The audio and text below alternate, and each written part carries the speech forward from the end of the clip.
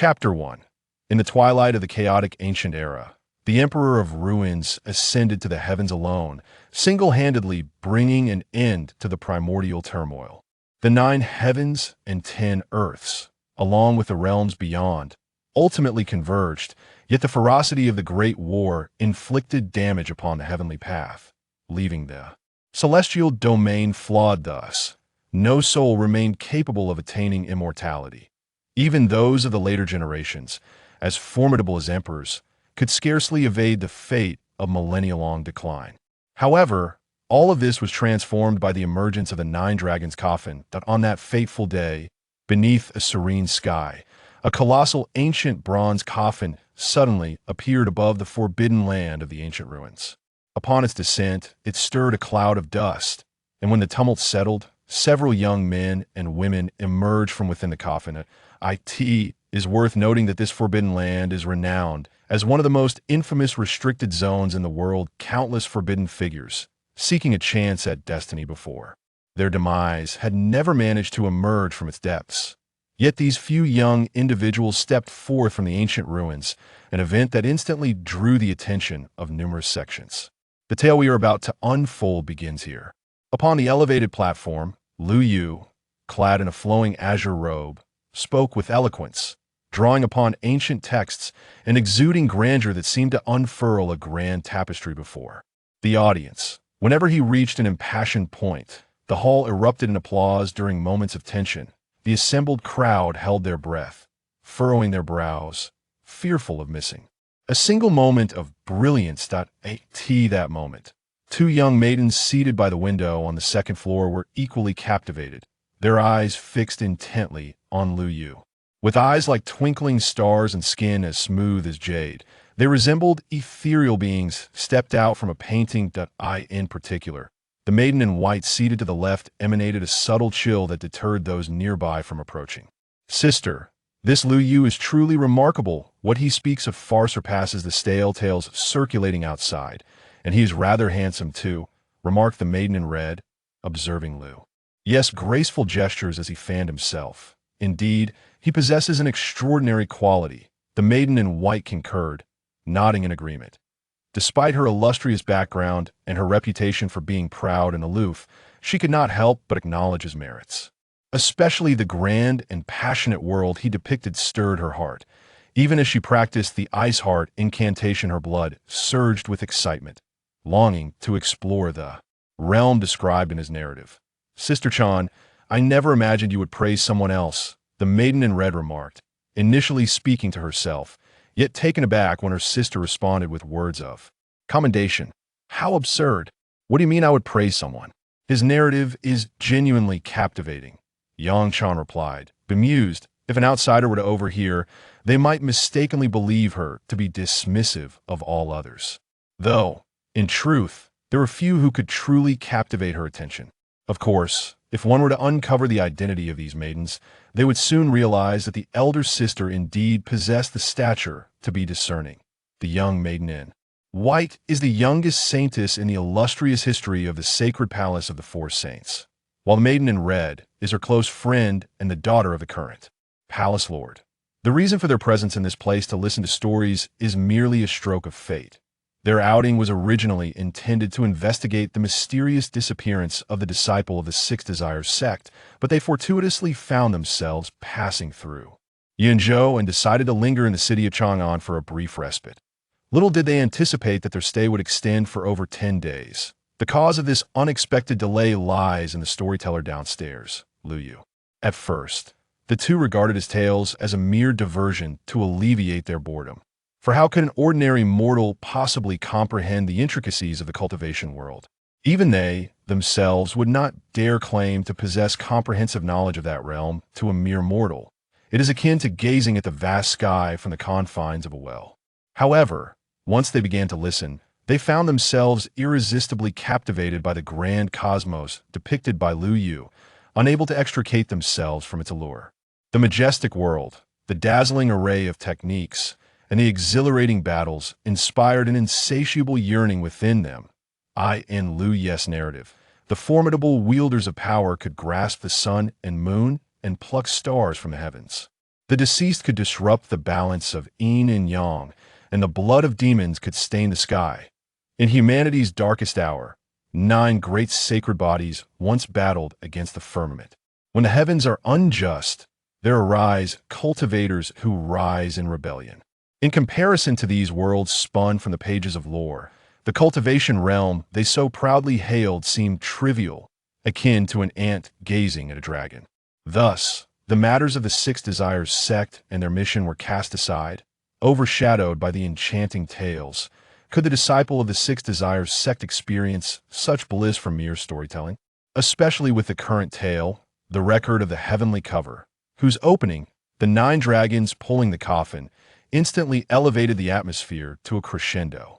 Now, let us return to the main narrative. Lu Yu continued.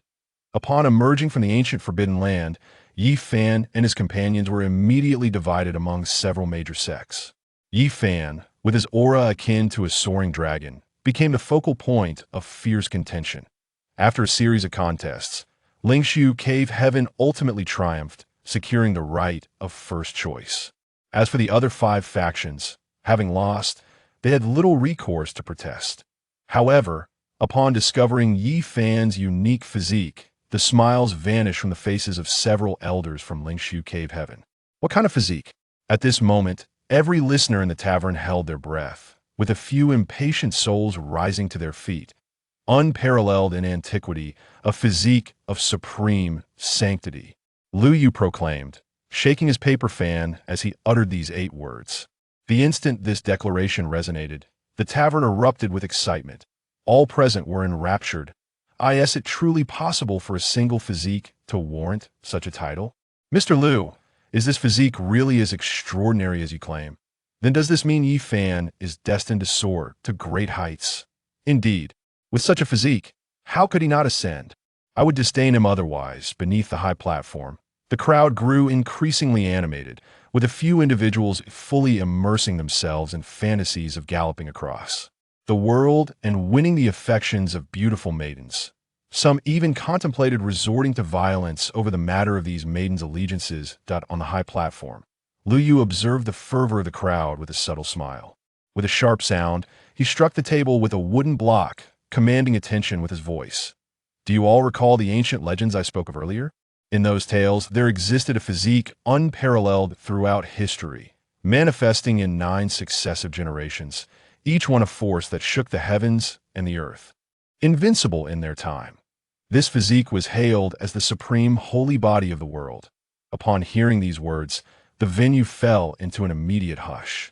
Yes, the human race boasts 9 great holy bodies that battled against the heavens. I cherish the human sacred body. Someone exclaimed loudly. Could it be that Yi Fan possesses such a physique? I would venture to guess that Yi Fan is indeed of this kind. The blind guesses keep coming. Mr. Lu speaks of this holy body with such reverence. I wonder how it compares to the invincible golden body of our reality. Precisely. The invincible golden body is undoubtedly one of the foremost physiques of our time. It must surely surpass this holy body by a considerable margin. It seems you lot are merely seeking to provoke.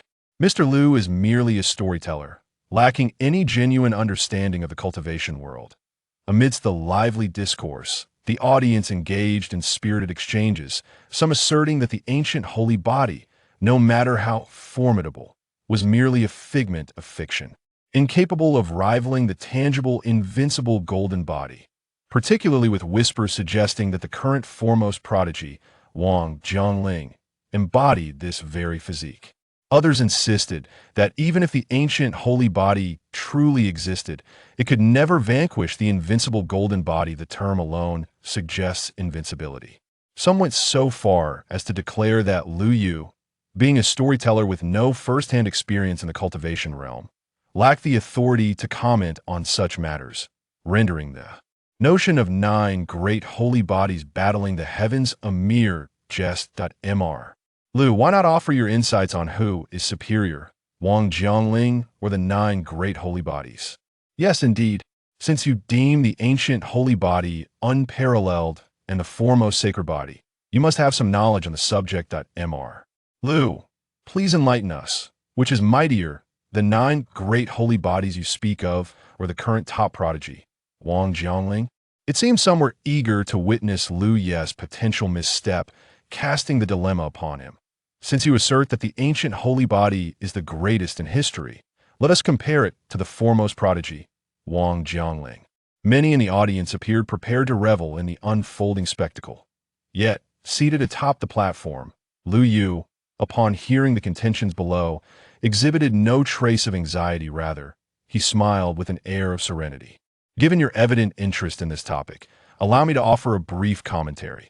The 9 sacred bodies each represent a formidable hero who once quelled an era. In the years when no great emperor emerged from the human race, these individuals bore the weight of saving humanity, undoubtedly embodying the essence of the chosen ones. Yet, Wang Jiangling, now in his 30s, has barely reached the latter stages of the inscription realm and, upon awakening an indomitable golden body, shamelessly promotes this fact, eager for the entire world to take notice, to chase fame and fortune. To compete fiercely, how could such a person ever be compared to the 9 illustrious sacred bodies who suppressed multiple eras and withstood ominous forces? It is akin to a firefly attempting to outshine the moon. Moreover, setting aside the prowess of the 9 sacred bodies, even amongst the current generation, Wang Jiangling's abilities are far from noteworthy. Upon uttering these words, all discussions within the tavern ceased, leaving those present utterly dumbfounded, eyes wide with disbelief. They could hardly fathom that Lu Yu would dare to draw such a comparison, and with such sharp and unrelenting words. He first criticized Wang Jiangling for his pursuit of fame and fortune, claiming he could not be compared to the 9 sacred bodies, and then escalated his rhetoric, stating that, even among contemporary youth, Wang Jiangling was not worthy of mention. That it is important to note that they were not merely recounting tales. This was the genuine realm of cultivation, where many followers revered practitioners like Wang Jiangling. Among those present were even some of his admirers, making Lu Ye's word akin to poking a hornet's nest. Following a brief silence, the tavern erupted once more, with patrons rising to confront Lu Yu, questioning how a mere storyteller could audaciously critique Wang Jiangling. Mr. Lu, one may indulge in food as one pleases, yet one mustn't speak recklessly. Wang Jiangling is widely acknowledged as the foremost prodigy of our time. How could he possibly be inferior to the 9 sacred bodies you mentioned? Indeed, we implore you, Mr. Lu, to retract your earlier disparaging remarks. A mere storyteller dares to speak such nonsense. The characters in your tales may be fabricated, their combat prowess muddled. But I ask you, who among the current youth rivals Wang Jiangling? Exactly. We urge you, Mr. Lu, to elaborate, lest we take it upon ourselves to upend your lectern. The audience below grew increasingly agitated, the atmosphere teetering on the brink of chaos. Sister, I believe I have heard that name, Wang Jiangling, before. Oh, it just came to me. Isn't he the one who recently tangled with you and suffered a beating? Meanwhile, seated by the window on the 2nd floor, a young lady in red paused momentarily upon hearing the name Wang Jiangling, as if recalling something, before turning to Yang Chan beside her and saying, "A petty man seeking fame, whose modest strengths are paraded for all to see, can only deceive the common folk." Upon hearing the name Wang Jiangling, Yang Chan furrowed her brow and coldly remarked, "The common folk may be oblivious to the true nature of Wang Jiangling, but as the saintess of the 4 holy palaces, I am certainly not a true prodigy of the cultivation realm. I hold in utter disdain those practitioners who flaunt their meager talents." Moreover, as Lu Yu had mentioned, in her eyes, Wang Jiangling simply did not warrant consideration. Since senior sister claims that the scholar speaks the truth, why are those individuals below still so agitated? Perhaps we should intervene and assist him, lest he truly be struck, the girl in red exclaimed anxiously as she noticed someone brandishing a stool. After all, she was keen to discover the events that would unfold following the tales of the great sky. What would happen if Lu Yu were to be incapacitated? Seeing the situation escalate, the saintess Yang Chan also frowned, though she chose to remain silent. Should those individuals dare to confront Lu Yu, she could discreetly employ subtle tactics to shield him. However, at this moment, She was more intrigued to observe how Lu Yu would respond to the crowd's provocations that on the elevated platform. Lu Yu gently fanned himself, maintaining a calm demeanor as he addressed the crowd. Ladies and gentlemen, do not be in haste. My assertions are grounded in substantial evidence. With a swift motion, he closed his fan, took a sip of tea, and continued. In this vast world where masters abound, Wang Jiangling is merely a figure of fleeting fame, bolstered by deliberate embellishments, thus earning the title of the foremost prodigy. Yet, if we measure true strength, she pales in comparison to the exceptional talents of the supreme sex and the prodigies reborn from countless past lives. You requested examples. Allow me to present a few for your consideration. Surely, you are aware of the leaders of the righteous path, the four holy palaces, and their contemporary saintess, Yang Chan, who has, within a mere 6 months, vanquished 9 realms and single-handedly dispatched 13 malevolent entities of the formation realm. Then there's the Great Compassion Temple in the western regions, where a Buddhist child named Canon was born under a sky of radiant Buddhist light, and from the muddy pond of the temple bloomed 33 lotuses. He had already entered the formation realm a year 8G of the Great Qian Academy. There is a young scholar by the surname Hua, who carries forth the righteous principles on one fateful day.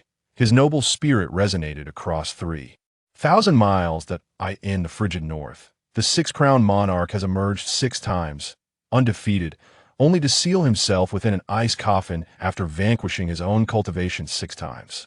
In the southern Gu region, a girl named Tang Miaoi, revered as the reincarnation of the Gu god, possesses an innate affinity for Gu creatures. By her early 20s, she had already nurtured over 100 formation Gu beasts.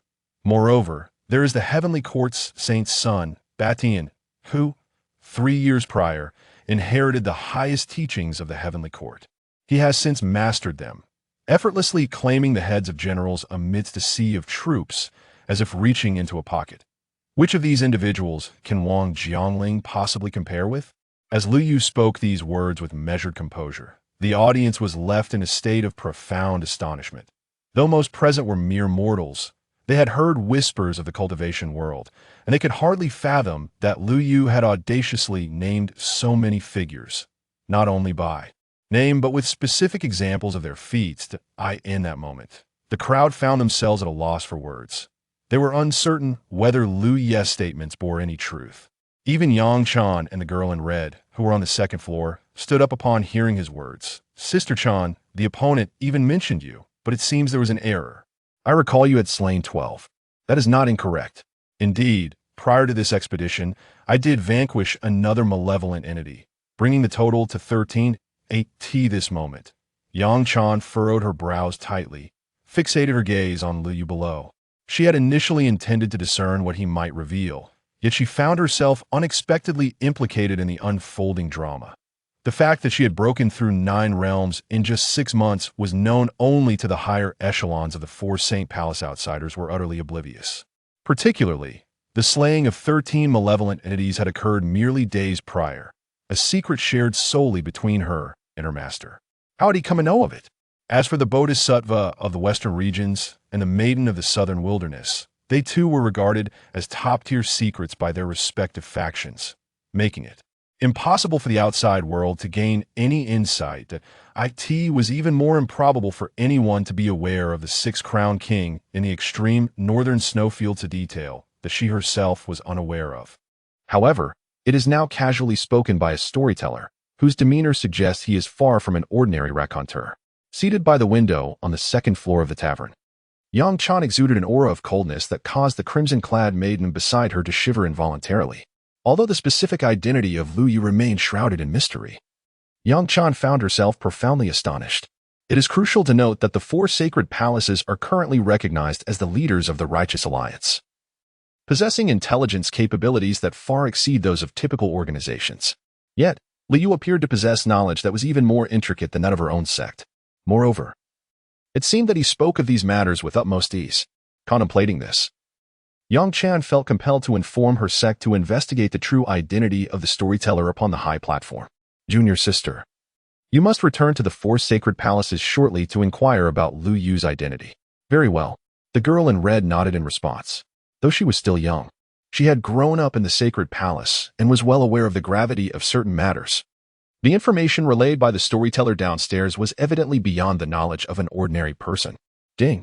Congratulations, host, on officially activating the Supreme Storyteller system.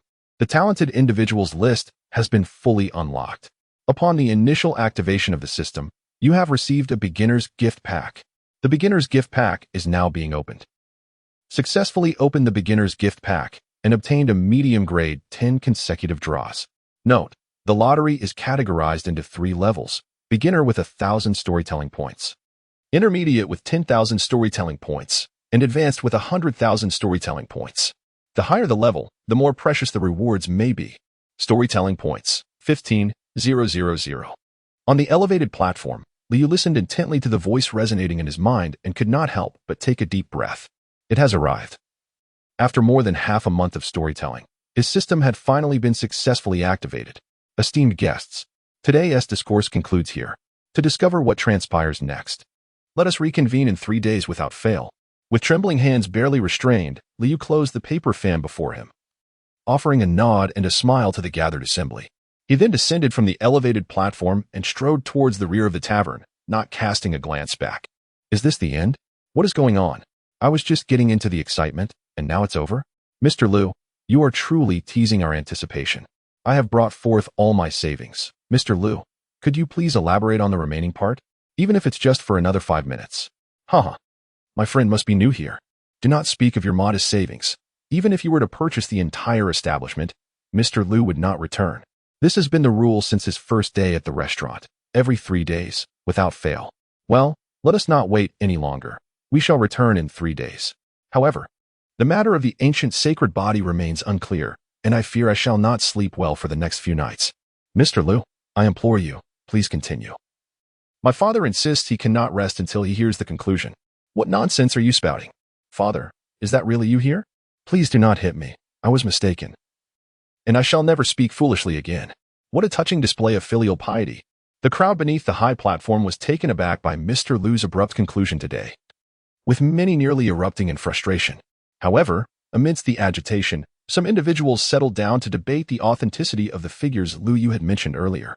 Indeed, if they were all genuine, it would be quite alarming. While the discussions in the bustling tavern grew heated, in the courtyard of the rear garden marked Tianzi No. 1, Liu Yu was engaging in a cleansing ritual, preparing to welcome this momentous occasion. His extensive reading experience from his previous life informed him that the emergence of such a system typically heralded a turning point for individuals like himself. Indeed, Liu was not originally from this world. By all accounts, he could be classified as a genuine transmigrator. Just a month prior, he had unexpectedly found himself in this realm of cultivation, a complex world where power dynamics were intricate and strength was revered. In this society, martial prowess was esteemed, and cultivators held exalted status. Here, one could traverse the skies and manipulate the earth, and there were even those who relished tales. Thus, in a bid for sustenance, Liu transformed into a storyteller. To his astonishment, the web novels from his past life were surprisingly well received in this realm. Perhaps it was due to the possibility of cultivation that even ordinary folk could resonate deeply with the narratives of moving mountains and filling seas. While others might become fated champions or formidable villains upon their reincarnation, Liu found himself as a mere storyteller. Yet, this was not without merit. Through diligence, he aimed to achieve prosperity, realizing his dreams with his own hands and voice. After lighting the incense in his room, Liu formally seated himself at the table. Life requires rituals, and every draw must possess a touch of elegance. With all preparations in place, Liu promptly activated the button for a tenfold draw. A dazzling spectacle ensued as 10 radiant cards materialized before him. Ding! The draw is set for the world of Gaetian. As this is your inaugural draw, the prize pool is unrestricted. Best of luck. The familiar voice of the system echoed in his ears. Upon hearing this, Liu's eyes sparkled with excitement. An unrestricted prize pool suggested the possibility of acquiring exceptional rewards. Initially, he had pondered why his novice gift pack did not include a high-level tenfold draw. But now those concerns dissipated, and he was ready to proceed. As the familiar notification chimed, the 10 cards before Liu Yu were gradually revealed. Ding! Congratulations, host. You have obtained 100 Herb Liquid 100. Ding! Congratulations, host. You have obtained Boundary Breaking Talisman 1. Ding! Congratulations, host. You have obtained the Tao Scripture. Ding! Congratulations, host. You have obtained the secret technique of combat. Ding. Congratulations, host. You have obtained the primordial sacred body. Ding. Congratulations, host. You have obtained Shinjo's fragment of Jiang Wushu to collect 10 fragments to automatically unlock this character. Ding. Congratulations, host. You have obtained the lid of the devouring demon jar. Ding. Congratulations, host. You have obtained the Source Heaven book. Ding. Congratulations to the host for acquiring the divine source of 10,000 gene. Ding. Congratulations to the host for obtaining the seed of the Kirin's immortal elixir 1. Friendly reminder, once the system characters are unlocked, they will automatically appear within 100 miles of the host, with a default loyalty value of 100. As the golden light continued to flicker, Liu found himself momentarily stunned upon witnessing the rewards. Hiss. In the next moment, a sharp intake of breath echoed through the room. Liu rubbed his bruised arm. Feeling a sharp pain, he was not dreaming. The reward indicated by the system was undeniably real. It was only natural for him to lose his composure, as he had been a devoted fan of the Heavenly Chronicle in his past life, fully aware of the significance of the rewards. Moreover, the place he found himself in was not a world beyond the ancient times. It was a realm of cultivation, complete with a celestial order, where the ancient sacred body was unhindered. Without a moment's hesitation, Liu seated himself on the ground to commence his cultivation. With the ancient sacred body as his foundation and the Tao scripture as his supreme technique, it would indeed be foolish not to cultivate, to expedite his progress. He even summoned the entirety of the 10,000 pounds of divine essence reward, and in an instant, a torrent of formidable energy surged through his limbs and veins. In mere moments, the Tao scripture's initial operation was completed within Liu Yu, transforming him from an ordinary mortal into a practitioner. In this realm of cultivation, there existed a universally acknowledged hierarchy, divided into 9 realms: blood transformation, chi refinement, spirit transformation, inscription, formation, venerable, divine fire, severance, and celestial evolution. Each of these 9 grand realms further subdivided into 9 minor realms. At that moment, Liu Yu's cultivation soared from that of a mere mortal to the 9th level of blood transformation. Furthermore, it appeared that his progress was not yet complete. As the acupoints within him continued to operate in accordance with the Tao scripture, he broke through to the Qi refinement realm. First layer of Qi refinement. Second layer of Qi refinement. 9th layer of Qi refinement. Breaking through to the spirit transformation realm, Liu Yu's cultivation ascended with the velocity of a rocket. Entirely beyond his control, relentlessly advancing. The price of this rapid ascent was the swift depletion of the divine essence before him. It appeared that as long as the divine essence remained, his cultivation would not cease its relentless growth. At this moment, Liu felt a twinge of regret. Had he foreseen such a scenario, he would have only summoned 1/3 of the divine essence, sparing himself from the risk of being overwhelmed. Though reluctant to acknowledge it, he could no longer deny the discomfort rising within him. The pace of energy influx was far too swift, and he was ill-prepared. Breaking through to the inscription realm. First layer of inscription. Second layer of inscription. 9th layer of inscription. Just shy of the threshold to the formation realm. The terrifying rate of cultivation growth finally came to a halt. At this juncture, Liu lay motionless on the ground. Although he felt an overwhelming surge of power coursing through his entire being, he was reluctant to move, feeling excessively bloated. Had he been promoted to the formation realm just moments ago, he had no doubt he would have burst apart on the spot. Time passed, and eventually, Liu slowly rose from the ground, beginning to regulate the tumultuous energy raging within him. He mused that if news of his rapid cultivation were to spread, it would surely leave many astounded. Little did he know, Yang Chan, the saintess of the 4 holy palaces residing next door, had already been rendered speechless by the shockwaves of his formidable energy. As the moon hung low over the treetops, Yang Chan had initially intended to rest after completing her Ice Heart incantation. However, she was abruptly awakened by the powerful energy fluctuations emanating from Liu Yu's room. Being one of the most exceptional prodigies of her time, her perceptive abilities far surpassed those of ordinary cultivators. The moment the disturbances began, she sensed them. Nevertheless, she refrained from probing further, as intruding upon another's cultivation was considered a grave taboo within the cultivation world, and as a prodigy of the 4 holy palaces, she held herself above such actions. Yet, upon perceiving Liu Yu's cultivation surge from the blood realm to the 9th layer of the inscription realm in a mere instant, she could no longer remain seated, despite being the most gifted saintess of the 4 holy palaces in a millennium. It had taken her over a decade of arduous training to reach the 9th layer of the inscription realm. How could someone possibly close the gap to her level in such a fleeting moment? This was inconceivable. were it not for the uncertainty surrounding Lu Yu's background. Yang Chan would have rushed next door to investigate. Even if he were a reincarnated prodigy, such rapid advancement was extraordinary. Achieving the late stage of the inscription realm in just a few moments, with his aura already stabilized, was beyond comprehension.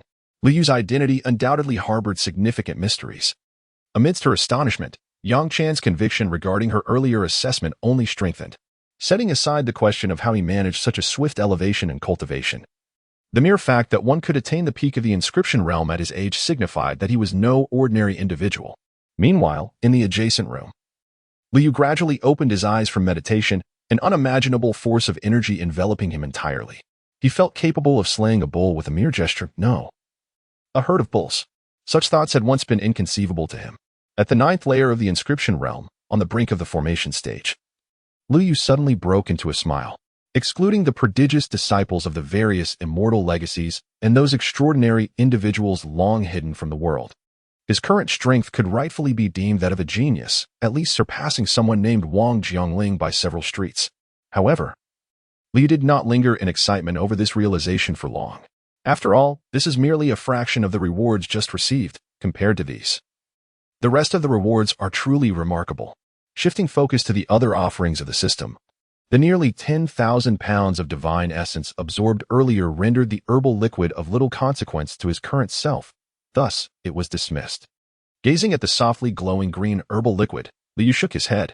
The boundary-breaking talisman, a spatial tool, is an unparalleled treasure for escaping perilous situations. However, as there is no imminent danger at the moment, it too can be disregarded for now. As for the lid of the heavenly swallowing demon jar, it seems that with his present capabilities, he cannot yet activate it. The risk of becoming a mere human sacrifice is far too great. It is better left for another time. After a meticulous process of elimination, Liu ultimately settled his gaze upon the two profound techniques, the 9-character secret technique and the source heavenly book. In this martial-oriented realm of cultivation, techniques are of utmost importance. The fighting character technique, renowned within the heavenly covering lore, is hailed as the pinnacle of martial arts, capable of manifesting myriad lethal techniques. In learning it is undoubtedly wise. The source heavenly book, on the other hand, is unrivaled in its capability to locate divine essence and explore spiritual veins. Possessing such a secret art alleviates any concerns regarding the scarcity of cultivation resources. Liu mused that these two techniques are undoubtedly the most crucial for the protagonist in the early stages of heavenly covering, effectively granting him a head start at maximum potential. With this thought, Lu Yu, as before, directly selected both secret arts for extraction. In the next moment, a surge of formidable energy, accompanied by esoteric information, flooded into his mind. This content encompassed the operational principles of the fighting character technique and the various peculiar terrains and divine essence knowledge documented within the source heavenly book. Moments later, Li reopened his eyes, a radiant smile illuminating his face. Nothing excites more than the enhancement of one's own strength. After today, who would dare claim he is without power? When the time comes, not even a mere chicken, but a phoenix would be crushed beneath his might. Moreover, the fragment of the character known as the white-clad divine king, Jiang Wuxiu, filled Li with immense joy. For he is among the most distinguished figures in the Tianyan realm. Lu Yu firmly believes that one day he will succeed in drawing rewards from this individual, who will undoubtedly become a formidable ally. Time, fleeting as a galloping steed, swiftly approaches the 3-day mark. During this interval, word of Lu Yu's heavenly covering has spread like wildfire throughout the land, with countless devoted readers eagerly awaiting his updates. Of course, even more anxious than these readers are the proprietors of various bookstores profiting from the publication of heavenly covering. The popularity of this work is undeniable. Especially those interludes he woven into the narrative have captivated countless readers, making it impossible for them to resist. Print more. For the time being, all other publishing tasks must be set aside. Every member of our Jianghu Monthly must work overtime to print heavenly covering. A print run of 300,000 copies? How can that be possible? If the bookstore in the neighboring state discovers this, they might think we are lacking in customers. Print me 1 million copies. 1 million copies each day. The proprietor of the largest newspaper in Chang'an, Yunzhou, stood before the printing house, brimming with excitement. My lord, with such a vast number of heavenly revelations being printed, will we truly be able to sell them all?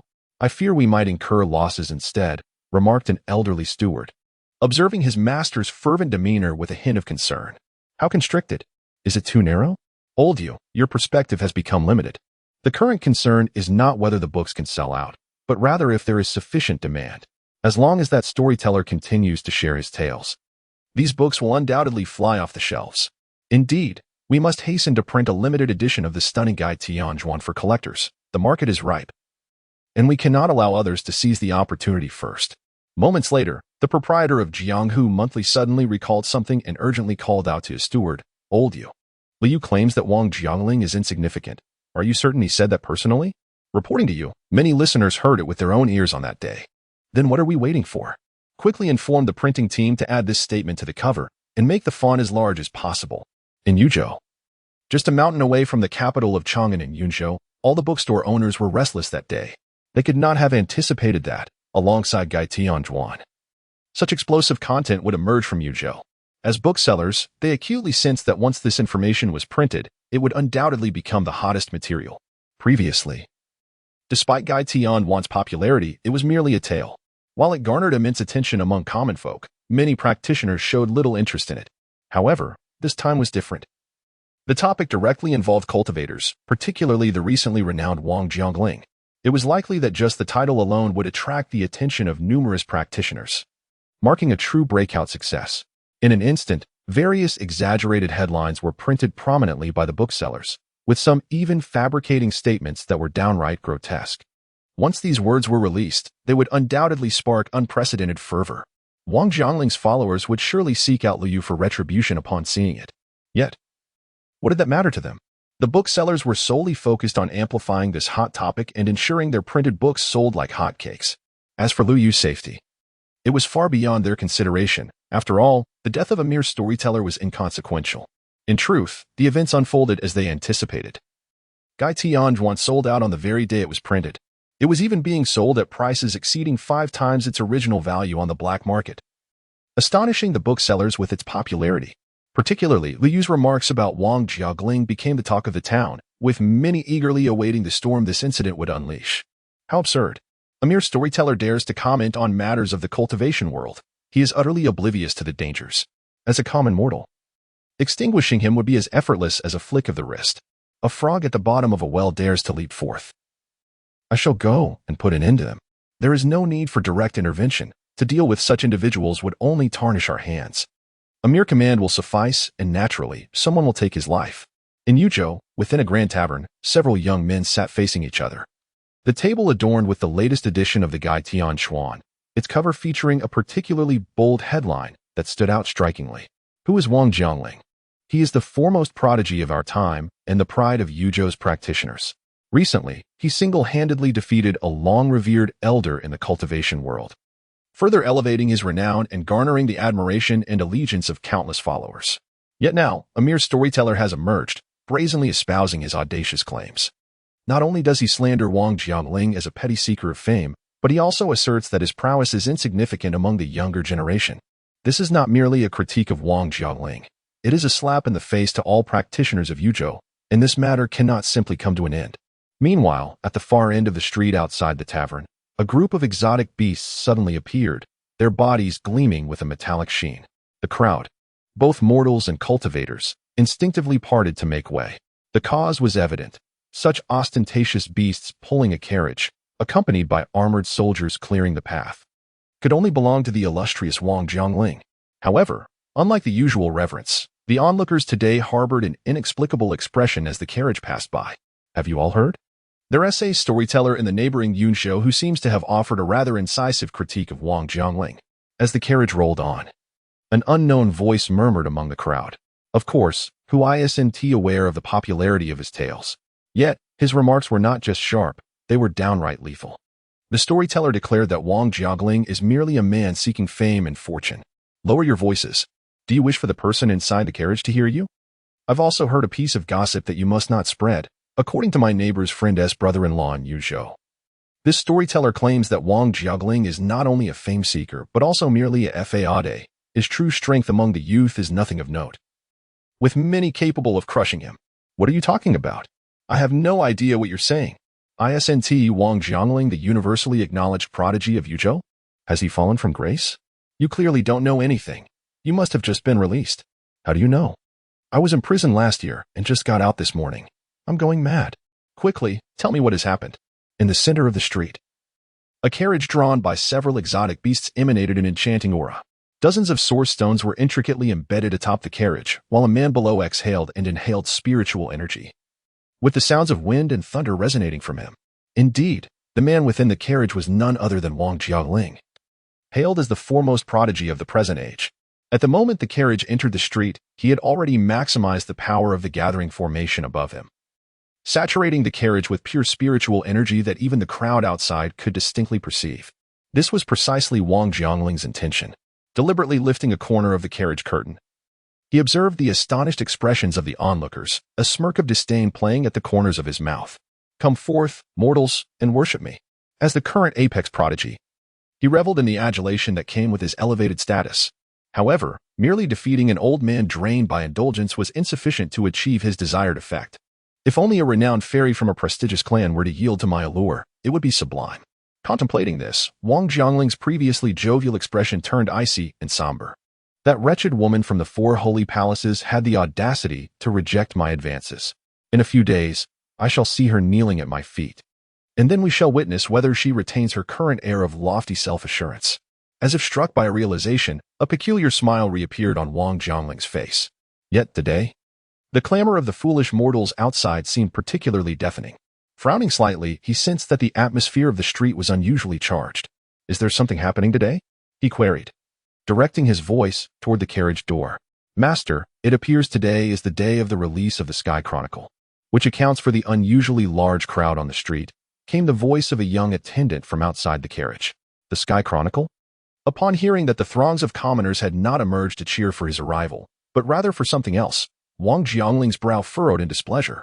The audacity of something overshadowing him within the confines of Yuzhou was intolerable, particularly at a moment when he was present. However, he masked his emotions, chuckling lightly and saying, "In that case, procure a copy for me as well. I am curious to see what could possibly captivate their attention so." "Yes, my lord." With those words, the young attendant swiftly vanished into the bustling crowd outside. Moments later, he returned, clutching a tome titled The Heavenly Chronicle. Yet his countenance had turned ashen compared to before. "Have you procured the item?" Upon hearing the attendant's return, Wang Jiaoling, seated within the carriage, spoke slowly. "I have acquired it, my master," the attendant replied.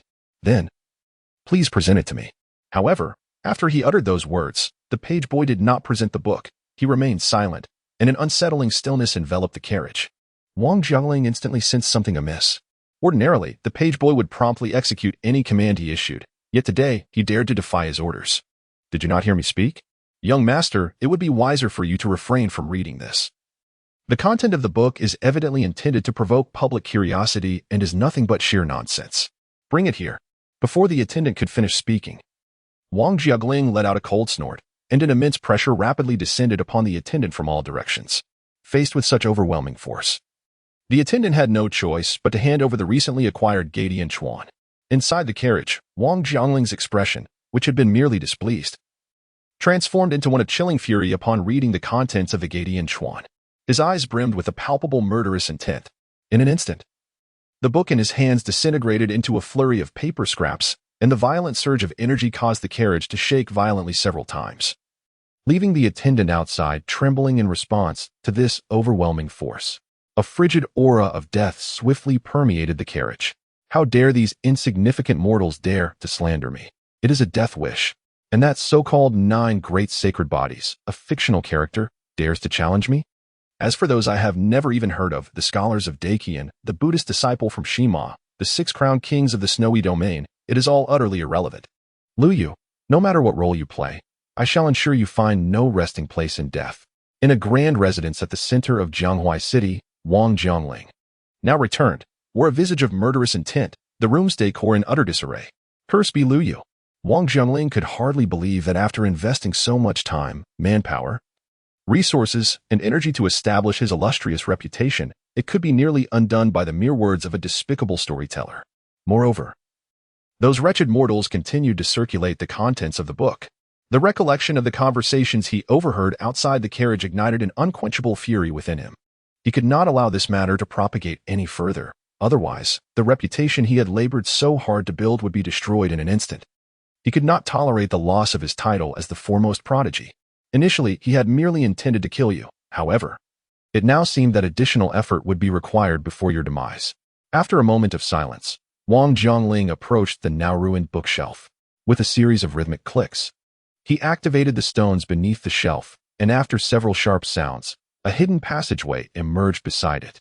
Descending into the tunnel, he soon encountered an iron door, before which several men knelt upon his arrival. "Greetings, master.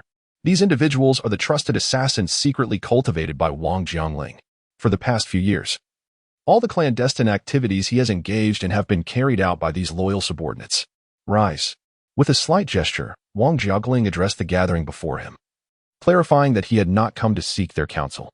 The heavy iron door creaked open, revealing a vast cavern over 10 meters high and nearly 100 meters deep.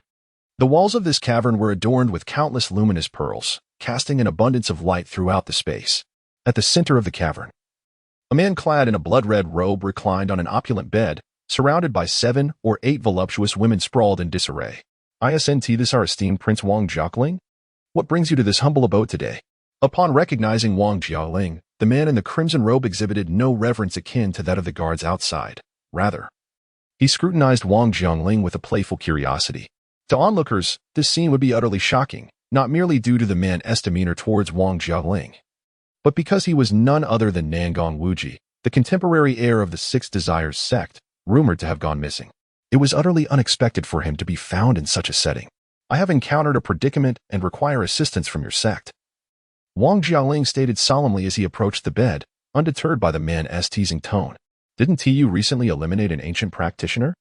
Why the sudden urge to amplify your notoriety again?" Nangong Wuji exclaimed as he sprang from the bed. "Recently, a mortal storyteller in Yunzhou has been spreading unfavorable tales about me." Observing Nangong Wuji's sudden enthusiasm, Wang Jiangling tossed a communication tome towards him. "This manuscript is quite well written and intriguing." Perusing the contents, Nangong Wuji chuckled. "In that case, why not simply eliminate him? Don't tell me your guards are incapable of dispatching a mere mortal." With that, he tossed the tome aside and reclined on the lap of one of the voluptuous women. "The repercussions of this matter are too significant for me.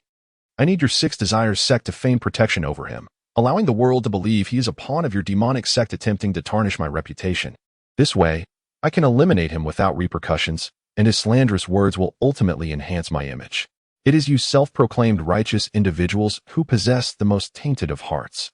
Rest assured, I will disseminate this information shortly. Within 2 days, that storyteller will be as good as dead.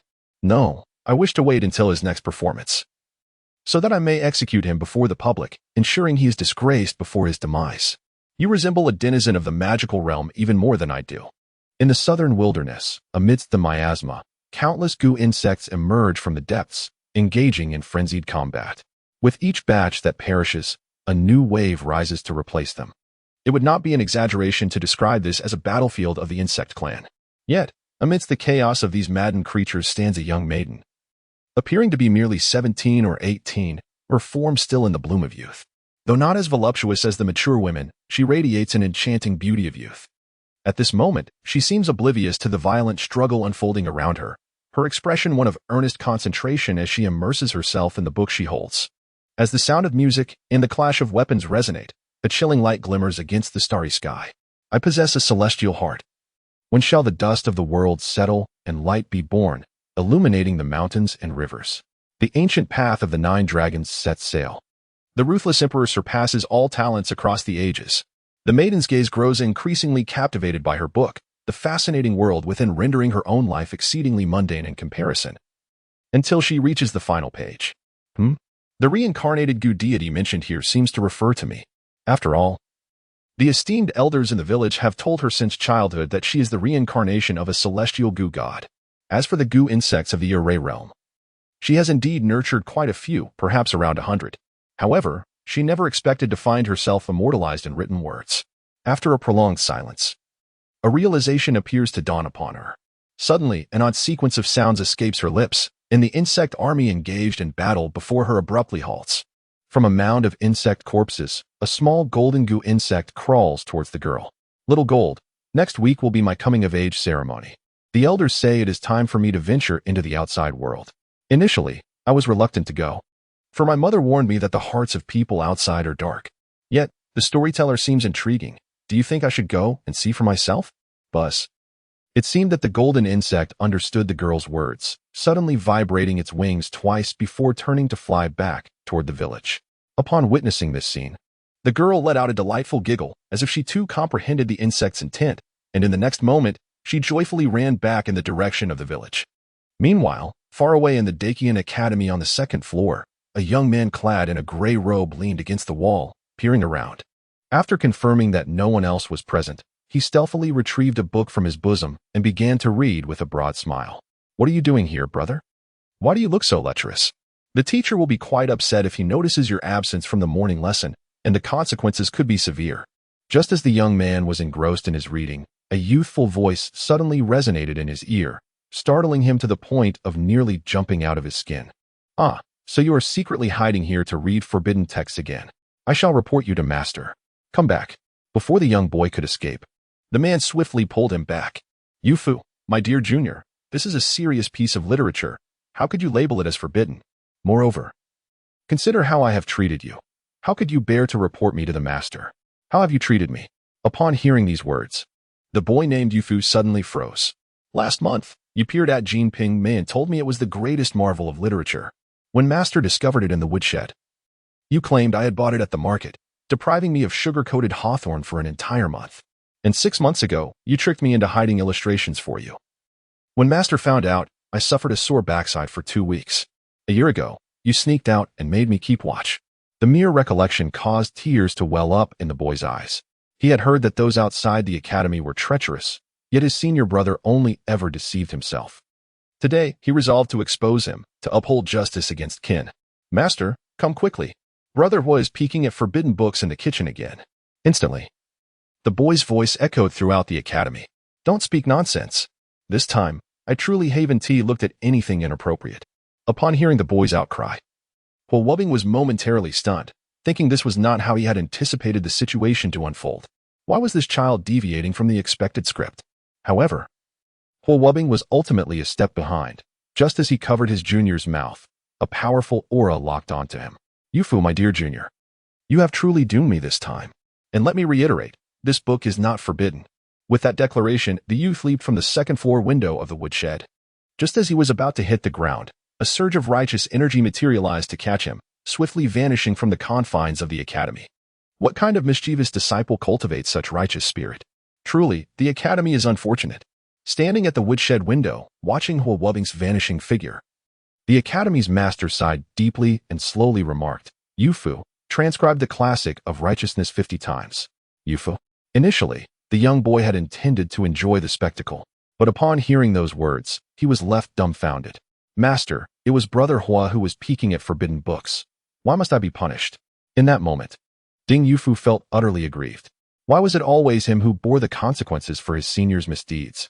Go, as I commanded. Are you disregarding the master's words? No. I will heed the master's command and go. Although reluctant, the boy proceeded downstairs, pouting as though he bore an immense injustice. Junior, why are you so slow today? Hurry up. This time, I will take you to Yunzhou to listen to a live reading. In the next moment, the elusive Wubbing, who should have long since vanished, unexpectedly reappeared, waving at the pouting Yuax. Upon hearing his words, Yuax wiped away her tears and then broke into a smile. Senior brother, this time I wish to indulge in several skewers of candied hawthorn. I want the larger ones. In an instant, a surge of righteous energy enveloped the two. And when they opened their eyes again, they found themselves 1,000 miles away. With a sigh, the scholar gazed at the retreating figures of Wubbing and the young boy Ding Yufu from the window of the top floor, pondering the misfortunes of his previous life that led him to take on such disciples. Nonetheless, the heavenly transmission was indeed well crafted, prompting the scholar to retrieve a copy from his robe. Ah, it was a fine, bound edition. Time flew by swiftly, and in the blink of an eye, 3 days had passed, marking the day when Liu was to narrate his tales. On this day, the audience from Yunzhou and its vicinity had arrived early, eagerly awaiting outside the tavern. Inside, the atmosphere was bustling as nearly 3,000 people squeezed into a hall designed for a mere 1,000, with many more attempting to force their way in.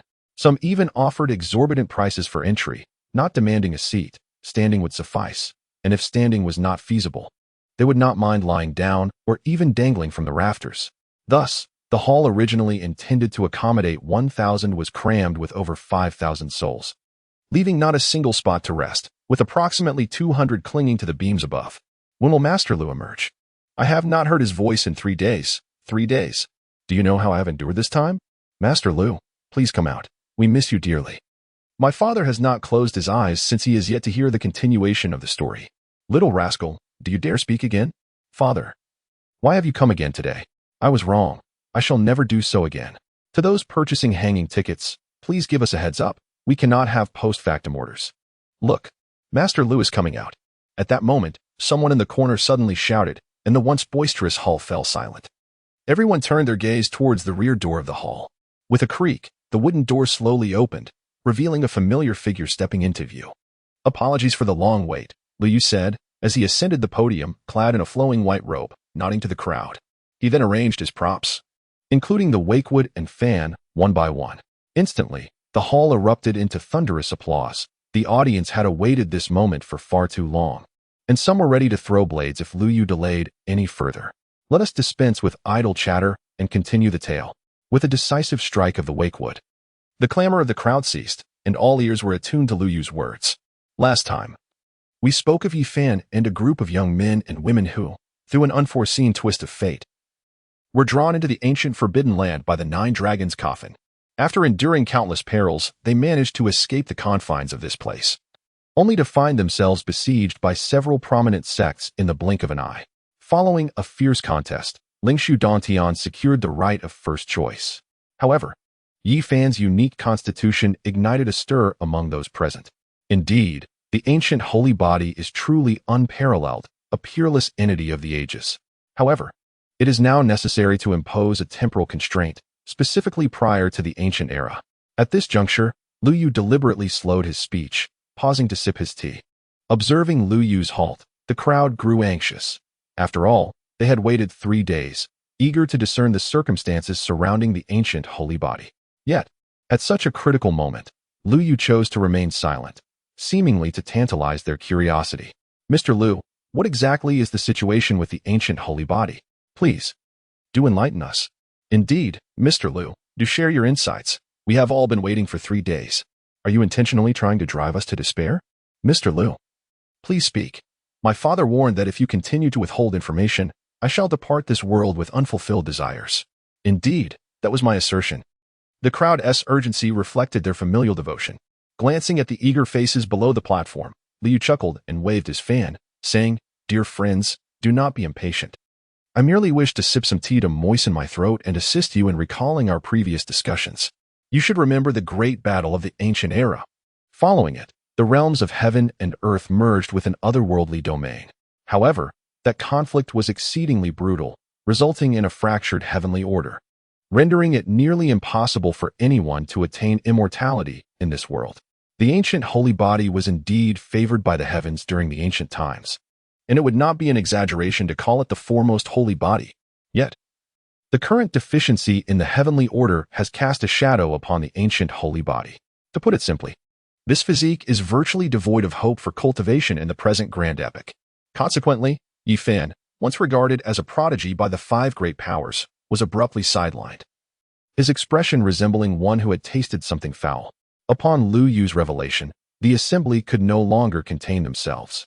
No hope for cultivation? How can that be? The ancient holy body is so formidable. It had previously produced 9 eminent holy bodies. How could it possibly be incapable of cultivation? No, I cannot accept this outcome. What happened to the promise of dominating the world? Compensate me with gold, silver, jewels, and beautiful maidens. In the next moment, the hall erupted in chaos.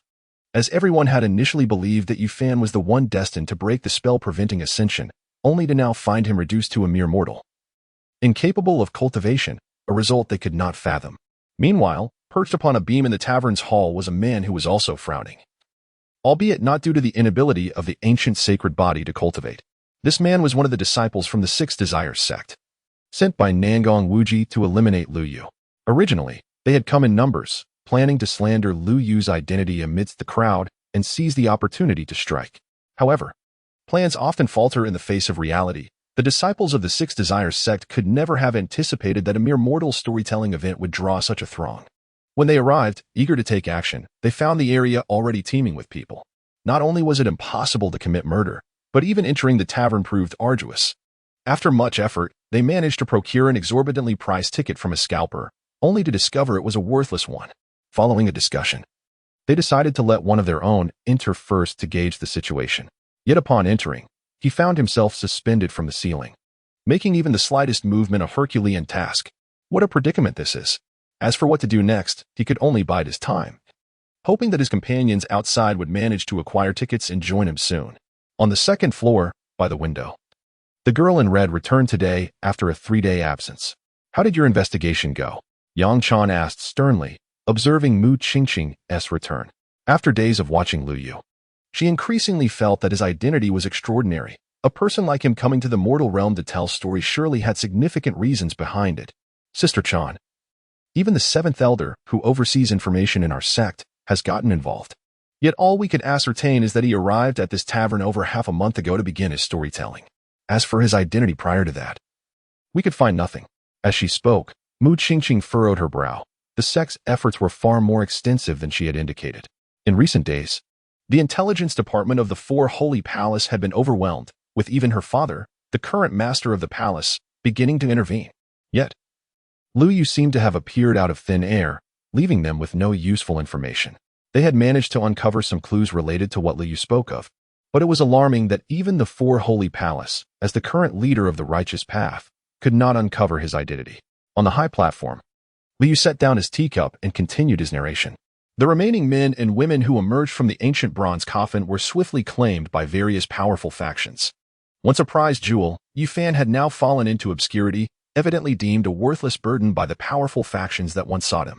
Fortunately, at this critical juncture, Pang Bo emerged as a steadfast ally. It was previously noted that among those present, aside from Yufan, Pang Bo had consumed the most divine fruits, indicating he had been chosen by a formidable force. If Yi is not going, then I shall not attend your so-called Lingshu cave either, Pang Bo declared resolutely. Facing a gathering of elder figures, Pang Bo, it matters not. With my constitution, I would be of little use there. Moreover, I could still cultivate outside. You should feel free to go, Yi Fan said, warmth blossoming in his heart at the support of his dear friend, though he was reluctant to impede Pang Bo's future. Upon hearing this, the disciples of Lingshu cave turned ashen. They believed it a tremendous privilege to allow Pang Bo entry and were incensed that he would dare to negotiate for the inclusion of a perceived waste. After several intense disputes, Lingshu Cave ultimately acquiesced to Pang Bo's demands, recognizing his exceptional talent. While they were confident that Yifan would choose to depart upon realizing the disparity between himself and the cultivators. Perhaps, in time, Pang Bo would even urge Yifan to leave. In the next moment, various factions soared back to their respective domains, and both Yifan and Pang Bo were escorted to the territory of Lingshu Cave. This cave was indeed a significant power in the region. Shrouded in ethereal mists and adorned with exotic flora and remarkable stones, it was rumored that Lingshu Cave had originally been a desolate ruin, transformed into a sanctuary through diligent restoration, with its history tracing back to the primordial era.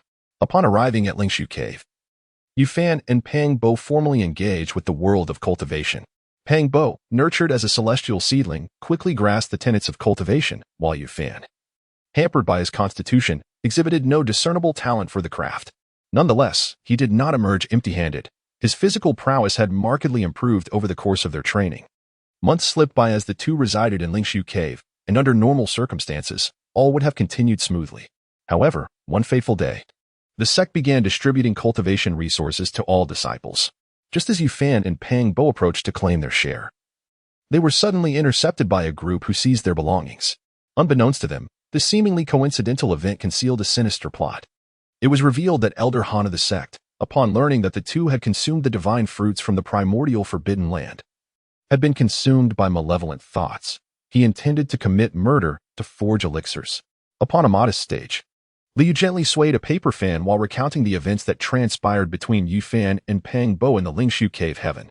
He meticulously unfolded the intricacies of a vast sect, seemingly intent on revealing its entirety to the audience. When the listeners learned that Elder Han of the sect intended to refine elixirs using the bloodline of Yifan and Pang Bo, There was a palpable moment of shock among the crowd.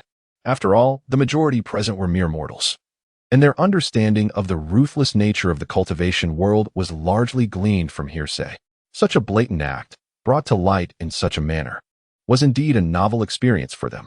To utilize the flesh and blood of one's own disciples as a medicinal catalyst, how could such a person ascend to the rank of elder?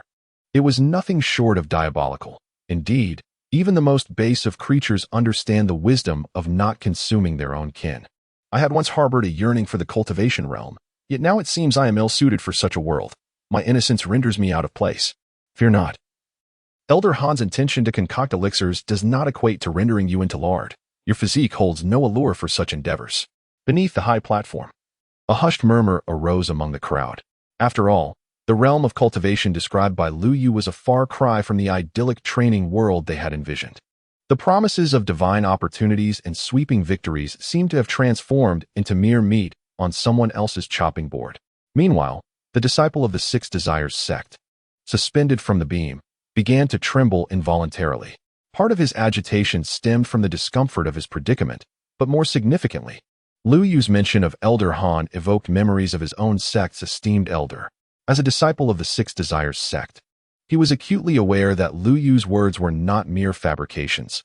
The reality was even graver than he had articulated.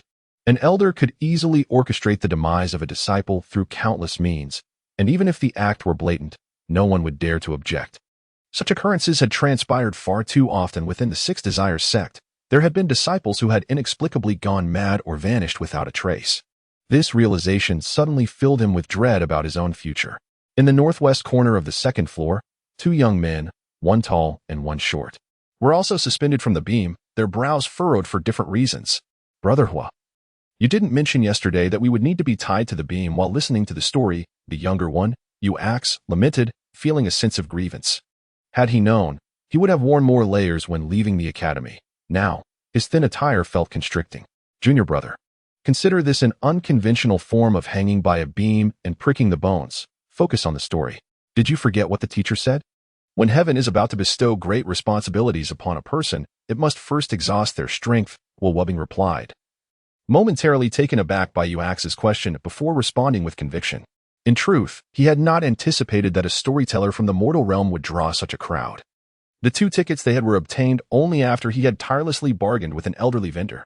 Had he known, he would have ventured alone, thereby saving the cost of an additional ticket, perhaps even securing a spot on the ground floor. Nevertheless, Will Wubbing had to admit that the storyteller downstairs was indeed quite remarkable. After listening to this brief segment, he felt that his suspension was, in some way, justified. Moreover, it seemed that the small tavern housed more than just the 2 of them among the cultivators. As this thought crossed his mind, Will Wubbing cast his gaze around the room, finally settling on the Six Desires sect disciples suspended nearby. The number of practitioners within and outside the tavern was considerable. Yet he sensed that this particular individual harbored no good intentions. As an exceptional talent of the academy, and the only student who had been deemed a troublemaker yet remained unexpelled, Will Wubbing not only possessed remarkable aptitude for cultivation, but also the unique ability to perceive the thoughts of others. According to the teacher's words, this was what one might call the divine ability of heart-to-heart communication. However, at present, Will Wubbing's cultivation level is insufficient to perceive the intricate thoughts of others. He can merely sense the essence of good and evil, yet this alone suffices. Thus, Liu spoke for several consecutive hours, until a cacophony of footsteps resonated from outside the tavern. Suddenly, the door was forcefully kicked open, and a dozen youths clad in resplendent attire stormed in, their faces aflame with fury. The leading young man brazenly hurled the celestial artifact he held onto the ground and glared menacingly at the elevated platform. Are you Lu Yu? A mere mortal dares to audaciously comment on matters of the cultivation realm, especially to publicly slander young Master Wang Jiangling. Today, the 13 young masters of Yuzhou shall demand an explanation from young Master Wang. You up there, come down and bow an apology. The interruption left Lu Yu momentarily taken aback, but before he could respond, several audience members had already risen to their feet. What audacious ruffians are you? Can't you see Mr. Liu is performing? Get out. Did you purchase tickets to barge in here? Do you even know how expensive they are? This is Yuzhou. Not your Yuzhou. You must adhere to the customs of Yunzhou. Moreover, that so-called Wang Jiangling hasn't even spoken for himself. Why are you barking? Clearly, The audience was highly displeased with the disruption of Lu Yu's storytelling. A few burly men had already rolled up their sleeves, seemingly prepared to personally escort the intruders out if they did not leave. The leading youth, however, showed no sign of trepidation in the face of the crowd's ire. Instead, he smirked mockingly. A bunch of laughable mortals. How could you possibly comprehend the might of Lord Wang Jiangling? Such a prominent figure would hardly concern himself with trivial matters. Yet that doesn't grant you the liberty to speak recklessly. If Liu does not provide us with a satisfactory explanation today, this matter shall not conclude.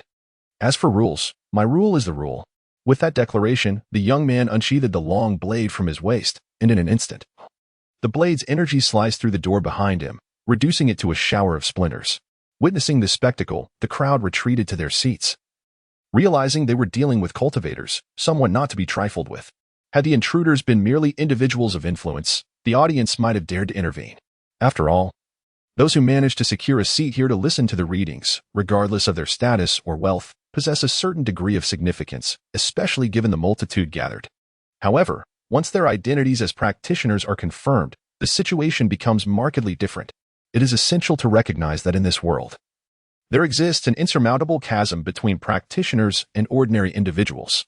To put it bluntly, even if these practitioners were to be slain in a fit of rage, the most that would happen is their respective sects would retrieve their bodies and impose a few days of confinement. In some cases, if the practitioners are formidable enough, they might not even face confinement, receiving merely a verbal reprimand instead.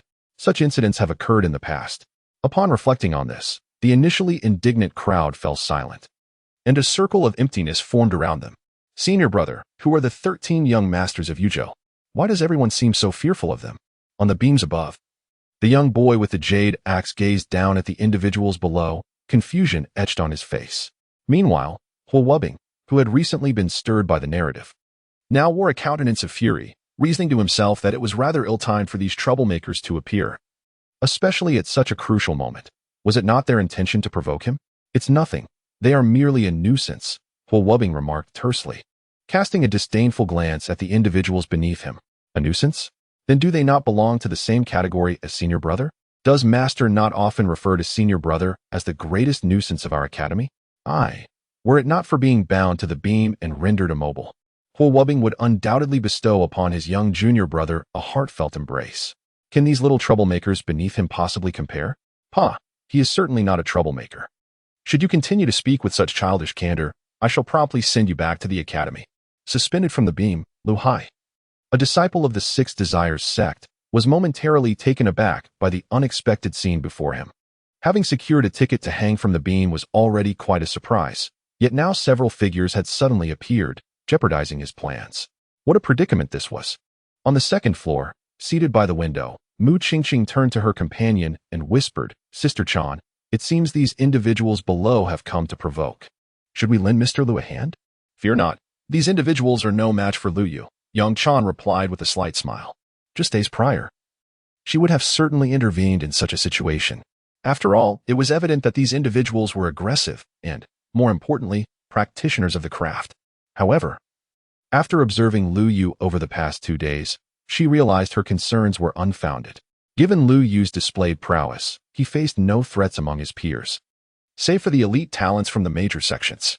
Moreover, the abilities of the intruders were mediocre at best, rendering them inconsequential. As the intruders entered, Yang Chan swiftly assessed their strength.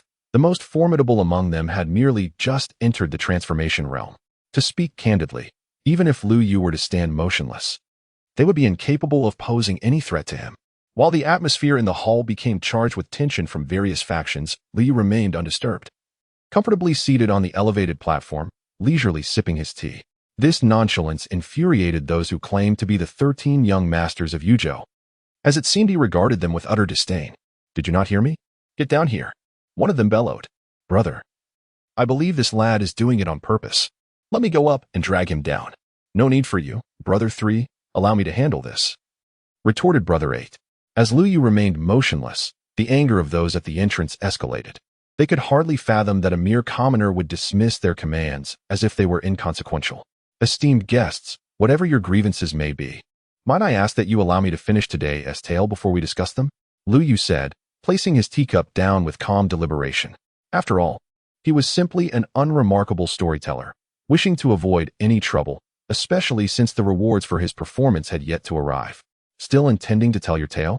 If this matter remains unresolved today, you shall never tell stories again. The anger of the individuals at the door reached its peak upon hearing Lu Yu's intent to continue. This was nothing short of a blatant provocation. In the next moment, a dark-eyed man brandishing a long sword lunged towards Lu Yu, showing no intention of allowing him the opportunity to explain. Bang! Oh dear! Yet. In the next moment, a thunderous crash accompanied by a shriek reverberated throughout the hall. What have you done, my dear senior brother, to sever my rope? Slowly rising from the ground, the little boy, Yu Fu, rubbed his sore backside, wearing a look of grievance.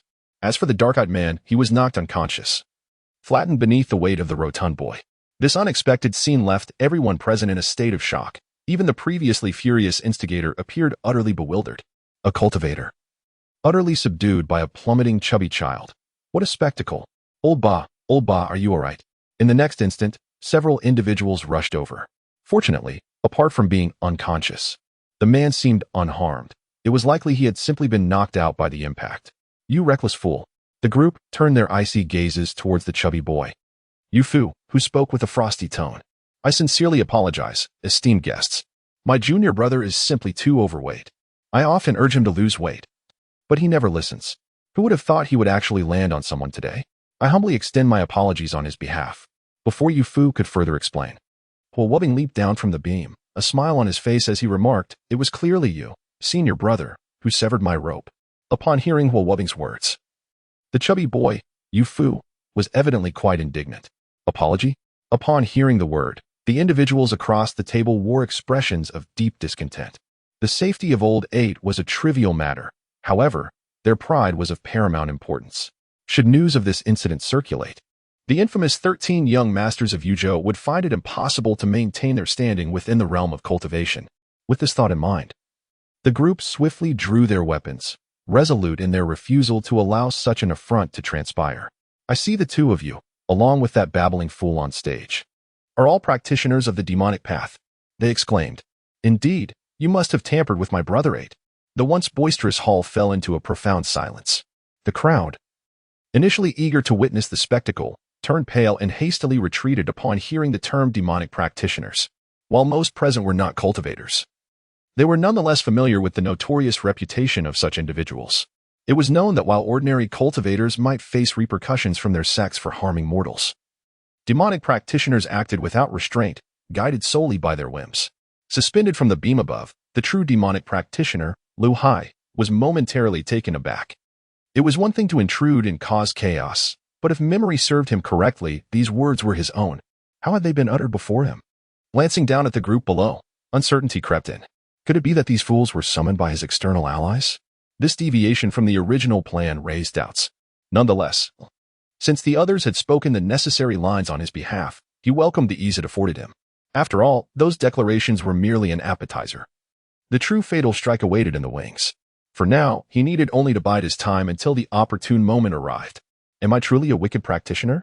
Huo Wubbing, having been labeled as such, was momentarily taken aback. It was the first time in his life that anyone had accused him of being a member of a malevolent sect. Are you still attempting to argue your case? Today, the 13 young masters of Yuzhou shall eradicate you 3 as a service to justice. Without affording Huo Wubbing the opportunity to explain himself, the speaker brandished his weapon and charged toward him. Although they were cultivators, the senseless murder of an innocent was still regarded with caution. However, eliminating a wicked practitioner was an entirely different matter. Such an act would not only evade condemnation but also bestow upon them considerable renown. As for whether their adversary was indeed a wicked practitioner, it was a moot point. If he truly were, they would not dare to kill him. Upon the high platform, Lu Yu observed the unfolding scene with growing concern. While he wished to avoid unnecessary conflict, it did not imply that he would allow others to trample upon him, especially as the individuals before him were gravely disrupting his storytelling, which in turn jeopardized his opportunities for rewards. Anyone who dared to impede his chances was essentially threatening his very existence. With others encroaching upon his life, he felt compelled to rise in defiance. Just as Lu Yu prepared to intervene and disperse the incessant chatter of those before him, a heavy thud resonated throughout the hall. Suddenly, the man who had charged forward was sent flying back, crashing to the cold floor beside old 8, unconscious. Witnessing this spectacle, the audience in the tavern was left in shock. What had just transpired? Meanwhile, the now reduced 13 young masters of Yuzhou, now merely 11, collectively inhaled sharply. They had just sensed an exceedingly perilous aura, one they had only encountered emanating from high-ranking practitioners within their own families. At that moment, regret began to wash over some of them. Had they known this would occur, they would have accepted the man's apology earlier. Had they not just struck a hard surface? On the other side, Ho Wubbing, with a smile gracing his face, remarked, "Now, can you accept my apology?" Indeed, at this moment, the attitudes of several individuals underwent a complete transformation, a stark contrast to their previous demeanor. While it could be argued that the incident with Lao Ba, who was knocked unconscious by a sudden fall, might have been mere coincidence, the fact that Lao Da was rendered unconscious by a single slap is undeniably far from coincidental. It is well known that Lao Da possesses the greatest strength among them. Thus, it becomes evident that the individual before them possesses an overwhelming superiority in power. When faced with someone they cannot defeat, their capacity for admitting fault and altering their attitude is remarkably swift. This person appeared somewhat familiar. Meanwhile, on the second floor, Yang Chan, who was poised to observe whether Lu Yu would reveal his strength, was suddenly captivated by the silhouette of Ho Wubbing. For some inexplicable reason, she felt an uncanny sense of recognition towards him, although she struggled to recall where she had encountered him before. Sister Chan looked quickly. Isn't that chubby fellow below the one known as the Jade Axe from the Diqian Academy? At that moment, Mu Qingqing, standing beside Yang Chan, interjected as if she had stumbled upon something intriguing. Upon hearing this, Yang Chan turned her gaze towards the chubby boy standing not far from the man, as if she had just realized something. The next moment, as if struck by a sudden thought, Yang Chan shifted her attention back to the young man. Since the chubby boy was a disciple of the Diqian Academy, then this man must be Ho Wubbing? In that instant, the identity of the man's silhouette finally crystallized in Yang Chan's mind. During last year's Zhengdao conference held by the Four Saints Palace, the Diqian Academy had also been present. However, they had maintained a low profile, with their students remaining inconspicuous. Thus, Yang Chan had not paid much attention, but now, reflecting upon it, this must be the learned scholar from Diqian, as mentioned by Lu Yu just days ago, who embodies Confucian ideals. Yet, given that the Diqian Academy is situated thousands of miles away, what could possibly bring them here? Could it be because of Lu Yu? As if struck by an astonishing revelation, Yang Chan abruptly rose from her chair. Just as Lu Yu faced trouble, someone from the Diqian Academy appeared to resolve the issue, and it was none other than the Academy's prodigy. Coupled with the various secrets Lu Yu had spoken of earlier, it seemed that his true identity was about to be unveiled. Could it be that Lu Yu is a direct descendant of the Diqian royal family?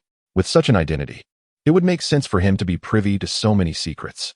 After all, the Diqian dynasty stands as one of the immortal entities in the realm of cultivation. Not only a titan within the cultivation world, but also governing over more than half of the mortal dynasties.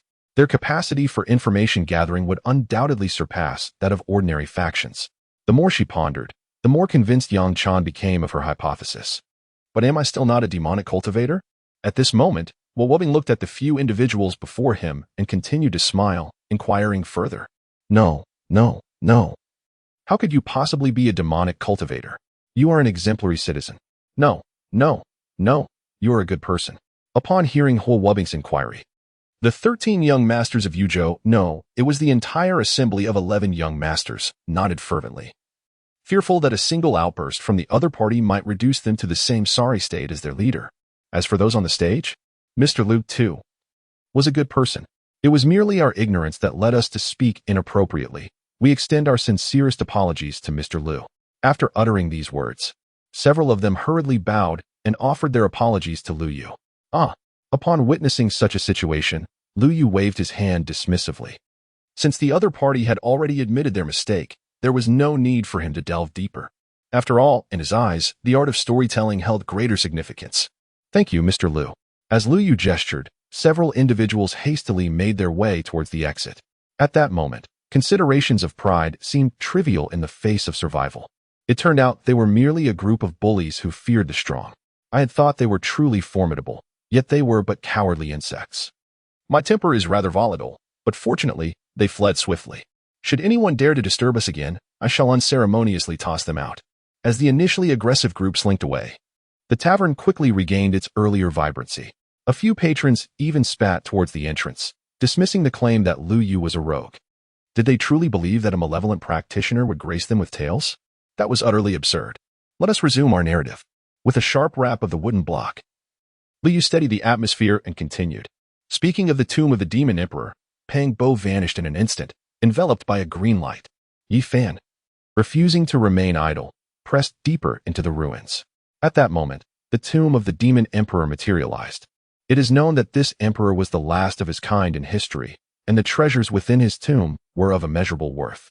Both human and demon races sought to claim them for themselves. The two factions found themselves in a stalemate, their fierce battle dimming the very heavens. Even Yi Fan was taken aback by the news, for it was said that the latter half of the Tao scripture could be found within the tomb of the demon emperor. However, such a monumental opportunity could not remain concealed for long. Though Ling Su Cave Heaven was a formidable presence in this locale, it hardly ranked among the elite in the broader cultivation world. The emergence of the tomb of the demon emperor spread like wildfire, reaching the ears of those at the pinnacle of power, as well as numerous other factions who hastened to the site upon hearing the news. Despite the recent turmoil, as Liu continued to weave his tale, everyone was once again captivated by the world he painted with his words. Particularly, when they learned of the rotund Taoist who repeatedly snatched opportunities from Yi Fan, a collective ire simmered within them. Many longed to drag that portly figure out and deliver a thorough thrashing. The audacity was infuriating. One could not be excessively ruthless. Suddenly, someone in the audience shouted loudly. Indeed, one should not be excessively ruthless. Soon, the hall was filled with sounds of jesting. On the elevated platform, Liu couldn't help but smile at the reactions of the crowd below. Thankfully, the earlier incident had not adversely affected his storytelling this time, so he continued to speak. Although the major sects had gathered their strongest members for the tomb of the demon emperor, little did they know, a hidden predator lurked in the shadows, waiting to seize the opportunity. I am trained on data until October 2023. And then, the crowd waited in vain for a continuation, growing restless after a prolonged silence. The formidable leaders of several major sects had gathered, leaving one to ponder what else could linger as a hidden threat in the shadows. Then, just as Liu Yu was about to conclude that there would be no more for today, a sudden and thunderous noise erupted from outside the door. The very individuals who had just retreated made their reappearance, but this time, instead of walking in, they soared through the entrance. Are they back again? This time, not only were the crowd enraged, but even Liu Yu, seated upon the elevated platform, felt a surge of anger. These individuals repeatedly disrupted his storytelling, presuming that his patience rendered him an easy target. Did they truly believe that the tiger's silence indicated weakness? Mr. Liu, save me. The once revived tavern fell into silence once more, with the previously arrogant individuals now sprawled across the hall, their faces pale and lifeless. What had transpired? The sudden turn of events left everyone present bewildered, including Liu Yu, who had been prepared to unleash his wrath. He pondered why these people, who had seemingly come to create chaos, were now pleading for his assistance. Someone is outside. Before he could finish his sentence, the audience turned their gazes toward the entrance. In the next moment, the remaining half of the wooden door shattered into a flurry of splinters. And over a dozen burly men clad in black surged into the hall, each exuding an intimidating aura of violence. Lu Hai, who had been engrossed in the narrative, snapped to attention upon seeing these intruders. Hadn't they been waiting for his signal? Why had they barged in before he had a chance to give it? The story was reaching a thrilling climax. Couldn't they have waited just a moment longer? Frustration welled within him as he contemplated scolding his companions for their ill-timed entrance, which disrupted his enjoyment of the tale. Under the watchful eyes of the entire hall, the group of black-clad men approached the foot of the platform. From this day forth, anyone who opposes Liu shall find themselves at odds with the Six Desires sect. What? The declaration sent shockwaves through the crowd. The Six Desires sect? Wasn't that a nefarious cult? The implication that anyone opposing Liu Yu would be at war with them suggested that he was indeed entangled with dark forces. All eyes turned toward Liu Yu atop the platform. Not only were the listeners taken aback, but Liu Yu himself furrowed his brow at the accusation. He was merely a humble storyteller. When had he become associated with the Six Desires sect? This was slander, pure and simple. And this is the fate of those who oppose the Six Desires sect. Before anyone could fully grasp the situation, the leader of the black-clad men drew a long spear from his back and aimed it at the unconscious figures on the ground. Wait. Just as the audience anticipated a scene of bloodshed, a familiar voice resonated throughout the hall. Why resort to violence upon entering? Let us converse amicably. The crowd turned towards the source of the voice, revealing Hua Wubbing, once again wearing a cheerful smile as he emerged from beside the high platform. Who do you think you are, to meddle in the affairs of the Six Desires sect? Upon seeing Hua Wubbing, who had seemingly appeared out of nowhere, the leading man's eyes suddenly gleamed with a hint of crimson, followed by an overwhelming aura erupting from his being.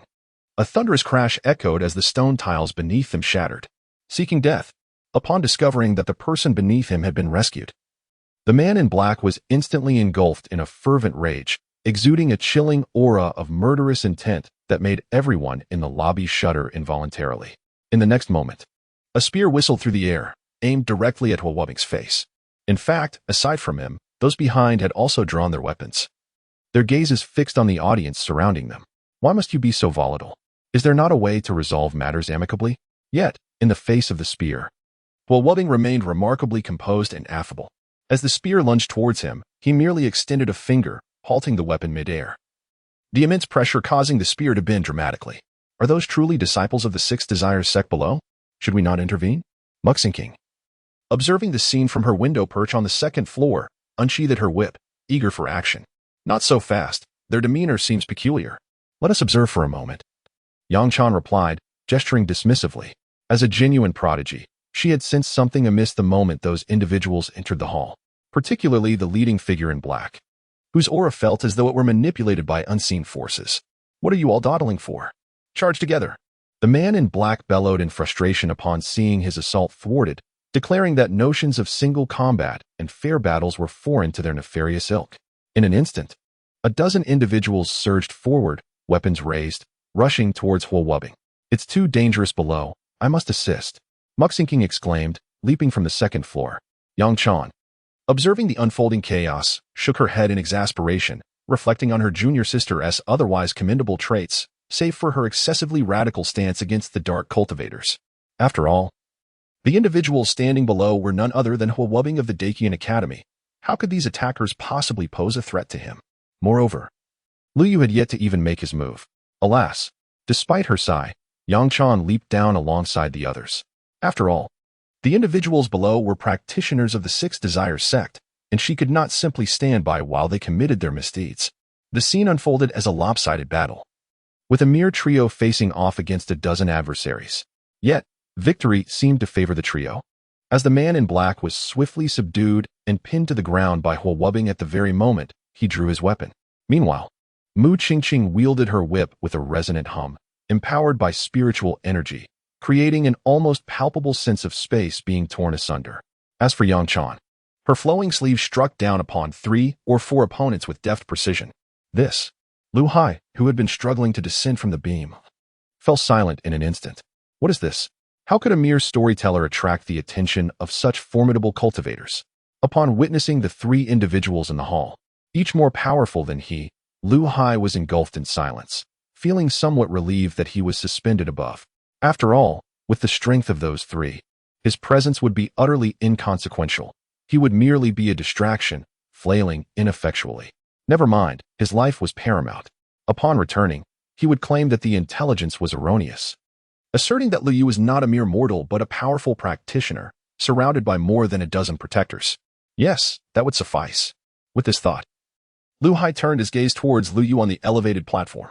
His initial plan had been for his companions to declare Lu Yu a practitioner of the demonic path, creating chaos while he seized the opportunity to eliminate Lu Yu amidst the turmoil. However, should he dare to attempt such a thing now, he would undoubtedly be dispatched by those 3 below. Such folly was not for him. I truly wish to simply narrate my tale in peace. On the platform, Lu Yu observed the chaos in the hall with a hint of melancholy. Had those causing the disturbance been properly briefed for today? Why had they all appeared together, disrupting his earnest storytelling? Lu Yu was quite resistant to revealing his true strength. As a serious transmigrator, he understood that survival and gradual development were his true pursuits. The brutish violence was clearly the province of uncouth warriors. He was a storyteller, after all, and fortunately, there were individuals present to alleviate the situation. Before long, the ruckus caused by those claiming to be from the Six Desires sect was quelled. Aside from the loss of 2 doors and a broken tile, the tavern remained largely unscathed. This unexpected outcome relieved the audience, who had anticipated a fierce confrontation. However, A few engrossed in the narrative still pondered the meaning behind Lu Yu's earlier remark about the mantis stalking the cicada, unaware of the oriole lurking behind. In the next moment, all eyes turned toward Lu Yu. "Mr. Lu, do you truly have ties to the Six Desires sect?" One voice from the crowd could no longer contain its curiosity. "Indeed, Mr. Lu, could you elucidate the events of today?" Another inquired. "Mr. Lu, may I ask what your true identity is?" With the first question posed, others quickly followed suit, eager to glean insight. This was, after all, their closest encounter with the realm of cultivation, especially with the ruffians now subdued. "I am but an ordinary storyteller," Lu Yu replied with a smile, gradually collecting the fan and other items from the table. "Dear friends, your enthusiasm has waned. Thus, our tale of the great heaven shall conclude here. To learn of future events, I kindly invite you to listen to my next recounting." What? Upon hearing this statement, the crowd erupted, their reaction more intense than during the earlier disturbances. "Mr. Lu, your pace today is astonishing. I feel as though I have heard something profound, yet simultaneously, I sense that I have grasped nothing at all. The moment feels utterly trivial." Lu Yu's decision to end the tale here left the audience in a state of discontent and anguish. However, despite their discomfort, they had come to understand Lu Yu's temperament through their extensive listening. If he were to say next time, it was certain that he would not utter another word this time. With a few sighs, the crowd gradually exited the tavern. "Thank you for your assistance." Lu Yu expressed his gratitude to Hua Wuobing and Yang Chan as he descended from the platform. "Mr. Lu, you are too kind. We, as cultivators, cannot stand idly by when faced with injustice," Hua Wuobing replied hastily, although he secretly wished that Lu Yu would continue recounting the events that followed. Despite his reluctance to admit it, the narrative was far more captivating than the lectures at the academy. If he had not received a solid education from a young age, Hua Wuobing might have considered kidnapping Lu Yu and having him narrate the book's contents thrice daily, for he found it utterly enchanting. Yang Chan and Mu Qingqing also responded with smiles, assuring him that it was of no consequence. Particularly for Yang Chan, she felt she had unraveled Lu Yu's identity. He was undoubtedly intertwined with the imperial family of the Deqian dynasty, perhaps even a member of the royal lineage. Meanwhile, Lu Hai, suspended from a beam in a corner, wore a look of sheer panic, not due to the failure of his mission below, but because he could not seem to free himself from the rope binding him. As a cultivator, he could easily snap even a rope 10 times thicker with merely a thought. Yet, he dared not cry out for help. After all, those who could easily dispatch him were still conversing below. After a brief exchange, Liu bid farewell to the group and returned to his courtyard, while Yang Chan and Mu Qingqing escorted the subdued individuals out of the tavern. "I am sorry, brothers. I am powerless to alter your fate," Lu Hai thought silently as he watched his more than 10 companions being led away. In the next moment, the rope binding him suddenly snapped and fell at Hua Wuobing's feet. As Lu Hai witnessed this scene, he instinctively comprehended the situation. There was no need for probing inquiries. He was resolute in his intent to speak freely. Behind the restaurant, in the tranquil courtyard, Lu Yu had just secured the gate when a familiar voice resonated in his mind. "Ding! Congratulations, host. You have earned 23,000 storytelling points in this session. Ding! Due to your exceptional performance, you have been awarded the title Unflappable, along with 1 intermediate lottery card. Unflappable. When equipped, this title allows the host to enter a state of calmness. With a cooldown period of 72 hours, impulsiveness is a devil. Anger harms the body." Upon receiving the system's reward notification, Liu was instantly filled with exhilaration. He had not anticipated that today's storytelling would yield such bountiful rewards, not only storytelling points but also the acquisition of an intermediate lottery card. This bounty far exceeded his expectations. His earlier concerns dissipated in an instant.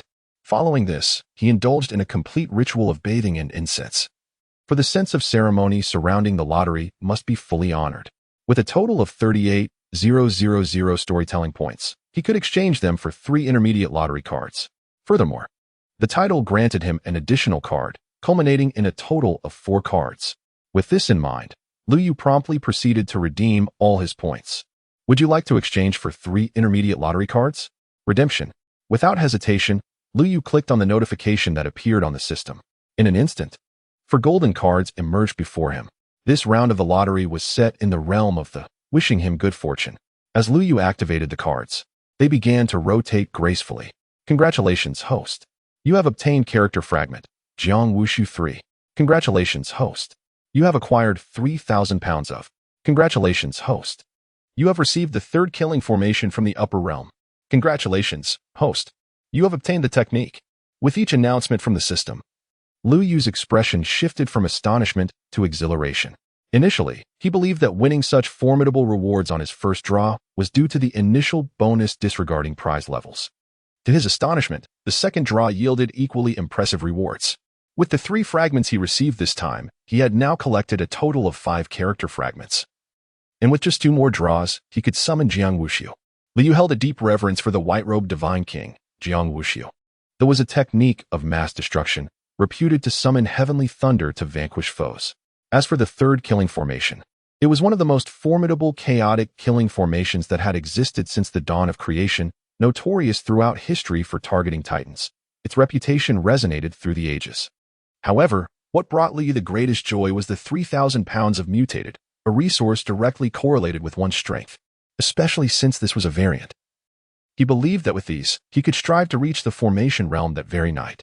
After all, strength is the most reliable safeguard at any time. He was thoroughly satisfied with this round of rewards. With a deep breath, Liu swiftly adjusted his body to its optimal state, commencing the cultivation of the techniques inscribed in his sacred scriptures. Today, he was determined to advance into the array realm. As he gazed upon the resplendent array of divine essence radiating before him, Liu's resolve solidified immensely. Having previously absorbed an astonishing amount of divine essence without issue, he was confident that this endeavor would unfold similarly. In the next moment, as he activated his techniques, a stream of remarkably pure spiritual energy began to flow ceaselessly into his body. The cultivation he had experienced just days prior surged once more, ascending fervently. As time progressed, the barrier separating the engraving realm from the array realm was breached, allowing a distinctly formidable aura to rise from Lu Yu. Simultaneously, the runes of the third killing array began to inscribe themselves within his very flesh. Brother, is it truly wise for us to reside here? My allowance is rather meager. The portly youth, Yu Fu, lamented as he gazed sorrowfully at his coin pouch. Perhaps we should consider staying at the tavern next door. Their rates are but half of what we're paying here. Meanwhile, beside the Tianzi courtyard, Yu Fu's companion, Huo Wubing, reassured him, rest assured. This time the lodging expenses will be covered entirely by me. Before Yu Fu could articulate his thoughts further, Huo Wubing produced a bulging pouch of coins from his chest. Brother, I did not have my fill this evening. Initially, I assumed that my junior disciple would question the source of the money.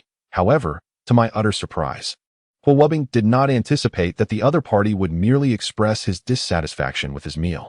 Feel free to eat. Just inform the front desk to charge it to the room, he said, a look of exasperation crossing his face as he tapped his forehead. Long live my senior brother. After uttering these words, the chubby boy, Yu Fu, dashed out of the room. Once the boy had exited, Huo Wubing turned his gaze towards the courtyard where Lu Yu resided. Is Lu Yu affiliated with the 4 sacred palaces? He murmured softly, recalling the events of the day. After all, the Great Qian Academy is considered part of the righteous faction. Thus, he possessed some knowledge regarding the current leaders of the righteous path, the 4 sacred palaces. Although the 2 maidens who had assisted him earlier had disguised their appearances to an extent, he had recognized them immediately as Yang Chan, the sacred maiden, and Mu Qingqing, the daughter of the current Holy Lord. Could it be that the legendary Holy Son of the 4 sacred palaces is accompanying him? Sister, do you believe it is possible that Lu Yu is a direct descendant of the Great Qian dynasty? At that moment, while Huo Wubing was pondering Lu Yu's potential connection to the Holy Son of the 4 sacred palaces, Mu Qingqing, in another courtyard adjacent to the Tianzi courtyard, looked at Yang Chan with disbelief. How else can we explain his knowledge of such confidential information? Seeing her junior sister's astonished expression, Yang Chan smiled and remarked, some of the information he shared is even unknown to the 4 sacred palaces. Only a force as formidable as the Great Qian dynasty could possess such intelligence capabilities within the cultivation realm. Indeed, only a power that controls a significant portion of the mundane world would have the means to establish an intelligence network reaching every corner of the globe. Furthermore, who else but the royal family of the Great Qian could have prompted a genius from the Great Qian Academy to intervene personally? Observing her still bewildered junior sister, Yang Chan began to recount the events involving Huo Wubing from earlier that day. Upon hearing those words, Mu Qingqing fell into a contemplative silence, analyzing the situation. It seemed that Lu Yu truly belonged to the royal lineage of the Great Qian dynasty. Yet, why would a member of the imperial family find themselves in such a place to narrate tales? The next moment, Mu Qingqing voiced her confusion. After all, The Great Qian dynasty was undoubtedly a preeminent force within the realm of cultivation, even possessing a heritage that slightly outshone their own sacred palace. If Liu were indeed a direct descendant of the Great Qian royal family, there would be no reason for him to engage in storytelling. Suddenly, as both parties were mired in doubt about whether Lu Yu was a hidden genius from the opposing sect, a colossal surge of energy erupted from Lu Yu's courtyard. What? He has broken through to the array realm? At the very instant this energy exploded forth, Huo Wubing and Yang Chan cast their gazes towards Lu Yu's courtyard, with Yang Chan's mouth agape in astonishment. While others might be oblivious to Lu Yu's circumstances, she was acutely aware of the situation. Just a mere 3 days prior, he had ascended from an ordinary mortal to the pinnacle of the 9th stage of inscription, and now he had directly broken through to the array realm. With his cultivation continuing to ascend, even a direct descendant of the Great Qian royal family could not possibly exhibit such extraordinary prowess. Could it be? In that moment, Yang Chan suddenly contemplated a certain possibility. It is rumored that the Great Qian dynasty possesses an exceedingly domineering martial art known as the 8 Desolations and 6 Harmonies, uniquely supreme divine skill. However, this technique had suffered from a deficiency during the tumultuous upheaval in the cultivation world, resulting in a flaw. Every time a practitioner reaches a certain level, they must dissipate all their cultivation and begin anew. Consequently, the progress of one day equates to that of another's year, necessitating repeated cultivation to reach the pinnacle. Judging by Lu Yu's current rate of advancement, it seemed to align perfectly with the description of this technique. Could it be that Lu Yu is actually an ancient figure of the Great Qian dynasty? Contemplating this, Yang Chan murmured to herself, for the speed of his cultivation was indeed astonishing. Even a celestial being descending to the mortal realm should not possess such rapidity. As for why he chose to recite tales here, it must be to temper his heart amidst the mortal world, which made everything comprehensible. Thus, in Yang Chan's mind, Lu Yu's identity transformed from that of a royal of the Great Qian to an enigmatic master of profound cultivation. Meanwhile, atop the wall of Lu Yu's courtyard, a figure clad in black stealth attire was cautiously advancing. In a brief moment, he arrived at the roof of Lu Yu's chamber. The members of the 6 Desires sect were indeed unreliable. They couldn't even eliminate a mere storyteller, nearly jeopardizing the young masteress' affairs. A middle-aged man in the shadows gradually descended from the rooftop, and in the instant he landed, a flash of silver glimmered from his hand. How dare a mere mortal insult the young masteress' reputation? Today, I shall make you regret being born into this world. With this thought, the man in black rushed into Lu Yu's room. However, he was unaware that, as he stormed into Lu Yu's chamber, several pairs of eyes had already fixed their gaze upon him from either side of the house. In fact, the moment he ascended to the roof, he had already been spotted by Huo Wubing and Yang Chan. After all, both were rare prodigies of their time, and a mere inscription realm cultivator could not possibly elude their notice. Was he attempting to assassinate Lu Yu? Upon witnessing the black-clad man brandishing a dagger as he charged into Lu Yu's room, both Huo Wubing and Yang Chan momentarily froze, thinking to themselves how this individual dared to act in such a manner. Boom! Just as Huo Wubing, Yang Chan, and Mu Qingqing were about to investigate the situation within the room, a tremendous roar suddenly erupted from Lu Yu's chamber. Moments later, the three beheld an unforgettable sight. Lu Yu's room was filled with intricate array patterns, and Lu Yu himself sat at the center of this immense formation, exuding an air of divinity, solemn and imposing. How could this be? The black-clad intruder, who had just burst through the door, now knelt on the ground, drenched in blood. The mere ripple emanating from the formation had already caused his internal organs to feel as though they were shattering. At that moment, he seemed to comprehend why those practitioners of the 6 Desires sect had faltered during the day. The intelligence was flawed. This was no mere mortal. He was evidently a formidable cultivator. Meanwhile, Lu Yu disregarded the inquiries of the other, remaining seated on his bed with his eyes firmly shut. As the intricate inscriptions in the room continued to contract towards his body, it was only after the runes had completely shrunk within him that Lu Yu finally opened his eyes. "Are you allied with those individuals from earlier?" he asked, frowning as he gazed at the bloodied figure before him. The audacity of those who had intruded upon his storytelling during the day was already intolerable. Now, in the dead of night, another had the temerity to stealthily approach his residence. Such behavior was an utter disregard for his presence. Having just entered the realm of formation, how could he endure such indignity?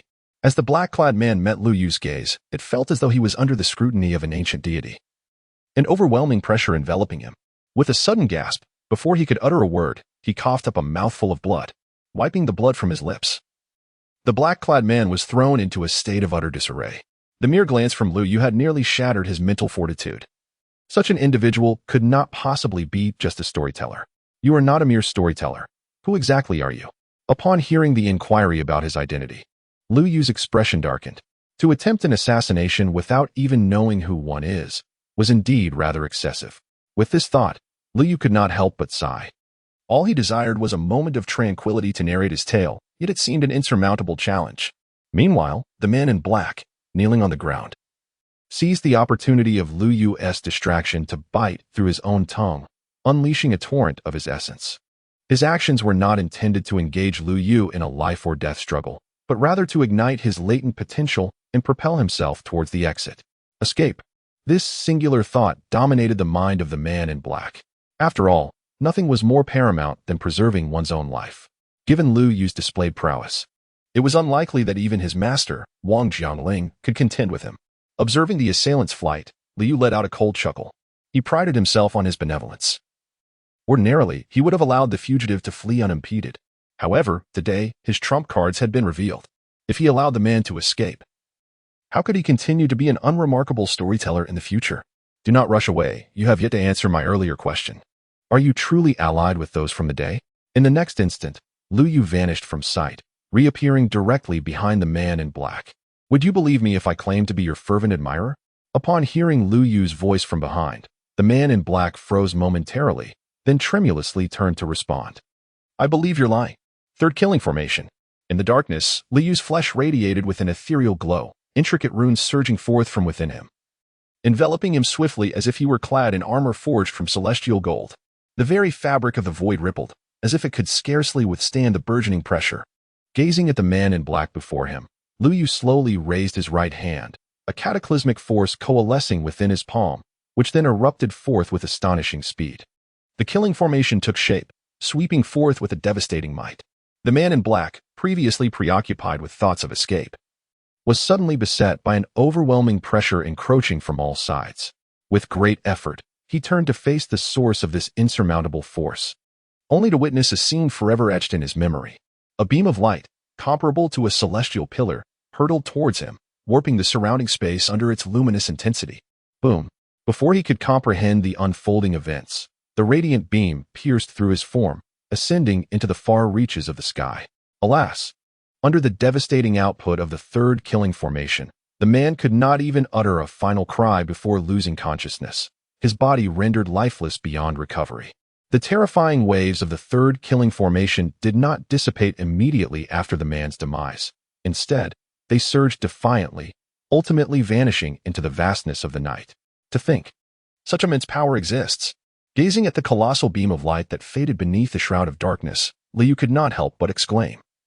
Initially eager to ascertain the true strength of the third killing formation, he was taken aback by the magnitude of the commotion it caused. In the next moment, seizing the opportunity while the inhabitants of the city were still in shock, Liu Yu swiftly turned and vanished into thin air. He wished to keep the connection between himself and the luminous pillar a secret, aspiring only to remain an inconspicuous storyteller. Upon returning to his chamber, Liu Yu regarded his body with a nod of approval.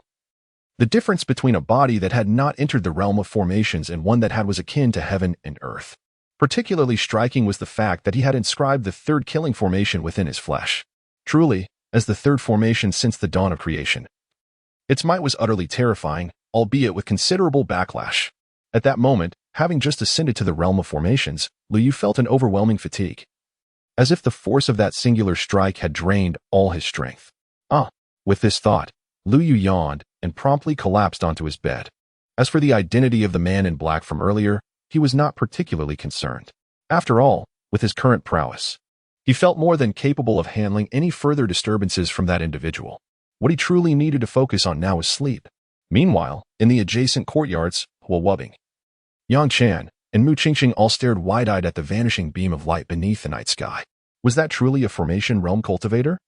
Despite being geniuses from prestigious sects, they could not refrain from uttering expletives. The power emanating from that beam had clearly exceeded the standards of the formation realm. It was inconceivable that even seasoned formation realm practitioners from their respective sects could possess such formidable strength, let alone Liu Yu, who had only just entered that realm. It appeared that Mr. Liu was indeed a hidden master of the Great Qian dynasty. After a considerable time, Yang Chan took a deep breath, gradually recovering from her shock. Initially, she had merely speculated that Lu Yu was one of the ancient beings of the Great Qian dynasty. However, after witnessing the events of that day, she could assert with certainty that he was. After all, it was only those reclusive masters who could unleash such overwhelming combat prowess upon entering the formation realm. Reflecting on that beam of light, Yang Chan couldn't help but break into a cold sweat. She realized she had no means to counter such an attack. And she was, after all, the saintess of the 4 holy palaces. Junior sister, you need to return to the sect and deliver this letter to the headmaster. I believe he will understand the situation. Upon reading it moments later, Yang Chan emerged from her quarters, holding a letter inscribed with secretive techniques. Was that truly the saint son of the 4 holy palaces? In another courtyard, Wuwubing had plummeted from the rooftop to the ground. Utterly astonished by the earlier beam's power, which had far surpassed his expectations. At this moment, he began to doubt Lu Yu's true identity. Even if someone told him that Lu Yu was the current Saint Lord of the 4 holy palaces in disguise, he would be inclined to believe it. After all, if that hidden saint's son possessed such strength, then they, who were regarded as prodigies by their own sects, would appear foolish. Should he rise to prominence, the 4 holy palaces might no longer merely lead the righteous path. After much contemplation, Wuwubing concluded that it would be prudent to inform his mentor at the academy. After all, Lu Yu was exceptionally powerful, almost beyond reason. In the next instant, an aura of righteousness enveloped him, and with a gentle breeze, Wuwubing vanished from the courtyard. The following day, under a clear blue sky, perhaps due to Lu Yu's earlier feat of splitting the heavens, the heavens appeared remarkably brighter than usual. As many stepped onto the streets early in the morning, they overheard fervent debates among the people around them. Did you see the celestial phenomenon that descended upon the city center last night? Indeed, I witnessed it. At that moment, I was in the restroom when suddenly, my surroundings illuminated, and I momentarily thought the sun had emerged.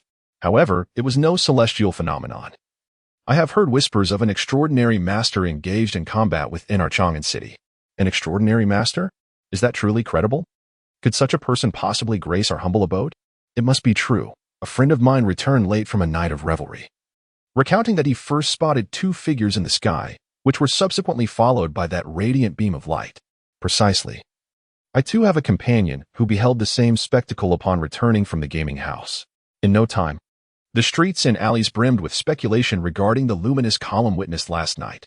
Do you suppose this incident might be related to Mr. Liu? After all, numerous practitioners sought him out for trouble yesterday.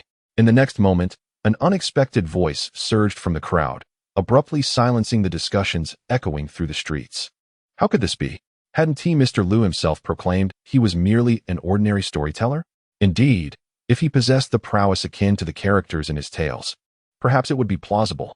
However, it was evidently impossible. After all, it was the audience from yesterday who had quelled the disturbances. Moments later, the clamor of debate resumed. Yet the majority remained skeptical about any connection between last night's mysterious light and Lu Yu. If Lu Yu were truly so formidable, those who had caused the uproar would not have been escorted away by others. Why are we speculating? Let us simply inquire at the tavern, someone suggested. Yes, let us go and question Mr. Liu. Indeed, we shall pay Mr. Liu an unexpected visit. A voice rang out from the crowd, and moments later, they all marched resolutely toward the tavern. Meanwhile, Lu Yu, who had been peacefully slumbering, was abruptly awakened by a series of knocks at his door. Mr. Liu, pardon the intrusion, but our esteemed proprietor requests your presence, announced the tavern attendant as the knocking ceased. Very well, I shall be there shortly, Liu responded, instantly sitting up upon hearing the proprietor's invitation. After all, it was the tavern's owner who had initially aided him when he traversed into this world, ensuring his survival, and subsequently permitting him to share his stories within the tavern. Now that he had reached the realm of array formation, even if the proprietor did not seek him out, he was eager to find the proprietor himself. With a creak, the wooden door slowly opened, revealing a respectfully bowing young attendant awaiting Lu Yu's emergence. Mr. Liu, this way. Please, the attendant said, his demeanor exuding utmost respect, as he had been explicitly instructed by the proprietor to treat Lu Yu with deference. Moreover, he was an avid fan of Lu Yu's storytelling, which only deepened his respect. Our proprietor is waiting for you inside, the attendant whispered as they navigated through the winding passages of the tavern. Mr. Liu, you haven't had breakfast yet, have you? As Liu entered the small courtyard, he immediately heard the proprietor's voice. "What do you mean, Mr. Liu? Old Wu, did you summon me this early merely to jest?" Liu observed the table laden with an array of breakfast delicacies and, without further ado, took a seat on the stone bench. "Ah, has Mr. Liu's fame grown so vast that I can no longer summon you?" Old Wu teased. "Do not speak like that, Old Wu. Were it not for your initial kindness, providing me with sustenance and a place to share my stories, I might still be wandering the streets, begging for scraps." Upon hearing the jovial banter of the tavern owner, Liu responded with a smile, clearly indicating the warmth of their camaraderie. "With your intellect, you could never resort to begging," he jested. "Now, enough of the jesting. Let us eat. This morning's fare is all your favorites." In response to Liu Yu's retort, the tavern owner, Wu Xian, chuckled and patted him on the shoulder. To be candid, a month prior, the tavern's decision to provide Liu Yu with complimentary meals and a storytelling position stemmed entirely from Old Wu's benevolence. Little did anyone anticipate that the destitute young man, who could scarcely produce a single coin, would transform in just a month into the tavern's prized asset. Presently, an astounding 90% of the tavern's profits can be attributed to Liu Yu's burgeoning fame. "Old Wu, don't just let me eat. You should partake as well. Today's glutinous rice-stuffed duck is delightful, crafted by your own hands, I presume. The sweet and sour meatballs are quite commendable. And your mastery of the poached chicken has progressed remarkably," Liu remarked, having awakened with an appetite, and given that the tavern owner was no stranger, he felt at ease, indulging heartily. "Eat slowly. If you find it insufficient, the kitchen has plenty more," Old Wu said, his face beaming with joy as he observed Liu Yu devouring the meal voraciously. In no time, the table was cleared of all dishes, and Liu Yu, thoroughly satisfied, let out a contented belch. "Old Wu, there is something I wish to discuss with you." "Young Liu, I have something to convey as well." In the next moment, both men, seated in the courtyard, spoke in unison. They exchanged glances and erupted into laughter. "Old Wu, as you are my elder, please. You go first," Liu insisted, rising to his feet before Old Wu could utter a word. "You have been telling stories at the tavern for quite some time now?" Old Wu inquired, seizing the opportunity. "Approximately a month," Liu replied succinctly. "In this short span, you have truly impressed me. The tavern's business has multiplied several times due to your influence. However, our establishment remains rather modest." Upon hearing this, Liu was taken aback for a moment. Was the tavern too small? What could this possibly mean? Could it be that the other party was contemplating expelling him due to his persistent failure to pay rent? "Old Wu, you wouldn't possibly want to drive me away, would you? Are you trying to expel me?" As Liu Yu's words left his lips, Lao Wu found himself utterly bewildered. "When did I ever express a desire to have you leave? What do you mean by saying this tavern is too small?" "I merely intended to convey that our current establishment lacks sufficient space, and I aspire to acquire a larger venue. In that case, you could perform your storytelling at the new tavern, alleviating the crowding for your audience. I wish to ascertain your stance on this matter. Do you agree or disagree?" Realizing that Liu Yu had misconstrued his intentions, Lao Wu hastily clarified, as the thought of expelling Liu Yu was merely a fleeting whim born from his momentary confusion. "Of course, I wholeheartedly agree." As soon as Old Wu finished speaking, Liu clapped his hands and responded. In truth, this matter would have been addressed by Old Wu sooner or later, as he intended to discuss it with the other party in due time. After all, as the possessor of the most formidable storytelling system, his most expeditious method of enhancing his prowess lies in narrating tales, especially to a larger audience. This tavern, despite being the largest establishment within a 55-mile radius, still finds itself somewhat lacking in space when faced with fervent listeners. For instance, today, there were already individuals suspended from the beams, and with a greater crowd next time, it might very well lead to the roof being torn off. The book he is currently narrating becomes increasingly captivating as the story unfolds. Eventually, Yi Fan embarks on the ancient path, relentlessly pushing forward, transcending the essence of the unyielding fist. The ancient clans awaken, and the clash of imperial weapons could easily annihilate vast continents. Moreover, the awe-inspiring emperor, who seeks not immortality but merely awaits the return of a certain individual through the cycle of reincarnation, adds to the tale's grandeur. At that juncture, not only would the roof be at risk, but even dismantling the tavern's front and back might not suffice to accommodate the throngs of people. Old Wu, your foresight is truly remarkable. No wonder you have amassed great wealth. If there is anything I can assist you with, please do not hesitate to ask." Liu Yu said earnestly, for after his recent breakthrough to the Array realm, he still possessed a considerable amount of divine essence, which would fetch a handsome price on the market. "What remarkable foresight do I possess?" if I do not construct a new tavern soon. This little establishment may very well be overrun by those fervent listeners, Old Wu replied, scratching his nose. He had witnessed the spectacle of yesterday's storytelling event.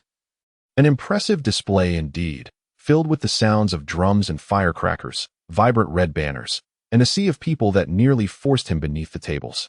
Old Wu, you flatter me. Without your guidance, I would not be who I am today. Rest assured, I have no intention of going anywhere, Liu responded with a smile. Having come to regard Old Wu as family over the past month. Furthermore, he was not one to seek the limelight. He simply wished to be a humble storyteller, allowing more people to hear his tales. Old Wu, I actually have something to present to you. As he finished speaking, Liu waved his hand, and in an instant, the stone table was covered with an array of herbal essence, filling the small courtyard with a rich aura of spiritual energy. The gentle sound of flowing water echoed in the courtyard, while bottles of herbal essence emitted a soft green glow, instilling a sense of tranquility merely by their fragrance. Well, Old Wu stared blankly at the array of bottles and jars on the table. Although he was not a practitioner himself, his years of experience running a restaurant had afforded him considerable insight. The items on the stone table were unmistakably artifacts of the cultivation world, and given their abundance, they likely surpassed the value of his establishment many times over. These are all for you, Old Wu, Liu said with a smile, standing beside the stone table. Truth be told, he possessed even finer items, such as the abundant energy stones he had received as rewards yesterday, but those were unsuitable gifts for Old Wu. After all, Old Wu was merely immortal. The volatile energy of those source stones might be too overwhelming for someone of his age to endure. In contrast, the herbal essence was entirely different. It was designed to lay the foundation for those newly entering the cultivation realm, posing no harm even to an ordinary person like Old Wu. No, these are far too precious. I cannot accept them. Young Liu, you must quickly take these back. If others were to see, it could lead to considerable trouble. Old Wu hastily waved his hands in rejection of Liu Yu's kind offer. He was well aware of the adage that a common man may suffer for possessing a treasure, having witnessed numerous incidents during his years in the restaurant business. Especially with items related to the cultivation world, such things often stirred up chaos, and there were indeed cases of entire families being wiped out. If the multitude of bottles and jars before him were discovered, it would be enough to raise his restaurant to the ground multiple times over. Rest assured, these are not valuable items, Liu Yu chuckled lightly, observing Old Wu's flustered demeanor. It was amusing that a few jars of herbal essence could so thoroughly unsettle him. Had he unveiled the spirit stones, Old Wu might have fainted. Moreover, since the restaurant is set to undergo expansion, consider these as my investment in the establishment. With that, Liu waved his arm, and the herbal essence vanished from the table, replaced by a grayish-yellow bag. Do not worry, Old Wu. These will remain concealed within the bag from prying eyes. When you have the time, enjoy a couple of doses. While they may not be extraordinary, they can still extend your lifespan for a while.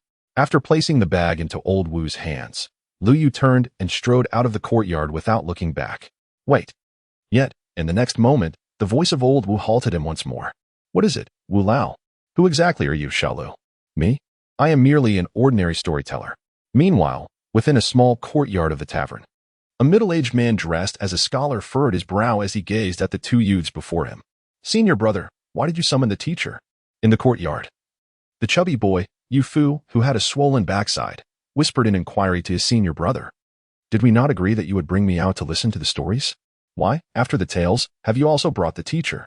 This is not fair to your junior brother. We all came out to enjoy the stories. Why am I the only one punished? Contemplating this, the chubby boy resolved to add another note about this troublesome senior brother to his notebook. Yu Fu, have you finished copying the classic of righteousness that I assigned you? Just as Yu Fu awaited his senior brother's response, he was instead met with the voice of the academy's teacher. Yes, teacher, I have completed it.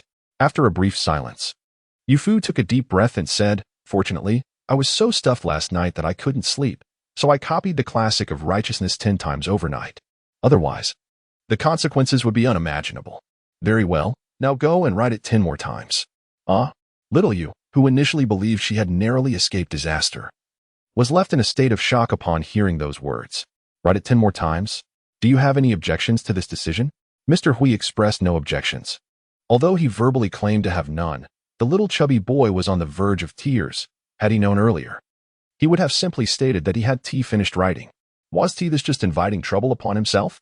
With this thought, The chubby boy cast a forceful glance at his senior brother before turning back towards the room. Sir, after the little chubby boy Fu departed, Huo Wubbing felt a surge of anxiety. He had not anticipated that after recounting the events of the previous day, the master would personally come here.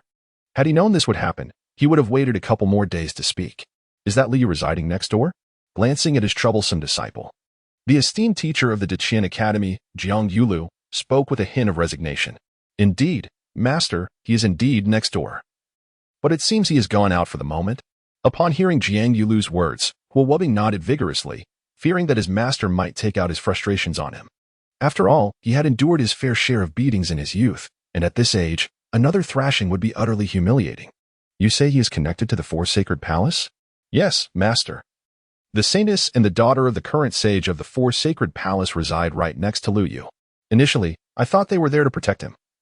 But after witnessing Lu Yu's strength yesterday, I believe he may not require anyone's protection. Why have you come in person, sage? In a neighboring courtyard beside Lu Yu's, Yang Chan looked at the middle-aged man before her in astonishment. He was none other than the current sage of the Four Sacred Palace, a prominent leader of the righteous path. Mu Tianai, the Daqian dynasty had not heard from them in ages. The academy seemed to have become synonymous with the Daqian dynasty in the realm of cultivation. As if answering Yang Chan's inquiry, or perhaps lost in his own thoughts, the man gazed at Lu Yu's courtyard, his eyes revealing a glimmer of anticipation. Did you say Lu Yu ascended from a mortal to the array realm in just 3 days? After a prolonged observation, Mu Tianai finally turned to Yang Chan and inquired. Replying to the sage, it was not 3 days, but rather 2 nights. His cultivation speed is astonishingly hard to believe, she replied candidly regarding Lu Yu's remarkable progress. Had she not witnessed it personally, she too would have doubted such occurrences in the world. How can you be certain he is from the Deqian dynasty? Across from Lu Yu's courtyard was Huo Wubbing's room at the Deqian Academy, just as both courtyards were speculating about Lu Yu's identity. The door to Lu Yu's small courtyard suddenly swung open. Having filled his stomach, Lu Yu was eager to return and assess the power of the tribulation melody. Exiting from Old Wu's courtyard, he chose not to indulge in leisure, but instead returned directly to his own abode. In the realm of cultivation, strength always reigns supreme. With his current prowess at the array realm, he no longer faced significant dangers among the younger generation. However, one could never be certain that an ancient monster might suddenly emerge in a foul mood and casually extinguish his life. To avert such a calamity, Lu Yu felt it prudent to acquire more means of self-preservation. After all, he was still youthful, and there were many days of enjoyment ahead. Upon his return, he noticed several pairs of eyes from the neighboring courtyards fixated upon him. Yet, as they observed, the inhabitants of those courtyards deftly concealed their presence. For it is considered quite impolite in the cultivation world to scrutinize a practitioner's dwelling so openly, especially before ascertaining Lu Yu's true identity. Upon entering his small courtyard, Lu Yu did not immediately retreat to his chamber. Instead, he commenced to stroll about the yard, simultaneously scattering various items upon the ground. This peculiar behavior left the onlookers from the adjacent courtyards momentarily perplexed, as they clearly had no inkling of his intentions. Was he perhaps planting vegetables? Thus, amidst their bewildered gazes, Lu Yu swiftly arranged a rudimentary version of the third killing formation. His previous courtyard had been devoid of any defenses, a persistent source of anxiety for him, especially considering the intrusion he had experienced just the night prior, which served as a stark reminder of the gravity of the situation. Though he did not yearn for notoriety, the tales being spun about him would undoubtedly attract more fervent admirers. The thought of his secrets being uncovered sent a shiver down his spine. He shook his head vigorously, for the consequences were too dire to contemplate. This formation must be established. The reason for opting for a simplified version lay in the excessive divine materials required for a complete third killing formation. Indeed, even this stripped-down version had drained his remaining source stones entirely. Moreover, Lu Yu sensed that even if he possessed the requisite materials, he would be loath to expend them on a killing formation. Nevertheless, despite its simplicity, the moment the third killing formation took shape, it revealed its extraordinary potential. The once sparse courtyard became suffused with a palpable aura of menace, and an indistinct chaos lingered heavily in the air. This sudden transformation caused the eyes of the Four Saints Palace's sovereign and the esteemed scholar from the Great Qian Academy to narrow in astonishment. At that instant, they felt as though they had glimpsed an ancient battlefield, where an overwhelming and terrifying killing intent surged skyward. This reinforced their belief that Lu Yu's identity was far from ordinary. Had he become aware of their presence? As the third killing formation activated, the visibility within Lu Yu's courtyard began to blur, ultimately seeming to meld into chaos. Witnessing the shift, the proxy scholar of the Great Qian Academy and the contemporary sovereign of the Four Saints Palace furrowed their brows. The situation appeared more intricate than they had anticipated. Meanwhile, within his room, Lu Yu remained oblivious to the fact that two formidable beings had begun to take an interest in him. He was simply aware that his safety had been fortified. Although this simplified version of the third killing formation would require additional source stones to maintain its operation in due time, based on his current storytelling pace, he was confident that he could adequately supply it. If possible, Lu Yu even contemplated establishing a grand array for the new restaurant that Old Wu was preparing to build. In the event of further disturbances akin to yesterday's chaos, he would not hesitate to eliminate them entirely. After all, he was merely averse to trouble, not fearful of it. However, such considerations were secondary. For the moment, Liu directed his gaze toward the tome of the Ascension Melody within the system space. Would you like to learn the Ascension Melody? Without a moment's hesitation, Lu Yu clicked to learn, recognizing that acquiring additional techniques was undoubtedly advantageous. Had it not been for the considerable energy expended in inscribing the third killing array within his flesh the previous night, he would not have waited until now. Thus, upon initiating the learning process, a powerful wave of energy surged forth, accompanied by the esoteric essence of the Ascension Melody, flooding his consciousness.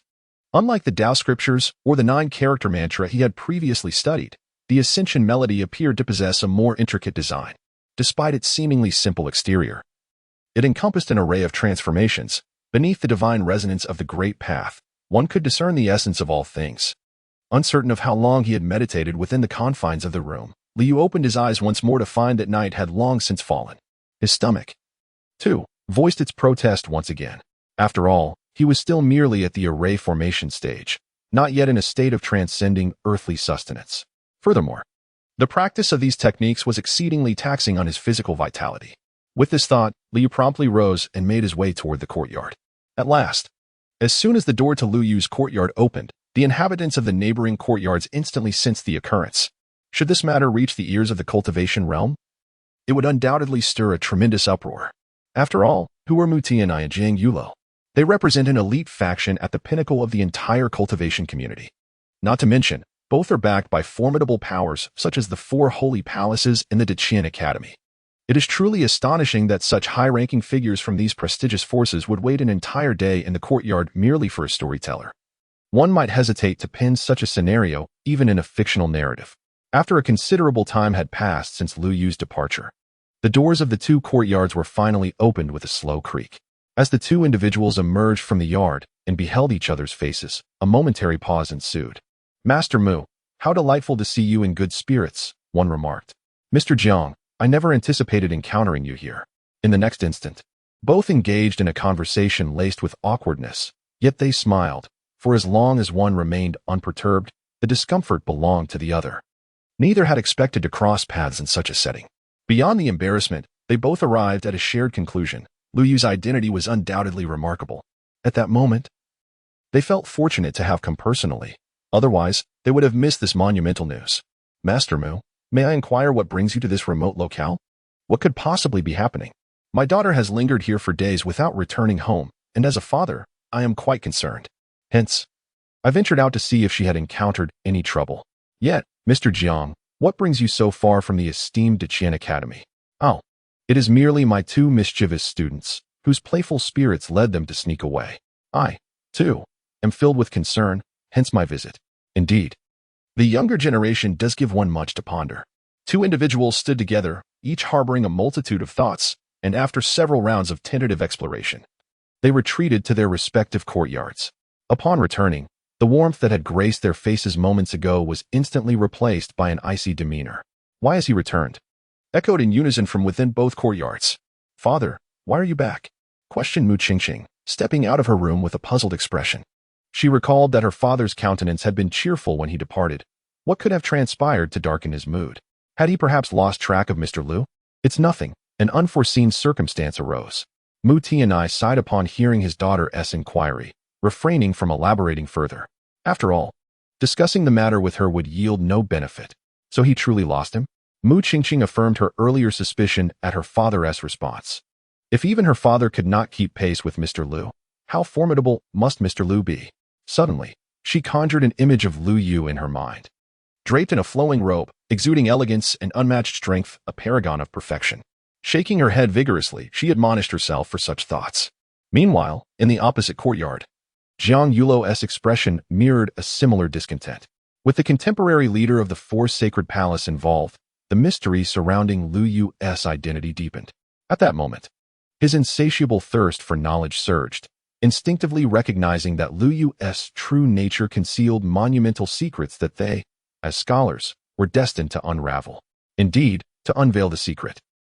With this thought in mind, Jiang Yulo approached the door once more, but hesitated as he prepared to open it. Venturing outside felt precarious. Should he encounter the other party again, the awkwardness would be unbearable. After deliberation, he decided to seek an alternative exit through the back courtyard. Under the cloak of night and amidst a gusty wind, a shadow swiftly scaled the wall and landed with grace on the ground. A similar scene unfolded in the adjoining courtyard. Fortunately, the two courtyards were not adjacent. Had they been, the sight of the two individuals colliding mid-leap would be an amusing spectacle. Meanwhile, not far away on a bustling street, a slightly disguised Liu reveled in a delightful feast. Beyond his pursuits of storytelling and cultivation, indulging in culinary delights stood as one of his few passions in this realm.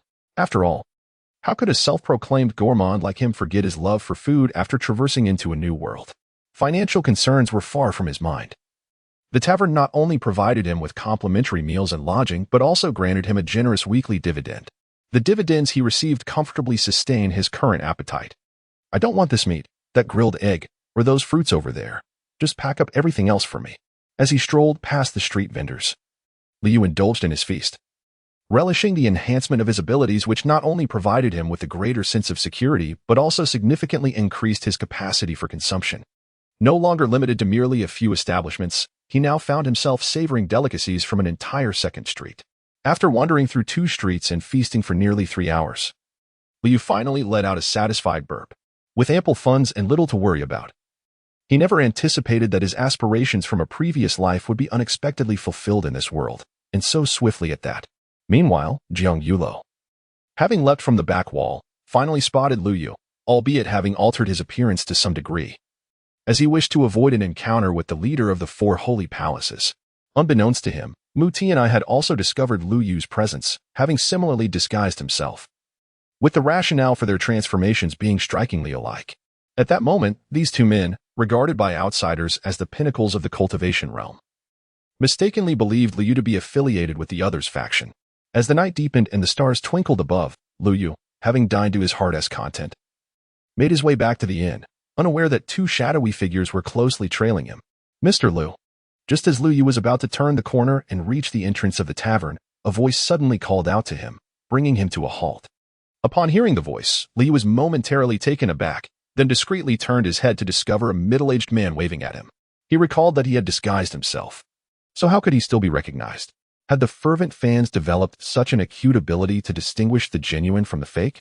And why was it a male admirer calling out to him in the dead of night? Adhering to the principle of avoiding unnecessary trouble, Liu decided to pretend he hadn't heard and quickened his pace. To his astonishment, the other party's steps were even faster, and before he could make the turn, the man had already reached his side. You are Mr. Liu, aren't you? I am your devoted storytelling fan. Before Liu could respond, the man's hand grasped his. I'm sorry, you must be mistaken. I am not. In the next moment, Liu hurriedly withdrew his hand from the stranger's grip. In the darkness of the night, 2 men tugging at each other would certainly appear questionable. Even if a woman were present, no, that wouldn't he do either. How could he, Liu Yu, a man of integrity and a storyteller of repute, engage in such conduct? Indeed, you are Mr. Liu. I recognize your voice. Initially intending to assert that the other party had indeed made a grave mistake, Liu Yu fell into a profound silence upon hearing those words. Is this what fans have become? How could they still discern identity by mere sound? In that moment, Liu suddenly gained an understanding of the torment that celebrities in his previous life endured from their fans. He never anticipated that even after traversing into a world of cultivation, he would encounter such individuals, and moreover, find himself in the position of being the one stalked. Liu found himself at a loss as he gazed at the man before him. Although his subconscious urged him that the simplest course of action would be to knock the man unconscious and discreetly depart, He cherished his loyal audience too much to consider such a drastic measure. After all, his ability to cultivate was entirely due to the presence of someone willing to listen to his storytelling. Is there something you wish to discuss? After a brief silence, Lu Yu finally spoke, unable to resist indulging his audience. This was not the first time he had been recognized while out in public. Yet he had not anticipated that even with a disguise, he would still be identified. Outside the tavern, Lu Yu exhaled in relief as the ardent fan walked away, silently resolving to exercise greater caution in the future. The investigative prowess of fans these days was truly formidable. With such capabilities, one would wonder why they weren't pursuing a career as a constable. Fortunately, such individuals were not overly common. With that thought in mind, Lu Yu hurried towards the tavern's entrance, anxious that he might encounter another burly man who would grasp his hand and profess his admiration for an interminable duration. The mere anticipation of such a scenario sent shivers down his spine. Meanwhile, the man who had just engaged in a fervent conversation with Lu Yu had retreated to a secluded alley, his demeanor now markedly composed and serene. A stark contrast to the earlier excitement. Had Lu Yu witnessed this transformation, he would have marveled at how swiftly this man shifted his expression, rivaling even the most capricious of women. In the alley, the man shook his head, revealing a completely different countenance, a true transformation. The self-proclaimed ardent fan of storytelling was none other than Jiang Yulo from the Dakian Academy, who had been tailing Lu Yu. It was evident that he was indeed a practitioner of the array realm. Recalling their earlier conversation and the aura that Lu Yu emanated, Jiang Yulo murmured to himself, however, considering the grand formation Lu Yu had established in the courtyard, it could not possibly be the work of an array realm practitioner. With a resigned shake of his head, Jiang Yulo concluded that Lu Yu must have concealed his true abilities exceptionally well. The four sacred palaces truly live up to their reputation as the leaders of the righteous path, harboring such individuals. The next moment, Jiang Yulo sighed deeply. It appeared he would not be returning to the academy anytime soon. Until he uncovered the truth about Lu Yu's identity, he felt an unsettling itch throughout his being. Meanwhile, inside the tavern, the leader of the four sacred palaces, Mu Tianai, suddenly sneezed. Unlike Jiang Yulo, who feigned enthusiasm as a fan, Mu Tianai had never actually heard Lu Yu's storytelling. Had he done so, it would not have been just one man who halted Lu Yu outside, but two. At that moment, he focused intently on the newly arrived Lu Yu, his gaze unwavering, lacking a legitimate reason to approach. He resorted to the most rudimentary method to ascertain Lu Yu's true identity. As one of the select few standing at the pinnacle of the cultivation realm, Mu Tianai held a firm belief in his discerning judgment. He was confident that, had the other party truly been an ancient being from the Deqian dynasty, he would have been able to perceive it at a glance. However, even as Lu Yu turned and returned to his modest courtyard, Mu Tianai remained oblivious to the true extent of his opponent's cultivation. To Mu Tianai's eyes, Lu Yu appeared to be merely a newly ascended practitioner at the array realm, and quite young at that. In the next moment, Mu Tianai could only emit a sigh of resignation, akin to that of Jiang Yulo, believing that Lu Yu had concealed his prowess far too deeply for him to detect. Meanwhile, lying in his chamber, Lu Yu had no inkling that his brief excursion had intertwined him with two titans of the cultivation world, both of whom were now somewhat anxious due to his cultivation predicament. In Yuzhou, within the expansive estate of Jianghuai City, Wang Jiangling gazed with a sullen expression at the several individuals kneeling before him. Are you saying that Lu Yu is still alive? Replying to your honor. Lu Yu indeed has not perished. We saw him exit his courtyard this morning. Bang! Before the man could finish his sentence, a resounding crash echoed throughout the hall. Incompetence. Each and every one of you is utterly useless, unable to even eliminate a mere storyteller. Wang Jiangling's face turned a deep shade of fury as he hurled his teacup to the ground. Where is Zhou Nan? Why has he not returned to see me? Suppressing his inner rage, Wang Jiangling pressed on with his inquiries. Lord Zhou lost contact with us last night. Kneeling on the ground, several individuals anticipated yet another tempestuous roar. However, they were taken aback when an eerie silence enveloped them. In unison, they swallowed hard. After all, at times, silence can be far more terrifying than a thunderous outburst. Particularly in the presence of their master, they, as the Depuls, were acutely aware of the true nature of Wang Jiangling. In this moment, they would have preferred to endure a scathing reprimand from him. Very well, you may return. I trust today's events will remain locked within your hearts. Wang Jiangling spoke softly after a moment's silence. Indeed, upon hearing that they were free to leave, the individuals kneeling on the ground appeared as though they had been granted a great reprieve, swiftly exiting the hall. Uncle Yu would soon see to it that these individuals were dealt with thoroughly, leaving no survivors. After the last of them had departed, Wang Jiaoling suddenly turned and spoke in a hushed tone. As his words faded, a hunched figure slowly emerged from behind a stone pillar, standing at approximately 5 feet. With a gaunt visage, silent and stealthy. Rest assured, young master, the shadow spoke next, its voice as deep and hoarse as its appearance, suggesting that such deeds were not unfamiliar to the speaker. I also wish for you to visit Yunzhou and bring back the head of that storyteller. At this juncture, Wang Jiaoling could no longer contain the fury brewing within him. His eyes gleamed with malevolence. For he could scarcely believe that a lowly mortal could cause him such considerable trouble. The rumors surrounding him had intensified over the past few days, with some even daring to question his cultivation. As the first prodigy, he found such indignities intolerable, which was precisely why he had dispatched the disciples of the Six Desires sect to eliminate Lu Yu, only to send his own assassins afterward. To his astonishment, neither group had succeeded in dispatching a mere storyteller. Just then, a sudden noise erupted from the small door of the rear pavilion. Upon hearing this sound, Wang Jiaoling turned his gaze to his loyal servant and said, "Uncle Yu, you may take your leave now." Indeed, the old man nodded upon hearing these words, then turned and vanished from the room like a wraith. "Come in." In the next moment, Wang Jiaoling's gaze shifted to the rear pavilion, where a figure cloaked in a blood-red mantle materialized before him.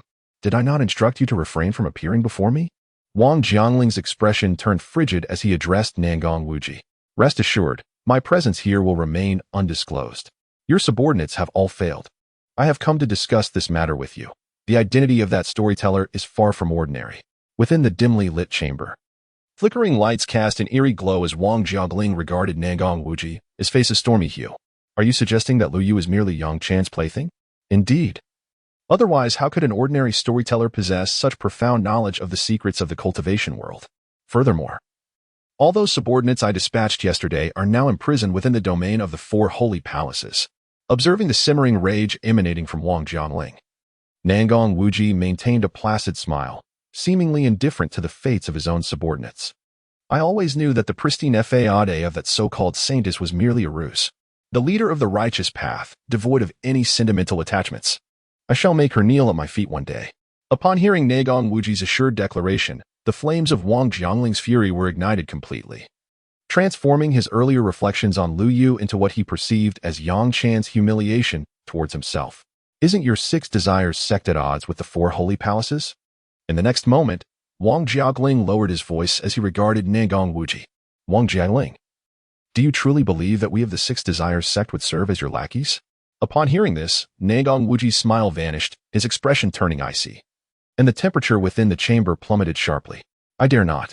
The moment Wang Jiaoling uttered these words, she realized her impatience had led her to reveal her innermost thoughts. Hastily, she lowered her head and explained, "Do not forget, Wang Jiaoling, that your current status has been entirely elevated by the 6 Desires sect.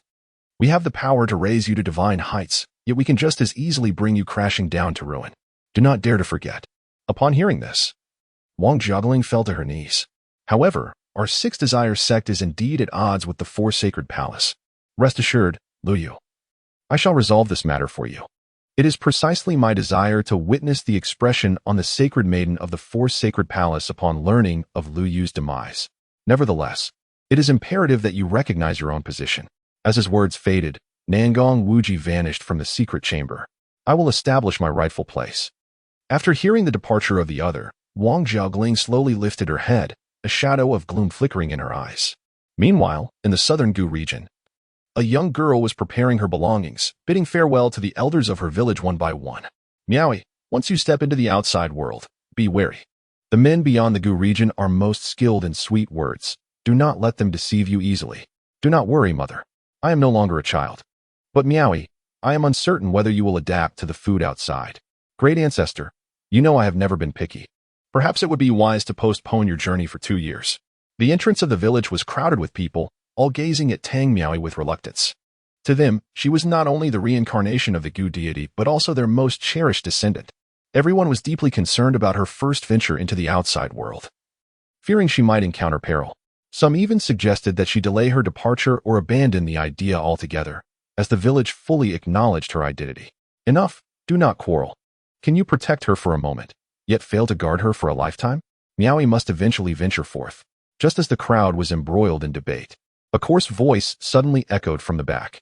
Upon hearing this voice, everyone turned to see a towering man emerging slowly from the central house of the village. Nearly 2 meters tall, he compelled the onlookers to tilt their heads to discern his face, his explosive muscles rippling like a coiling dragon, exuding an overwhelming presence. As the man approached, the crowd parted slightly, creating a space for him. Miaowie, this is your first journey beyond the Gu region. I hope you do not bring shame to the village. Under the watchful eyes of the onlookers, the man gently patted Tang Miaowie's shoulder and spoke with unwavering determination. Do not worry, father. The young girl replied with equal resolve upon hearing his words. Now go, I shall await your return with good news. After uttering these words, the man turned and strode back into the village, seemingly devoid of any concern. Witnessing this scene, the crowd fell silent. Mother, grandfather, everyone, please return. I am no longer a child and will not encounter any peril. Moreover, little Jean is accompanying me, the young girl asserted. Casting a determined wave towards the familiar faces in the village she had called home for over a decade, she brandished the golden little insect, then turned away, gradually fading from their sight. In Yunzhou, I truly wish to discover what kind of person this Mr. Liu is. Little Jean, I presume you share the same curiosity.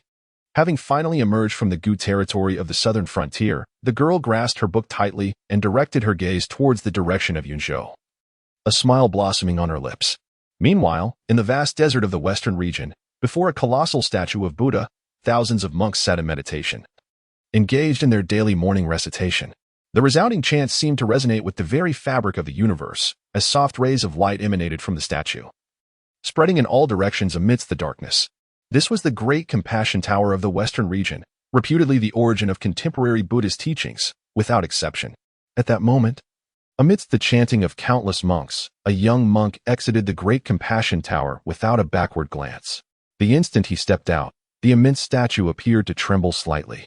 All present rose in unison, turning their heads towards the direction in which the young man had departed. The Dharma shall flourish, flourishing in Yunzhou. In Yunzhou, the city of Chang'an, as dawn broke, Liu Yu's door was once again rapped upon.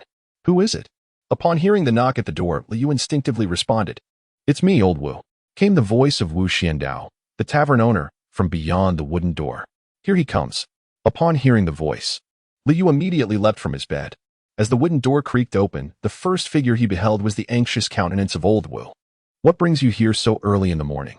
Liu Yu inquired, observing the proprietor of the inn, Wu Xiandao, whose face was etched with concern. Calm down, old Wu. Take your time, Liu Yu urged, noticing the elder's distress. A group of cultivators arrived early this morning, their demeanor unfriendly, claiming they are here for you. I instructed the staff to intercept them for the time being, the innkeeper replied, catching his breath as he spoke rapidly to Liu Yu. Are you here to find me? Xiaolu questioned. Did you discover the items you gave me yesterday? I haven't used them yet. Perhaps you should return them.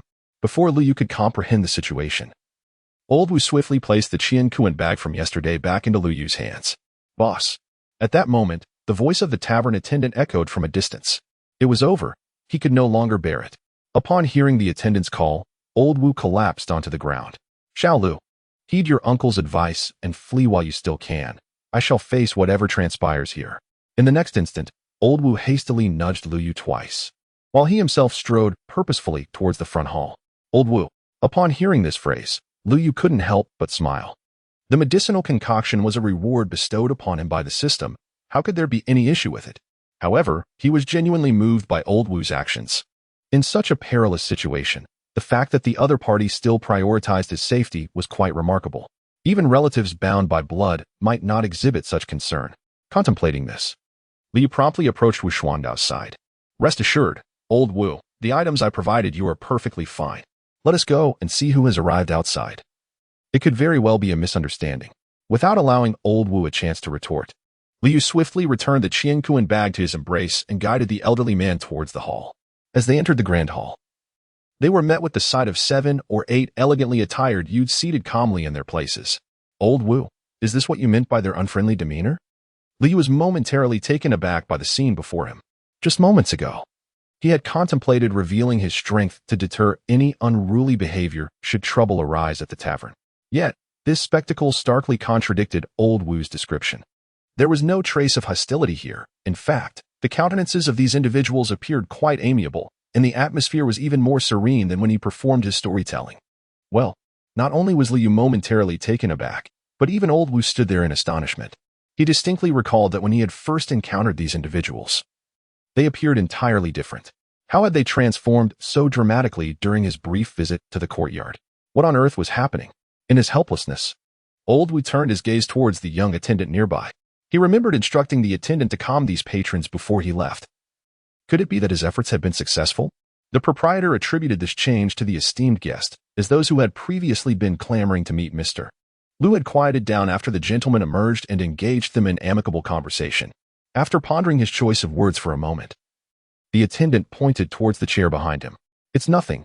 This is merely my duty," he stated modestly. Upon hearing these words, the man seated in the chair rose, his demeanor radiating humility. Observing his rise, the group of elegantly attired youths trembled slightly, as if recollecting something ominous. "Mr. Liu, it is a pleasure to see you again," the man said, clasping his hands in greeting. "Ah, it is you." Upon recognizing the man, Liu also clasped his hands in greeting, evidently familiar with him. Indeed, the man was Huo Wubing from the Dutch Yin Academy. What could this possibly entail? Mr. Liu decided it was best for them to explain themselves. In response to Liu Yu's inquiry, Huo Wubing turned his gaze toward the nearest man. Upon meeting Huo Wubing's eyes, several men seated at the long table abruptly stood up.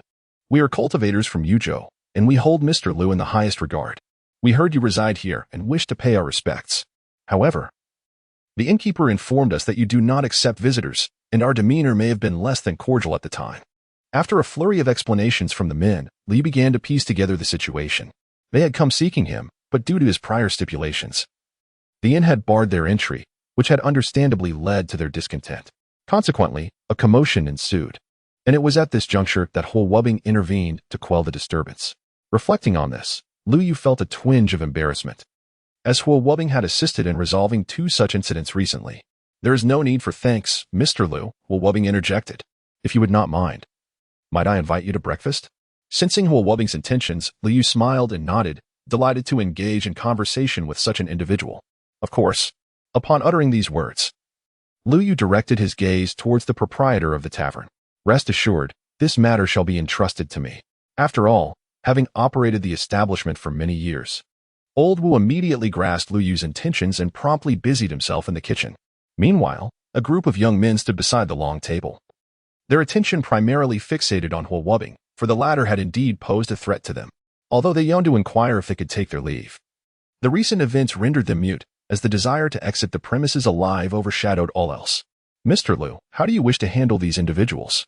At that moment, Huo Wubing gestured towards the few men at the table. Upon hearing this, the young men tensed, apprehensive that the response might entail some excessive action. Yet, should it be overly severe, they were not entirely opposed to acquiescing. "Since there has been no significant disturbance, let them go." Upon hearing this, Liu Yu waved his hand dismissively. After all, he was merely an unremarkable storyteller, not a malevolent spirit. There was no need to resort to violence. "Thank you, Mr. Liu." Upon hearing Liu Yu's decision to release them, the young men were nearly overwhelmed with gratitude, almost prostrating themselves in thanks, before turning their collective gaze towards Huo Wubing. "Very well, you may depart. Should you return to cause trouble, do not expect my hospitality to remain." With Liu Yu's words, Huo Wubing also gestured for them to leave. After all, with the principal party having spoken, what more could he say? Moreover, he had not particularly considered these individuals. His focus lay squarely on Liu Yu. "We will not cause any more disturbances." With the assurance of their release, the young men dashed out of the tavern at an astonishing speed, the last 2 regretting their lack of additional limbs to hasten their escape. In the courtyard of number 1 Tianzi, Liu Yu waved his hand, temporarily dismantling the 3rd lethal formation. After all, he was inviting guests to dine, not luring them in for malevolent purposes. Huo Wubing, on the other hand, had not anticipated that the very courtyard he yearned to enter would, in such a manner, welcome him inside. However, this courtyard appeared rather ordinary and did not seem to possess the extraordinary qualities his master had described. As he stood in the courtyard, surveying his surroundings, Huo Wubing found no discernible differences from his own abode. If anything, it was certainly cleaner than his own dwelling. Just then, a series of knocks echoed from outside the door. "Here he comes." Upon hearing the voice, Liu Yu was the first to rise and approach. "Xiao Lu, the meal is ready. Old Wu, please stay and join us for a bite." Seeing that it was none other than the proprietor, Wu Xindao, who had personally delivered the meal. Lu Yu hastily invited him inside to partake as well. After all, he had come early to warn Lu Yu of impending danger. And he surely hadn't dined yet. I shall pass. I still have matters concerning the expansion project to attend to, replied Old Wu, as he promptly thrust the food container into Lu Yu's hands before turning on his heel and departing without a backward glance. Witnessing this scene, Lu Yu couldn't help but smile. Old Wu's temperament was well known, and there was little he could do to change it. In the small courtyard, while Wubbing sat at the table, feeling somewhat anxious, he had not anticipated entering so easily, let alone sharing a meal with Lu Yu, as he had only spoken tentatively moments before. Meanwhile, in the adjacent courtyard, two men who stood at the pinnacle of the cultivation world were indulging in their own flights of fancy. One pondered how his unruly disciple had come to know the ancient beings of the four holy palaces and had even been invited into the courtyard. The other mused that Lu Yu was indeed an ancient being of the great Qin dynasty, already beginning to guide the younger generation. At that moment, Lu Yu, engrossed in his meal, could hardly fathom that his simple act of inviting someone to dine had led two venerable figures to perceive him as an ancient entity themselves. Where could he even begin to address such misconceptions? Thus, breakfast concluded swiftly, and as they parted, Lu Yu made sure to extend another invitation to Wubbing to visit whenever he wished. Conversely, after leaving Lu Yu's quarters, Wubbing made a beeline back to his own courtyard, where the instructor of the academy awaited him with eager anticipation. Wubbing, what is the true level of the other party's cultivation? I am uncertain. Is there anything remarkable about that courtyard? I did not pay attention. Did the other party share any noteworthy matters with you, perhaps regarding cultivation? Forgot. What have you remembered after going in? The steamed pork with rice flour is quite delicious. After an exchange of words, Jiang Yulo suddenly felt an overwhelming urge to chastise his disciple. He thought to himself, you should consider a name change. Instead of Wubbing, you ought to be called Jin Yubing.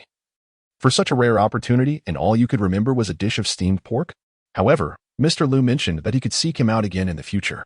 You truly are a clever little rascal. That steamed pork is indeed exquisite. Just as he was about to voice the sentiment that a gnarled tree is beyond carving, Jiang Yulo swallowed the remark upon hearing those words and sincerely praised the dish, acknowledging that it was worthwhile. Steamed pork. Where's the steamed pork? At that moment, the voice of the chubby disciple, Yu Fu, rushed in from the room. Having just awakened, he overheard his senior brother and master discussing steamed pork in the courtyard, which led him to believe that breakfast was being served without him. What steamed pork? Have you finished reciting your righteous verses? The chubby little boy, who had just rushed out of the room with a craving for steamed pork, was rendered utterly speechless upon hearing those words. Just moments ago, he had been extolling the delectable virtues of steamed pork. How could it be that upon his emergence, the atmosphere had shifted so dramatically to one of righteousness? Is this not a rather glaring instance of double standards? At this moment, Xiaoyu found himself at a loss for words, engulfed in a deep melancholy that felt profoundly unjust. Meanwhile, in the adjacent courtyard of the Tianzi mansion, Mu Ti and I observed as Wubbing entered Lu Yu's domain, only to witness the latter's subsequent emergence from the small estate. Countless scenarios raced through his mind. After all, the history of the Dacian dynasty is exceedingly ancient. For a considerable period within the realm of cultivation, figures of such stature were recognized as the vanguards of power. The involvement of such formidable entities inevitably arouses the curiosity of others, particularly when one happens upon such a significant event. With this thought in mind, Mu Ti and I could no longer restrain himself and decisively pushed open the door, striding towards the small courtyard opposite Lu Yu's chamber. The next moment, a series of deep, rhythmic knocks echoed through the air. Who is it? A voice filled with curiosity echoed within the courtyard upon hearing a knock at the door. It is I, Mr. Jiang. Before the words could fully escape his lips, the wooden door swung open with a sudden creak. To his surprise, it was none other than Master Mu. In the next moment, Jiang Yulo stood at the threshold, his face adorned with a cheerful smile, speaking warmly. After witnessing the smile on the other person's face, Mu Ti and I became even more convinced that Wubbing had indeed gained some advantage from Lu Yu earlier. How else could one explain the corners of Jiang Yulo's mouth nearly reaching his eyes? Is Mr. Jiang not planning to invite me inside? Mu Ti and I remarked through clenched teeth, gazing at Jiang Yulo, who was still leaning against the door. I apologize for my rudeness. Please, Master Mu, come in. Upon hearing these words, Jiang Yulo quickly gestured for him to enter. In the next moment, the two cunning old foxes exchanged glances before striding into the courtyard. Days slipped by in a blink. And aside from the initial invitation for Wubbing to have breakfast, Lu Yu had not appeared again. Today marked the day he was to tell his story. Early in the morning, the tavern was filled with people, so densely packed that the description of layers of 3 inside and 3 outside hardly sufficed to capture the bustling scene. From the highest point of the tavern, one could see a sea of faces below, with no fewer than 10,000 souls gathered. They had waited for 3 long days, their anticipation palpable. This crowd is truly immense, Wu Xiandao, the tavern owner, marveled as he observed the throng spilling into the streets. He could hardly have dreamed that his establishment would become this popular, all thanks to his earlier unintentional act. With this thought, old Wu joyfully offered a salute to the sky. What a delight it is to do good deeds. When will Mr. Lu come out to tell his story? Indeed. I have been waiting for 3 days. Do you know how I have spent this time? Even when I went to the opera, all I could think of was Mr. Lu's figure. Hey, brother in front, please share your thoughts with us. Is this something I can listen to for free? As the audience grew restless, unable to contain themselves any longer, they began to shout. Meanwhile, on the second floor by the window, Yang Qian, Mu Qingqing, and the holy master Mu Tianai were already seated, eagerly awaiting Lu Yu's appearance. Is Mr. Lu truly this popular? Mu Tianai observed the noisy crowd below, perplexed. In his memory, those reclusive old masters typically preferred tranquility. Father, it seems you are a bit out of touch. Mr. Lu's storytelling is quite captivating and entertaining. If this tavern were larger, it could easily accommodate several times this many people, Mu Qingqing explained with a smile, hearing her father's mutterings. You have struck it rich this time, sir. Last time, my junior and I were suspended from the beams listening for ages, and my junior, being rather plump, even fell and landed on someone. Beside another window on the second floor, Huo Wubbing exclaimed excitedly as he gazed at the high platform below, feeling that this experience was a significant upgrade from their first visit. The chubby youth, Yufu, had initially wished to retort but fell silent instead. However, after a moment of contemplation, he retracted his thoughts. After all, he had transcribed the classic of righteousness over 60 times in the past 2 days. Today, he wished to immerse himself in the reading rather than continue with the transcription. Everyone, look, Mr. Lu has emerged. At that very moment, a piercing scream resonated from a corner on the first floor, drawing the attention of all present. Good morning, esteemed guests. With the utterance of these words, the entire tavern fell into an immediate hush. In the next moment, Mr. Lu, clad in a flowing robe, gradually emerged from the back entrance. Mr. Lu, you have finally graced us with your presence. If you had delayed any longer, we would have gone mad with anticipation. 3 days and 14 hours, father. Look, Mr. Lu has finally come forth to narrate tales. You may now rest easy. Unruly child, I am still alive. I shall bear you a son, Mr. Lu. I feel the same way. After a brief moment of silence, a fierce eruption ensued. The instant they beheld Lu Yu emerge, the gathered crowd could not contain their excitement and erupted in cheers. Thank you for your patience. Lu Yu responded with a smile and a wave of his hand. Before making his way directly to the high platform, let us dispense with idle chatter and continue from where we left off. Under the watchful gaze of the audience, Lu Yu meticulously arranged the items necessary for storytelling upon the table, then firmly struck the wooden block. Previously, it was recounted that outside the tomb of the Demon Emperor, various formidable factions and remarkably skilled rogue cultivators had congregated, all drawn by the treasures rumored to lie within. However, the tomb was fortified beyond measure, impervious to the efforts of just anyone. In such circumstances, 5 eminent figures from the top factions chose to unite their strength to shatter this stalemate. As they combined their powers, an awe-inspiring celestial energy cascaded down like the Milky Way from the heavens, unleashing a torrent of force that reverberated throughout the firmament.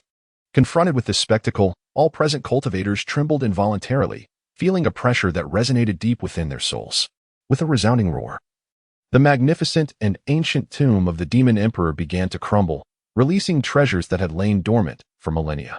Among them, several beams of light shone particularly bright, unmistakably indicating the presence of the most exceptional spiritual artifacts. In the midst of this unfolding drama, the 5 prominent figures displayed their extraordinary prowess, each seizing a multitude of treasures. Yet, amidst this bounty, one radiant beam of light slipped from their grasp, hurtling directly towards the small hill where Yi Fan was situated. At that moment, Yi Fan and the plump Taoist, Duanda, were engaged in a spirited debate over the ownership of the recently acquired treasure. Upon noticing that the coveted artifact was heading in their direction, both men were filled with joy, for who would not desire such a treasure? However, Their expressions turned pale as they caught sight of the powerful figures pursuing the treasure closely behind. Though treasures were indeed desirable, the preservation of their lives took precedence. They knew that even if they momentarily secured the artifact, they would inevitably be crushed by those hot on their heels. With this realization, the two fled with a swiftness surpassing that of a rabbit. In an instant, the treasure that had erupted from the tomb of the Demon Emperor collided with the mountainside where Yufan and Dwanda had recently stood. The impact shattered the rock, causing the very heavens to tremble violently. The shockwave from the collision radiated outward like a tidal wave, obliterating any cultivators who had not managed to escape in time. The scene rendered brutally macabre. Just when the crowd thought the treasure would fall into the hands of the five powerful factions, an unexpected turn of events occurred. The previously shattered mountainside erupted in a burst of emerald light, soft yet resplendently divine, drawing the demon clan's treasure into its embrace. Witnessing this scene, everyone present was utterly astonished. They could hardly fathom that someone dared to intercept the treasures of the five great sects. It was akin to snatching food from a tiger's mouth. Meanwhile, a morally questionable portly Taoist, Dunda, upon witnessing such a spectacle, was so agitated that he stammered incoherently for a considerable time before finally exclaiming, "This is the treasure of the demon clan, the gathering treasure basin." Standing before this basin was a woman of unparalleled beauty. Upon seeing her countenance, Yi Fan was momentarily taken aback. He recognized her. As Li recounted this, the patrons of the tavern collectively inhaled sharply, clearly eager to ascertain the identity of this mysterious woman, who had been likened to a man as catching a cicada while another entity lurked in the shadows. The fact that Yufan was acquainted with her only intensified their curiosity. Who could this woman be? Could she possibly be Wei Wei from the Lingshu Cave? It seemed implausible that she belonged to Lingshu Cave, especially considering how they had previously cowered before the might of the major sections. Let us heed what Mr. Liu has to say. The audience below engaged in a limited discussion regarding the woman's identity, but their conjectures fell short, as it was evident that such identities could not simply seize treasures from the mouths of the leading powers. After overhearing their deliberations, Liu Yu smiled slightly and continued.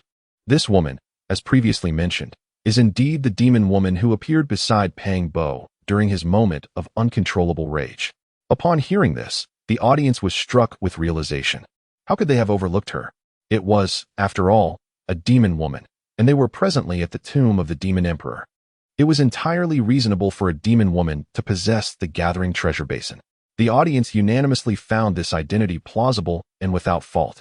However, this demon woman bore yet another identity.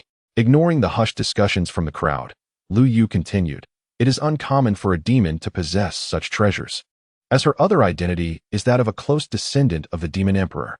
Yet the formidable figures of the major sects cared little for familial ties. In the realm of cultivation, the principle that those with the capability claim the treasures is a timeless truth.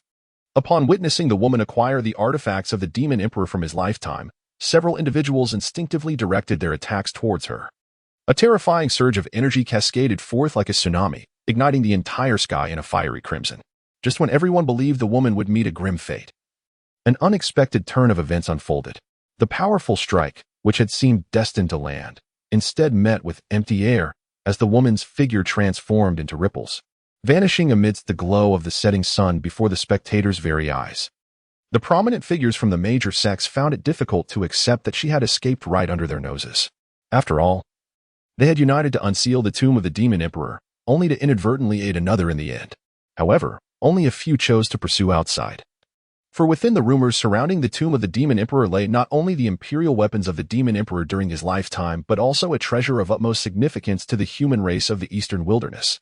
This was the true motive behind the presence of several major sections. Nevertheless, this did not imply that there were no other opportunities present. Although the magnificent treasure basin vanished in the blink of an eye, the radiant display moments earlier had drawn forth all nearby spiritual treasures toward the small hill. At that moment, the shattered hilltop was adorned with divine rainbows, and a multitude of treasures cascaded from the heavens, attracting countless cultivators to the scene. Of course, acquiring these treasures was not a simple endeavor. The spiritual artifacts in rapid flight possessed formidable lethality. Several individuals attempting to intercept midway were instantly pierced, and in the blink of an eye, over 10 corpses littered the hilltop, staining the ground with crimson. Yet, not all were devoid of fortune. For instance, the rather unscrupulous fat Taoist, Dwanda, managed to procure several spiritual treasures. Naturally, Yi Fan, who was already in the vicinity of the small hill, could not let such an opportunity slip by. However, a commoner with a precious gem often finds himself ill-equipped to protect it, as a celestial object fell nearby. Before Yi Fan could even warm it in his grasp, he was surrounded by more than a dozen individuals. Recognizing the predicament, Yi Fan promptly tossed the item aside, declaring that anyone who desired it could take it. The encircling cultivators nodded in satisfaction upon hearing his words, thinking that the lad was not foolish enough to claim ownership of something beyond his means. However, when they beheld the object on the ground, they could not suppress the smirks that crept upon their lips. It was merely a piece of scrap metal. Nonetheless, some persistent souls picked it up, only to discover upon closer inspection that it was indeed nothing but worthless copper. After a series of inspections, several individuals returned the scrap to Yi Fan, acknowledging that not all treasures withstand the ravages of time, and such a damaged artifact was of no use. Subsequently, more individuals approached to examine the copper piece, all concluding that it was indeed worthless. It was not until the fat Taoist returned that Yi Fan deliberately concealed the copper piece within his robe. As Lu Yu recounted this, the audience present brightened with anticipation. Clearly, everyone sensed that Yi Fan was about to employ some clever stratagem. Rather than being dismayed by such maneuvers, they were filled with eager expectation, for Yi Fan had previously been robbed by the fat Taoist on numerous occasions, and all were keen to witness how he would retaliate. It seemed the fat Taoist was about to be thoroughly outwitted.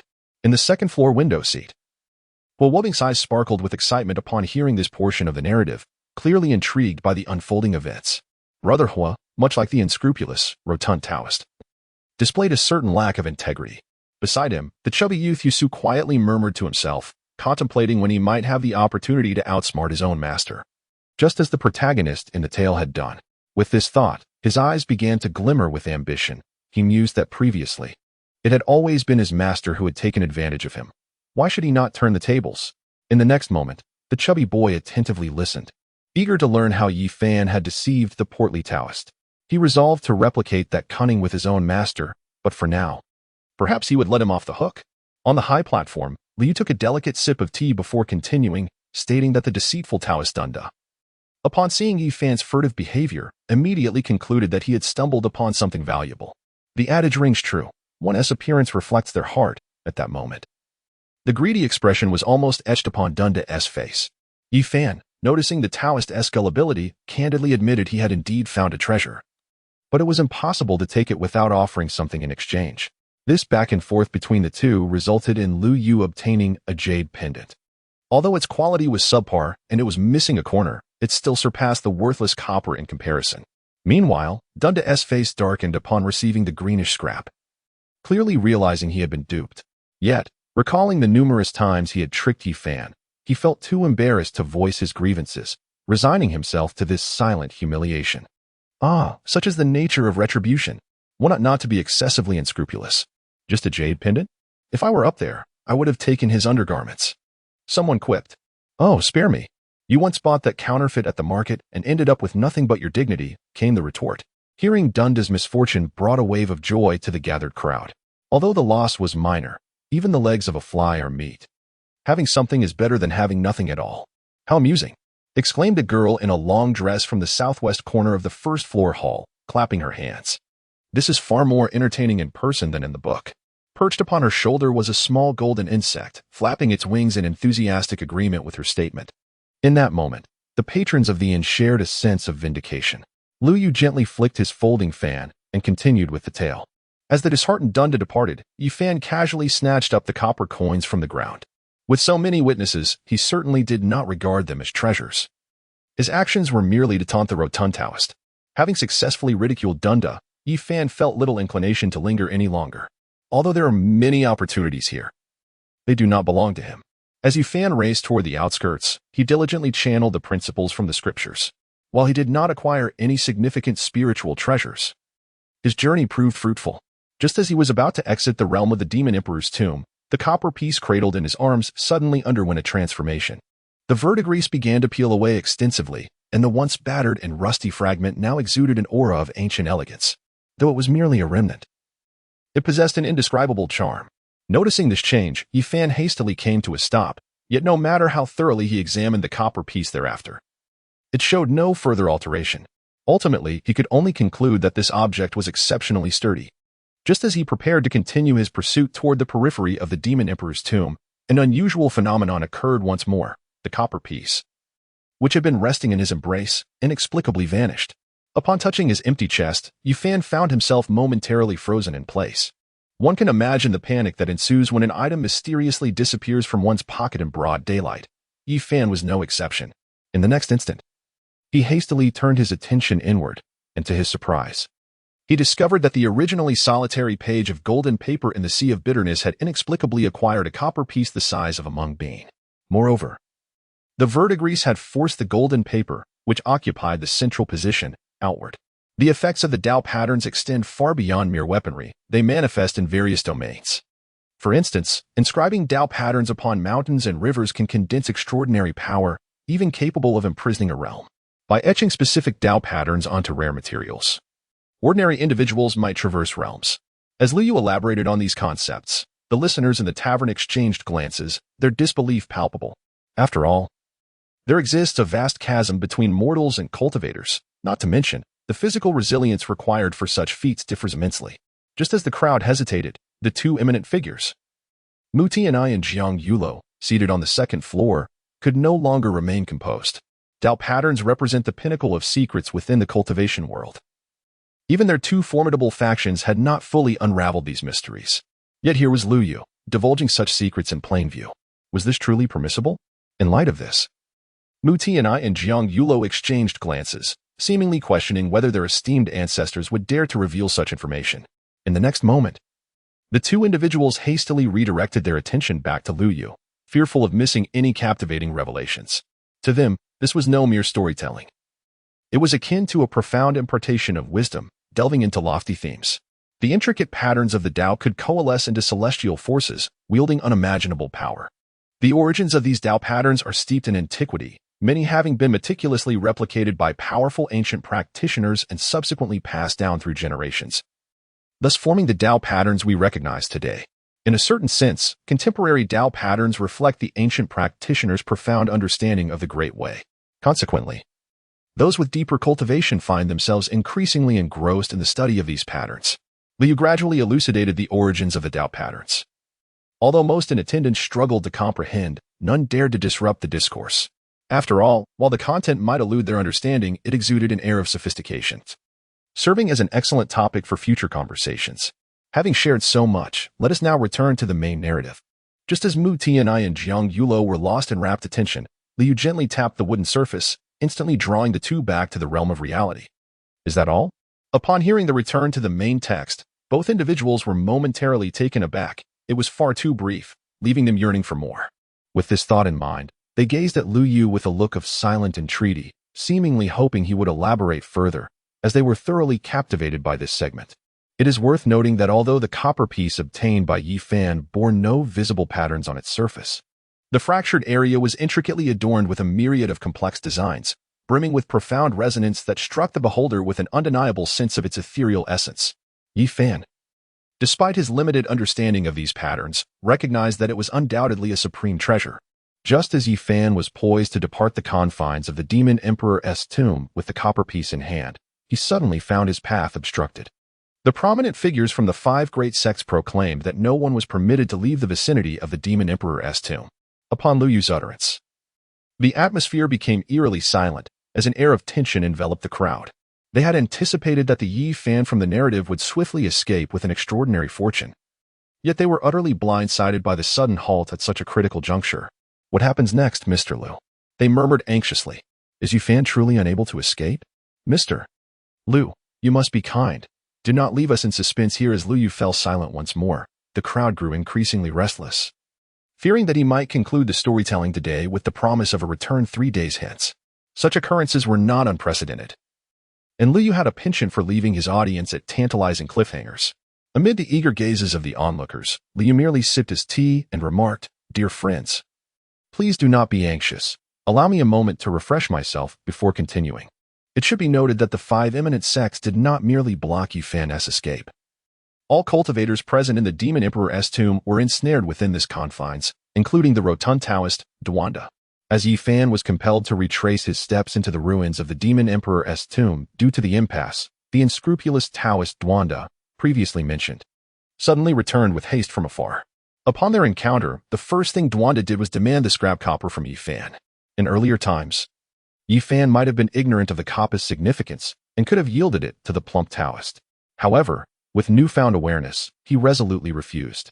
Under Duanda's pressing inquiries, Yi Fan nonchalantly claimed that he had already discarded the scrap and inquired what the Taoist intended to do with such a trivial piece. Upon hearing this, the rotund Taoist wore a pained expression, entirely devoid of the inclination to respond to Yi Fan. Instead, he lamented his misfortune with 2 self-inflicted slaps, contrasting starkly with his earlier jovial demeanor. Ding! Congratulations to the host. The storyteller's popularity has surged, with daily storytelling points exceeding 50,000. Reward, intermediate lottery card 2. Just as Lu Yu finished his sip of water and prepared to continue, a series of system notifications echoed in his mind. Upon hearing this sound, Lu Yu frowned. He had yet to finish his tale for the day, and the reward had arrived prematurely. Could such a fortunate occurrence truly exist? With a single day's storytelling surpassing 50,000, was he not soaring to new heights? Indeed. It was only when the audience grew ever larger that his rewards would become increasingly bountiful. Contemplating this, a sudden spark ignited in Lu Yu's eyes. Today he would speak passionately, and no one could hinder him. Indeed, he was poised for a grand revelation. While it was said that the Demon Emperor's tomb had been dismantled by the 5 great sects, as the last great emperor in history, the tomb of the Demon Emperor was far more intricate than it appeared. In truth, what had just been dismantled was merely a Yang tomb, while in its corresponding location lay a Yin tomb. Presently, Yi Fan and the plump Taoist Duanda stood before the Yin tomb, seeking discarded copper. As Lu Yu continued to elaborate, his enthusiasm grew, igniting excitement among the audience. Each time he reached a thrilling juncture, thunderous applause erupted, even from the esteemed figures Mu Tianai and Jiang Yulo, who stood atop the cultivation hierarchy, particularly upon hearing of the myriad Tao patterns inscribed upon the Yin tomb. The two were nearly compelled to rush to the stage and inquire about the nature of these patterns, asking if Lu Yu could elaborate further. They would even offer additional remuneration if necessary. Simultaneously, a young girl seated in the southwest corner of the first floor, upon hearing this, gazed with twinkling eyes, as if stars had streaked across her vision. Xiao Jin, do you think such a world truly exists? I can't shake the feeling that this storyteller has not merely fabricated tales, but has genuinely encountered such realms. Holding the golden holy insect in her palm, her voice brimmed with yearning, and her curiosity about Lu Yu's identity deepened. As for the test mentioned in the village, it seemed she could complete it before returning. Buzzing in response to the girl's musings, the holy insect fluttered its wings, seemingly echoing her doubts. Amidst the fluctuations of the Tao patterns surrounding the Yin tomb, 5 dazzling beams of light swiftly approached, as 5 prominent figures were drawn to the unfolding events, descending upon the Yin tomb as if they were deities incarnate. Having boasted extensively beside the Yin tomb, the plump Taoist Duanda found himself swiftly pulled into the depths of the tomb by the 5 esteemed individuals. Upon witnessing this, Yi Fan instinctively distanced himself from the sight of the Yin tomb, retreating far away. He was acutely aware that, given his current strength, such an opportunity was beyond his grasp. Even if he stumbled upon good fortune, he would likely be unable to escape the fate of annihilation, as everyone else sought treasures. Yi Fan had already begun to reverse his course, searching for spiritual herbs. After all, he had recently acquired a page from the Golden Book. If he could procure sufficient spiritual herbs, he would undoubtedly soar along the path of cultivation. The previous text mentioned that due to the emergence of the Demon Emperor's weapon, most beasts in the wilderness were frightened away by its overwhelming presence, thus allowing Yi Fan to seize numerous opportunities. As Yi Fan was basking in his abundant gains and preparing to continue his collection, a cacophony of clashing metal and stone resonated around the vicinity of the Demon Emperor's tomb. Initially faint, the sounds crescendoed into a tumultuous roar akin to a cataclysmic landslide or tidal wave. In the blink of an eye, the intricate runes set by the 5 major sects were forcefully shattered, and several shadowy figures surged forth, ascending towards the skies above the tomb like divine rainbows. It became evident that other formidable forces had also received news of the emergence of the Demon Emperor's tomb and were hastening to the scene. In light of such circumstances, it was clear that Yi Fan could no longer afford to scavenge. Indeed, as previously mentioned, the enigmatic green copper, suspected to be a treasure, had already been absorbed into the sea of suffering. Should others discover this, it would undoubtedly lead to dire consequences for him. Having escaped the confines of the Demon Emperor's tomb, Yi Fan chose not to return to the Lingshu Cave Heaven, although he had some remaining provisions there. The prospect of encountering Elder Han, who wished to use him for alchemical purposes, presented a significant dilemma. It would be tantamount to walking into a trap. Though he had only recently embarked on his cultivation journey, Yi Fan's physique was considerably superior to that of the average practitioner. Thanks to the ancient divine fruit he had consumed, this advantage allowed him to traverse over 2,000 kilometers in just 3 days. One night, he arrived at an unfamiliar small town, wearied from days of tumultuous wandering. Seeking refuge, he entered a modest tavern, which was sparsely decorated and inhabited solely by an elderly man and a young girl. Yi Fan's arrival breathed life into the otherwise desolate establishment. However, tranquility is often fleeting. After a few days of respite, Yi Fan returned from hunting in the mountains one day to find the tavern surrounded by a raucous crowd. Pushing through the throng, he discovered that the tavern owner, Old Jiang, and the young girl, Tingting, had been cast to the ground by a band of nefarious individuals with a background in cultivation. Initially reluctant to intervene, Yi Fan's indignation ignited upon witnessing this injustice. As Liu Yu narrated the unfolding drama, the audience's anger was palpable. The audacity of these scoundrels was reprehensible. How could they dare to threaten an elderly man like Old Jiang and attempt to seize his tavern? Was this not a direct assault on his life? Moreover, the fact that they had the audacity to target such a young girl as Tingting was equally infuriating. Did they not fear the wrath of the public? Yet, who could blame them, given that they had a practitioner as their backing? A sudden silence fell over the crowd as someone voiced this grim reality. Indeed, who could defy those with powerful connections? Such abuses of power were not uncommon in the realm of cultivation, with many instances suppressed from public knowledge. After all, was Yi Fan not a practitioner himself now? Surely he would not stand idly by. Indeed, he felt a deep sense of gratitude towards Old Jiang for his care during this period and could not simply look on without intervening. However, Yi Fan had only recently embarked on his path of cultivation. How could he possibly compare to those who had long since established themselves? Furthermore, the opponent's sect was present as well. Indeed, moral coercion is unwarranted. It is entirely within Yi Fan's rights to take action at his discretion. From the initial expressions of anger and discontent, the atmosphere among the crowd once again surged into fervent debate. Some argued that Yi Fan ought to intervene, considering he had resided at the tavern for an extended period, and both Old Jiang and Tingting had come to regard him as family. If one cannot protect their kin, what purpose does cultivation serve? Conversely, others contended that Yi Fan should refrain from acting at this juncture. After all, he had only recently begun his training, and to confront those powerful clans would likely lead to certain demise. Moreover, given that his stay at the tavern was not without compensation, why was he expected to engage in conflict? As the tension escalated, the argument reached a boiling point, and it seemed that a physical altercation was imminent. Mr. Liu, do you believe Yi Fan should intervene? Someone called out to Liu Yu, who was perched upon the platform. Upon hearing this, the crowd turned their collective gaze toward him, seemingly awaiting a profound elucidation. The audience was incensed. At that moment, it appeared that the oppression extended beyond just Old Jiang and his grandson, encompassing the populace at large. The tormentors were no longer merely a singular malevolent overseer, but rather embodied the oppressive forces of society that thrived on the misfortune of others. This was indeed a perilous question.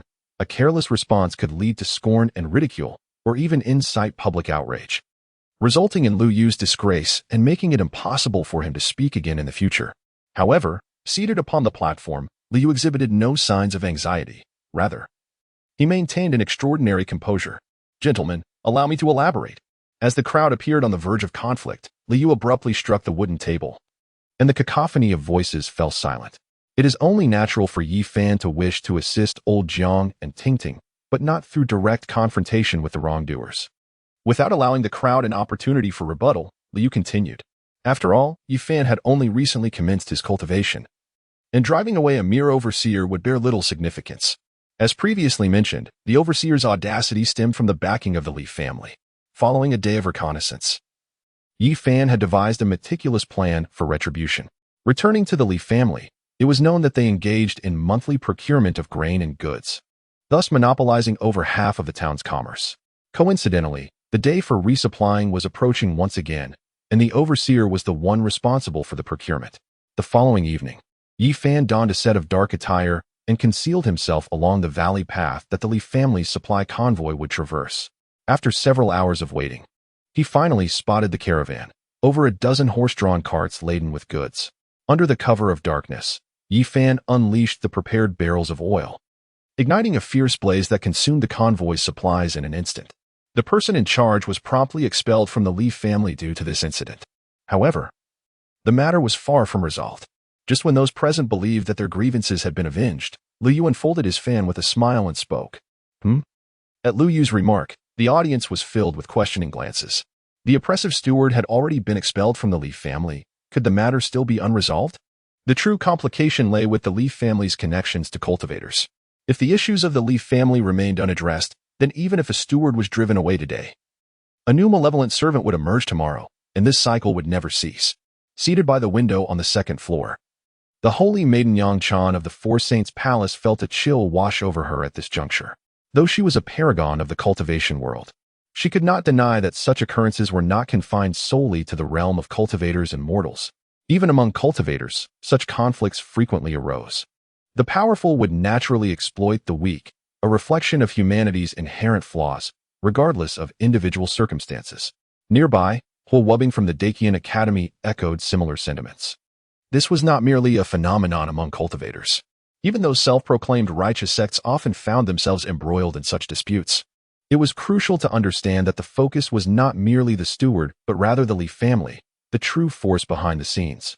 Observing the puzzled expressions of the crowd, Liu took a sip of tea and spoke earnestly. Did Yi Fan truly intend to confront the Li family? Such a notion was implausible. Yi Fan was but a solitary newcomer to the cultivation realm. How could he possibly contend with the Li family? Mr. Liu, although this is a story, one must adhere to reason. It would be rather implausible for one individual to annihilate an entire family. Indeed, how could a single person stand against an entire lineage? In response to the audience's skepticism, Liu chose not to offer individual explanations but continued to address the crowd. It must be noted that this region is not solely dominated by the Li family's cultivation affiliations. Not far from here, in another town, the Zhang family similarly relied on their cultivator connections to tyrannize the locals, and these two families often clashed over resources. Under Yi Fan's orchestration, a conflagration led the Li family to successfully cast suspicion upon the Zhang family. That very day, due to Yi Fan's machinations, a significant discord erupted between the two families, resulting in the Li family burning several of the Zhang family's shops in retaliation. Upon hearing of the altercation, many townsfolk applauded the turn of events. However, the escalating feud eventually attracted the attention of two cultivators from behind the scenes. During this tumult, Yi Fan seized the opportunity to eliminate a Li family cultivator, further intensifying the irreconcilable discord between the two factions. Yet, unexpectedly, matters took a turn. Just as Yi Fan believed events would unfold according to his design, a dozen horsemen arrived in the town, explicitly searching for individuals with the surname Jiang.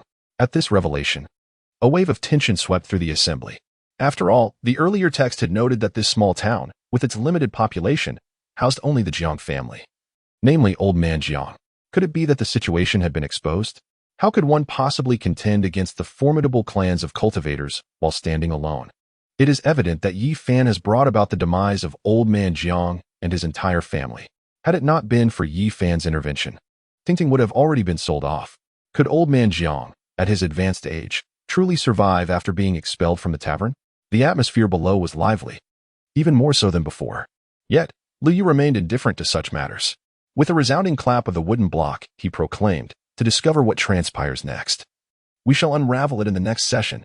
As soon as Liu uttered these words, the commotion in the crowd abruptly ceased, giving way to a chorus of lamentations.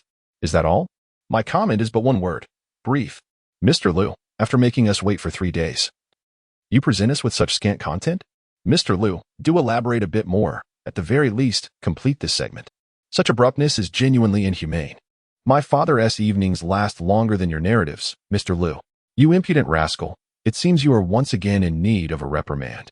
Amidst the cacophony of lamentations echoing from the audience, Liu sat serenely upon the elevated platform, gently swaying his paper fan. Unconcerned with the thoughts of others, he reveled in the satisfaction of his performance, particularly relishing the rewards bestowed by the system. Just moments prior, the familiar chime of the reward notification resonated once more. revealing an additional bounty of over 20,000 storytelling points. Furthermore, he was granted an intermediate lottery ticket, signifying that upon the conclusion of this storytelling session, he would once again be able to indulge in a tenfold draw. While the crowd lamented, Lu Yu continued to gracefully fan himself. He remained steadfast in his self-imposed principles, adhering to the notion that once he declared the end, it was indeed final. There would be no overtime. For a storyteller is never a mere servant unless the rewards are exceedingly generous. Esteemed guests, rising slowly from the elevated platform, Lu Yu gestured with his hand and proclaimed, "Our storytelling session concludes here for today. However, given the fervor in the air, we may engage in discussions on other matters. Should there be any aspects of my previous narratives that remain unclear, now is the time to voice your inquiries, and I shall address them one by one."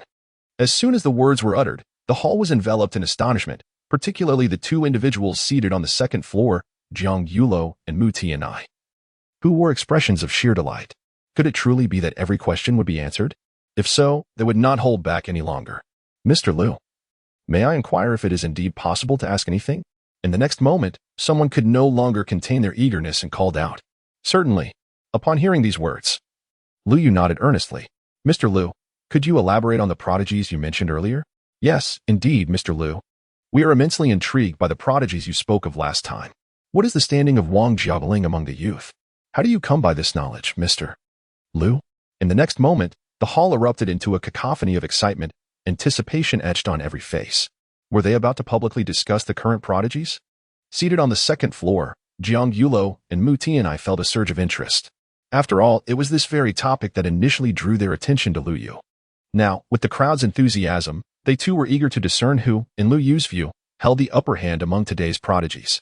As for Yang Chan and Hua Wubing, who sat beside them, they were practically bouncing with anticipation, as this matter directly concerned them. They yearned to understand their standing among their contemporaries. On the elevated platform, Lu Yu observed the eager gazes of the audience and quietly sipped his fragrant tea. He had indeed pondered over this ranking for quite some time.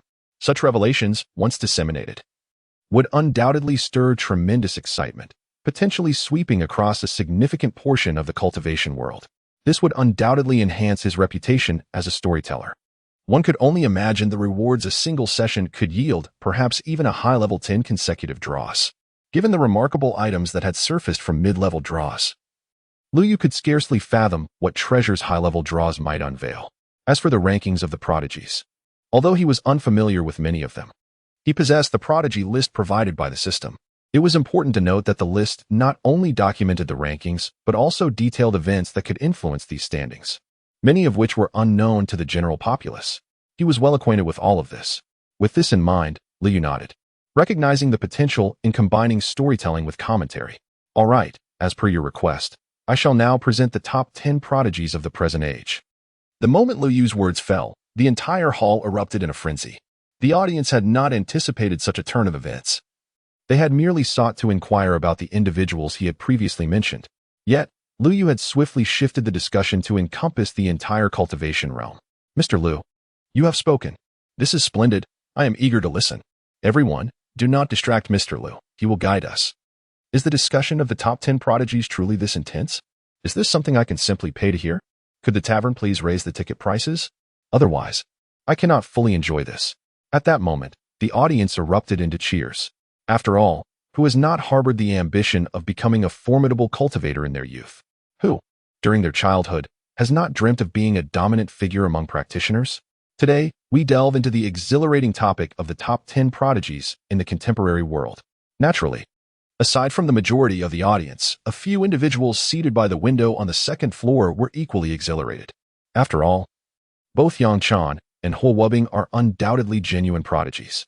As true paragons, they naturally possess a keen interest in their prowess among their peers. Furthermore, they are eager to ascertain their standing in Lu Yu's eyes. Congratulations to the host for igniting widespread anticipation among the audience, earning the title of Center of Attention. Center of Attention, upon wearing this title, one will receive a slight boost in luck, making it easier to garner affection from others and attract the favor of rare treasures. Indeed, you are the most dazzling figure on this street. The system's notification echoed once more in his mind. Upon hearing this sound, Lu Yu momentarily froze. Is this even possible? With that, let us dispense with trivialities and return to the main topic. Initially, I merely intended to briefly discuss the matter of the top 10 prodigies. However, Liu suddenly felt compelled to adopt a serious demeanor, not due to any rewards, but rather because he was genuinely moved by the crowd present. Indeed, at least in his heart, Liu was telling himself so. In this vast and boundless world, the number of extraordinary talents is simply innumerable. To elaborate on them would require an eternity. Even 3 days and nights might not suffice to reveal but a mere fragment of their greatness. Therefore, today we shall focus solely on the prodigies under the age of 30 within the 5 domains. With a resonant chime, Liu commenced his discourse. Let us begin with the 10th name on the list. The 10th prodigy, the contemporary sword attendant of the sword tomb of Jiangzhou, is none other than Wu Zuihua.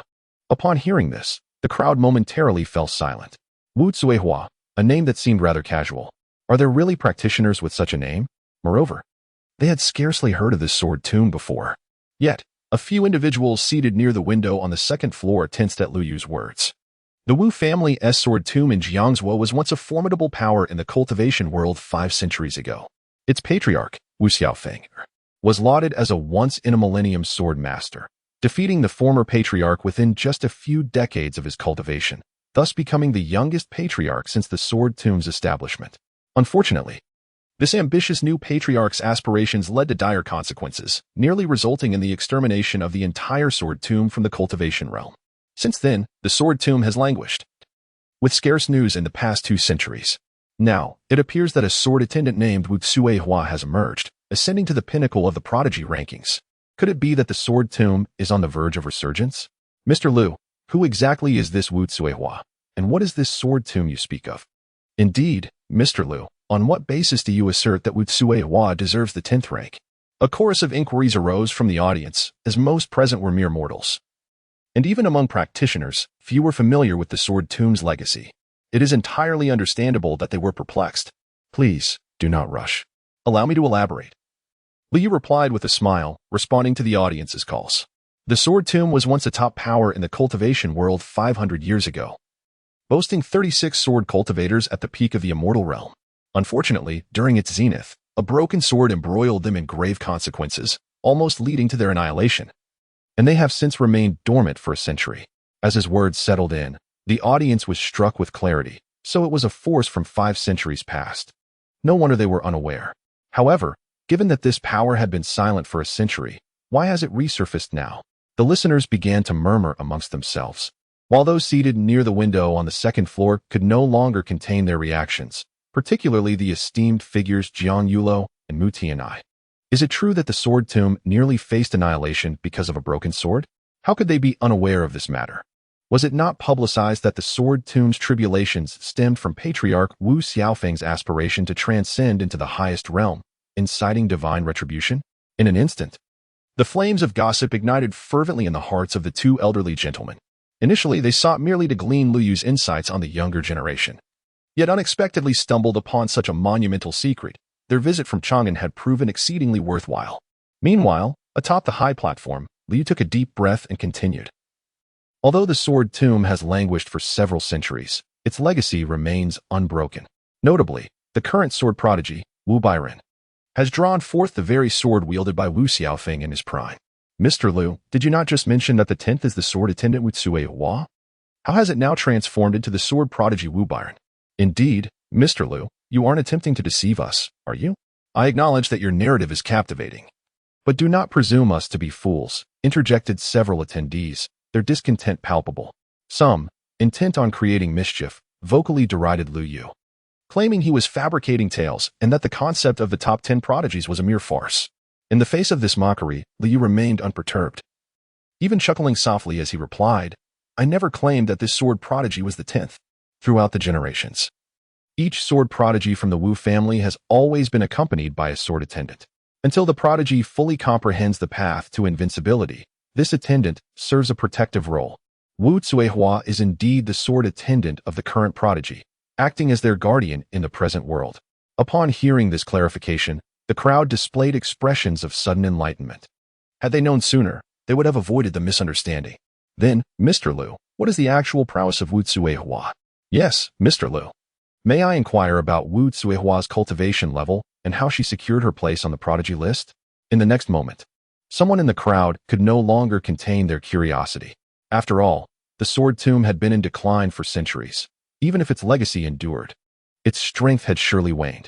How could a mere sword attendant, despite being a guardian of a prodigy, have entered the ranks of the prodigies?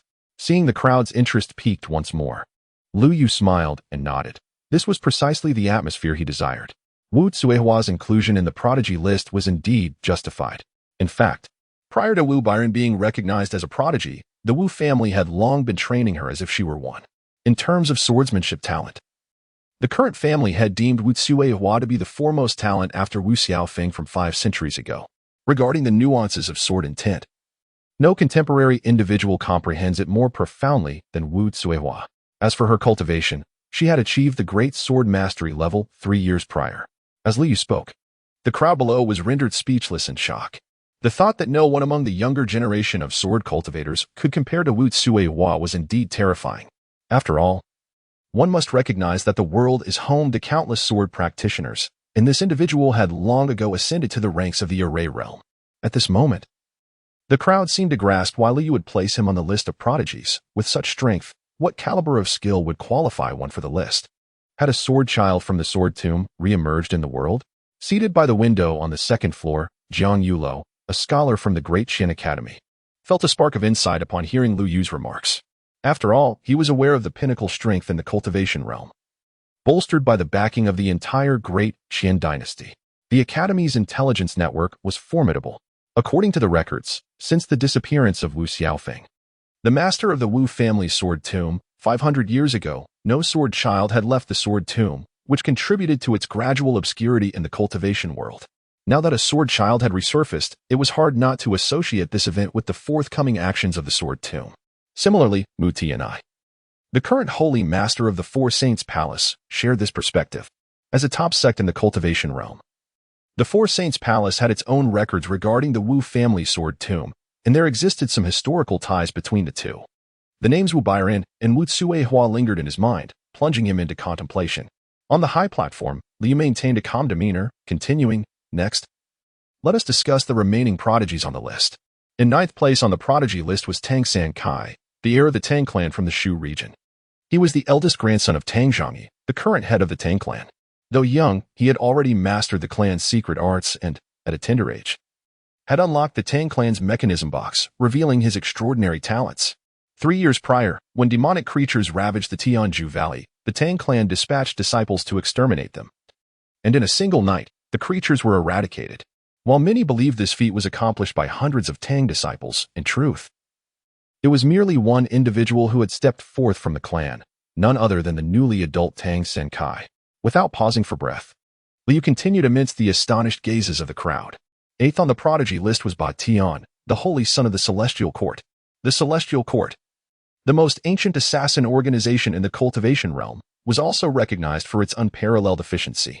Despite being relentlessly hunted by various sects throughout history, the Celestial Court had never vanished. At one point, it even held the title of the foremost assassination organization, striking fear into the hearts of many sections.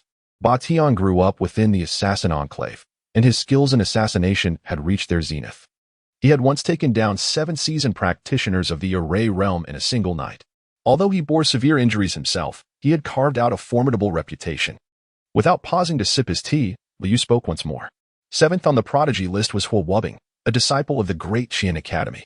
As these words were uttered, an inexplicable tension enveloped the atmosphere, and Huo Wubing, seated on the 2nd floor, straightened his posture. It seemed as though his senior brother was being addressed. The chubby youth, Yu Fu, who sat beside Huo Wubing, was momentarily taken aback upon hearing Lu Yu's remark. His senior brother on the list of prodigies? Surely, this must be a jest. He was well aware of his senior brother's true capabilities. Although he conceded that his senior was marginally more skilled, it was only by a hair's breadth. How could someone so carefree and frivolous possibly attain a place among the esteemed?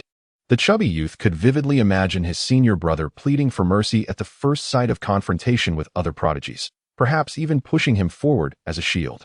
With this thought in mind, he shot a fierce glare at his senior brother, vowing that when he grew up, he would certainly teach him a lesson. At the very least requiring him to transcribe the Righteous Sutra 100, no, 1,000 times. Despite Huo Wubing's seemingly carefree demeanor, his heart harbored grand ambitions. Although he lacked any notable achievements, His steadfast resolve in pursuing the essence of literature allowed him to secure his position among the distinguished. 6 entries into Confucian Mountain. After Liu Yu uttered this phrase, not only were the outsiders taken aback, but even the academy's instructor, Jiang Yulo, was momentarily stunned. When did this rascal manage to enter Confucian Mountain 6 times? Secretly transmitting his thoughts, Jiang Yulo gazed at his mischievous yet somewhat endearing disciple, his face filled with disbelief.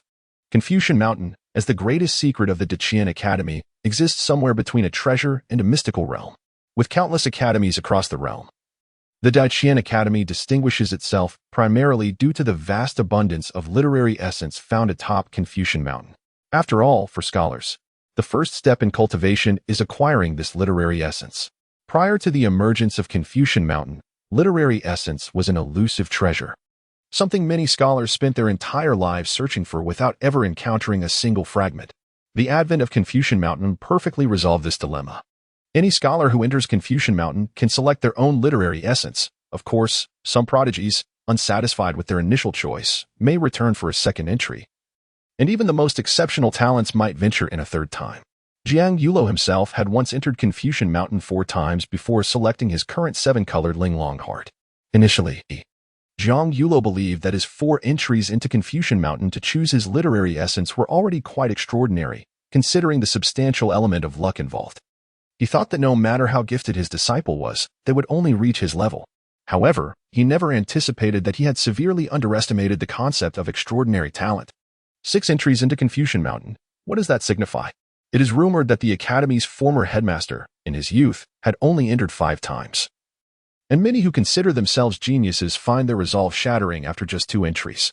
Sir, if I were to claim it was mere luck, would you believe me? At this moment, Hua Wuobing, the one being questioned, was also flabbergasted. 6 entries into Confucian Mountain was his greatest secret thus far, aside from himself. Not even his mentor was aware of this. How did you come to know? All right, you rascal, you truly entered 6 times. Once the storytelling concludes, I shall deal with you. Hearing Hua Wuobing's affirmative response, Jiang Yulo's heart jolted. He had just been pondering whether Liu might have made an error in his statement. But now it was clear that there was no mistake at all. This lad had been concealing his brilliance, even fooling him. Ranked 6th on the talented individuals list. The current saintess of the 4 Holy Palace, Yang Chan. Without granting anyone a moment to breathe, Liu continued. The saintess Yang Chan possesses the innate Nining profound body. The moment those words were spoken, Yang Chan could no longer remain composed. Not only her, but even the Saint Lord of the 4 Holy Palace, Mu Tianai, who sat beside her, was now on high alert. The knowledge of Yang Chan being the 9 profound body was the greatest secret of the 4 Holy Palace. How could Liu possibly know this? Originally, Yang Chan and Hua Wuobing intended to listen to Liu Yu's explanations regarding other prodigies. However, to their astonishment, they found themselves at the center of attention, especially as the other party displayed an uncanny familiarity with their secrets. At that moment, both of them involuntarily felt a wave of tension, while simultaneously harboring curiosity about the identities of the top 5 ranked individuals. On the high platform, Liu continued his discourse. The 5th rank on the prodigy list was occupied by Tang Miaoi, a maiden from the Gu region of the southern wilderness. Born with the sacred body of a Gu deity, she grew up in a Gu village and became proficient in ancient Gu techniques. At the tender age of 7, she received the favor of the Gu deity, resulting in the descent of the golden-armored holy insect. By 9, she ventured alone into the Valley of 10,000 Poisons, nurturing countless insects within its depths. At 15, her destined Gu insect, the golden-armored holy insect, broke through to the formation realm. By 17, she had tamed over 100 formation Gu insects, officially stepping into the formation realm herself. The storytellers seemed to be narrating their tale. Yet how did he know all this? In the southwest corner of the first floor, a girl in a red dress. Upon hearing Liu begin to expound on her story, suddenly burst into joyous laughter, causing the golden-armored insect in her hand to flap its wings and chirp, almost as if to say it was equally unaware. Yet, how could the speaker so effortlessly attribute such might to her golden-armored holy insect without further elaboration? The 4th rank on the prodigy list was claimed by Canon, a disciple of the Great Compassion Temple from the western regions. Upon his birth, the heavens were filled with a radiant Buddhist light, and within the Great Compassion Temple, 33 lotus flowers blossomed. By 13, he had mastered the highest scriptures of the temple, the 6-span golden body. Now, he had reached great perfection, with his strikes radiating Buddhist light, rendering him nearly invincible in physical prowess. At 15, he attained complete enlightenment and ventured alone to the demon-locking well, acquiring half of the ancient monk Siddhartha's scriptures, vowing that as long as the well remained empty, he would not attain Buddhahood. His only recorded achievement was that he single-handedly obstructed a pseudo-divine fire demon of the half-incense realm for a duration, successfully stalling until the high monks of the Buddhist order arrived, saving 3,726 mortals. Though gravely injured, he epitomized the notion of if I do not descend into hell, who will? As Lu Yu's narration unfolded, the entire assembly fell into a hushed silence. Among the crowd of practitioners, gasps of astonishment echoed, particularly at the feat of withstanding a pseudo-divine fire demon for an extended period. This was akin to a tale from a fantastical realm. It was essential to recognize that there existed a disparity of two entire realms between them. In a world where ascension is paramount, even a half-realm difference could dictate life and death. They could scarcely fathom how such a prodigy could achieve this feat. It was indeed extraordinary. In a moment of reverie, the audience seemed to envision a monk, radiant with golden light, steadfastly standing amidst the chaos. Despite being drenched in blood, he resolutely held his ground, driven solely by the presence of countless mortals beneath him. Truly, if I do not descend into hell, who will? This embodied the essence of a realized monk. Compared to such a figure, the grand monks outside the city ought to feel a profound sense of shame, even as they aspired to ascend to the land of the righteous. Indeed, the fourth rank on the talented individuals list is truly remarkable. The next moment, gasps of astonishment echoed through the arena as everyone was taken aback by Kanan's feats. Simultaneously, questions arose among the crowd. If such a talent holds the fourth position, what must the top three contenders be like? Could they possibly be reincarnations of divine beings? The third rank on the talented individuals list is none other than the solitary cultivator, Shurqin Shan. What? Could it be a loose cultivator? Mr. Lu. Surely you must be mistaken. As soon as Lu Yu uttered the name, the crowd was left dumbfounded, and in that moment, they began to doubt the reliability of their own hearing, as it seemed they had just caught the term loose cultivator. How could this be? A loose cultivator could never be compared to a top-tier sect. Mr. Lu, you must be in error. Indeed, a loose cultivator, whether in terms of cultivation resources or techniques, could never stand on par with a leading sect. A flurry of murmurs erupted among the crowd, not out of disdain for loose cultivators, but due to the insurmountable chasm that lay between them and established sections. After all, cultivation is no trifling endeavor. It is an extravagantly costly pursuit, necessitating wealth, methods, partners, and land, all indispensable elements, and none could be accomplished by a solitary individual. Loose cultivators typically enter the realm of cultivation due to some inexplicable fortuity, yet most ultimately fade into obscurity, having failed to sustain their practice. It is rare to hear of a loose cultivator ascending to the pinnacle of the cultivation world.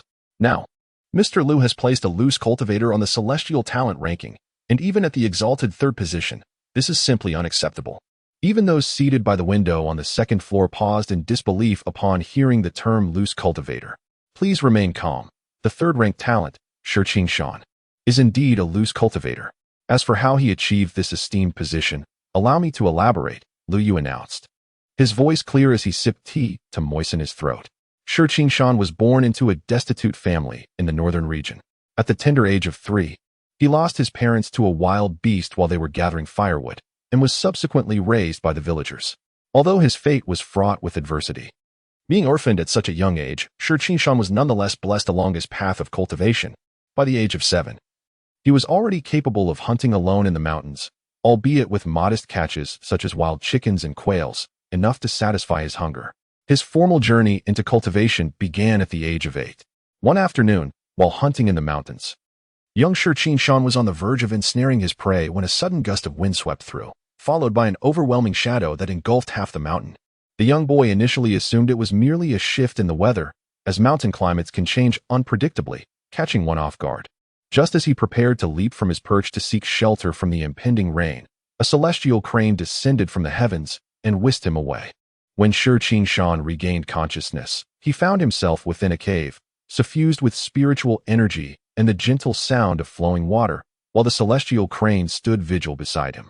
It turned out that this cave was once the retreat of a practitioner who, unfortunately, had perished years prior due to a mishap during meditation. succumbing to the encroachment of inner demons. The celestial crane is none other than the spiritual beast nurtured by the practitioner during his lifetime, destined to ensure the continuity of his legacy. Ever since the practitioner passed away, the crane has tirelessly sought a worthy successor at the foot of the mountain. Shurqing Shan, recognized for his remarkable perseverance since childhood, caught the crane's discerning eye. After a period of careful observation, he was led into a stone cave. As Liu recounted the tale, it was as though a vivid scroll unfurled within the grand hall, revealing the journey of Shurqing Feng from his childhood to the present, from his initial solitude to the companionship of the celestial crane, and subsequently, an unexpected descent into the hidden realms of ancient powers. He endured countless perilous trials that awakened his spiritual intelligence. During a fateful encounter with a fierce beast, he fortuitously acquired a millennia-old spiritual fruit, which granted him an indomitable physique. While in search of spiritual herbs, he accidentally tumbled over a precipice, where he discovered the legendary weapon, breaking the heavens. While practicing his cultivation techniques, he unexpectedly opened all the meridians in his body, instantly entering the array realm. At first, the audience presumed that his fortuitous blessings merely stemmed from being led into the cave by the celestial crane. However, as the narrative progressed, an unsettling realization dawned upon them. Particularly astonishing was his instantaneous ascent to the array realm after a misstep in his training. Such profound fortune was truly alarming. One might have thought him the illegitimate offspring of the goddess of fortune herself. With luck like that, one could hardly believe it. Even a mere pig could soar to greatness. This thought evoked a sense of envy among many, who couldn't help but wonder why such extraordinary fortune had not befallen them. If only they had been in his position, they too could ascend the ranks of the exemplary. The celestial outcast. At the window of the second floor of the tavern, Jiang Yulo and Mu Tianai could not help but exclaim upon hearing Lu Yu's description of Shurqing Shan. While it sounded fantastical, the truth is that the cultivation realm witnesses the emergence of such individuals every few centuries. They are akin to favored children of destiny. Without any effort or struggle, various opportunities and techniques seem to gravitate toward them as if they were free, and some can ascend to the ranks of top masters in a remarkably short span. Alas, such individuals are destined for a brief existence, especially considering the extraordinary luck they currently possess. The backlash of calamity they will face in the future is bound to be overwhelmingly severe. After all, there have been supreme sects that have birthed such figures, and indeed, over the years, many of the foremost sects have encountered a few, yet none have managed to break this ominous spell. There was even a time when a grand sect expended its entire fortune in a futile attempt to safeguard one, resulting in a grievous depletion of their own destiny, from which they have yet to recover. Nevertheless, these individuals do soar to great heights in their youth. Ranking third is not an exaggerated claim. Ding! Congratulations, host.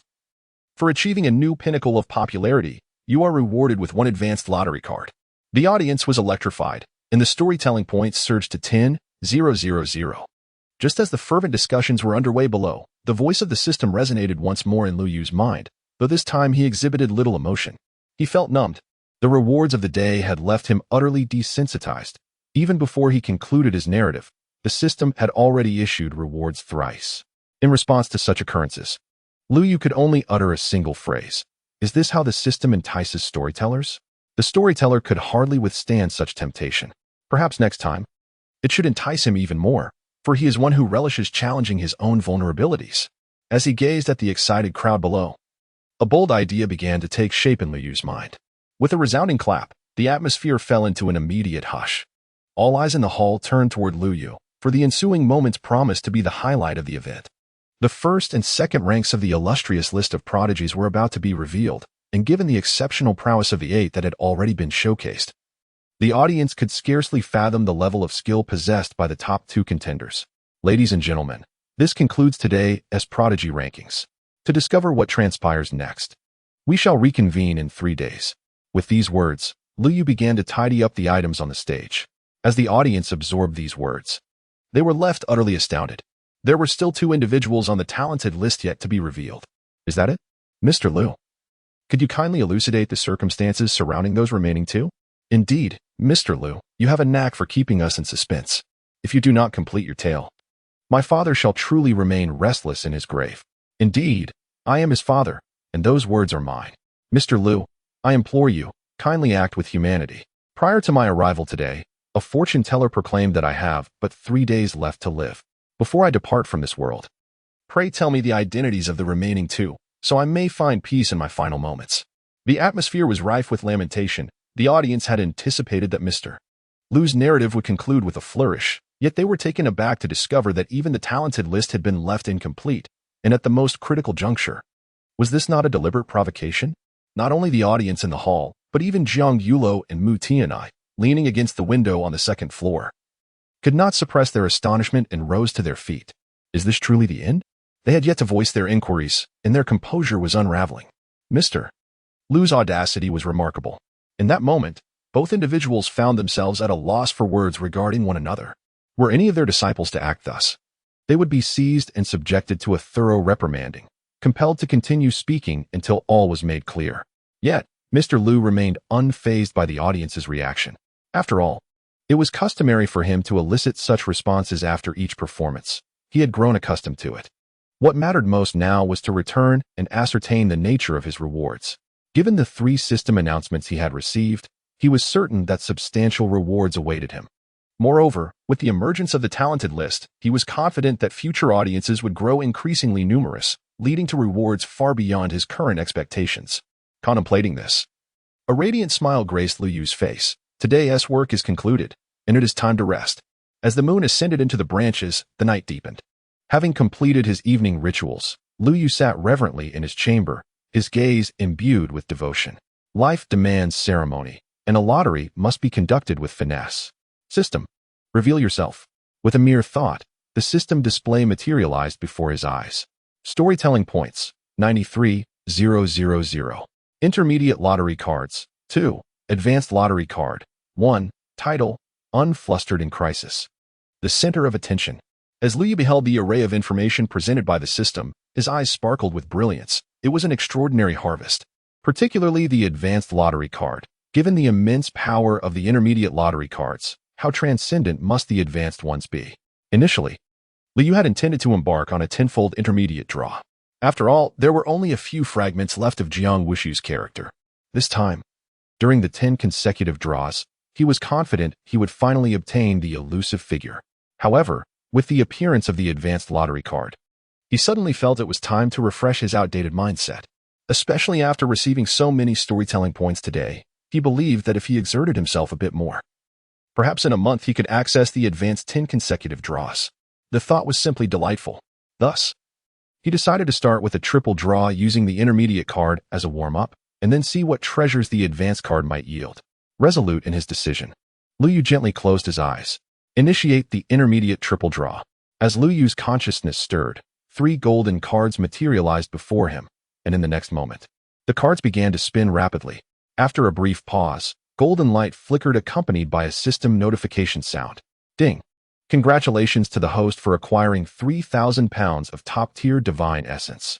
Ding! Congratulations to the host for obtaining 3 fragments of the character Jiang Wushu. Ding! Congratulations to the host for acquiring the mount, Dragon Horse, a peak-level beast of formation. With wide eyes, Lu Yu gazed at the rewards presented by the system, a broad smile spreading across his face that he could hardly conceal. The rewards were astonishingly impressive, making him feel somewhat bashful. After all, he had intended to use these intermediate cards merely as a stepping stone, never expecting them to yield such riches. Seizing the momentum, Lu Yu chose not to claim his rewards immediately, but instead focused his hands and gaze on the advanced lottery card. This was his first time activating an advanced lottery card, so it would be a lie to say he wasn't too anxious. Activate the advanced lottery card. Gritting his teeth, Lu Yu steeled himself and pressed the draw button, with a resonant hum accompanied by a surge of intense energy. A card shimmering with a spectrum of colors appeared before Lu Yu. In that moment, he seemed to glimpse a fragment of the vast world unfold before his very eyes. Upon hearing the reward bestowed by the system, Lu Yu abruptly sank to the ground in disbelief. Was this reward system truly sincere? In the next moment, he hastily rubbed his eyes, fearing he might have misread the information. Ding! Congratulations to the host for acquiring 150 shards of the formidable character. At that moment, Lu Yu could no longer contain the excitement bubbling within him, and he shouted aloud. Fortunately, the formidable barriers surrounding his room muffled his voice. Otherwise, it would have soared to the heavens. Trembling with anticipation, Lu Yu found himself at a loss for words as he gazed at the display on the system. Was this truly within his grasp? No, Was he even worthy of such a gift? As a devoted fan of the legendary tale, Liu considered himself well acquainted with its characters. In his heart, he believed that this merciless figure ranked among the top 3 in the entire universe. A mortal body achieving the status of an emperor, defying the passage of time to live multiple lives, and single-handedly crafting various techniques rivaling the 9 mysteries. All for the sake of waiting for a beloved to return to the mortal realm. Such stories were countless. The individual embodied their name, a true embodiment of ruthlessness. Previously, Liu had thought that a mid-tier lottery was impressive, but he had underestimated the heights of the advanced lottery, which elevated the rewards to an entirely new echelon. Although gathering the required 50 fragments seemed daunting, Liu felt it was a worthy endeavor. After all, this was a merciless figure. He would not falter even if it required 500 fragments. In the stillness of the night, with the crescent moon hanging low and the evening breeze caressing the sycamore trees, Yang Chan, clad in white, gazed up at the starry sky in her courtyard. Ranking 6th on the talented individuals list, such an achievement was worthy of pride anywhere. Yet, at this moment, Yang Chan's thoughts were far from her accomplishments. As the holy maiden born with the 9 profound body, she had been brought to the Four Saints Palace in her youth, where her astonishing talent for cultivation was revealed. Liu Yu's voice echoed in her mind, for in his eyes, it seemed that the world held no secrets. Even her identity as the 9 profound body was known to him, stirring within Yang Chan an impulsive desire to meet Liu Yu. A question that had plagued her for many years now seemed to beckon an answer. In a neighboring courtyard, Wu Wubbing also gazed at the sky. Having just engaged in a cordial conversation with the Academy's Mr. Jiang Yulo, he now looked upward, puzzled. How had Liu Yu learned of his 6 visits to the Confucian Mountain? This secret had never been disclosed to anyone. Even the spirit of the mountain had promised to keep it hidden. Logically, even if the long-lost former principal returned, he should not possess such knowledge, let alone someone from the Four Saints Palace. Although it seemed absurd, Wu Wubbing couldn't shake the feeling that Liu Yu harbored another identity, one that might be even more formidable than the ancient figures of the Four Saints Palace. Moments later, Wu Wubbing turned his gaze towards Liu Yu's courtyard. If his memory served him correctly, Liu Yu had previously invited him to share a meal. However, at this late hour, having a midnight snack seemed a bit excessive. Perhaps it would be better to have breakfast together in the morning. Yes, breakfast it would be. Upon this realization, Wu Wubbing nodded vigorously, for he was aware that there remained an important matter to address following his 6th visit to Russia. He was determined to ascertain whether the other party was aware of the situation by the morrow. If they were indeed informed, he had already braced himself for social demise. No, rather, he had prepared himself to seek assistance. Thus, the night swiftly elapsed, and as dawn broke, the gates of the 2 courtyards adjacent to Liu Yu's abode swung open simultaneously. Upon catching sight of the other's silhouette, both individuals emerging from their respective courtyards were momentarily taken aback. "Good morning, Miss Yang Chan." "Good morning, young Master Hua." After exchanging greetings, they found themselves momentarily frozen at the threshold, the scene remarkably reminiscent of their encounter just days prior. The only difference lay in the identities of the participants. While the awkwardness remained palpably unchanged, they exchanged glances, first at one another, then at the entrance of Liu Yu's courtyard, and in that fleeting moment, it seemed they both discerned each other's thoughts. She was on her way to pay respects to the venerable elder of the Four Saints Palace.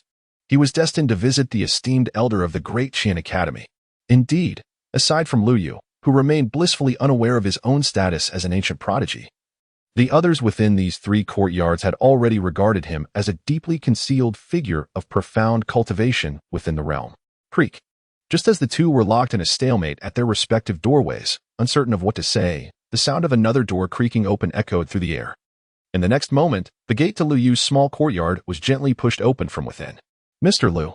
"Senior Liu." Upon seeing Liu Yu slowly emerge from the gate, the 2 contemporary prodigies immediately straightened their posture. "It is indeed you 2. The sudden exclamation startled Liu Yu, who had just stepped outside. But he quickly broke into a smile upon recognizing Yang Chan and Wu Wubbing, the 2 kind souls who had bravely intervened during the last storytelling incident. "Do you have something to discuss?" Liu Yu inquired with a cheerful expression, noticing they stood motionless. "And no." Yang Chan and Wu Wubbing hurriedly shook their heads in response. After all, even if they had matters to discuss, they could not disclose them openly, as those were closely guarded secrets in their hearts. "If there's nothing pressing, why not join me for a meal?" Liu suggested, pleased at their lack of urgency. He had yet to express his gratitude for their assistance in resolving his previous troubles, and this would be the perfect opportunity to do so over breakfast. A meal together? The proposition left both Yang Chan and Hua Wuobing momentarily stunned, particularly Yang Chan, who could hardly believe that such a prominent figure would extend an invitation to dine with her. Is this appropriate? Yang Chan pondered, her thoughts escaping her lips without conscious intention. However, as soon as the words left her mouth, she felt a pang of embarrassment. How could she utter such a thing? Wasn't it glaringly disrespectful to undermine her senior's dignity? What was there to deem appropriate or inappropriate about a mere breakfast? You two wait here for a moment. I shall inform the owner of this establishment to deliver the food to my courtyard, Liu declared, not allowing either of them a chance to object. And he strode purposefully towards the hall. Upon hearing that they could enter Liu Yu's courtyard, the initial reluctance of the two melted away, as their primary objective had always been to gain access to his space, and now, unexpectedly, that goal was within reach.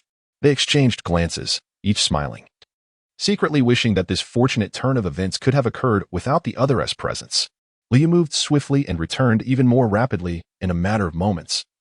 He was back from the hall. My humble courtyard is rather modest. I hope you will not find it lacking, he said, gently pushing open the doors to reveal the small courtyard behind him. Certainly not. Upon hearing these words, Yang Chan and Hua Wuobing hastily shook their heads in a gesture of assurance, simultaneously pondering how this modest courtyard left even their esteemed master, the sect leader, feeling inscrutable. The fact that the other party had dared to describe it as simplistic revealed him to be a truly enigmatic elder. As they stepped into the courtyard, a wave of pure spiritual energy enveloped them, leading both to believe that they had not entered a mere tavern's courtyard, but rather a vast celestial realm belonging to a grand sect. This pristine aura of spiritual energy rivaled that of their own sect's secret grounds, solidifying in their minds the notion that Liu Yu is indeed an extraordinary being. Please, make yourselves comfortable. Do not stand on ceremony, Liu Yu remarked, observing the two standing awkwardly at the entrance, assuming their demeanor was due to shyness. He waved his hand, inviting them to feel as at home as possible. After all, had it not been for these two kind souls who had intervened to drive away the troublesome intruders just days prior, his own powers would have been indiscriminately revealed, inevitably attracting a multitude of complications.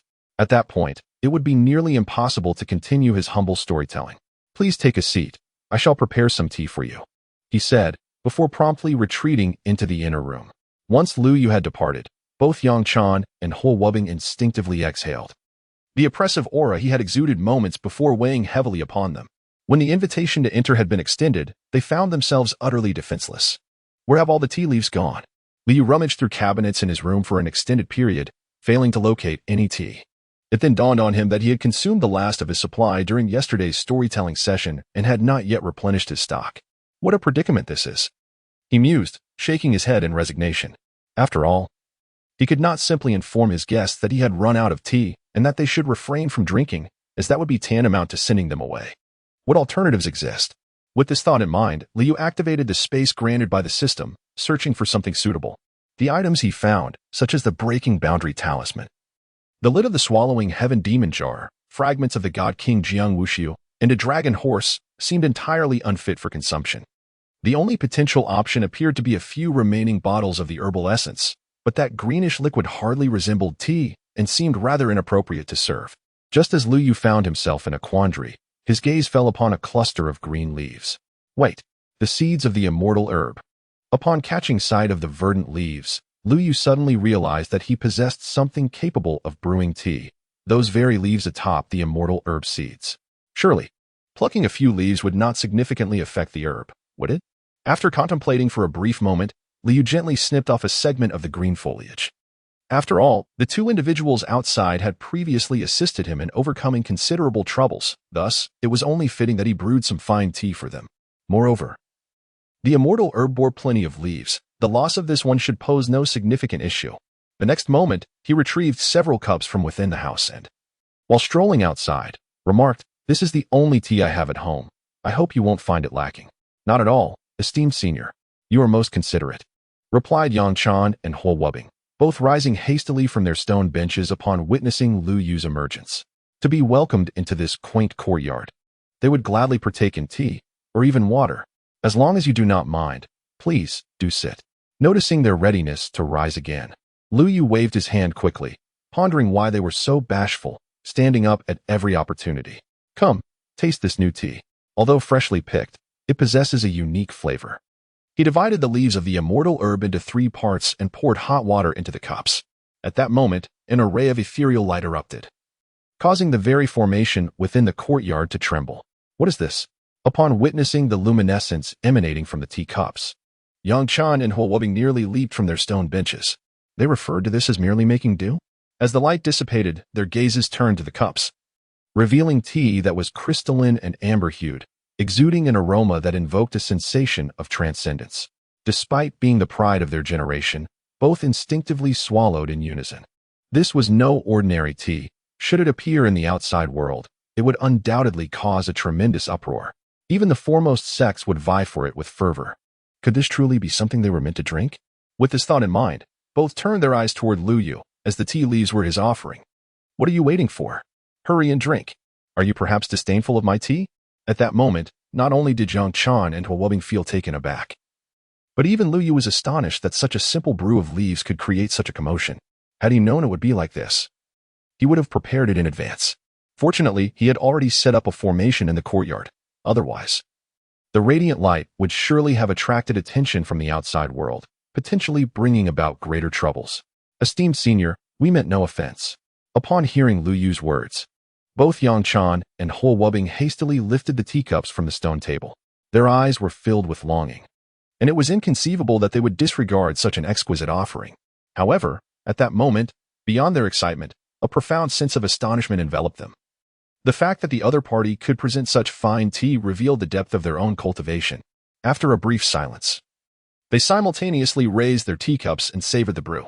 The instant the tea touched their lips, they were enveloped by an aromatic richness that cascaded from their mouths to their throats and finally settled in their bellies. A surge of vibrant life force coursed through their beings, while pure spiritual energy flowed through their nostrils and mouths with each breath. In the next moment, both individuals could not help but exclaim in unison. Just a moment ago, they had merely taken a small sip, yet the unexpected intensity of their reaction was overwhelming. At this moment, a myriad of radiant lights erupted from their bodies, enveloping them in an intoxicating fragrance, their physiques appearing as pure as crystal. It is worth noting that they were not ordinary cultivators. They were indeed exceptional prodigies, emerging from the pinnacle of powerful factions. They had encountered countless treasures and miraculous elixirs. Yet today, due to a single cup of tea, they experienced a profound transformation akin to the cleansing of marrow and bones, and the effects were astonishingly evident. With a resounding boom, Yang Chan could no longer contain her cultivation, propelling herself from the 6th layer of the array directly to the pinnacle of the array realm. Had it not been for the protective formation, the structures within a radius of several dozen miles would undoubtedly have been shattered, with no one spared. Meanwhile, on the other side, Huo Wubing found himself seated on the ground, as powerful spiritual energy surged repeatedly from his being. His cultivation also surged from the 2nd layer of the array to the 9th layer, while strands of magnificent qi cascaded from the void, encircling him. Is this tea truly so potent? Witnessing the remarkable transformation of the two before him, Liu turned his gaze to the teacup in his hand. In an instant, he drained the contents in one gulp. 1 second, 2 seconds, 3 seconds. As several dozen seconds passed, Liu realized that he felt no distinct changes within himself. Gazing at the tea leaves consumed in a single gulp, Liu found himself momentarily at a loss for words. He was well aware of the effects of counterfeit liquor, yet he couldn't fathom how his tea had transformed into a mere imitation. The thought crossed his mind, and he felt an overwhelming urge to snatch the teacups from the hands of the two individuals before him, to taste for himself whether the issue lay with the tea or his own constitution. Clearly, his reaction was unusual. Could it be that his aptitude was so remarkable that there was no room for further development? In the next moment, Liu contemplated a possibility, after all. During his previous cultivation sessions, he had expelled most of the impurities from his body. It would indeed be quite challenging to rid himself of any remaining contaminants now. Nevertheless, despite this realization, Lu Yu's mood remained quite dismal. After all, he had personally brewed this tea. Why was it that others experienced a surge in their cultivation, glowing with vitality, while he felt nothing but discomfort? No, wait, perhaps he felt a bit of bloating. He placed a hand on his abdomen, unsure whether it was the tea causing this sensation or merely his frustration. In any case, he had gone from feeling quite hungry to thoroughly sated, uncomfortably so. In the small courtyard, the extraordinary phenomena surrounding Yang Chan and Huo Wubing persisted for quite some time. Eventually, a celestial radiance descended, cleansing them of their impurities. Of course, Liu did not leave empty-handed. As the two were enveloped in the heavenly light, he too drew near, experiencing a degree of purification. Although there was no significant change in his cultivation, his physical form felt notably lighter, and his garments had become remarkably clean. Thank you, esteemed senior, for your guidance. Upon awakening from their unique state, both individuals bowed deeply to Liu Yu. This gesture was not only a mark of respect for an elder, but also an expression of heartfelt gratitude from two exceptional talents. In that moment, regardless of Liu Yu's status, even if he were an ancient figure of their opposing faction, he would eternally be revered as their senior.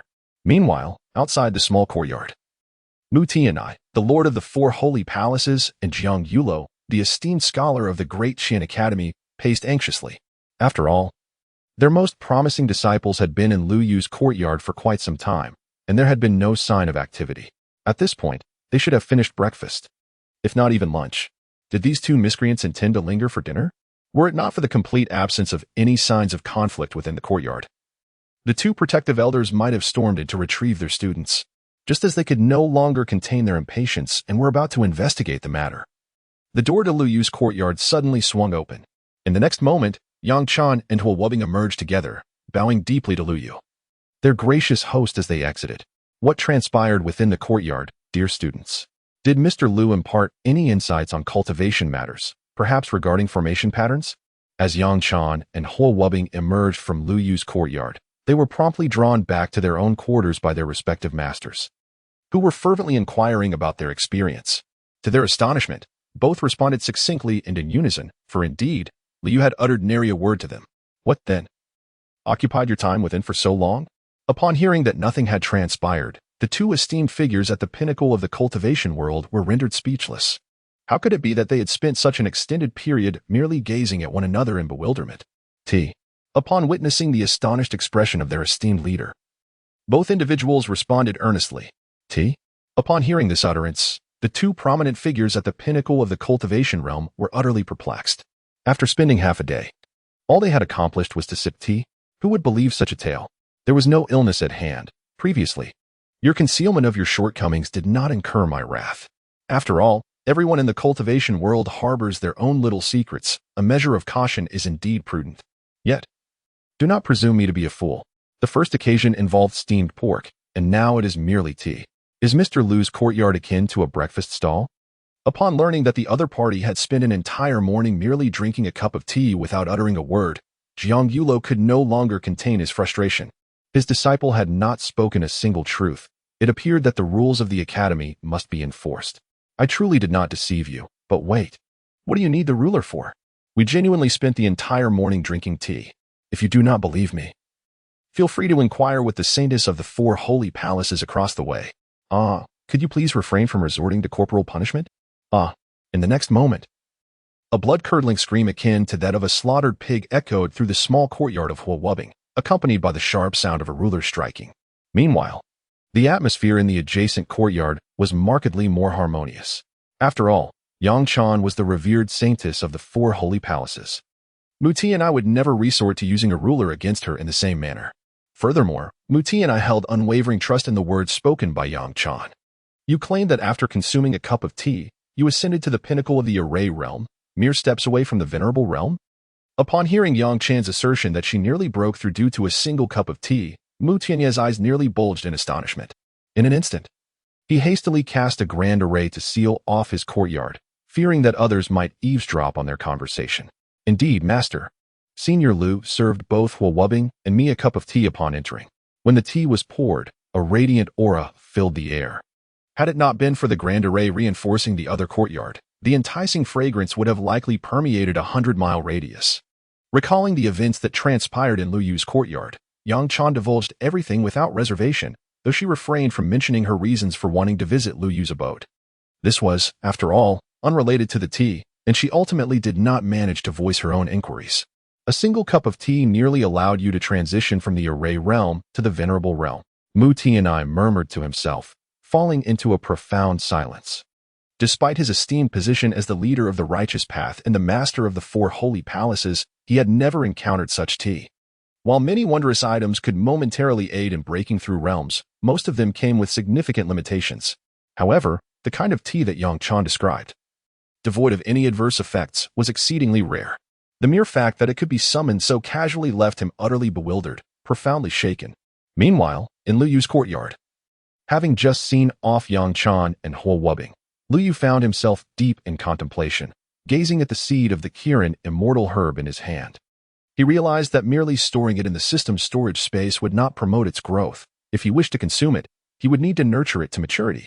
After much deliberation, Liu Yu ultimately resolved to plant the seed in his courtyard. After all, he had no better location for cultivating the immortal herb, and the protection of the third killing array offered some assurance of safety. Go. In the next moment, the third grand mechanism activated, and countless strands of chaotic energy surged from the depths of the earth, enveloping the seeds of the Kirin's immortality elixir, delving deep underground, leaving behind only a small green shoot on the surface. Observing the solitary green sprout, a faint smile graced Liu Yu's face. Although the time required for its growth remained uncertain, he firmly believed that one day it would flourish. In the following moment, Liu Yu infused the previously awarded 3,000 pounds of prime divine essence into the earth, using it as nourishment for the elixir and as a resource to sustain the operation of the Grand Formation. After completing these tasks, Liu Yu turned his attention back to his system's storage space. Earlier that morning, Yang Chan and Huo Wubing had spent the day sipping tea here, leaving him without the opportunity to examine the rewards from the previous day. The fragment of the Divine King, Jiang Wuxiu, stood at 910, just one fragment short of summoning this extraordinary deity. Liu Yu was confident that during his next storytelling session, he would surely be able to gather the final piece. As for the 3,000 pounds of top-tier divine essence, they had already been buried in the soil, rendering further inspection unnecessary. The last reward remained the dragon horse, a peak-level monster of the formation realm, its cultivation surpassing even his own. Were it not for the system's assurance of the dragon horse's absolute loyalty, Liu Yu would have hesitated to extract it, considering his own cultivation was merely at the initial stage of the formation realm. Extracted. After much contemplation, Liu Yu ultimately pressed the extraction button. After all, one should not refuse rewards bestowed by the system, especially when future ventures may require a swift companion. This peak-level creature would surely outpace him. As soon as Liu Yu clicked the extraction, a fierce wind surged through the courtyard, followed by a shadow descending from the heavens. In the next moment, the sound of neighing resonated throughout his small courtyard, accompanied by a powerful surge of energy. Ah, the appearance is splendid. Gazing at the striking white dragon horse before him, Liu Yu couldn't help but nod in approval. If he were to ride this magnificent creature through the streets, the attention he would garner would be nothing short of phenomenal. Coupled with his own exceptional looks, he would be utterly invincible. Wait, that way is a no-go. Just as Liu Yu imagined himself riding the dragon horse and inciting a flurry of gasps from enamored maidens, the dragon horse suddenly trotted towards a small patch of grass in the corner. In an instant, a thunderous roar erupted from the array, and the once pristine dragon horse was now enveloped in black smoke, its mane standing on end. Upon witnessing this scene, Liu Yu instinctively covered his eyes. How tragic. Observing the dragon horse, which had just been released, now lying stiffly on the ground, Liu Yu found himself at a loss, unsure whether to approach and check on it or to retrieve a plate from the house, for he was already beginning to catch the scent of roasted meat. He had certainly not anticipated that with such a vast courtyard, the dragon horse would head straight towards the elixir of immortality. Had he not promptly deactivated the majority of the array's lethal traps, the dragon horse might have been reduced to mere smoke. You truly are. With a deep sigh, Liu Yu waved his hand and pulled the fallen Longma back from the wall. Fortunately, the vitality of the Longma at the pinnacle of the array realm was remarkably robust, and after a few moments, it staggered back to its feet. However, upon standing, it immediately leaped away from the wall, seemingly fearful of being struck again. Liu Yu, witnessing this spectacle, could only chuckle in exasperation, pondering the potential aftermath. Otherwise, this fine Longma might find itself on a rather grim culinary fate. As if sensing Liu Yu's thoughts, the Longma scurried over to his side, nuzzling against him, as if to assert that it was entirely unscathed and inviting him to mount it. In the small courtyard, the Longma bounded about, ultimately demonstrating to Liu Yu that it bore no lingering effects and was brimming with energy. It was far from being destined for the dinner table. Observing this, Liu Yu nodded approvingly, then restored the courtyard's grand formation to its original state. Initially, he had harbored some concern regarding the protective capabilities of this third killing array. Yet, it seemed there was no flaw to be found. With the array fully activated, its defensive prowess was undoubtedly formidable, at least under normal circumstances. Any adversary at the array realm would face certain demise. As for you, once everything was tidied up, Liu shifted his gaze towards the dragon horse, which was enveloped in pure white, but now bore a hint of darkness. Initially, he had contemplated keeping the dragon horse in his small courtyard, for after all, it was a formidable creature at the pinnacle of the array realm. It would be quite precarious to leave it outside. However, following the recent incident, Liu suddenly felt that it would be wiser to keep the horse outdoors. After all, he had been present during the event, had he not been at home. The dragon horse might have inadvertently activated the array's full power, leaving nothing behind but a memory of its existence. With a creak, Liu led the dragon horse out of the courtyard. If his memory served him right, there was a stable behind the tavern where he could entrust the dragon horse to Old Wu, who would care for it with assurance. Remember, you are now just an ordinary horse. Do not cause any trouble, or else you shall face the consequences. As he walked towards the exit, Liu murmured softly to the dragon horse. With a soft whinny, Longma nodded in response to Liu's admonition, as if to assure him that he would indeed perform well as an ordinary steed. In the next moment, the formidable demonic aura, comparable to that of a peak formation realm, dissipated instantaneously. Upon closer inspection, Longma appeared remarkably majestic in form, yet he seemed indistinguishable from an ordinary horse. Understanding. Upon witnessing such a scene, Liu retrieved a modest quantity of divine essence from his pocket and placed it into the mouth of the dragon horse. After all, rewarding one's spirit beast is an essential practice. This gesture startled the dragon horse, nearly causing it to kneel in fear, as it mistakenly believed it had provoked Liu's ire. However, the moment the divine essence entered its mouth, it instantly comprehended its error. Though it appeared somewhat solid, it melted away upon contact. Was this horse not reminiscent of the legendary dragon horse? As Liu led the steed towards the stable, unbeknownst to him, two pairs of eyes had already fixated upon him from the adjacent courtyard, particularly when he fed the dragon horse the divine essence. The two observers nearly erupted in exclamations of excitement. Such a precious substance, merely given to a horse? It was an utter waste. In that instant, Jiang Yulo and Mu Tianai, concealed behind the door, seemed to grasp why the other had bestowed such exquisite tea leaves upon their respective disciples. Clearly, they were indifferent to such treasures. For reasons unknown, the two eminent figures at the pinnacle of the cultivation world suddenly felt an irresistible urge to rush out. Yet, their intention was not to compete with the dragon horse for its treat, but rather to forge a sincere friendship with Liu. A friendship of such authenticity was a rarity they longed for. Oh, Wubbing, Yangchan, next time you dine, could you possibly include your master as well? After a brief silence, the two individuals, typically solemn and earnest, turned to their disciples with beaming smiles, expressing their sentiments. Both Yangchan and Huo Wubbing were taken aback upon hearing these words, clearly surprised that their master could utter such a statement, particularly for Huo Wubbing, who had just been reprimanded for indulging in tea. The suggestion that he should accompany his master next time left him questioning whether his master was merely testing him. Is there a problem? Observing Huo Wubbing's look of confusion, Jiang Yulo slowly retrieved a ruler from behind him. Not a problem, Huo Wubbing exclaimed upon witnessing the scene. After all, since his master had expressed such sentiments, there surely lay a rationale behind it, and the sting of the ruler upon one's backside was indeed painful. In another courtyard, the ambience was significantly more harmonious. After a brief moment of contemplation, Yangchan acquiesced to Mu Tianya's request. However, she could not guarantee whether Liu would be permitted to enter. What might be appropriate to bring when visiting this esteemed elder? Upon receiving a positive affirmation, the academy's instructor, Jiang Yulo, along with the lord of the four holy palaces, directed their gazes skyward.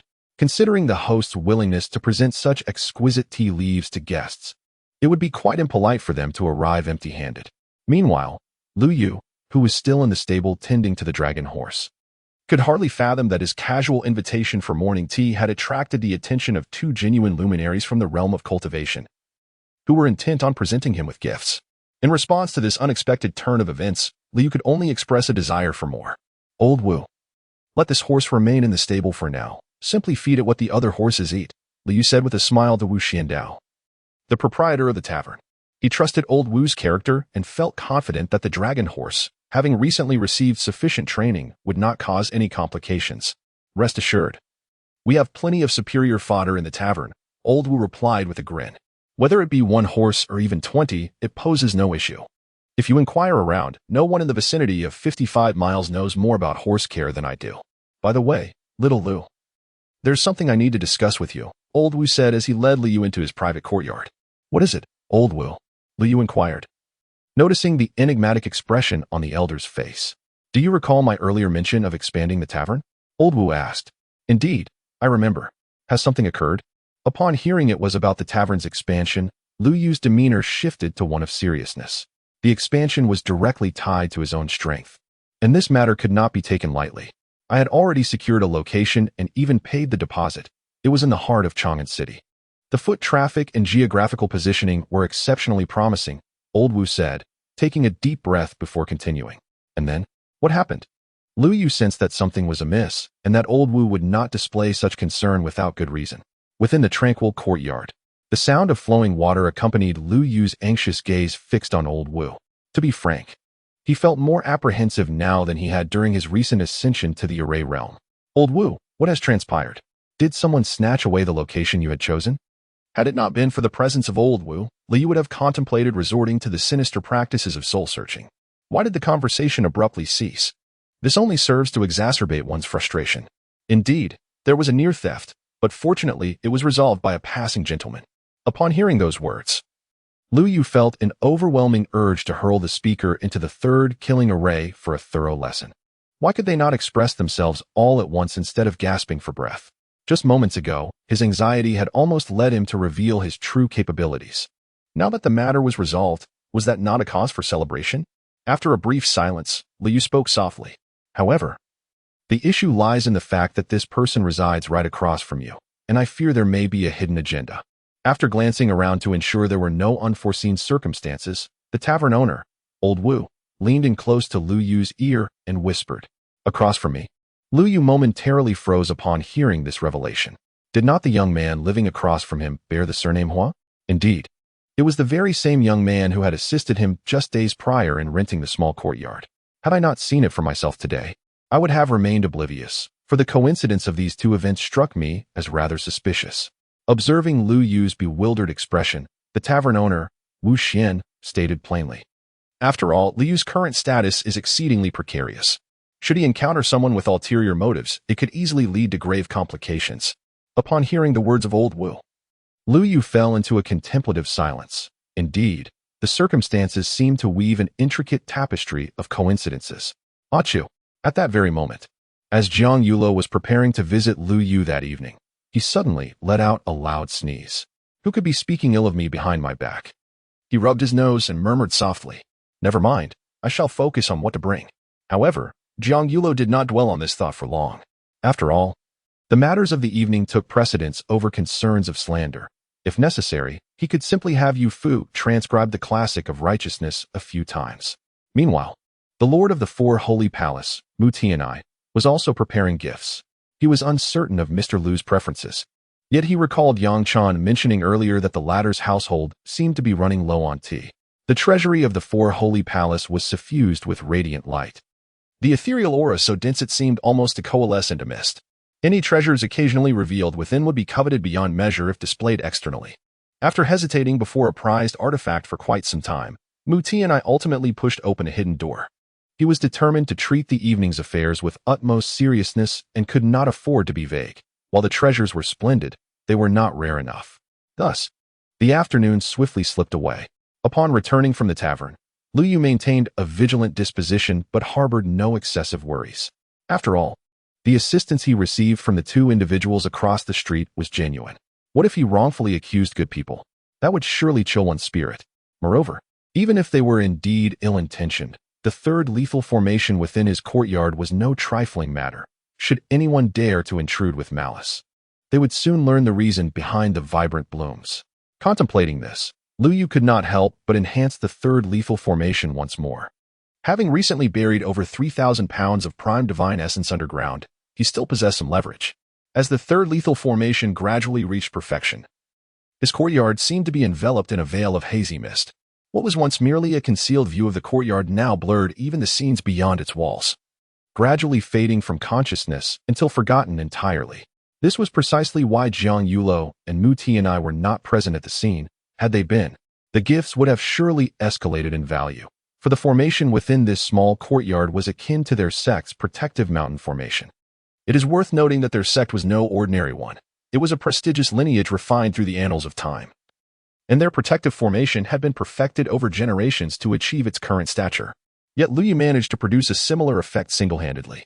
Such a realization was profoundly unsettling upon deeper reflection. Why are you out so late, Master Mo? And Mr. Jiang, why are you out as well, carrying such a bundle? As dusk fell over the tavern's rear courtyard, the two gates adjacent to Liu Yu's courtyard swung open simultaneously. The next moment, Mu Tianai and Jiang Yulo emerged, each regarding the other with wary expressions, clearly taken aback to encounter one another at this hour. At one moment, both individuals felt as though the other was gazing intently at them. Otherwise, how could their encounter have been so fortuitous? It was to express my gratitude to Mr. Liu. After a brief silence, they spoke in unison. Subsequently, an extended silence ensued, as both individuals still believed that Liu Yu was an ancient monster from the other's family. Together? Very well, together it shall be. After a prolonged standoff, the two individuals ultimately reached a consensus to seek out Liu Yu. After all, if they continued to linger, dawn would soon break upon them. Suddenly, a resounding and rhythmic knock echoed through the air. Who is it? Just after Liu Yu had finished fertilizing the immortal herb, he heard a voice and, adjusting his trousers, strode directly towards the door. With a creak, the wooden door slowly opened a crack. And upon seeing the two middle-aged men before him, Liu Yu momentarily paused. Greetings, Mr. Liu. We have come specifically to pay our respects. Thank you for graciously hosting two of our younger acquaintances this morning. Before Liu Yu could inquire about their identities, Jiang Yulo promptly lifted a large bundle of items he was carrying. Upon witnessing this scene, Liu was momentarily taken aback. A visit bearing gifts? Was he truly so easily tempted? Did they think such offerings would grant them entry? I too have brought a modest token, Mr. Liu remarked. Meanwhile, upon noticing Jiang Yulo retrieving items, Mu Tianai hurriedly presented his own prepared gifts. How embarrassing. Please, come inside. Liu Yu, seeing both individuals laden with gifts, quickly opened the door. His motivation was not the allure of the offerings, but rather the impropriety of denying entry to visitors at such a late hour. The courtyard basked in the silvery glow of the moon, with pure spiritual energy enveloping him, far denser than it had been earlier in the day.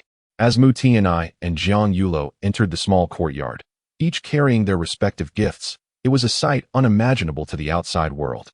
Both Mu Tianai and Jiang Yulo were prominent figures in the cultivation realm, and it was hard to fathom what manner of person could inspire such willingness to follow. Yet, the two esteemed individuals trailing behind Liu Yu felt no discomfort. Rather, they were quite pleased. They had not anticipated entering Liu Yu's humble abode so effortlessly, though they mused it might have been better had they been alone. This courtyard was indeed extraordinary. Upon stepping inside, they were astonished by the density of the spiritual energy present. It rivaled, if not surpassed, that of their own sects, making it difficult to believe this was merely a tavern in the mortal realm.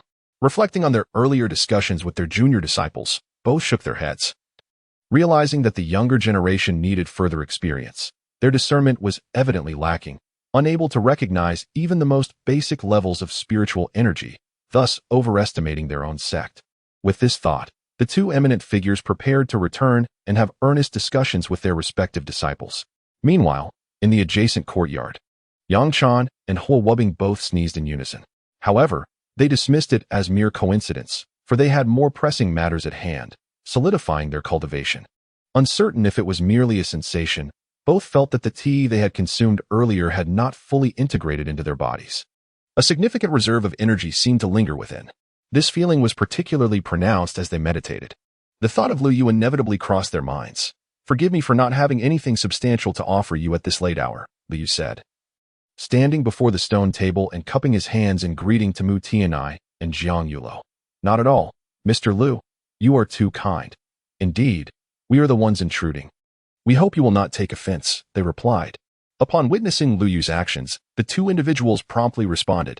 However, as the formalities drew to a close, an air of awkwardness enveloped the gathering, leaving the three individuals seated at the table momentarily at a loss for words, particularly for Liu Yu, who found himself visited at such an unearthly hour by two gentlemen, a scenario he had never encountered before. Were there matters of significance that prompted their late-night arrival? Ultimately, it was Liu Yu who could no longer contain his curiosity and inquired, for this was indeed his courtyard, which housed a rare and precious elixir of immortality. Were it not for the gifts presented and the sincerity of the visitors, he would have been disinclined to permit their entry. On the other side, upon hearing Lu Yu's question, Mu Tianai and Jiang Yulo exchanged glances. "Mr. Lu, our visit at this late hour is indeed prompted by a minor matter," they replied. With that, they placed various packages of differing sizes upon the table. Although the items were collectively set down, a distinct space remained between them, allowing for a clear distinction of ownership. "While listening to your discourse yesterday, you mentioned that we could inquire freely should we have any uncertainties. We have a couple of questions that we have yet to address." "Oh, initially, I harbored doubts about the intentions of the two individuals who had entered my courtyard. However, upon hearing that remark, Lu Yu felt a sudden clarity envelop him. It turned out that these late-night visitors, laden with numerous items, were simply fellow enthusiasts of literature. Their silence upon entering was merely a prelude to their inquiries, although I had established a rule against discussing books in person. The sincerity they displayed compelled me to listen to their questions. This way, I could prioritize my responses after 3 days. After all, it was well known that I held my fans in the highest regard. Yet, I couldn't help but ponder that if this thought were to leak, it would likely incite a chorus of criticism. Indulging my fans? When the narrative reaches a pivotal moment, I must wait 3 days. What kind of indulgence is that? Ah, may I ask this directly? Across the stone table, Mu Tianai and Jiang Yulo were utterly taken aback by Lu Yu's prompt acceptance of their visit, especially since he hadn't even glanced at the carefully prepared gifts they had brought. "Of course, please wait a moment while I brew you some tea." After surveying the two with a keen eye, Liu turned and made his way into the room. The questions were indeed permissible, however. There was no guarantee he would provide answers. As for treating these literature aficionados to a cup of tea, was that too much to ask? Certainly not. They had traversed the late hours, bearing gifts to visit me. That was a matter of courtesy. Offering them tea was merely an act of goodwill. Storytelling requires not only eloquence, but also an understanding of human relationships. As Liu stepped into the room, Mu Tianai and Jiang Yulo exchanged glances in the tranquil courtyard. "Mr. Jiang, given your esteemed position, must you still inquire in this manner?" Mu Tianai leaned in, lowering his voice. "You jest, Master Mu. I am merely a storyteller. What stature do I possess? It is you, the leader of the righteous sect, who ought to contemplate such matters." The courtyard was enveloped in silence as the two titans of the cultivation world cautiously tested each other's words. They perceived Lu Yu as an ancient entity of their opposing faction, believing he had no need to question them as they did. Perhaps they speculated he was wary of sensitive topics. Indeed, that must be the case. At this moment, neither of them doubted Lu Yu's status as an ancient being, for the intricate formations within this courtyard could only be orchestrated by someone of profound depth. With this thought, both men surveyed their surroundings. And upon seeing the elaborate array of Dao patterns adorning the courtyard, they were so exhilarated that they leapt from their stone benches.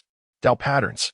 The entire perimeter of the courtyard was intricately woven with a multitude of these mystical symbols. Moreover, the intricate patterns were largely unfamiliar to the two of them, making their visit today all the more significant. "Gentlemen, tea is served." Just as they were eagerly contemplating the prospect of retreating to a corner, Lu Yu's voice resonated from within the room, accompanied by a rich and enticing aroma. The moment they caught a whiff of this fragrance, both of them paused, simultaneously recalling the tea leaves mentioned earlier that day. "I apologize for keeping you waiting.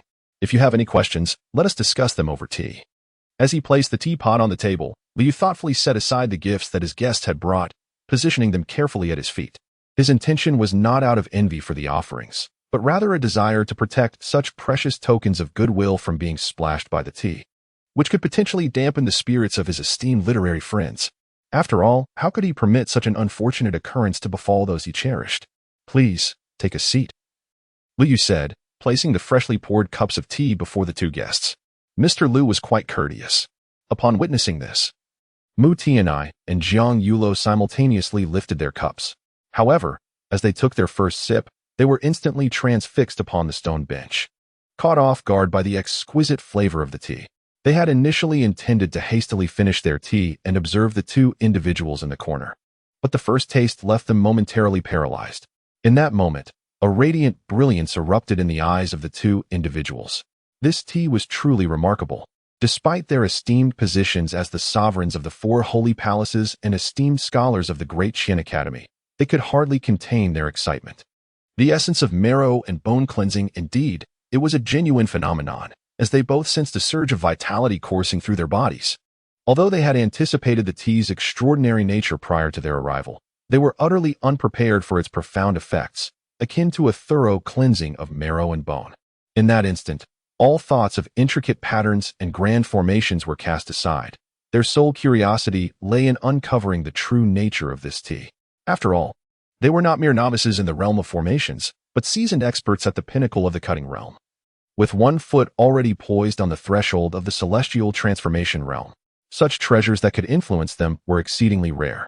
Moreover, a substance capable of cleansing marrow and bone would undoubtedly be a world-shattering artifact if it were to appear in the outside realm. In comparison, the items they had brought seemed trivial. Realizing this, they both shifted their gaze toward the bundles of goods at Lu Yu's feet.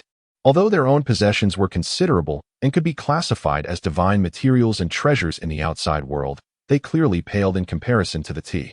What a miscalculation!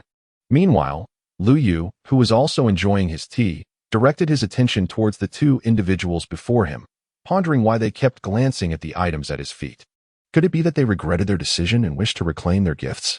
The mere thought of this possibility prompted Lu Yu to shake his head vigorously. Impossible!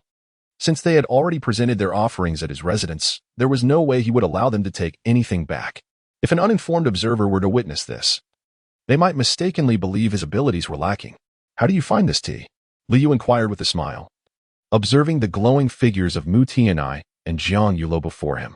Excellent tea, exclaimed the two distinguished gentlemen seated across from Lu Yu in unison. After all, if this tea could not be deemed exceptional, then the realm of cultivation would surely be devoid of any fine teas. Perhaps those two could also elucidate the reasons for their visit today.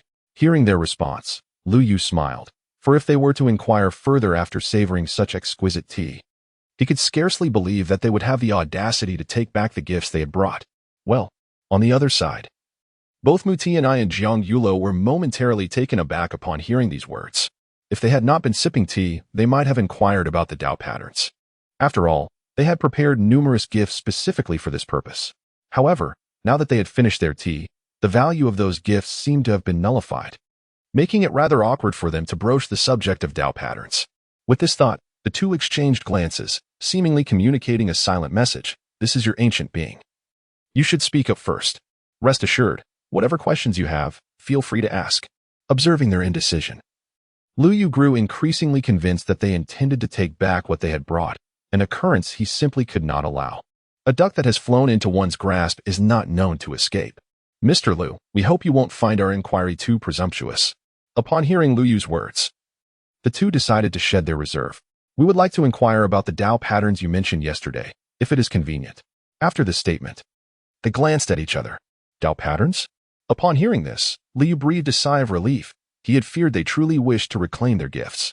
Since they were not after the gifts but were instead interested in discussing Tao patterns, the situation became markedly simpler.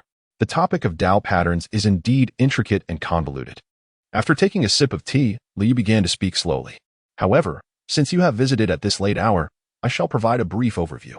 Upon hearing this, both Mu Tianai and Jiang Yulo felt a surge of excitement. They had not anticipated such unexpected delights today. Please, Mr. Lu, continue. They implored earnestly. The Tao patterns are essentially the manifestations of the great Tao in the world. And what, then, is the great Tao? It is aptly stated. The Tao that can be spoken of is not the eternal Tao. The name that can be named is not the eternal name. Looking at the two individuals before him, Lu Yu began to elaborate. While he might struggle with other topics, discussing these matters was exceedingly effortless for him. After all, in his previous life, these concepts were so widely disseminated online. If he could not articulate them clearly, he would feel embarrassed to claim the title of storyteller. As Lu Yu progressed from the fundamental to the profound, Mu Tianai and Jiang Yulo nodded along, absorbing much of what was presented, ideas they had never encountered before. Yet, this did not hinder their understanding. In fact, they found Lu Yu's explanations to be even more detailed and accurate than the esoteric texts within their sect. As time slipped by, the night deepened. Whether it was the effect of the tea or the resonance of the Tao elicited by Lu Yu's discourse, both individuals sensed a loosening of the barriers to their cultivation, and the enigmas that had long plagued them began to clarify. In that moment, their eyes sparkled with excitement. This evening had proven exceedingly worthwhile. All right, let us conclude today's discussion here. observing the two individuals before him, who appeared to be savoring the moment.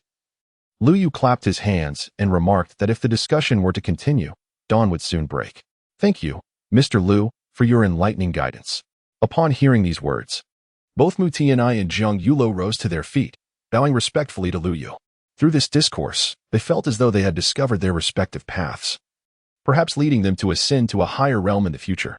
In that instant, an unprecedented joy enveloped them, a delight that surpassed even the elation they experienced when they were appointed as the leaders of the 4 holy palaces and the esteemed professors of the Great Qian Academy.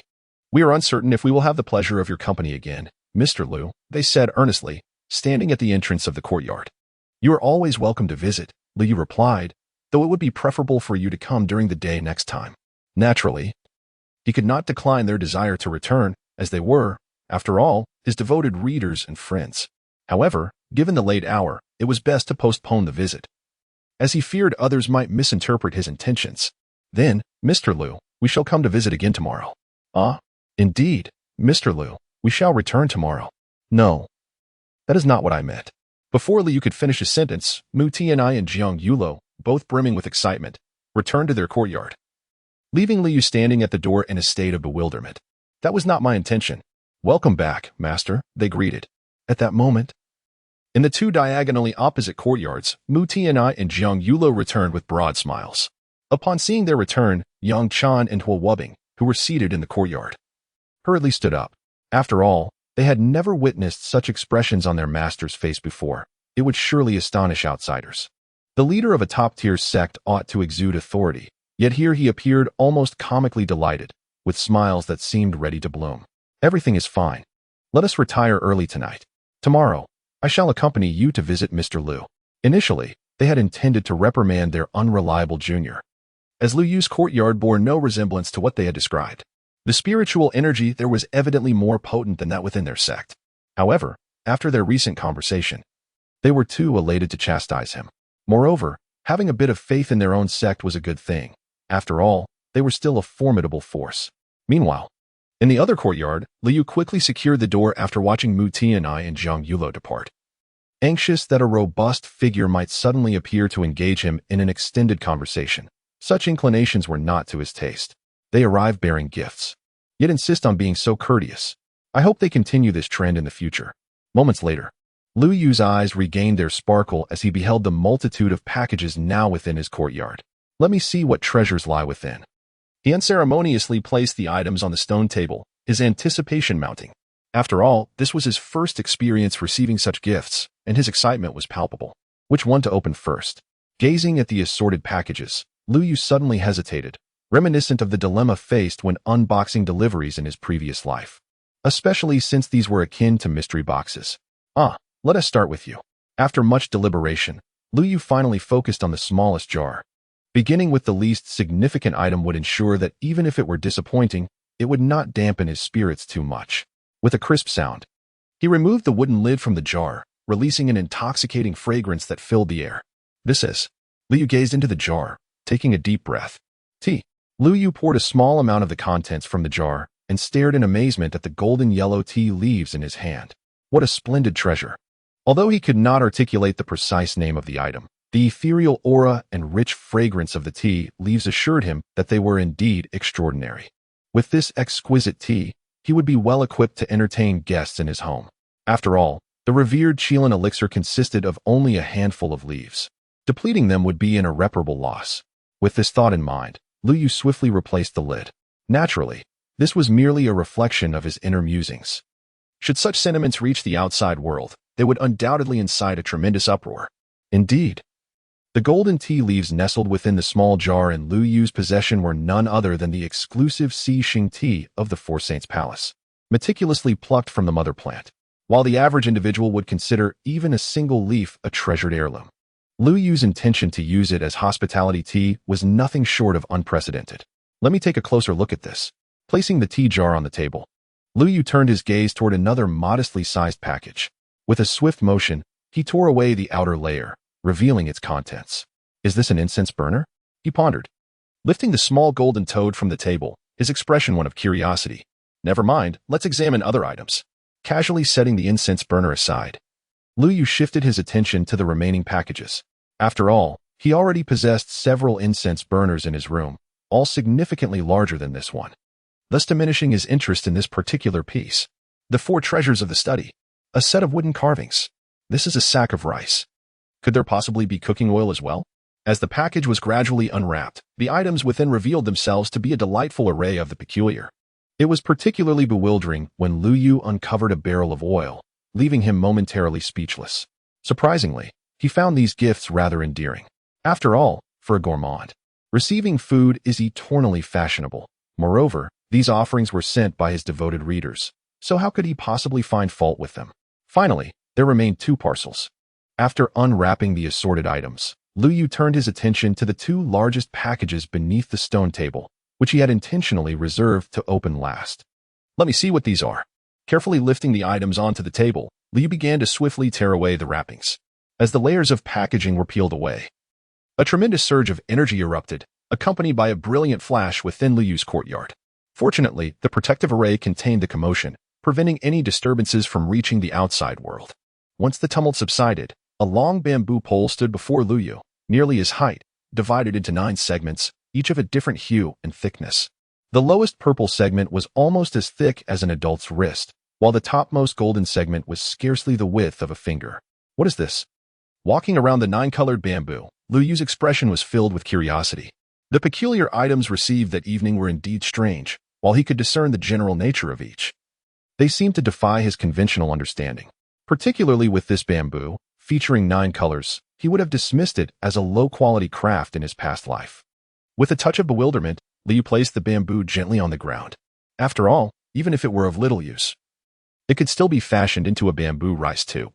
He wondered if the rice cooked in a 9-colored bamboo tube would bear the same vibrant hues. If the 9-colored bamboo possessed consciousness, it would surely be incensed by his thoughts, as using it for cooking would be an affront to its rarity, after all. Each color could take a millennium to manifest, and many would covet it fiercely.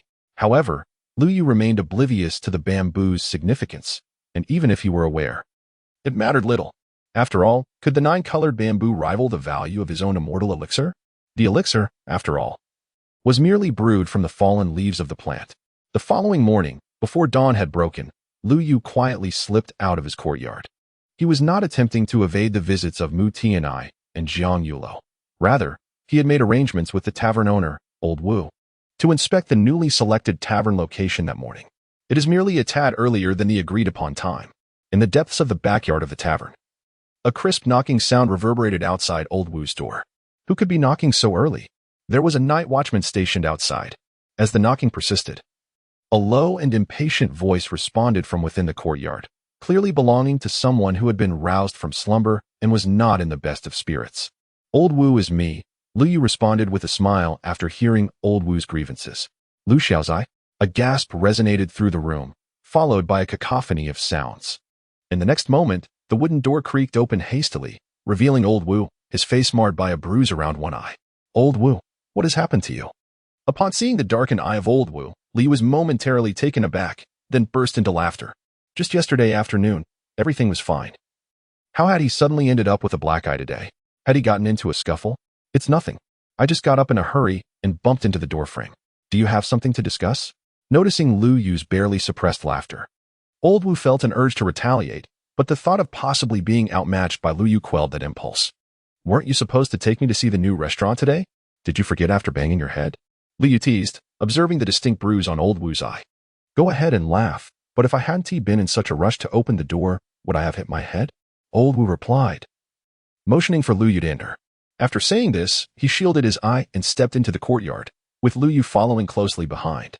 I did plan to take you to see the new restaurant, but you arrived rather early, Old Wu remarked as he lit an oil lamp, the warm orange glow illuminating the room.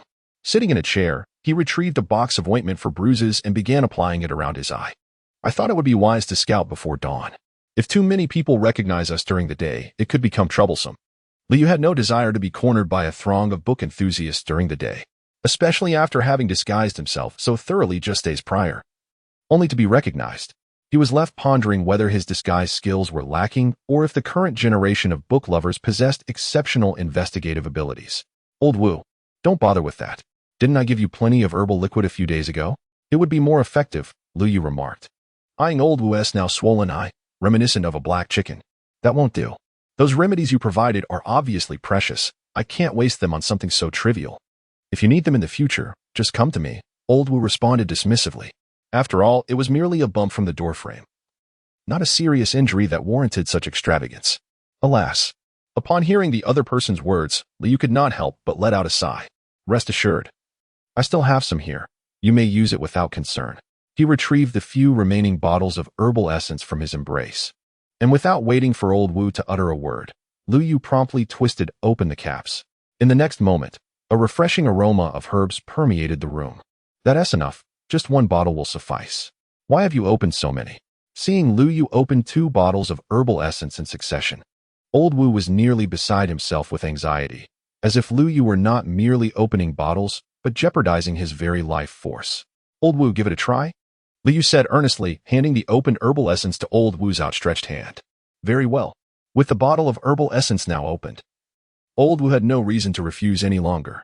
As he consumed the elixir, he could distinctly feel a surge of vitality awakening within him.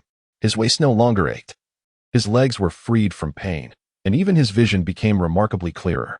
Well, old Wu was momentarily taken aback, his lips pursed in contemplation. Though he was not a practitioner of the cultivation world, his years spent running a tavern had afforded him a modicum of understanding regarding its affairs. He had certainly heard of various miraculous healing elixirs renowned within that realm. The drink he had just consumed could undoubtedly be classified as exquisite, for it seemed to alleviate even the chronic ailment he had endured for years. Old Wu. As old Wu drifted into his thoughts, Lu Yu gently tapped him. Ah, what is it? Startled by Lu Yu's touch, old Wu instantly returned to reality. You're about to spill the entire bottle. Lu Yu remarked with a shake of his head, pointing at the tilted hand of old Wu and the spilled herbal liquid on the table.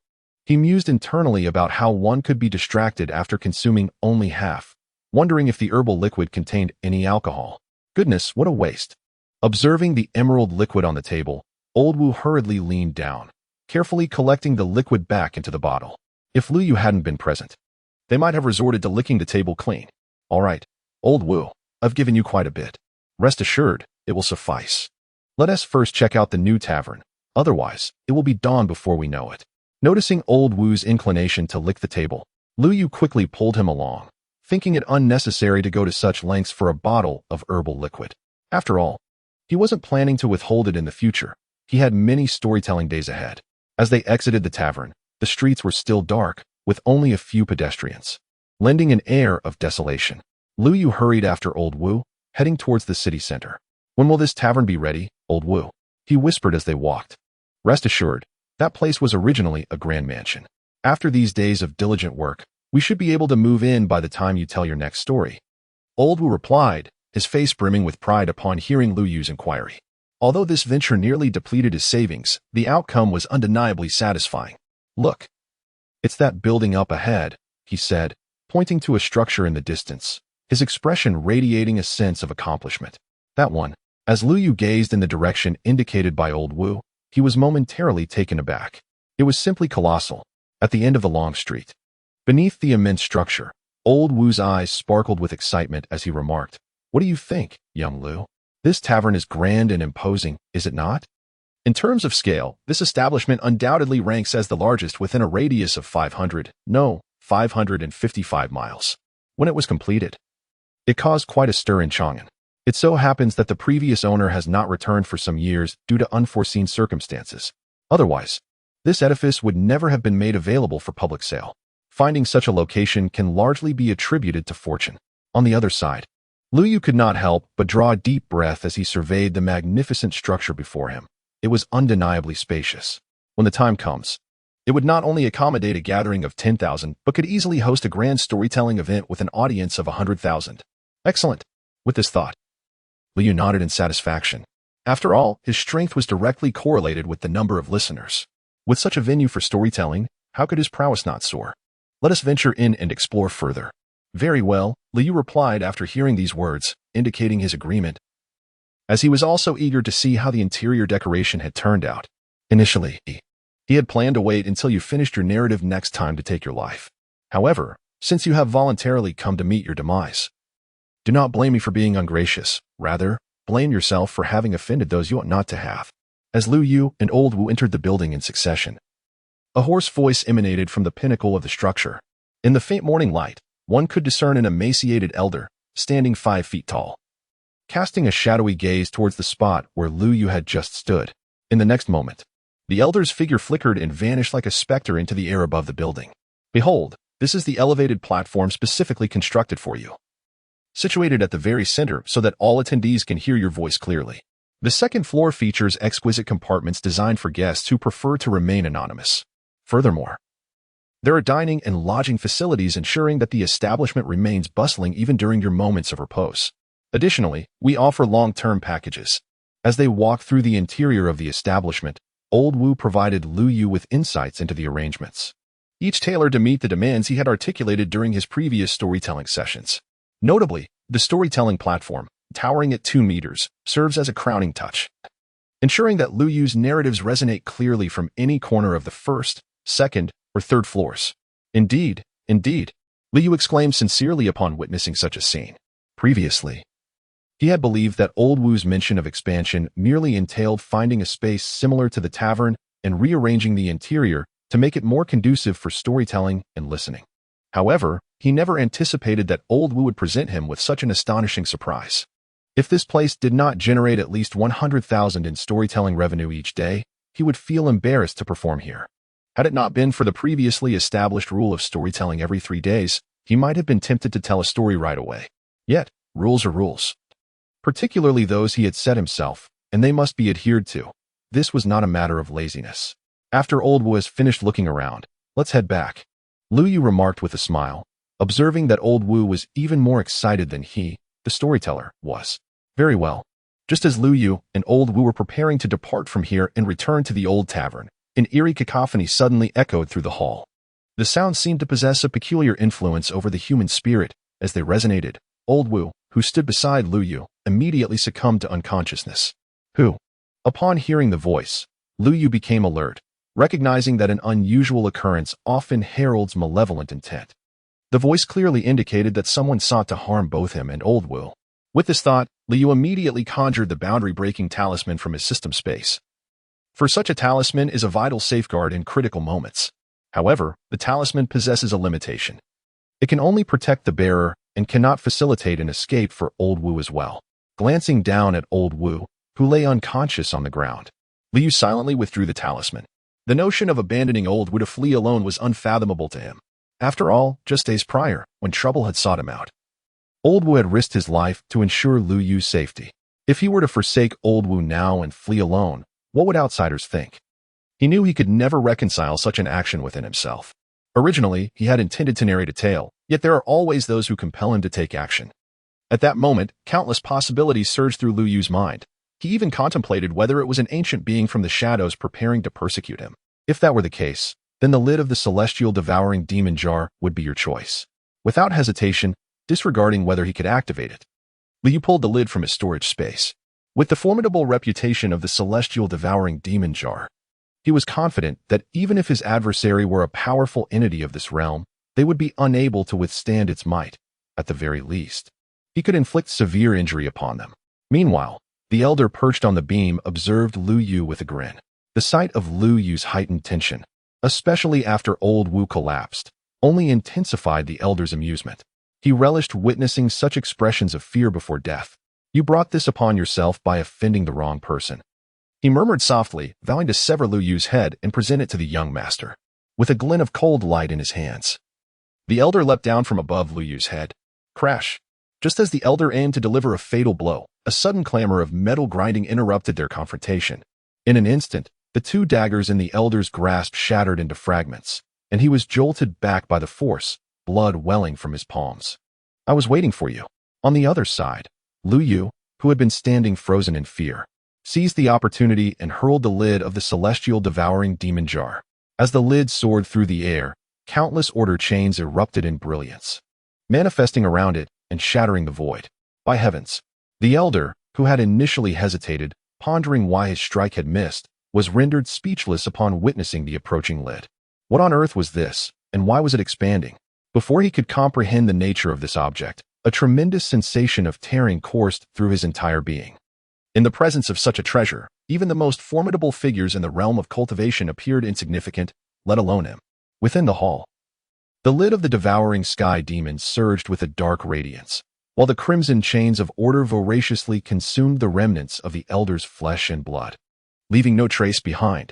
Even his garments were reduced to mere ashes under the shadows of the dark light. Is this all? Lu Yu, who had witnessed everything, was momentarily taken aback. He had initially believed his opponent to be formidable, yet under the lid of the heavenly devouring demon jar, they had barely managed to endure even a single breath, a feat that could only be described as instantaneous demise. Fortunately, he had refrained from utilizing the boundary-breaking talisman. Otherwise, the losses would have been considerable. Upon reflection, exercising caution seemed prudent. What if an ancient monster were to attempt an assassination next time? With this thought in mind, Lu Yu resolved that should the opportunity arise again, it would be wiser to employ the boundary-breaking talisman at the earliest possible moment. Old Wu, wake up! In the next moment, Lu Yu yanked the unconscious Old Wu to his feet and gently patted him awake. What happened to me? The roused Old Wu sat dazed for a while before slowly responding. He recalled walking perfectly well just moments ago. How had he suddenly fallen asleep? You tripped over something. Lu Yu quietly replied, gesturing toward the protruding brick on the ground. He certainly could not divulge that they had narrowly escaped an assassination attempt, given Old Wu's advanced age. He wished to spare him any undue fright. This was merely a benign fabrication. Upon hearing that he had tripped, Old Wu glanced down and indeed noticed a brick that had inexplicably jutted out. With a resigned shake of his head and a sigh, he muttered, growing old. It is quite a coincidence to encounter you here so early in the morning, Master Mo. Indeed, it is rather unusual for Mr. Jiang to not be teaching at the academy this early. In the back courtyard of the old tavern, Mu Tianai accompanied his holy maiden Yang Chan, while Jiang Yulo brought along his unruly disciple, Wo Wubbing. As they stepped out, they unexpectedly collided, their gazes locking in a charged atmosphere. Conversely, the two younger individuals greeted each other with smiles, appearing more mature and composed. Congratulations, holy maiden Yang, on your advancement in cultivation. If Mr. Lu were to rank the prodigies again, you would undoubtedly secure a place in the top 3. Young Master Hua, you jest. My cultivation is still not stable. However, Hua Wubbing's demeanor was calm, suggesting he had achieved significant progress the previous night. Just the usual. Did the holy maiden rise early to seek out Mr. Lu? Yes. And young Master Hua? Indeed, I have similar intentions. Mr. Lu engaged me in conversation for half the night after returning home. While the elders of their respective sects were engaged in a heated argument, Yang Chan and Hua Wubbing began to converse softly. After all, both had made significant gains during their time at Lu Yu's small courtyard the previous day. Particularly, the remarks that Lu Yu offered before his departure provided them with a fresh perspective on each other. Additionally, as members of the Righteous Alliance, the two young individuals easily found common ground, forming a new bond. Old Wu, do not dwell too much on sentimentality. Partake of those herbs I provided you with regularly. While they may not grant immortality, they can indeed enhance longevity and bolster your health. Meanwhile, on their way back to the old tavern, Lu Yu was offering solace to the visibly dejected Old Wu. It was uncertain whether the effects of the demonic sound had taken a toll or if the earlier fall had left him momentarily disoriented. But his spirit was considerably lower compared to before. However, one could hardly blame Old Wu. After all, a man who had seemed quite well just yesterday now found himself with dark circles under his eyes and a slight limp. Anyone in such a predicament would likely feel a sense of disappointment. Mr. Lu. Just as Lu Yu was preparing to escort Old Wu back to his courtyard for some comfort and to uncork a couple of bottles of herbal elixir, two urgent voices suddenly interrupted him. Upon hearing the sound, Lu Yu lifted his gaze, only to find Mu Tianai and Jiang Yulo standing at the entrance of his small courtyard, accompanied by Yang Chan and Hua Wubbing. Witnessing this scene, Lu Yu was suddenly overcome by an impulse to turn and leave. He had not anticipated that the two individuals he spoke to the previous night would truly arrive today, and moreover, had cornered him right at his doorstep. What kind of predicament is this? Mr. Lu, what on earth is happening? In the next moment, before Lu Yu could utter a word, Mu Tianai and Jiang Yulo rushed over, inquiring with concern. Oh, it's nothing. I merely stumbled while stepping outside, but fortunately, Mr. Lu was there to offer me support. The owner of the tavern, Old Wu, hastily interjected, seemingly anxious to prevent any misunderstanding regarding Lu Yu. Mr. Wu, if I may, I possess a bottle of ointment for bruises and injuries that works wonders. If it is not too much trouble, please feel free to take it for your use. Though one may claim to be well-read, the speed of reaction reveals true intellect. As soon as old Wu's words fell, Jiang Yulo promptly produced a vial of ointment from within his robes and handed it over, a maneuver that left Mu Tianai utterly astounded. He pondered how one could act with such swiftness, seemingly disregarding the principles of martial ethics. I too possess a remedy, he belatedly announced, retrieving a small porcelain bottle accompanied by a compact box from his own attire. In addition to the ointment for injuries, Master Wu also has a formulation for bodily nourishment. If it does not displease you, I invite you to make use of it. The efficacy of combining these two remedies far surpasses that of relying on a single one. As he spoke, Mu Tianai cast a glance toward Jiang Yulo, as if vying for supremacy in this particular domain, suggesting that he still had much to learn. As Jiang Yulo witnessed this scene, he was nearly provoked to exclaim in anger. The combination of two remedies was evidently far superior to a single one. Clearly a subtle jab at himself. How could a learned man like him possibly be outdone in this regard? Boss Wu, I also possess a concoction for nurturing the body, along with another to invigorate one's vitality. Please feel free to use them. I too have remedies, which not only enhance vitality, but also address kidney deficiencies. Moreover, my preparation not only treats kidney issues but also prevents hair loss. In a fleeting moment, the esteemed figures of the cultivation realm, Mu Tianai and Jiang Yulo, appeared to act in a fit of pique as they retrieved an assortment of items from their pockets. This unexpected display left Yang Chan into a wubbing, who stood behind them, utterly astonished. Hadn't they agreed to visit Mr. Liu? Why were they now comparing their treasures at his doorstep? The items being produced escalated in extravagance, and it seemed both were on the verge of unveiling their sect's most prized possessions. Hastily, the two intervened to prevent their respective leaders from continuing. Master, enough. Mr. Liu is still watching, they urged. Sir, please awaken from this madness. Meanwhile, old Wu, cradling an armful of jars and bottles, was equally bewildered. He had merely stumbled earlier. He had not met with calamity, and there was no need for such an abundance of items. Moreover, among these was a remedy for kidney deficiency. He was over 70 years old. Was this not a provocation to err? Young Liu, what shall we do? Old Wu's desperate gaze turned to Liu Yu, believing he would possess the means to navigate this peculiar situation. Since they have offered, you should accept these items. Liu Yu replied with a smile, understanding that this was merely a gesture of goodwill from the two men. He had discerned their stature and influence from the previous day. To refuse them would be to risk their pride and potentially incite jealousy. Yet these items are far too valuable, old Wu protested, eyeing the ever-growing collection in his arms. They were not closely acquainted, and he found it difficult to accept such generosity. Fear not. With a new tavern soon to open, simply reserve 2 permanent private rooms for them on the 2nd floor, Liu suggested softly, recognizing old Wu's hesitation. This arrangement would not only justify accepting the gifts but also forge a lasting business relationship. That is indeed a splendid idea, old Wu acknowledged, recalling in his moment of confusion that he had overlooked this possibility. I shall graciously accept these items, he declared, gesturing for the two to cease their offerings as they continued to produce more than he could carry. As a token of appreciation, I will forever reserve a place for both of you at the tavern. With that, old Wu retreated to his courtyard, laden with a wealth of items, while Liu Yu remained behind. After all, the guests had come to his doorstep, and to leave now would reflect poorly on his social acumen. 2 individuals. Observing the two before him, seemingly insatiable, Liu Yu found himself at a loss for words. He had witnessed various forms of rivalry before, yet this was his first encounter with such fervor. Is this the extent of madness among middle-aged individuals nowadays? Master, it is done. The other party has already departed. Sir, were we not here to seek Mr. Liu? Standing beside Mu Tianai and Jiang Yulo, Yang Chan and Huo Wubbing exchanged a glance, both at a loss for words. They had never seen their elders exhibit such tempers back at the sect academy. Why, on this day, had they resorted to competing with one another? At their age, one would expect them to be more composed. Upon hearing this remark, the two shared a knowing look before letting out a cold snort. Good morning, Mr. Liu. Yet, in the next moment, they appeared as if nothing had transpired, turning in unison to greet Liu Yu. Good morning, Liu said, momentarily taken aback by the swift change in demeanor. He pondered whether these two individuals were professionals in the art of face-changing, for their attitudes shifted with astonishing ease. Fortunately, after his extensive experience in storytelling, Liu Yu possessed remarkable adaptability, and before long, the three were engaged in lively conversation, utterly oblivious to the peculiar events that had just transpired. Meanwhile, outside the city of Chang'an. A monk clad in a robe of 7 hues was making his way toward the main city.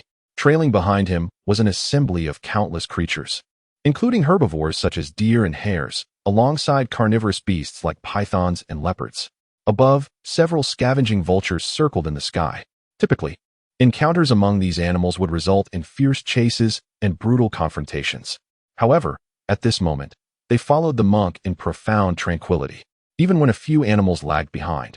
Their larger companions would gently lift them, ensuring they continued forward together, all enveloped in a soft, golden light. Amipa. At a distance of less than 10 miles from the city gates, the Buddhist disciple Canon suddenly halted, turning to gaze upon the myriad of beings before him. His eyes filled with pure compassion. Upon witnessing Canon's pause, these beings seemed to grasp an understanding, collectively kneeling before him, and moments later, they dispersed into their surroundings. Yet, a small squirrel remained rooted in place, unwilling to depart nor daring to advance, its 2 dark eyes fixated on Canon. Having followed me from the Great Compassion Pavilion, if you are reluctant to leave, would you care to embark on a journey of cultivation with me? Canon gently extended his palm towards the little squirrel, speaking softly. Chirp, chirp, chirp. The little squirrel seemed to comprehend Canon's words, promptly nodding and scampering toward the palm of his hand. In that instant, a golden radiance descended from the heavens, enveloping both the man and the squirrel in its luminous embrace. Simultaneously, on a distant mountain 1,000 miles away, 3 lotus blossoms bloomed anew at the Great Compassion Temple. Mr. Liu was indeed a man of genuine sentiment. Indeed, the scene before them demanded clarity. Within the depths of the tavern, in a private room, Mu Tianai and Jiang Yulo clinked cups and embraced each other as though they were one. An image that made Yang Chan and Huo Wubing, who stood nearby, avert their eyes in discomfort. Should this tableau be revealed, it would surely shock many. They certainly felt overwhelmed themselves, never anticipating their mentor would behave in such a manner after indulging in drink. It is no wonder the old adage states that liquor can lead to misfortune. This was far from mere mischief. It was a recipe for chaos. On the other side, Liu Yu sat across from them, sipping his drink delicately. Being dragged into this early morning revelry was quite unfamiliar to him. Had it not been for the generous gifts from the two, he would have flatly declined. Alas, he was a soft-hearted individual, unable to refuse the request of his admirers. Yet, it must be said, the wine was rather delightful. After finishing the exquisite liquid in his cup, Liu Yu's complexion took on a slight blush. Thankfully, his wits remained intact. He had not joined the embrace of the previous 2, much to the relief of Yang Chan and Huo Wubing, who were on edge. They could hardly fathom how to face each other if Mr. Liu were to act similarly. It was sufficient for the master to indulge. Mr. Liu was still present. Sir, you must uphold the dignity of a scholar. The next moment, Yang Chan and Huo Wubing felt compelled to quietly remind their elder. After all, if they did not intervene soon, the 2 would likely break into song and dance right on the spot, despite being towering figures within the realm of cultivation. While spontaneity can be a virtue, it should not be allowed to run amok. Be quiet. You are a gentleman, and I am a gentleman. Do you think I am unaware of a scholar's decorum? Fear not, young Yang, I have not drunk too much. If you doubt me, I shall stand and walk a straight line. Yang Chan and Huo Wubing initially intended to discreetly alert their elders, but they were rendered speechless by the response they received. Never mind, let it be. After all, it is not their dignity at stake. Thus, the group continued to drink intermittently until noon. Had their supply of alcohol not run dry, they might have indulged until evening. Mr. Liu, should you find time in the future, we must certainly revel in each other's company over drinks. Indeed, Mr. Liu did not find this occasion to be sufficiently spirited. I shall drink 3 cups as penance next time. Before parting ways, Mu Tianai and Jiang Yulo called out loudly to Liu from their respective doorways. Next time. For sure. Upon hearing their words, Liu Yu stumbled slightly, nearly losing his balance, then waved his hand dismissively as he retreated into his courtyard. Upon entering the quaint courtyard, a dense aura of spiritual energy enveloped Liu Yu, prompting him to take a deep breath and swiftly dissipate the intoxication that clung to him. He then proceeded to the room to meditate. Although he had ostensibly been drinking earlier, his interactions with the 2 individuals across from him had sparked a wealth of inspiration regarding his cultivation journey, while he remained unaware of their true identities. It was clear that these 2 were no ordinary practitioners, for ordinary cultivators could not possibly possess such remarkable treasures. A similar scenario unfolded in the adjacent courtyards. where Yang Chan and Hua Wubbing had anticipated a raucous return from their companions. However, to their astonishment, the demeanor of the two men calmed as soon as they arrived. Their expressions bore no trace of inebriation, appearing as if they had not consumed a drop of alcohol. After a brief exchange, Mu Tianai and Jiang Yulo turned and vanished into the depths of the tavern. Little did anyone foresee that what began as a simple drinking session would ultimately elevate these two to the zenith of the cultivation realm. While simultaneously forging a profound friendship between their respective factions, time flowed by like a fleeting shadow, and in the blink of an eye, 2 days had passed, bringing with it the day for Lu Yu to recount his tale. Not only was it the day for storytelling, but it also marked the announcement of the top 2 prodigies on the heavenly rankings. The new tavern was already brimming with eager listeners from all corners of the land, with an audience of 100,000 occupying every available seat. This time, the event attracted not only commoners, but also those once aloof cultivators, all grappling with the difficulty of securing tickets. Due to the novelty of the venue, there was no resale of tickets or scalping. On the second floor of the tavern, Yang Chan, Mu Qingqing, Hua Wubbing, Yu Fu, and Tang Miaoyi had long awaited the occasion. In the main hall, the atmosphere ignited with anticipation even before Lu Yu made his entrance. Look who I've spotted. Isn't that the young master of the Yulong sect? Rumor has it he entered the Array realm a year ago. Such a prodigy has graced us. Do you see the 2 individuals at the entrance wearing sunglasses, carrying a guqin? How peculiar. Hush. Speak softly. Those 2 are the legendary twin demons from Longwei, known for their lethal sound wave techniques. Isn't that the second daughter of the Murong family who just ascended the stairs in purple attire? Indeed, it is she. I chanced upon her 2 years ago. It was said she was already striving for the Array realm back then. I wonder if she has succeeded now. Word has it that the ancestor of the Murong family broke through last month. The second daughter's status must now rival that of the saintly maidens from the major sections. Goodness, is that not the new leader of the Rage Sea Gang? What brings him here? As remarkable practitioners continued to make their appearances, gasps of astonishment resonated throughout the tavern, leaving all present awed by such a formidable assembly. This hardly resembled a mere storytelling venue, even if one were to claim that this is a grand celebration of the cultivation world. There are still those who would believe it. It is no wonder that the crowd gasps in astonishment. After all, these prominent cultivators are seldom recognized in their daily lives. Moreover, today they have all gathered in one place. Among these illustrious figures, each one has ascended to the second floor, for they possess both the strength and the wealth to do so. Naturally, among them are those who are reserved, as well as those who are ostentatious. What is a mere storyteller, after all, to dare to comment on the rankings of the prodigies? Today, I shall see who stands among the top 2. If I am absent from that list, then this place has no reason to exist. As soon as he reached the second floor, a young prodigy from Guazhou spoke with an unkind tone, clearly dismissive of Lu Yu's standing on the prodigy list. At this utterance, many turned their gazes towards him. Some wore displeased expressions, while others regarded him as a mere jester, eager to witness his folly. What are you staring at? Do you even know who my grandfather is? Seemingly aware of the unfriendly looks from the crowd, the young man brazenly addressed them. Silence him, came a chilling voice from a corner of the private room on the second floor. Indeed, the elder clad in black, stationed outside the private room, nodded in acknowledgement. In the next moment, a shadow darted past the crowd, and the man who had been boasting was unceremoniously kicked down the staircase from the second floor. His screams reverberating through the hall like the cries of a slaughtered pig. It was the one who had grown impatient. Before the man could finish his words, the shadow flashed by once more, sending him flying out of the establishment. Witnessing this spectacle, the hall fell into a momentary silence, which soon erupted back into its previous clamor. There emerged a foolish figure seeking attention. Indeed, who could possibly know who his grandfather was? Stop cursing. Perhaps he genuinely came to find his grandfather. Poor child, at such an age, still unaware of his lineage. I am his grandfather. I apologize for the disturbance. I too am his grandfather. I found this child and no longer wish to keep him. Laughter and teasing remarks rippled through the crowd. Only a small fraction turned their gaze toward the private room from whence the voice had originated. After all, those who could ascend to the second floor were either affluent or noble. If one dared to act so boldly, they undoubtedly possessed unwavering confidence in their identity.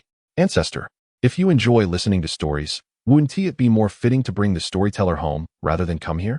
Meanwhile, in a private room on the second floor, a young girl languidly played with her hair, clearly disinterested in the tales being narrated. The elder merely smiled at her words, saying nothing further.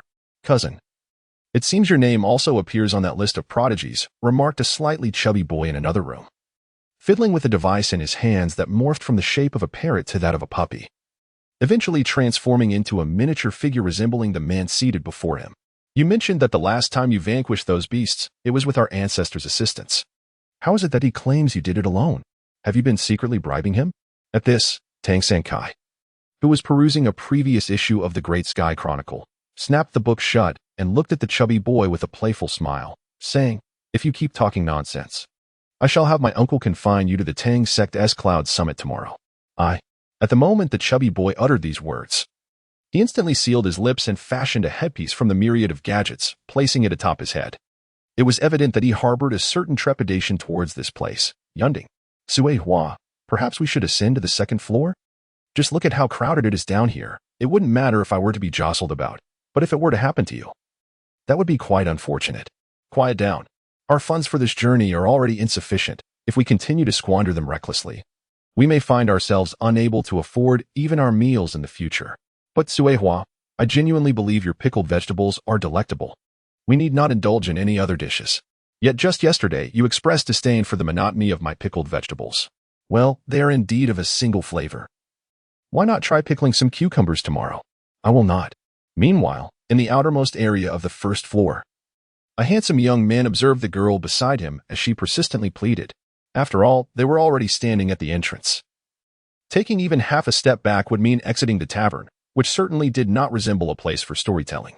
The girl's reason for refusal was straightforward and irrefutable. They had no money. This effectively silenced the young man, as he too realized the dire state of their finances. However, there was little he could do. After all, their elder had insisted on maintaining a low profile during this outing. His father had indeed provided him with a remarkably modest sum for their activities.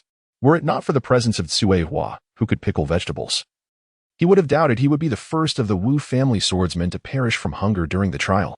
Wu Byron truly lived up to his name, enduring hunger throughout the journey. "Everyone, look, Mr. Liu is coming out." At that moment, an exclamatory voice rang out from a corner on the first floor. Upon hearing this, all eyes turned toward the backstage area. Sure enough, the wooden door swung open, and Lu Yu, clad in a flowing white robe, gracefully stepped forth. "Thank you all for your patience. Mr. Liu, you have finally emerged. Do you know how I have endured these 3 days? You have nearly driven me to despair. Dad, wake up. The Mr. Liu you adore is here to tell stories. Don't hold me back. This time I must have Mr. Liu's child. Mr. Liu, I have awaited your arrival." The atmosphere in the venue erupted in an instant, with countless individuals cheering for Liu Yu, some even moved to tears. Naturally, there were also first-time listeners who were taken aback by such a scene, especially the newcomers among the practitioners. They could hardly believe that the appearance of a storyteller could incite such fervor. The effect was likely akin to that of their own sect's grand ceremonies. Initially, they assumed that even if Liu Yu were popular, it would not be to this extent, but now they realized they had underestimated the situation. Of course, amidst the cheers and astonishment, there were those who regarded the spectacle with disdain.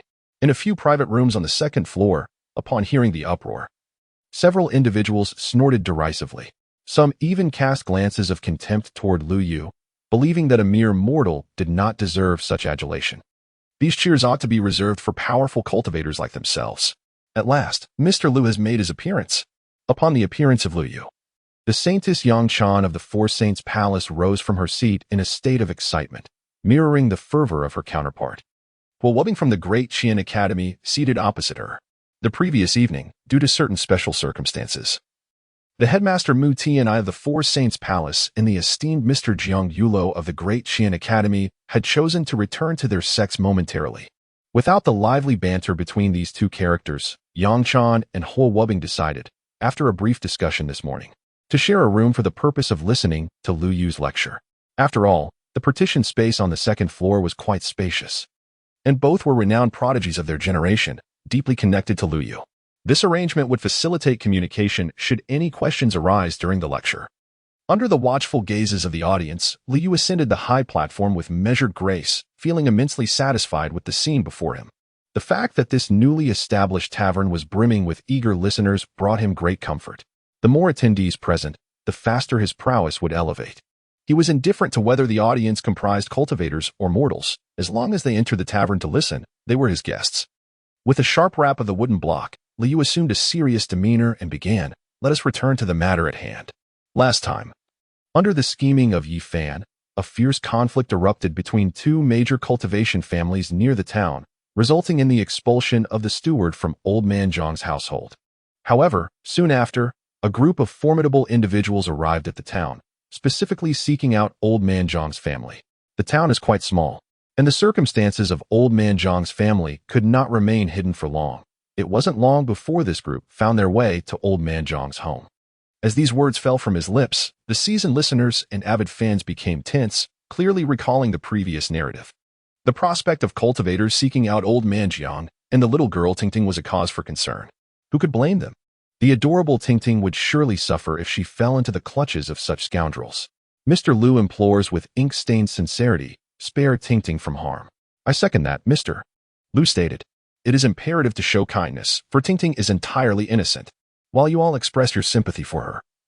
Even Old Man Jiang is on the verge of tears. Indeed, it would be best to rescue Old Man Jiang as well. If that proves impossible, then saving Tingting must take precedence." As Mr. Liu spoke, the audience below had already begun to engage in fervent discussion, clearly demonstrating their ongoing concern for Tingting's plight. After all, both Old Man Jiang and Tingting, akin to ordinary individuals in the real world, lack the backing of any formidable power, rendering them utterly helpless in the face of such adversity. Rather than merely worrying about Tingting and Old Man Jiang, it seems they are more eager to discover how they, as ordinary people, would respond to similar circumstances. Upon witnessing this dynamic, Liu smiled, pleased that the change of venue had not stifled their voices. This was the very scene he had hoped to see. A pack of savage beasts halted in front of Old Man Jiang's restaurant, and the young men, upon encountering Old Man Jiang, did not resort to violence but instead inquired about familial matters. This left Yu Fan, who was also present in the restaurant, uncertain of their true intentions. It turned out that Old Man Jiang's lineage was far from that of a mere farmer. His ancestors belonged to the esteemed Jiang family of the ancient era. These individuals had been tasked with locating and retrieving the descendants of Old Man Jiang. After a thorough discussion, they grasped the situation and resolved to address all associated troubles with the Li family, who had bullied Old Man Jiang in the Yanhua cave, responsible for the demise of Tingting's parents, becoming their primary targets. As passers-by witnessed the group escorting Old Man Jiang towards the Li family, they erupted in applause. For many in the town had long awaited the day of the Li family's downfall. The once mighty Li family found themselves utterly defenseless against these individuals, and the two murderers of Tingting's parents were swiftly executed on the spot. However, the ancient Jiang family had no intention of concluding the matter there. Even in their current state of exile, the members of the ancient Jiang family were not to be trifled with, especially not after such heinous acts. After subduing several disciples from the Yanhua cave who were guests at the Li family, they proceeded to the Yanhua cave, eager to discover who had the audacity to murder a direct descendant of the ancient Jiang family. Witnessing this scene, Old Man Jiang's long-buried grievances erupted, and tears streamed down his weathered face. Under the oppressive might of the ancient Jiang family, even the Yanhua cave had no choice but to surrender all individuals associated with the death of Tingting's parents. This was a testament to the age-old adage that good and evil eventually receive their due recompense, and that the cycle of retribution is inescapable. Look up, and you will see that no one escapes the judgment of heaven. With a decisive clap of the wooden block, a solemn expression finally transformed into a smile on Lu Yu's face. Although the fate of Tingting and Old Man Jiang remained fraught with challenges after being taken back by the ancient Jiang family, there was a glimmer of hope amidst the turmoil. However, the deep-seated vendetta between the grandfather and grandson would ultimately be avenged, marking an end to their days of precarious survival. Before the crowd could commence their discussions, Lu Yu continued. Yi Fan, having previously rescued Elder Jiang and Tingting, was also slated for abduction by the ancient Jiang family. While such an opportunity is coveted by many, the astute Yi Fan quickly sensed something amiss. From their initial encounter, he had noticed a man among them who was persistently scrutinizing him, a sensation that filled Lu Yu with unease, for he harbored numerous secrets. Whether it be the ancient scriptures or the peculiar bronze within him, discovery could lead to the worst-case scenario, being robbed or, more ominously, silenced permanently. Yi Fan was resolute in preventing such a fate, especially when alternatives remained. After Yi Fan's insistence, the others hesitated to pressure him further, leaving only Elder Jiang and Tingting gazing at Yi Fan with reluctance. After their parting today, they could not foresee when they would reunite. Following their separation, Yi Fan chose not to return to the small town, but instead plunged into the depths of the mountains, his formidable instinct alerting him that he was being targeted. Had he returned to the town, capture would have been inevitable, and the nature of his treatment was uncertain. Indeed, shortly after he departed, two figures broke away from the crowd, pursuing the direction in which Yi Fan had vanished. What a disgraceful act by the Jiang family. Yi Fan had saved Elder Jiang and little Tingting, yet instead of gratitude, they sought to seize the treasures he possessed. This was not the conduct of an ancient family, but rather that of a band of ruffians. Who would dare to assist others after this? These cultivation families are all alike. The ancient clans are merely larger versions of the Li family. However, one must not generalize. Earlier, someone from the Jiang family did inform Yi Fan of the circumstances. It is merely a reflection of the vastness of the forest, where one can find all sorts of birds. Every family possesses both virtuous and nefarious individuals. Can one assert that such occurrences do not transpire among ordinary folk? These events are undoubtedly frequent. As Lu Yu's words resonated, discussions erupted once more among the audience, many expressing their indignation on Yi Fan's behalf. After all, to suffer such a fate for a good deed is difficult for anyone to accept. Yet, some maintain that this was not surprising. The world operates on the principle of survival of the fittest, and Yi Fan's treasures were a manifestation of his fortune. If he lacked the ability to safeguard them, he could only blame his misfortune. Even if he escaped the Jiang family today, tomorrow he would face the same from the Tao, Li, or Xing families, with a similar outcome awaiting him. Grandfather, regardless of the Jiang family's nature, Yi Fan had aided them, so why were they still coveting his treasures? Thankfully, our family does not harbor such individuals. On the second floor of the restaurant, within a lavish private room, a young girl furrowed her brow upon hearing a certain remark. It was evident that she held the actions of the Jiang family, as recounted in the story, in utter disdain. They had received kindness from others but repaid it with ingratitude. Such individuals were truly detestable. Foolish child, when a family grows large, all manner of strange characters will emerge. One must not judge solely by appearances. Observing the girl's furious expression, the elderly man seated beside her chuckled as he stroked his beard. Grandfather, will there be such ungrateful people in our family? The girl inquired earnestly, turning to face him. Perhaps there may be, the elder replied after a moment of contemplation. But I assure you, as long as I am alive, these people will never dare to show their faces in our home. Then, grandfather, you must live forever, the girl exclaimed, throwing herself into his embrace in a playful manner. The elder smiled and gently patted her back, wishing fervently that she could maintain such an innocent outlook forever. Fear not, my dear, I promise to be with you always. In another private room on the same floor, a cold laugh echoed upon hearing this exchange. Do you not understand the principle that extraordinary treasures attract envy? If you suffer misfortune, it is because of your own weakness. Indeed, it was mere trivial storytelling. Continuing to listen would yield no further interest.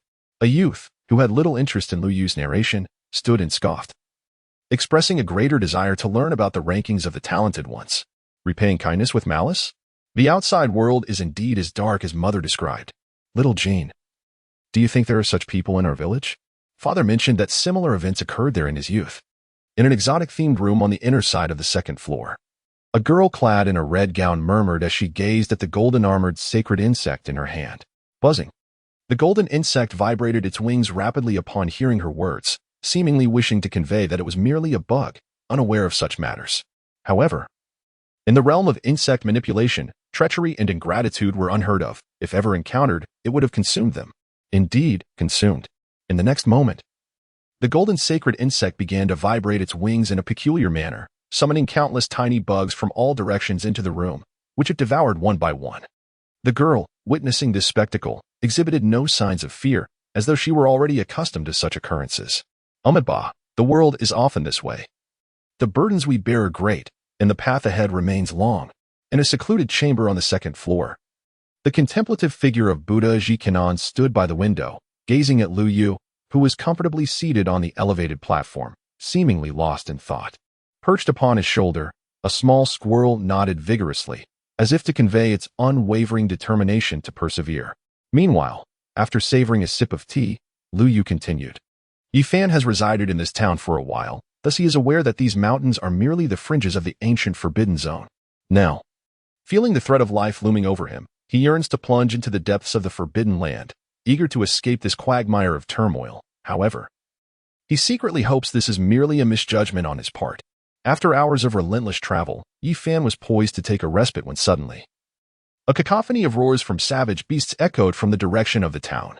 Realizing the source of the sound, Yi Fan instinctively lowered his breath and heartbeat to their bare minimum, retreating into a concealed cave. His intuition proved correct. They were indeed searching for him. Moments later, through the verdant foliage shielding the cave's entrance, he discerned a dozen individuals riding exotic beasts approaching his location, with the lead being a disciple from the Jiang family. Fortunately, they failed to pinpoint his exact whereabouts. After circling the skies a few times, they retreated, and once they were gone, Yi Fan did not hasten to emerge. Instead, he waited until dusk before cautiously crawling out of the cave. A wave of trepidation washed over him. If this situation persisted, discovery was inevitable. He could not afford to remain idle. In the ensuing days, Yi Fan found himself teetering on the precipice of life and death, narrowly evading detection on multiple occasions, with one instance where a blade narrowly grazed his body. Had it not been for the unique constitution of the ancient sacred body, that strike would have surely claimed his life. Thus, several harrowing days passed. Even with such a rare physique, Yi Fan began to feel the strain, with the only thing sustaining him being a fervent fire in his heart.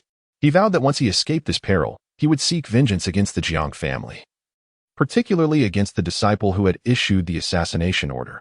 This was the first time he had ever harbored such intense hatred for another. Ultimately, driven by desperation, Yi Fan resolved to head towards the ancient Forbidden Land. After all, he had previously emerged from there, and having consumed numerous divine fruits within, he felt confident he could evade the curse of the Forbidden Zone. At least reaching it might afford him a chance at survival. However, if those pursuing him were to track him down, he would surely meet a grim fate. Along the way, Yi Fan encountered various other ferocious beasts, and as he drew nearer to the ancient Forbidden Zone, these creatures grew increasingly terrifying. The sight of these beasts instilled fear not only in him but also in his pursuers, who trembled at the thought of being discovered. Nevertheless, even amidst such peril, they remained relentless in their pursuit of Yi Fan. Eventually, the adversary seemed to perceive Yi Fan's intentions. As he journeyed toward the ancient Forbidden Zone, the number of pursuers escalated alarmingly. Driven to desperation, Yi Fan had no choice but to abandon his original plan and instead retraced his steps toward the town. Remarkably, this strategy resulted in the absence of any pursuers. However, the situation was far more intricate than he had anticipated. Just as Yi Fan progressed in the opposite direction, convinced of his safety, the knights of the Jiang family suddenly soared through the sky once more. This revelation struck terror into Yi Fan's heart. He could not fathom how they had discovered his whereabouts so swiftly.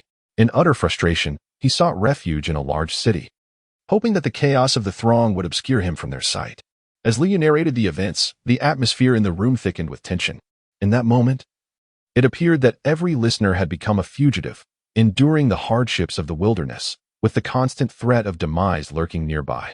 The audience was fully immersed in the tale, some even sensing the gaze of pursuers upon them, fearing they might soon find themselves ensnared in a burlap sack upon exiting the tavern. Hearts raced, and even those in the private booths on the second floor found it impossible to remain composed. The vividness of the pursuit described was alarmingly realistic. They were cultivators, after all, and many could relate deeply to Liu Yu's account. Some even speculated that Liu Yu was not merely recounting a story, but was narrating a personal experience, as if he himself had once been hunted in such a manner. Indeed, it seemed plausible that he had faced such relentless pursuit. In the next moment, some began to regard this narrative of the covering heaven as Liu Yu's autobiography. How could one convey such intricate details and evoke such a palpable sense of reality unless they had experienced it firsthand? As this notion took root, countless gazes from the second floor converged on Liu Yu. However, upon further reflection, this idea became somewhat tenuous. After all, what fugitive would dare to so boldly present themselves in such a grand manner, as if eager for the world to recognize their presence? The atmosphere in the tavern became so tense that one could hear a pin drop, with everyone anxiously scrutinizing Liu Yu, eager to learn how Yi Fan evaded what seemed to be an insurmountable pursuit. The Jiang family, as an ancient lineage, wielded unparalleled influence in both the realm of cultivation and the mortal world. In terms of strength, Yi Fan was still a neophyte. He stood little chance. not only against a human adversary, but potentially even against the fearsome beasts of the ancient lineage. Furthermore, the method by which they pinpointed his location was a mystery, rendering his predicament seemingly hopeless. Ding! Congratulations to the host for igniting the audience's intense curiosity, earning a storytelling reward of 3,000 points. The familiar voice resonated once more in Lu Yu's mind, and upon hearing it, a faint smile graced his face. The arrival of Yi Fan in the city had left him ravenous. Just as he was about to partake in a modest meal to replenish his strength for yet another escape, he unexpectedly spotted a familiar figure on the street. The owner of this silhouette was none other than Li Xiaoman, one of the companions who had journeyed into this world alongside him. Initially reluctant to confront her, Yi Fan turned to depart. Yet, fate had other plans, and the two old acquaintances found themselves face to face. Albeit in starkly different circumstances, one basking in the limelight while the other appeared disheveled and weary, both rendered speechless in their reunion. After a brief exchange, Li Xiaoman presumed Yi Fan remained in the same state of inability to cultivate as before. Though she refrained from voicing any mockery, a palpable distance lingered in her gaze. And ultimately, their conversation dwindled, leading them to part ways once more. After their separation, Yi Fan sought out a pawnshop, where he exchanged a few unnecessary belongings for some funds. However, fate intervened swiftly. Just as he finished his meal, he spotted the knights of the Jiang family entering the city. This revelation sent a wave of tension through him, prompting an immediate decision to flee into the depths of the mountains. After a night of relentless running, Yi Fan inadvertently stumbled upon the Xiang Cave Heaven, which, as fortune would have it, was the very sect to which Li Xiaoman belonged. This serendipity reminded him of their encounter that morning, and he pondered the uncanny coincidence of her sect's proximity. Initially intent on turning away to avoid further interaction, he suddenly realized that, given his current predicament, he might as well leverage the sanctuary of Xiang Cave Heaven to evade his pursuers. After all, his present strength was far from sufficient to confront the forces of the ancient families. While Xiang Cave Heaven might not stand against the ancient families directly, it surely housed formidable formations inscribed with profound runes. If he could conceal himself within, perhaps he could sever his enemy's tracking. Thus, following a conversation, Yi Fan successfully integrated himself into the ranks of new recruits at Xiang Cave Heaven. Yet, to his astonishment, just one day after eluding the Jiang family's knights, he was discovered to possess a divine source. Though modest compared to the mysterious bronze scriptures of Tao, this divine source nonetheless attracted considerable attention. Even worse, as the gathered individuals attempted to coerce Yi Fan into surrendering his divine source, the knights of the Jiang family arrived at the gates of Xiang Cave Heaven. Upon learning of this situation, Yi Fan realized that his life on the run was about to recommence. He wished for nothing more than for Xiang Cave Heaven to detain that insufferable knight from the Jiang family for a few more days, granting him the precious time he needed to escape. Unbeknownst to him, this predicament only intensified as yet another wave of pursuers emerged. Upon hearing this, a profound silence enveloped the assembly. Merely for possessing a rare treasure, he found himself relentlessly hunted by multiple factions, even in the face of framing and deceit. The realm of cultivation is undeniably harsh. It is not merely the mortals who fall silent upon hearing this. Even the cultivators themselves are rendered speechless. After all, not every practitioner is a prodigy or a saint who has received the full support of their sect. Many cultivators, despite appearing exalted in the eyes of ordinary folk, are but mere figures among the throngs within their sections. In the eyes of those with profound cultivation, they are scarcely distinguishable from common mortals. These individuals often believe that, upon acquiring treasures, their fate will mirror that of Yi Fan, and the pursuers may very well include their own fellow disciples. Such occurrences are not unheard of in the world of cultivation each year. The number of practitioners who perish in the scramble for heavenly materials and earthly treasures rivals those who fall victim to vendettas. Is the world of cultivation truly this intricate? With Elder Han seeking to capture Yi Fan for alchemical purposes and multiple factions coveting his treasures, has no one arisen to vouch for the credibility of Mr. Lu's assertions? It seems highly plausible. My neighbor's second uncle's wife's lover's nephew is indeed a cultivator. It is said that he unexpectedly stumbled upon a pill and met a most untimely demise that very night. Wait a moment. Could the individual who mentioned the lover elaborate further? Mr. Lu, is the cultivation realm as chaotic as you describe? I am quite eager to witness it for myself. What do you wish to see? You can hardly manage to rise from your bed, let alone venture into the realm of cultivation. This is the stark reality of the true cultivation world. Indeed, that is precisely how my senior brother met his end. The crowd beneath the high platform, having suppressed their impatience for far too long, could no longer contain themselves, casting their gazes toward Lu Yu. This assembly comprised not only mundane mortals but also practitioners from the realm of cultivation. Yet, Lu Yu atop the platform did not pause to elucidate these matters. Instead, he continued, stating that after several pursuits, he was compelled to discard the remaining fragment of divine essence into the river. After all, within the confines of the Xiang cave, there were those capable of sensing the presence of the divine source, and should he retain it, he would inevitably be pursued by these individuals.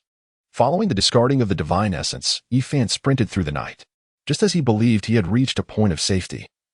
The knights of the Jiang family reappeared in the sky, igniting a deep-seated resentment within him. He lamented the persistence of their pursuit. Moreover, he discerned that the treasure the Jiang family sought was not the fragment of divine essence. Thus, Yi Fan laid bare everything he possessed, save for the Tao scripture and the mysterious bronze artifact. The jade pendant, gifted to him by an elder from the Lingshu cave, seemed reliable. However, the chipped jade bestowed upon him by a dubious Taoist was likely of little value.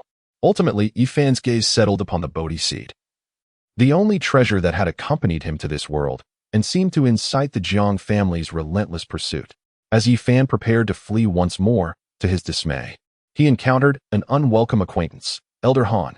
Life is said to bestow 4 joys: the arrival of sweet rain after a long drought, meeting an old friend in a foreign land, the wedding night, and the moment one's name is called on the gold list. Yi Fan never anticipated that after fleeing for miles, he would encounter an old acquaintance in a foreign land, albeit this acquaintance was his arch-nemesis, Elder Han. This was dire indeed. Upon witnessing the sinister expression of Elder Han, Yi Fan felt a wave of dread wash over him. He had not expected to cross paths with this formidable figure at such a critical juncture. Elder Han, without any pretense, bluntly informed Yi Fan of his intention to use him as a living elixir. At this juncture, the spectators were rendered speechless, uncertain whether to feel indignation at Elder Han's disgraceful conduct or to sympathize with Yi Fan's unfortunate plight. After enduring several waves of pursuit, to then stumble upon Elder Han, who sought to refine him into a potion, seemed nothing short of a complete disaster. Originally trapped in a deadlock, he now found himself in an even more dire predicament. Resignation set in, fatigue overwhelmed them, as they collectively wished for annihilation. After all, faced with such circumstances, it appeared that waiting for death was the only recourse. On the high platform, Liu gently waved his folding fan and continued calmly, stating that although Yi Fan longed to summon the Golden Book and confront Elder Han in a fierce battle to the death, he was acutely aware of the insurmountable disparity in their strengths. Even if the adversary stood motionless, he might still find himself at a loss. Moreover, the opponent had already seized the initiative, capturing him with ease. Thus, Yi Fan was taken by Elder Han, soaring towards the horizon. At this moment, Yi Fan would rather meet his demise at the hands of the knights from the Jiang family than be transformed into a human-sized elixir by Elder Han. Simultaneously, he found himself pondering why, after such a lengthy period, the knights had yet to locate him. They had relentlessly pursued him when he least expected it, yet now, at a time when they should have arrived, they had vanished without a trace. Were the knights truly so unreliable? Just as Elder Han led Yi Fan into a dense forest, the knights of the Jiang family finally descended from the heavens, and their first utterance was a demand for Elder Han to surrender Yi Fan. At this juncture, Lu Yu suddenly snapped back to attention. Alas, the seasoned listeners in the audience furrowed their brows at the abrupt interruption, for this scene felt eerily familiar to them. What had transpired between Mr. Lu and the 2 groups of people? Indeed, Mr. Lu, what ultimately became of Yi Fan? Was he slain in the pursuit of treasure? Or did he meet his demise while concocting elixirs? Pray, do enlighten us. Mr. Lu, please do not indulge in tea just yet. What are you gathering your belongings for? Why are you even putting away the awakening staff? Naturally, with seasoned listeners present, there were also newcomers who were bewildered by the unfolding events. At this critical juncture, Liu paused, leaving the fresh audience members in utter confusion, wondering why he had fallen silent at such a pivotal moment. Ladies and gentlemen, to uncover what happens next, please await the next installment.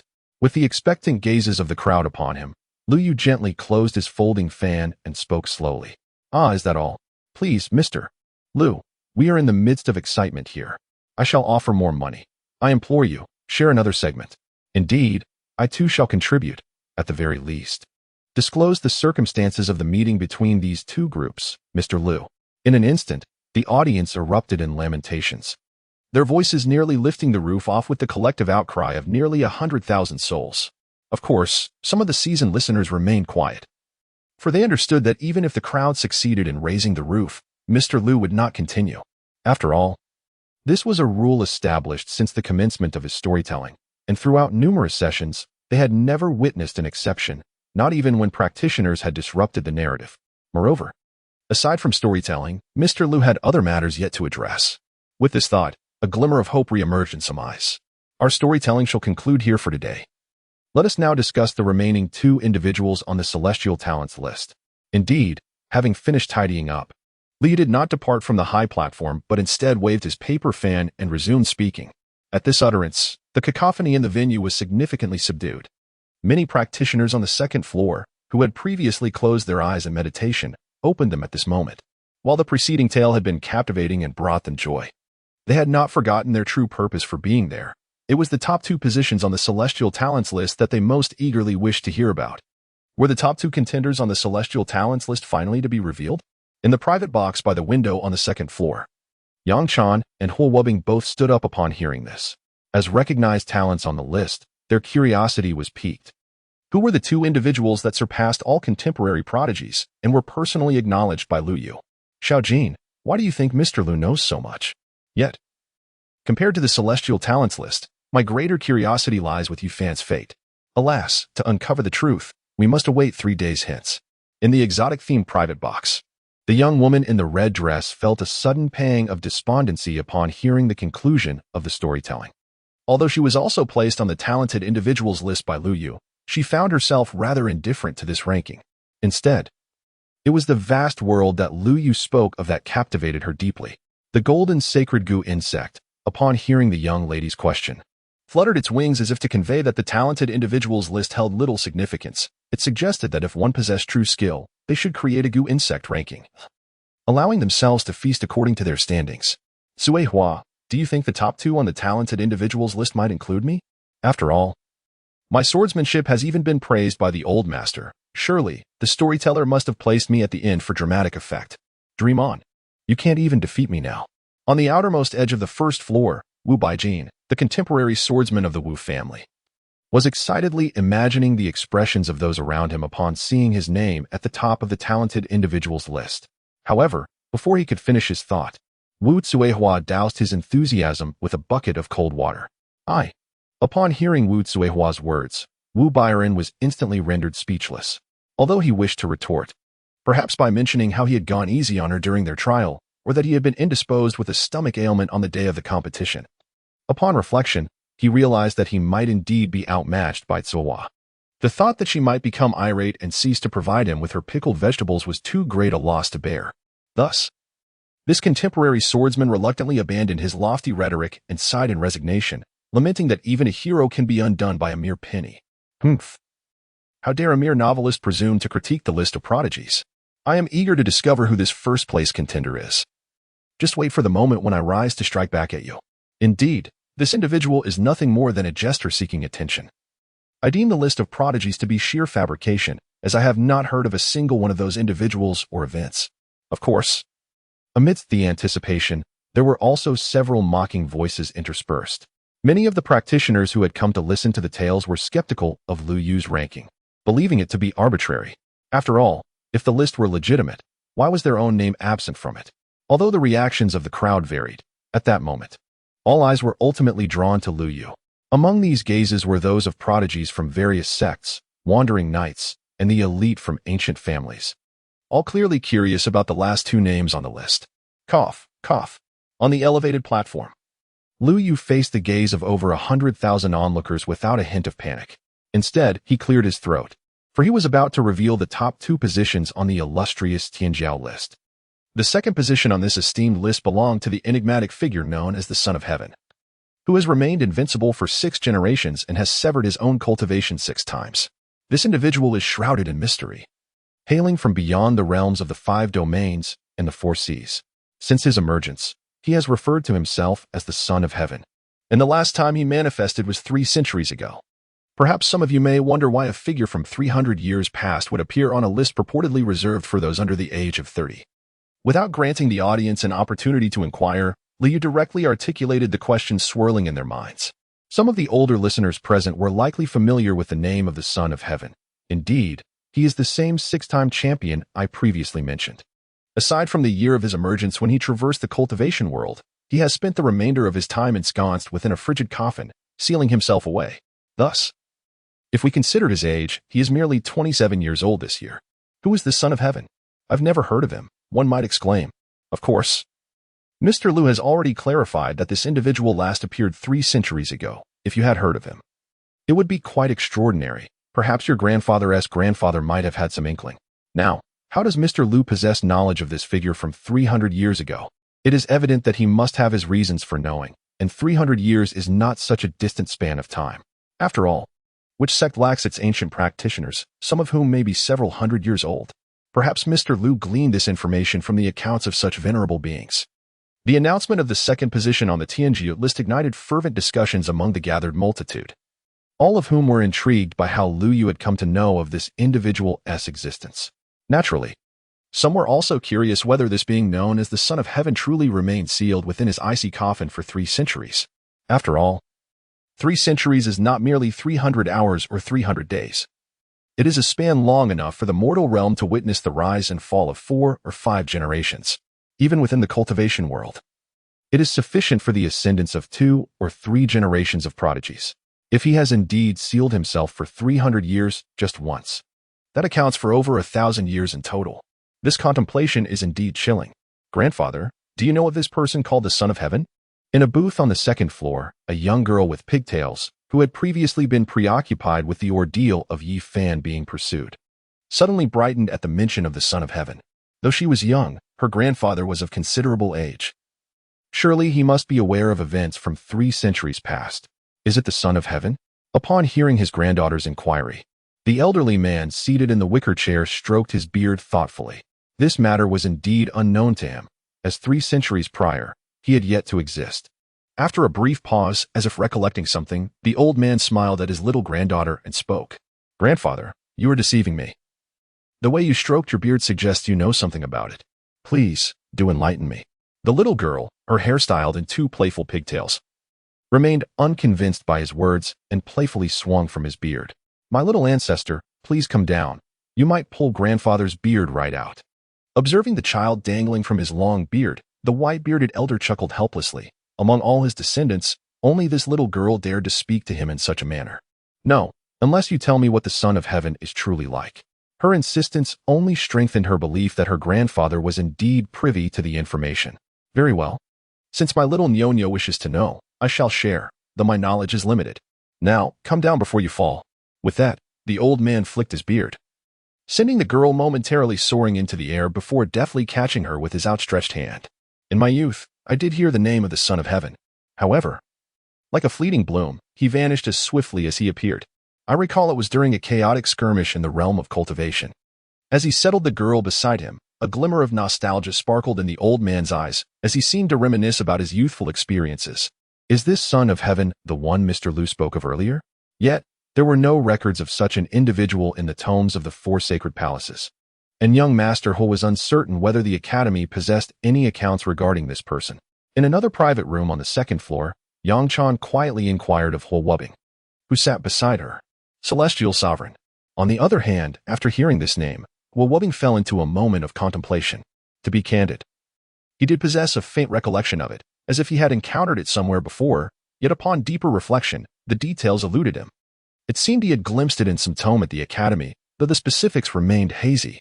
The individual likely made a fleeting appearance in history. But that was eons ago. After a prolonged silence, He Wubing finally spoke, acknowledging that recalling the individual's details was indeed quite challenging. He would need to return to the academy to peruse the archives. Unfortunately, the scholar was not present at the moment. Otherwise, he would undoubtedly have the answers. Achoo. At that moment, in the Grand Academy of Dakian, located beyond the seas, Jiang Yulo, who was inscribing mystical patterns on the 3rd floor, suddenly sneezed.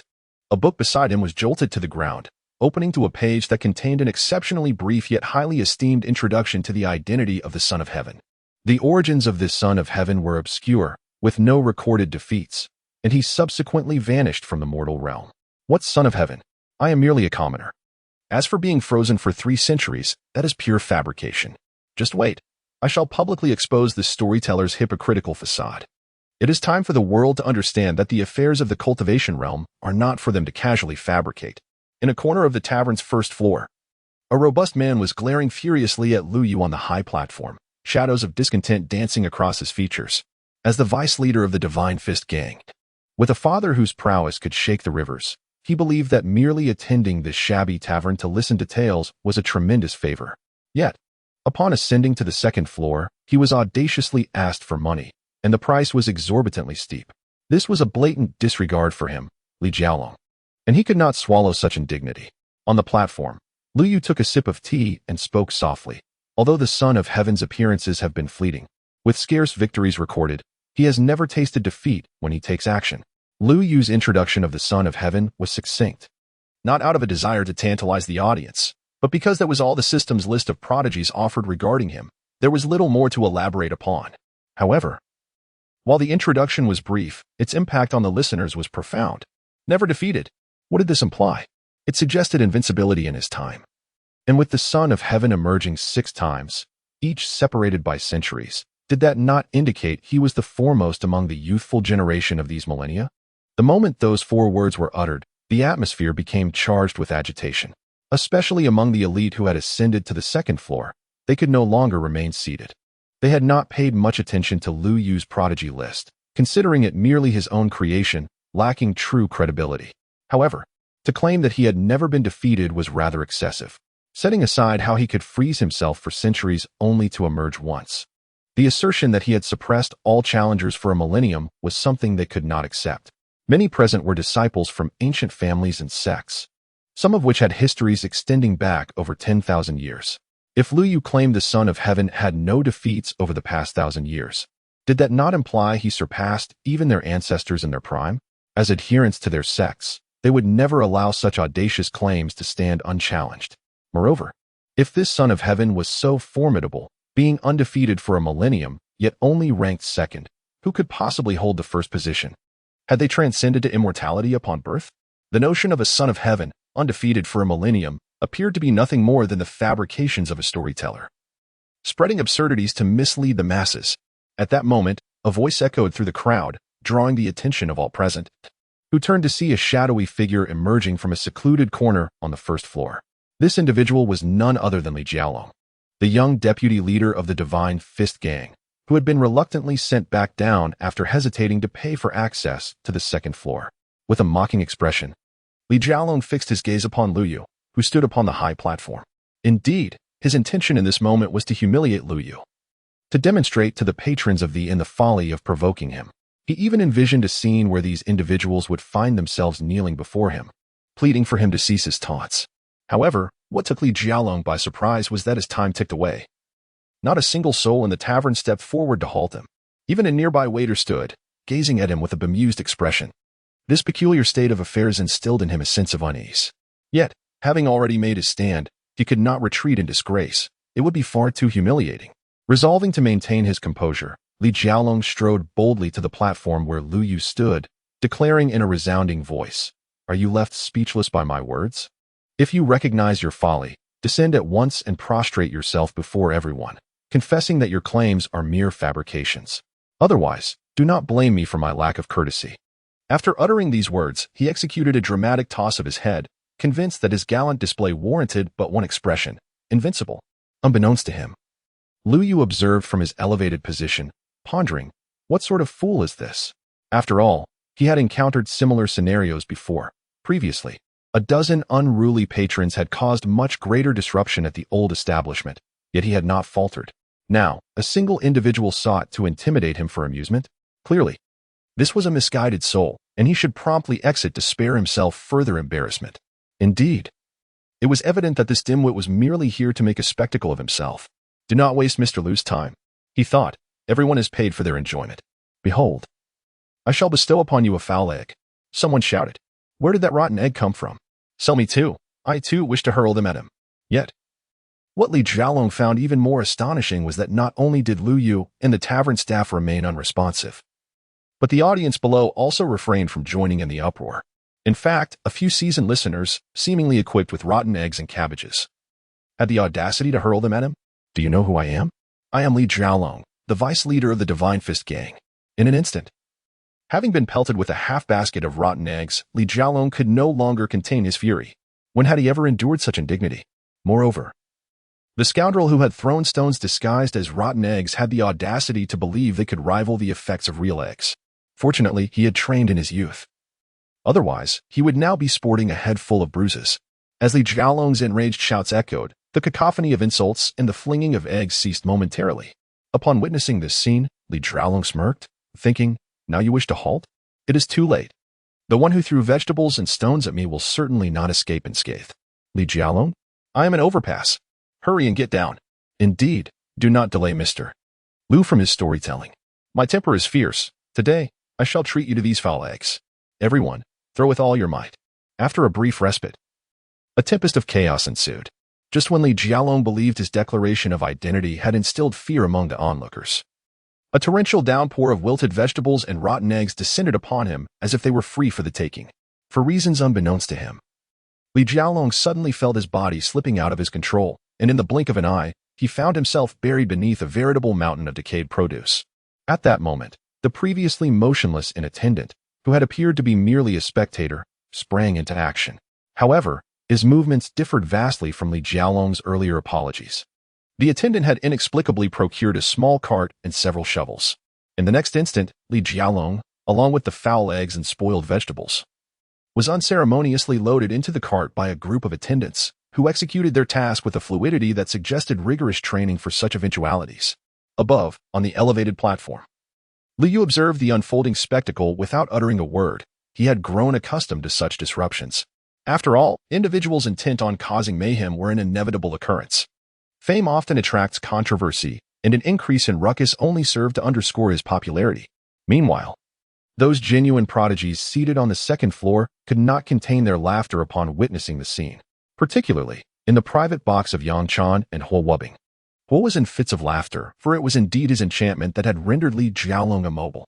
This method of inciting the audience to take matters into their own hands proved far more effective than any direct intervention from himself or Yang Chan.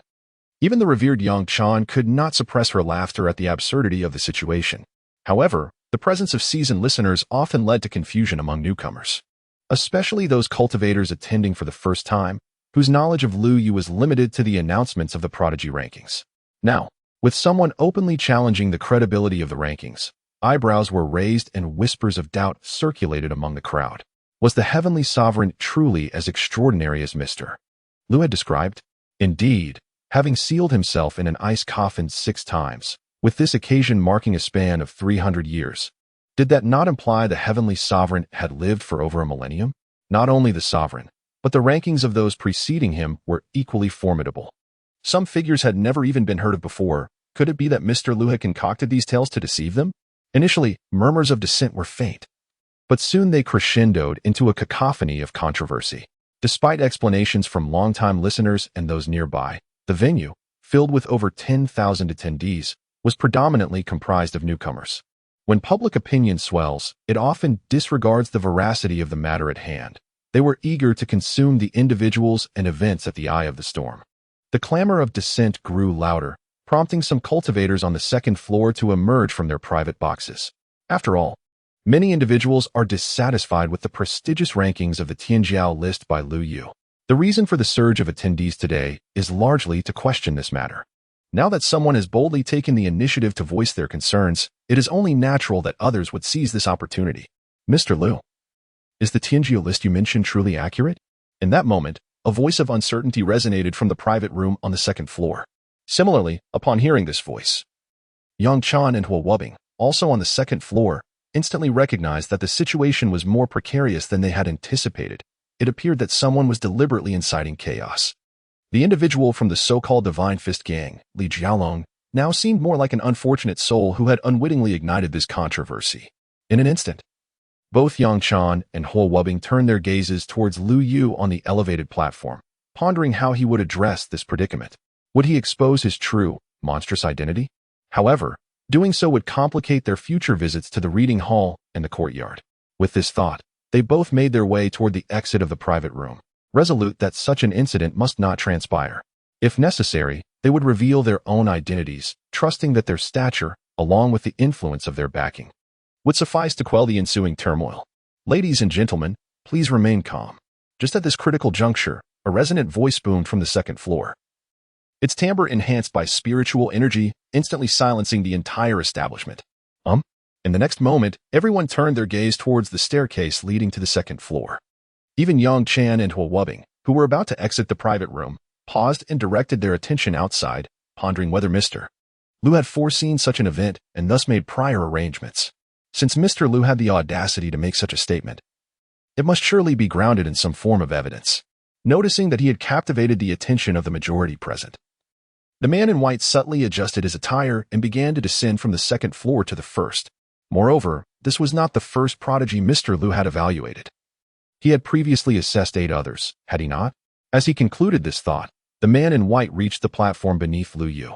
The remarks made by the man left Yang Chan and Hua Wubbing, who had initially believed him to be a mere pawn of Liu Yu, utterly bewildered. Although his words bore no immediate flaws, the tone suggested a subtle insinuation rather than a straightforward explanation on behalf of Mr. Liu. Indeed, the earlier mention of the 8 prodigies felt distinctly off, and it was evident that even among those illustrious figures, there were rogue cultivators, which seemed utterly nonsensical. As anticipated, the moment the man uttered his statement, a flurry of discussions erupted among the crowd. Some even referenced the incident involving Wang Jiangling, directing all accusations squarely at Liu Yu. Meanwhile, Liu Yu on the platform cast a downward glance at the white-clad man below, not out of ire for his words, but rather because this same individual had just communicated a private message to him. Mr. Liu, you surely wouldn't wish for your reputation to be irrevocably tarnished, would you? The man's gaze, fixed upon Liu Yu, glimmered with a hint of cunning. Interesting. Upon hearing these words, Liu Yu chuckled. It seemed that he had encountered a case of extortion, and a well-organized and premeditated one at that. How shall I put it? Initially, Liu Yu had chosen to disregard such individuals. However, given the magnitude of the occasion today, he found himself curious about the other party's intentions, especially since those who ascended to the second floor were typically cultivators. I wonder if Mr. Liu remembers young Master Wang Jiangling? As soon as Liu responded, the man in white below spoke rapidly. Indeed, what of it? Upon hearing Wang Jiangling's name, Liu momentarily froze. Yet, he quickly regained composure, realizing that this was the first cultivator he had commented on, the one driven by fame and wealth. Could this matter be connected to him? If Mr. Liu places young Master Wang Jiangling at the pinnacle of the heroic rankings, we shall silence the dissenting voices below and ensure you enjoy boundless wealth for a lifetime. After uttering this, the man in white cast a glance towards the audience engaged in discussion, his intent unmistakable. Should you acquiesce to our demands, we will not only quell the murmurs of discontent, but also bestow upon you inexhaustible riches. However, should you choose to defy us, those voices below will swiftly lead to your disgrace. Do not say we did not forewarn you. So that is how it is. Upon hearing this, Liu Yu instantly grasped the situation. Mr. Liu, your time for consideration is limited. I hope you understand that the cultivators of this realm are not someone like you, a mere storyteller. I refuse. This assertion was indeed accurate. However, wait, did you just refuse? Before the man could finish his statement, Liu Yu resolutely denied him. Clearly taken aback by Liu Yu's unexpected response, the man had presumed that, given the circumstances, his offered olive branch would be eagerly accepted, not rejected. Very well. This is your choice. Do not regret it later. After uttering this, the man in white cast a shadowy glance at Liu Yu before shifting his gaze to the crowd. Since Mr. Liu can so accurately provide the rankings of the talented list, he must be quite familiar with these individual situations. In that case, let us have Mr. Liu bring forth one of them for a direct confrontation. Then we shall ascertain the veracity of the talented list. Or is it true, as many have suggested, that Mr. Liu is fabricating characters to deceive us? In the next moment, the man's voice, amplified by spiritual energy, resonated throughout the hall. The audience, initially taken aback by this proclamation, soon expressed their approval, deeming it a splendid idea. The authenticity of the talented list could be ascertained by simply showcasing one of its members. With so many practitioners present, it would be evident who among them truly deserved the title of talented. Indeed, Mr. Liu, why not summon a talented individual for us to witness? Absolutely, Mr. Liu. I trust in your capabilities. We have reason on our side, so why should we fear? I am ready to behold these talented individuals with the first voice rising. Others quickly followed suit, urging Liu to present a talented individual for direct confrontation. Even some seasoned attendees expressed newfound enthusiasm. For who would not wish to see someone from the talented list? Such individuals are rarely encountered in one's lifetime. Observing the man in white standing beneath Liu's platform, Yang Chan and Hua Wubbing finally discerned the ulterior motives at play. This was evidently a scheme to embarrass Mr. Liu. After all, under normal circumstances, how could an establishment like a tavern swiftly locate a member of the talented list? Even if they managed to find one after considerable effort, Liu's reputation would undoubtedly suffer irreparable harm, rendering this a particularly malicious plan. Fortunately, neither of them had followed their respective elders back to their sects but chose to remain here instead. Seeking someone from the talented list? Very well. They were indeed such individuals. Today, not just one, but they would offer a 2-for-1 deal. If they intended to embarrass Mr. Liu, they ought to consult them first. Exchanging knowing glances, they understood each other's intentions. I can confirm that what Mr. Liu has stated is indeed correct. Just as Yang Chan and Hua Wubbing prepared to step forward to substantiate this, a deep voice resonated from the first floor of the tavern. In the next moment, a man clad in a gray robe slowly emerged from the crowd. At first glance, he possessed no remarkable attributes. However, upon gazing a moment longer, one would discern that the man possesses an extraordinary allure, an almost magical quality that engenders an unbidden fondness in those who behold him. Some, enchanted by his presence, might even contemplate bestowing their treasured possessions as tokens of goodwill. I am the wandering cultivator, Shi Shan, and I have had the honor of meeting Mr. Liu here. Upon uttering these words, the previously raucous hall fell into an immediate silence. Shi Shan, is he the wandering cultivator Mr. Liu spoke of? Is this the prodigy from the prodigy rankings? My goodness, how did someone like him come to be here? Step aside. Let me glimpse what the prodigy from the prodigy rankings truly looks like. In the next moment, all eyes turned towards Shi Shan. As they struggled to fathom that upon requesting Mr. Liu to present someone from the prodigy rankings, the individual had emerged forth as if orchestrated. Mr. Liu, witnessing this unfolding scene, offered a nod to Shi Shan, acknowledging that he had indeed assisted in alleviating his predicament, even though he had not anticipated his appearance here. If any of you harbor doubts regarding the prodigy rankings, feel free to come and test me. After this declaration, an immensely powerful surge of spiritual energy erupted from Shi Shan. Observing this spectacle, particularly those with intentions of causing disruption, were rendered speechless.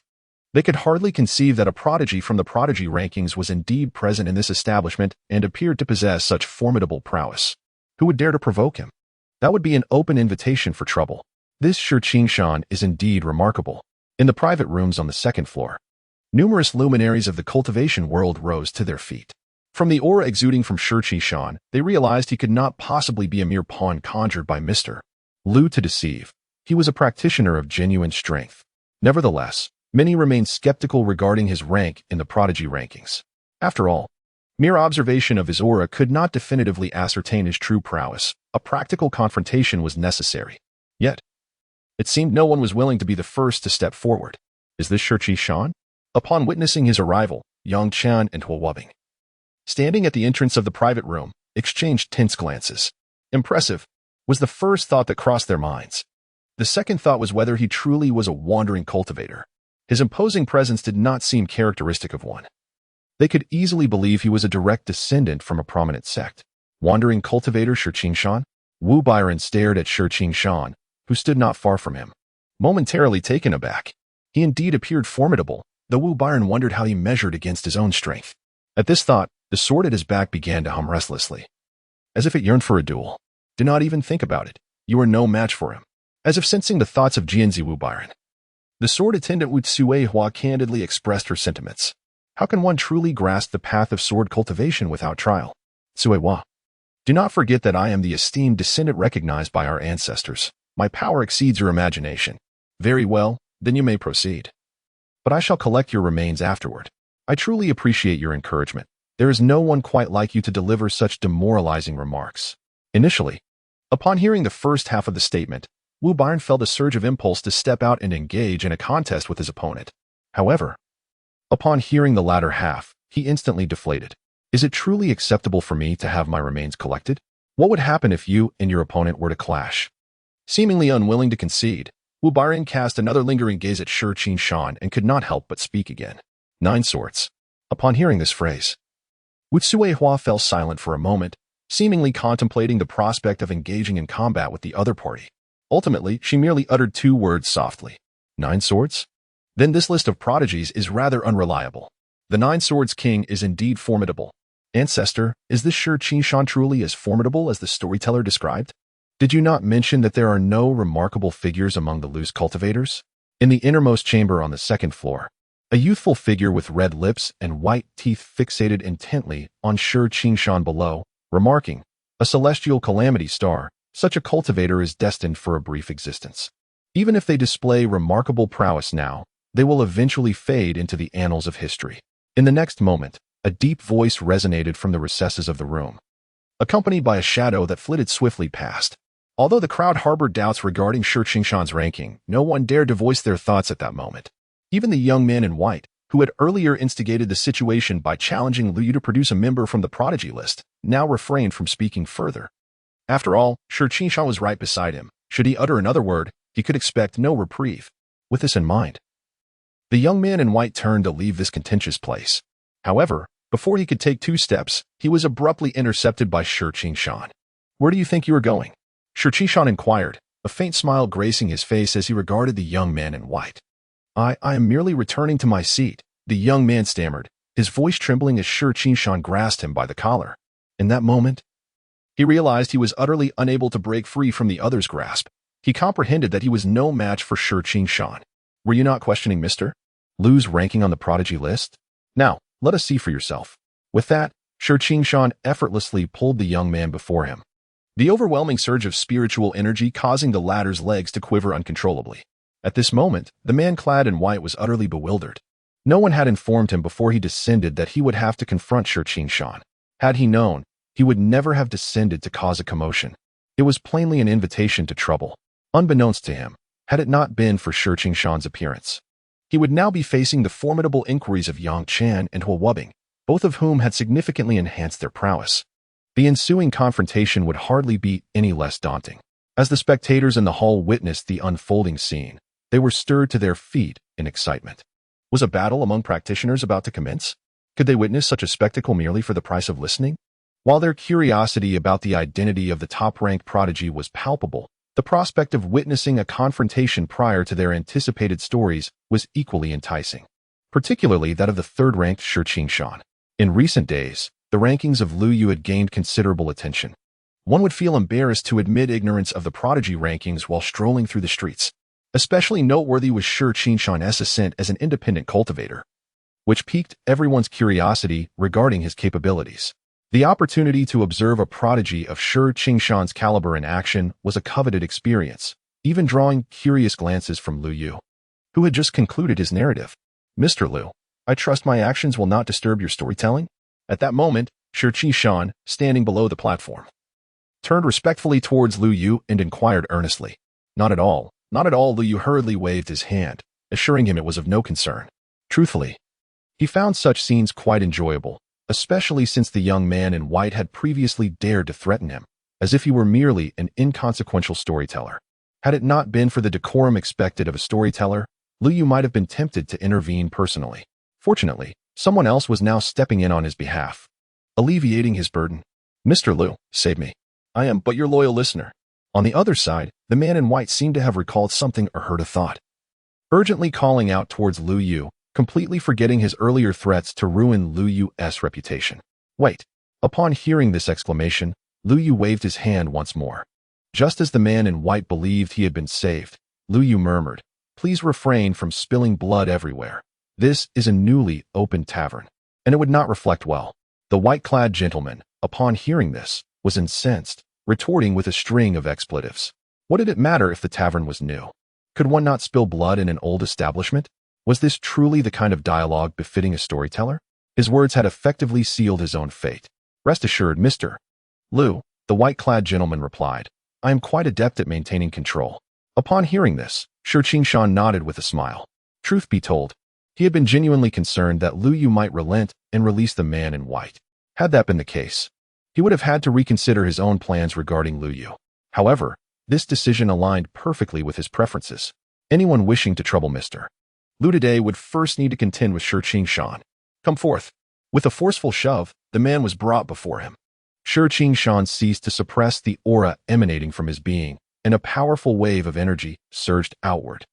The audience members near the platform were compelled to step back 3 paces, while those of lesser stamina felt their chests churn, their hearts nearly leaping from their chests. Even the practitioners on the 2nd floor were taken aback by this sudden display of might. He is truly formidable. In this moment, those who had previously looked down upon Shi Shan found their attitudes transformed. They had assumed that a solitary cultivator, no matter how skilled, would inevitably pale in comparison to the prodigies of the top sections. Yet now, they realized their error. The aura he exuded was, if not greater, at least on par with that of their sect's finest talents. Even the genuine prodigies on the 2nd floor felt a tremor in their hearts upon witnessing this spectacle. Particularly, Yang Chan, the saintess of the 4 holy palaces, found herself inexplicably driven by a fierce desire to descend and engage in combat with him. Perhaps this was the essence of rivalry among the exceptional. At this moment, countless figures emerged from the boxes on the 2nd floor, acknowledging Shi Shan's prowess, each harboring the intent to challenge him. I was mistaken. I shall never dare to cause trouble in Mr. Lu's presence again. Meanwhile, the young man in white, standing opposite Shi Shan, collapsed to his knees, exclaiming loudly. After all, those eager to join the fray were merely spectators from above. He was the one truly facing Shi Shan. In his eyes, those who did not stand before Shi Shan could never comprehend the inescapable pressure he exuded. At that moment, the man felt as though he were confronting not just an individual, but a ferocious beast awakened from ancient times. Forget the 3rd place on the prodigy list. If Li were to declare Shi Shan the top contender, he would raise all 4 limbs in agreement. Should that punch land, he would be left utterly defeated. Regardless of his efforts to maintain composure. Silence. Observing that the man had yet to make a move, he knelt upon the ground, eliciting scornful glances from all the patrons within the tavern.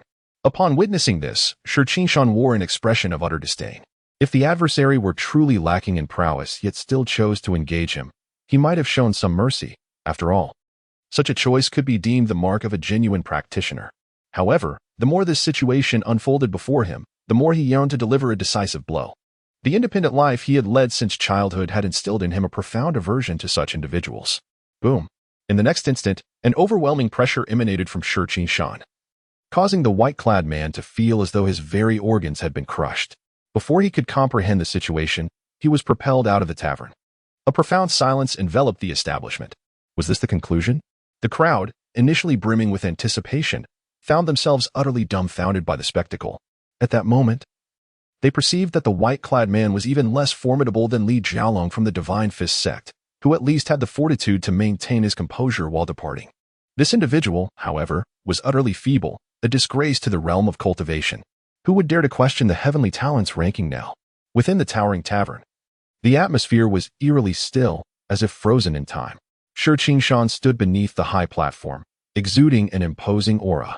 At this moment, the crowd began to believe in the authenticity of the heavenly talent's ranking. After all, Shi Shan was right there, and the one who had doubted it was already thrown out. I told you, Mr. Lu would never deceive us. The heavenly talent's ranking is indeed genuine. Stop spouting nonsense. You were the loudest in calling for a countercheck just moments ago. I did not. Who said that? I'll sue you for defamation.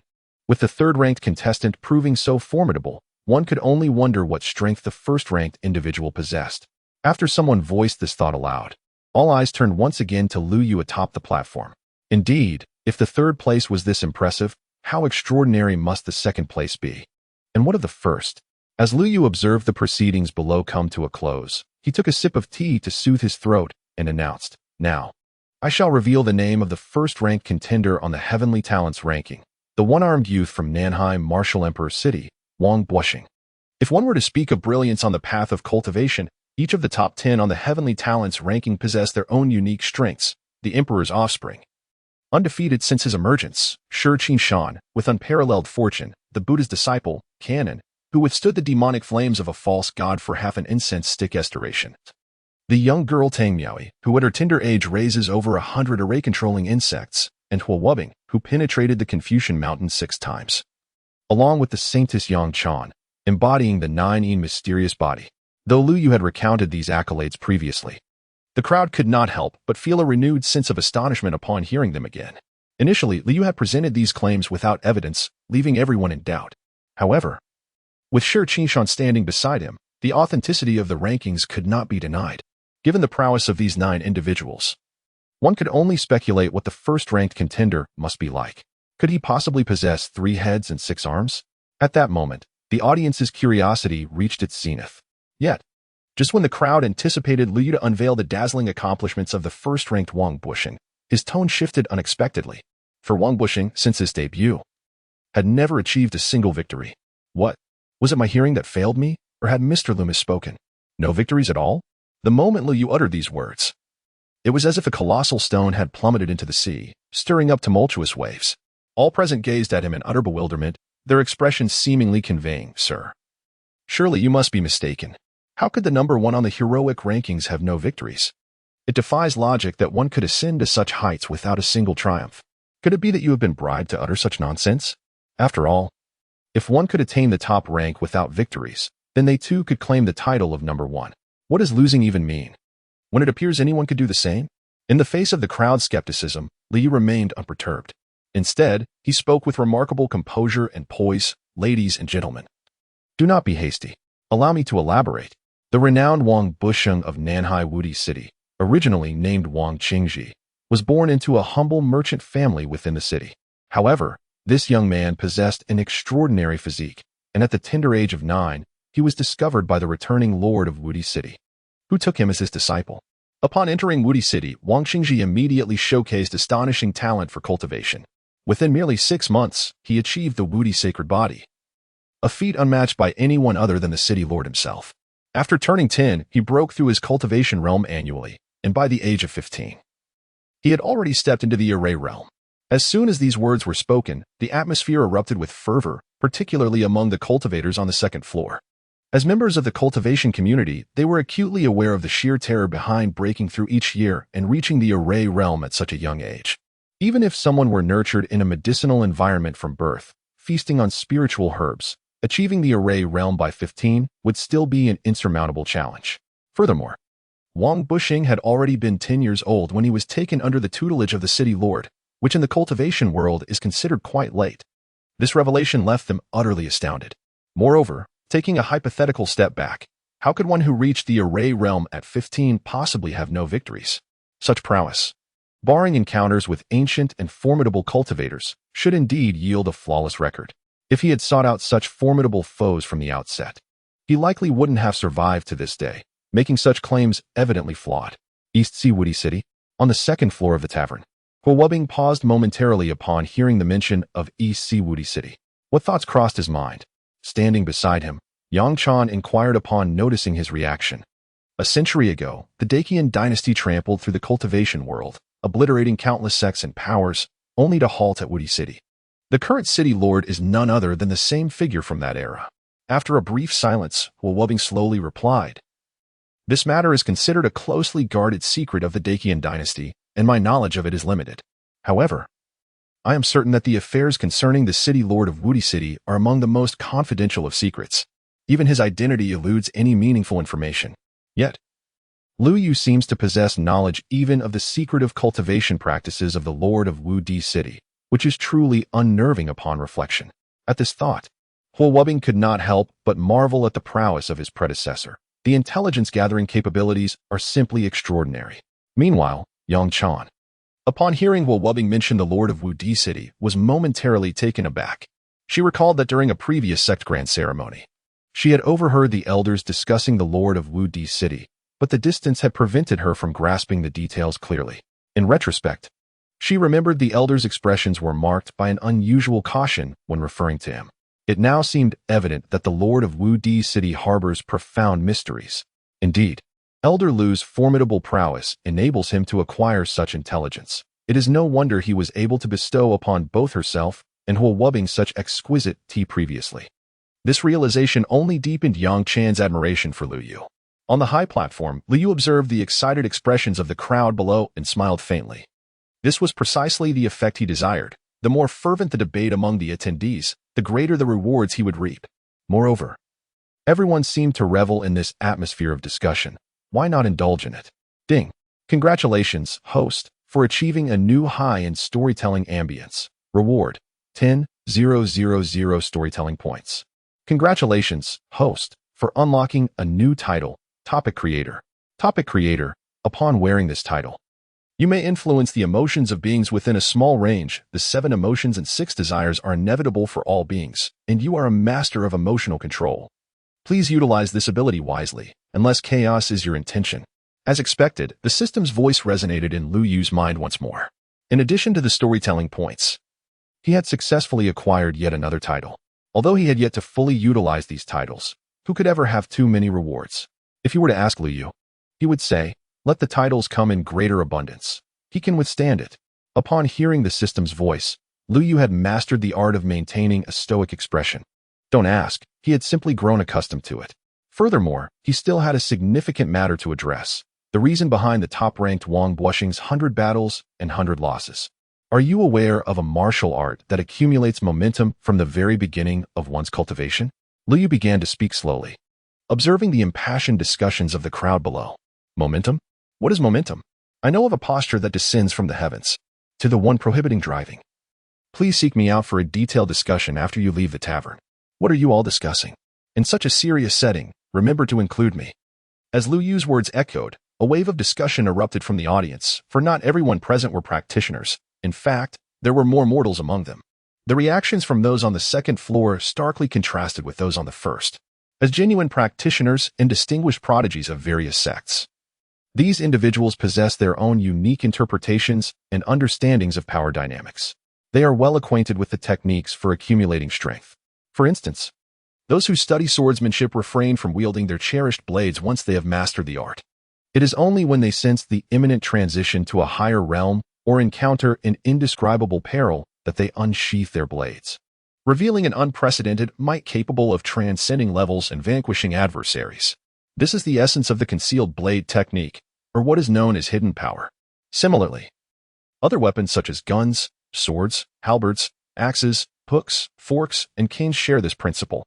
Many who find themselves stagnating in their original realm often resort to the art of concealment in search of new breakthroughs. However, does Wang Bushing still require hidden power after a year of transcending realms? The cultivators on the second floor expressed their bewilderment and were deeply astonished. Meanwhile, just outside the city of Chang'an, a languid young man reclined upon the back of a donkey, slowly making his way toward the city gates. Accompanying him was a small boy with rosy lips and white teeth. You, Wang, have gone too far. We clearly agreed that each person would ride for 10 kilometers before switching places. You've been sitting on that donkey for ages. I refuse to continue. After uttering this, the boy tossed aside the rope he was using to lead the donkey and plopped down on the ground in a fit of protest. You sat on the donkey all day yesterday, and I didn't complain. How is it that after just half a day, you've decided you're done? The young man, upon hearing the boy's lamentations, showed no inclination to rise. Instead, he casually plucked a blade of foxtail grass from the roadside, popped it into his mouth, and scratched his belly in response. Well, I actually borrowed this donkey from the city lord. Why shouldn't I ride it a little longer? Upon hearing this, the boy's face flushed with indignation. It's not like I asked you to steal it. Besides, you used that excuse on the first day we set out. He emphasized, and our travel funds are from my pocket money. Let me remind you, your pocket money comes from me, he added, reiterating that this excuse was also used the following day. You're so much older than I am. That reasoning holds no weight. Who said being older means walking? Hurry up. In half an hour, we'll be entering the city. If you keep this up, I want to take you along next time. The boy, upon hearing the young man's rebuttal, was so infuriated that he could scarcely form a coherent response. However, as he glanced towards the nearby city of Chang'an, he restrained the words bubbling within him. After all, the young man's earlier remarks were not entirely devoid of merit. At least the pocket money he possessed had indeed been bestowed upon him by the very individual he was now at odds with. Although he had spent a considerable portion during this journey, he had also managed to secretly save a fair amount. Reflecting on this, the boy patted his pocket, where he estimated there were still several coins remaining. Once he entered the city, he was determined to seek out the largest candied hawthorn on a stick to indulge in. Admittedly, the hawthorn was not as sweet as it would be in winter, and the rock candy lacked its usual crispness, but he relished the treat regardless of the season. In the next moment, the boy led his little donkey onward towards the city gate, while the young man, unbeknownst to him, opened his eyes. Are there truly this many cultivators here? It feels as though there are even more than in Woody City. Perhaps we should consider relocating. He murmured as he gazed in the direction of the tavern at the city's center. However, he quickly closed his eyes again and reclined back against the donkey. After all, he was Wang Buxing, regarded by all as a worthless individual. What did it matter if there were more cultivators? Would they dare to bully someone deemed a failure? The Tianjiao ranking has concluded. Our time here is at an end. I bid you all farewell for 3 days hence.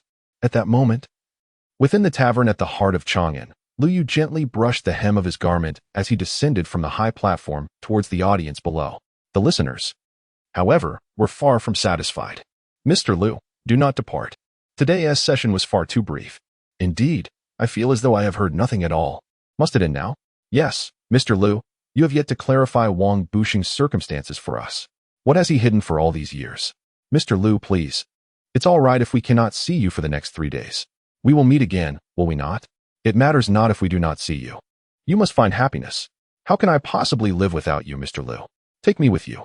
Witnessing this scene, the cultivators on the second floor were left dumbfounded, not due to anything Mr. Lu had said, but rather because of the fervent reactions from the mortals below. Have the common folk become so fervent? Fervent is an understatement. It is downright terrifying. This is more intense than witnessing a treasured artifact. Nonetheless, this storyteller is indeed captivating. The world he described has piqued even my interest. I wonder what became of Elder Han and Yi Fan in the end. You've sparked my curiosity as well. He left us hanging with half a tail. That is quite inconsiderate. Why don't we take advantage of the dark night and stealthily? Stealthily what? Cut him off? Nonsense. When I say cut him off, I mean to bind him and compel him to reveal the rest of the story. Ah, what a splendid idea. But do you reckon that Shi Qingshan might seize the opportunity to cut you off under the cover of darkness? As soon as those words were uttered, the individuals who had previously contemplated abducting Lu Yu fell silent, suddenly struck by the realization they had momentarily overlooked this crucial detail. Though they had ascended to the second floor, their confidence in overcoming Shi Qingshan was notably lacking, particularly following the display of Shi Qingshan's formidable prowess. They had no desire to be publicly tossed aside. Such an embarrassment would shatter their reputations within the cultivation community. While some were intimidated by Shi Qingshan's strength, others were eager to test their mettle. With the story concluded, several prodigies from various sects had already turned their attention towards Shi Qingshan, keen to assess his capabilities. Before Lu Yu could depart the hall, he was swiftly encircled by more than a dozen individuals. What is the meaning of this? Lu Yu inquired, momentarily taken aback by the scene before him. Having finished his tale, he wondered why anyone would seek to disrupt him. Did they truly mistake his restraint for weakness? Mr. Lu, please do not be alarmed. We are not here to confront you. The leading young man interjected with a smile before Lu Yu could articulate his thoughts. Indeed. We are not seeking you, echoed the others in unison. Not here for me? Then why surround me? Lu Yu pondered, momentarily puzzled. The establishment was vast, and he was nowhere near the exit. We are here for Shi Qingshan. Precisely, we seek Shi Qingshan. As their words resonated in the air, all eyes shifted toward Shi Qingshan, who stood behind Lu Yu, and the atmosphere grew palpably tense, charged with an undercurrent of energy. Are you here to seek me out? Upon hearing this phrase, Shi Qingshan, who was prepared to protect Lu Yu at any moment, slowly stepped forward. Indeed, we have come to engage in a friendly sparring match with you. As Shi Qingshan emerged, the leading youth wore a broad smile, and a powerful wave of spiritual energy emanated from him. Rest assured, our encounter will be a fair one-on-one exchange. If you're not ready, we can certainly wait for you to prepare. After uttering these words, several individuals deliberately parted to clear a path for Lu Yu, signaling that he was free to leave. After all, not all practitioners in the cultivation world are arrogant and overbearing, especially those prodigies from various sects. They would never stoop to threatening mortals or resorting to such tactics. Mr. Lu, please go ahead. I will pay you a visit later. Shi Qingshan softly remarked to Lu Yu, clearly wishing to keep him out of this matter.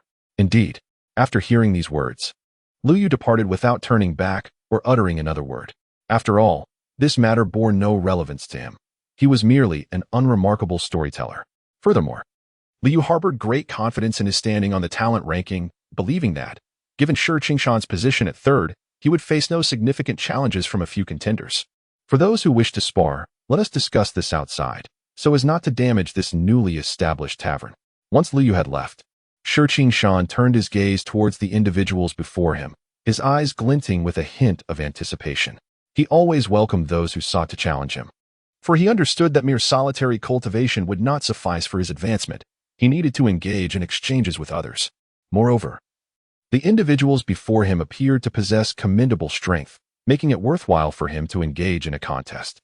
Please, Brother Shi, lead the way. The group was taken aback by Shi Qingshan's amiable demeanor. Having witnessed his previous imposing statements, they had expected a lengthy negotiation. Mr. Liu, meanwhile, on the narrow path between the new and old taverns, Yang Chan and Hua Wubing caught up with Liu Yu, who was hurrying back. You two must have mistaken me for someone else. Initially startled by the call, Liu Yu thought he had once again encountered fervent admirers.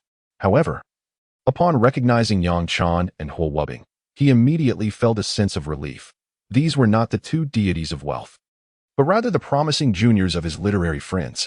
Why haven't your esteemed predecessors joined you today? Liu inquired with genuine concern as he regarded the two before him. Mr. Liu, there are some matters within our sect. Our master returned yesterday. Yang Chan and Hua Wubing promptly replied. Some matters, indeed. Liu murmured thoughtfully upon hearing their response, pondering whether the two had perhaps overextended themselves with their recent gifts and found their finances depleted. After all, they had not only presented him with numerous offerings, but had also bestowed many valuable items upon the tavern's owner. It was said that during the opening of the new tavern, the gifts they provided were exceedingly precious, compelling old Wu to reluctantly transfer a portion of the tavern's shares to them, for he dared not accept such treasures otherwise.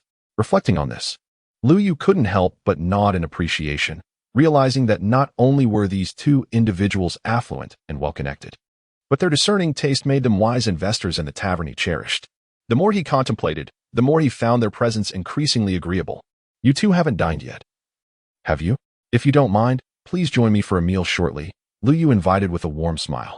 After all, storytelling was a demanding endeavor, and to ensure the quality of his performance, he had refrained from eating prior. He was quite famished after all this time. Is this appropriate? Yang Chan and Hua Wubing found themselves momentarily stunned upon hearing Liu Yu's invitation.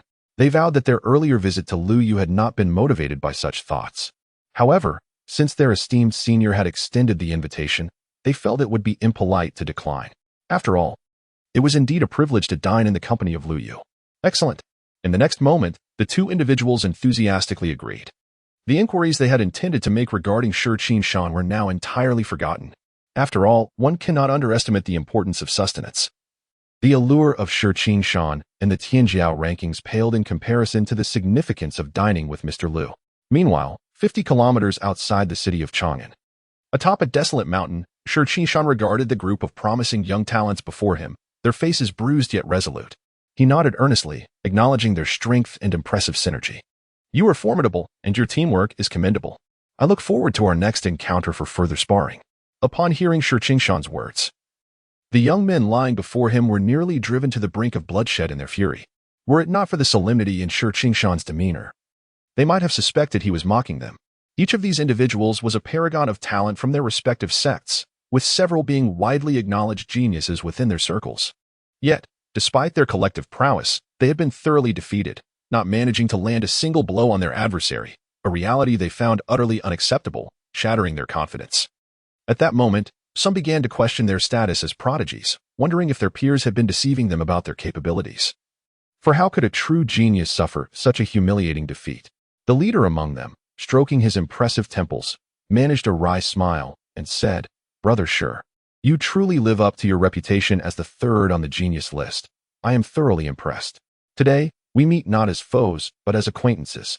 Should you find yourself in Suzhou in the future, do not hesitate to seek me out. I am Zhou Batong. Indeed, Brother Shi, your strength commands my respect. I am Li Daikong. Should you ever have need of assistance in Jingzhou, please do not hesitate to reach out. I am Hu Xiaoyun of Hengshan sect, and I extend my regards to you all. Come now, do not be shy. Feel free to take whatever you desire, said Liu Yu with a warm smile as he regarded Yang Chan and Hua Wubing. Recently, he had discussed the creation of a copper hot pot with old Wu, and today it had finally come to fruition. Although he had not been in this world for long, Liu Yu had longed for hot pot since his arrival, only to discover that such a culinary delight was non-existent in this realm of cultivation. However, no challenge could deter a true gourmet like him. Lacking mutton for traditional preparation, he proposed an alternative method. Without suitable cookware, he arranged for its creation. Before a food lover, no obstacle could impede the pursuit of savory delights. Come, come. Do not stand on ceremony. Serve yourselves as you wish, he urged, unable to contain his excitement as he watched the bubbling hot pot. He promptly added slices of beef, lamb, tofu, cabbage, water spinach, and rice noodles into the pot. He had eagerly anticipated this meal, and today would not be a disappointment. Meanwhile, Yang Chan and Huo Wubing stared at the boiling hot pot in astonishment. Their hesitation was not from a lack of desire to eat, but rather from sheer unfamiliarity with the peculiar dish before them, having never encountered such a culinary experience. They were uncertain about the propriety of retrieving food directly from the bubbling pot, and the pot's unique design only added to their bewilderment. How do we eat this? Huo Wubing quietly inquired of Yang Chan as Liu placed the meat in the pot. I am not certain. Let us observe how Senior Liu handles it. And we shall follow suit, she replied. As Yang Chan heard Huo Wubing's voice, she could only shake her head in resignation before directing her gaze towards Liu Yu. In the next moment, both of them beheld Liu Yu deftly placing pieces of meat into the pot, swiftly retrieving the previously added meat, and then dipping it into a mixture of sesame sauce, chili oil, and cilantro, stirring it a few times before savoring it. Having grasped the general approach, the two began to emulate Liu Yu's method, picking up the ingredients before them and placing them into the pot, then patiently awaiting the outcome. You too. Don't just stand there staring. Hurry up and fish them out. The tripe you've added will become unpalatable if left too long, Liu Yu admonished, nearly exclaiming in exasperation as he observed them neglecting to retrieve the tripe from the boiling pot. If you let it cook for too long, it will be as tough as shoe soles. Upon hearing Liu Yu's words, Yang Chan and Huo Wubing promptly fished out the tripe from the hot pot, dipped it into the sauce, and swiftly brought it to their mouths. At the moment the tripe entered their mouths, the pupils of both individuals dilated instantaneously. Delicious. This exclamation was not mere flattery out of deference to Liu Yu, but rather an authentic expression of delight from both individuals. As prodigies emerging from the pinnacle of contemporary prowess, they had savored every conceivable delicacy, including even the leaves of the elusive elixir of immortality. Yet, nothing could compare to the exquisite spiciness and flavor that wafted before them. The unique combination of numbing heat intertwined with piquant zest and a hint of crispness was simply ineffable. If one were compelled to encapsulate the experience in 2 words, it would be invincible. Initially, the two were somewhat apprehensive dining with Liu Yu, but as the hot pot session progressed, their camaraderie blossomed. By the end, Huo Wubing even contemplated inviting Liu Yu to form a brotherhood. However, the thought of their recently returned mentor, Jiang Yulo, quickly quelled that notion. After all, it was not merely Liu Yu's potential reaction that he feared if their mentor were to discover such a proposal. 3 days of punishment at the Academy's entrance would be the least of his concerns. Meanwhile, Yang Chan's gaze flickered, revealing her contemplative state as she pondered inscrutable thoughts. Thus, the gathering continued, with the group indulging in the hot pot from afternoon until evening. Their time was not solely devoted to feasting. Yang Chan and Huo Wubing regaled Liu Yu with numerous intriguing tales from the realm of cultivation. What they initially believed Liu Yu lacked the time to absorb, they soon realized was not a matter of time, but rather a lack of prior exposure to such knowledge. After all, no one had previously shared these tales with him, especially the whimsical anecdotes from the cultivation world, which Liu Yu found particularly fascinating, given their status as representatives of the foremost lineage in the cultivation realm. The insights they provided were far more detailed and credible than the mere rumors circulating outside. Just as the conversation reached a jubilant crescendo, a series of knocks echoed through Liu Yu's courtyard. Excuse me? Upon hearing that voice, Liu was momentarily taken aback, pondering who might be knocking at such a late hour. Could it possibly be those 2 affluent bibliophile friends from before? With this thought in mind, Liu Yu promptly rose to his feet. Mr. Liu, you needn't concern yourself with it. We shall attend to the door, Yang Chan and Huo Wubing exclaimed in unison, hastily standing up before Liu Yu could make any move. Here they come. In the next moment, both individuals simultaneously made their way towards the entrance. Creaking open, the door revealed an unexpected figure before them. It was Shi Qingshan, who had come to pay a visit to Mr. Liu. Having learned the whereabouts of Liu Yu's residence from an unknown source after his appearance at the tavern that morning, Shi Qingshan now stood respectfully outside the door. Let him in. Liu Yu, seated in the courtyard, clearly heard the commotion outside and called out to Yang Chan and Huo Wubing. Please come in. Upon hearing Liu Yu's invitation, Yang Chan and Huo Wubing both took a step back, allowing Shi Qingshan a path to enter. To be honest, neither of them anticipated encountering Shi Qingshan, the third ranked on the heavenly rankings, in such a place. This unexpected meeting reignited their earlier desire to test each other's skills. As opportunities like this are indeed rare. As Shi Qingshan passed by Yang Chan and Hua Wubbing, he momentarily paused. Being a prodigy himself, Shi Qingshan possessed a keen sense of perception. Although Yang Chan and Hua Wubbing did not intentionally reveal anything, he still sensed a significant pressure emanating from them, far surpassing the pressure he experienced earlier that afternoon while collaborating with other prodigies. This unexpected realization caused his eyes to brighten. Initially, he had intended to seek guidance from Lu Yu, but now it appeared that there might be an unexpected delight in store. I am Shi Qingshan, a wandering cultivator, here to pay my respects to Mr. Lu, he said with utmost reverence as he gazed at Lu Yu, seated on a stone bench. Do you have something to discuss with me? Lu Yu inquired, his expression unfazed by Shi Qingshan's arrival. After all, the latter had mentioned earlier in the day that he would seek him out, albeit Lu Yu had not anticipated a visit at such a late hour. Mr. Lu, I did not expect you to inquire so directly about my purpose, Shi Qingshan replied, taken aback and unsure of how to respond, especially with the two individuals standing behind him. Noticing Shi Qingshan's concern, Lu Yu reassured him with a smile, do not worry, they are not outsiders. Feel free to speak your mind. To be candid, Mr. Lu, I indeed have a request, Shi Qingshan admitted, no longer wishing to conceal his intentions. Upon hearing this, Yang Chan and Hua Wubbing, who stood behind Shi Qingshan, were momentarily taken aback. They thought to themselves that it seemed rather brazen to seek a favor upon their first meeting, especially since they had been enjoying the hospitality without having the audacity to ask for anything in return. What is it? In contrast, upon hearing this, Lu Yu displayed no emotion whatsoever. It pertains to a matter regarding my constitution. Celestial outcast? Before Shi Qingshan could finish his sentence, Yang Chan and Hua Wubbing uttered in unison, how do you know this? Shi Qingshan turned to the two behind him, his expression one of sheer astonishment. This was his greatest secret, one he had only recently unearthed from an ancient cave, and yet he was taken aback that his two servants had casually revealed it. At that moment, Yang Chan and Hua Wubbing could not fathom that Shi Qingshan regarded them as mere attendants of Lu Yu. Did they appear to resemble servants in any way? Nonetheless, they did not oppose this newfound identity. Meanwhile, Lu Yu, seated upon a stone bench, exhibited no signs of surprise upon hearing the term celestial outcast. This was because the system's introduction to Shi Qingshan had detailed this very matter, and the system had thoughtfully provided a solution.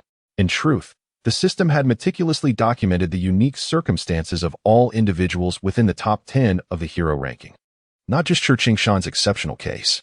However, Lu Yu chose not to disclose this information publicly, as it was fundamentally a matter of personal privacy. He opted only to share the portions that were common knowledge. Lu Yu's regard for the sanctity of personal privacy was, indeed, quite profound. Mr. Lu. After a prolonged pause, Shi Qingshan finally turned his gaze back to Lu Yu. The impact of the earlier incident had been overwhelmingly profound, initially. He had harbored little hope for this meeting. According to the ancient records within that cave, his unique constitution was deemed nearly insurmountable. However, the casual remarks of Lu Yu's two attendants regarding his condition rekindled a flicker of hope within him. After all, if even the attendants were aware, perhaps Lu Yu possessed a viable solution. Are you here to seek my guidance on overcoming the celestial severing star? Lu Yu seemed to discern Shi Qingshan's thoughts and stated it directly. Indeed, I humbly ask for your assistance. I shall undoubtedly repay you in full at your service. Shi Qingshan implored, dropping to his knees with a resounding thud. There is no need for such formalities. Please rise, Lu Yu responded, momentarily taken aback by this unexpected display of reverence. He had not yet consented, yet the other man had already knelt, presenting him with an awkward predicament. Standing behind Shi Qingshan, Yang Chan and Hua Wubbing were equally stunned by his words. Their astonishment was not merely due to Shi Qingshan's plea for Lu Yu's help, but rather the latter's assertion of at your service. While it was acceptable to request assistance from Mr. Lu, the notion of yielding to him was excessive. How could he presume to monopolize the situation? Just because he ranked third on the celestial prodigy list? That was sheer audacity. At this thought, both Yang Chan and Hua Wubbing felt an overwhelming urge to chastise Shi Qingshan for his arrogance, believing him to be overly presumptuous in seeking to claim all the advantages. Meanwhile, Shi Qingshan, kneeling on the ground, felt a chill run down his spine. He had sensed a powerful pressure momentarily. He had assumed it was the displeasure of Lu Yu's attendants at his unpreparedness in seeking an audience. In response, Shi Qingshan hastily retrieved the items he had prepared. After all, one must adopt the proper attitude when soliciting assistance. Having lived independently since childhood, he was acutely aware of the subtleties involved. Thus, he had not only prepared gifts for Lu Yu but also for Yang Chan and Huo Wubing. Mr. Liu, this is merely a humble token of my appreciation. Regardless of whether you choose to accept it, please do take it. And for these two friends behind me, these gifts are a gesture of goodwill for our introduction. I hope you will not find them lacking, he stated, placing the items upon the table. In an instant, a kaleidoscope of colors illuminated the small courtyard. Were it not for the concealment of the third killing array, the entire inn would likely have been aglow with the radiance emitted by these treasures.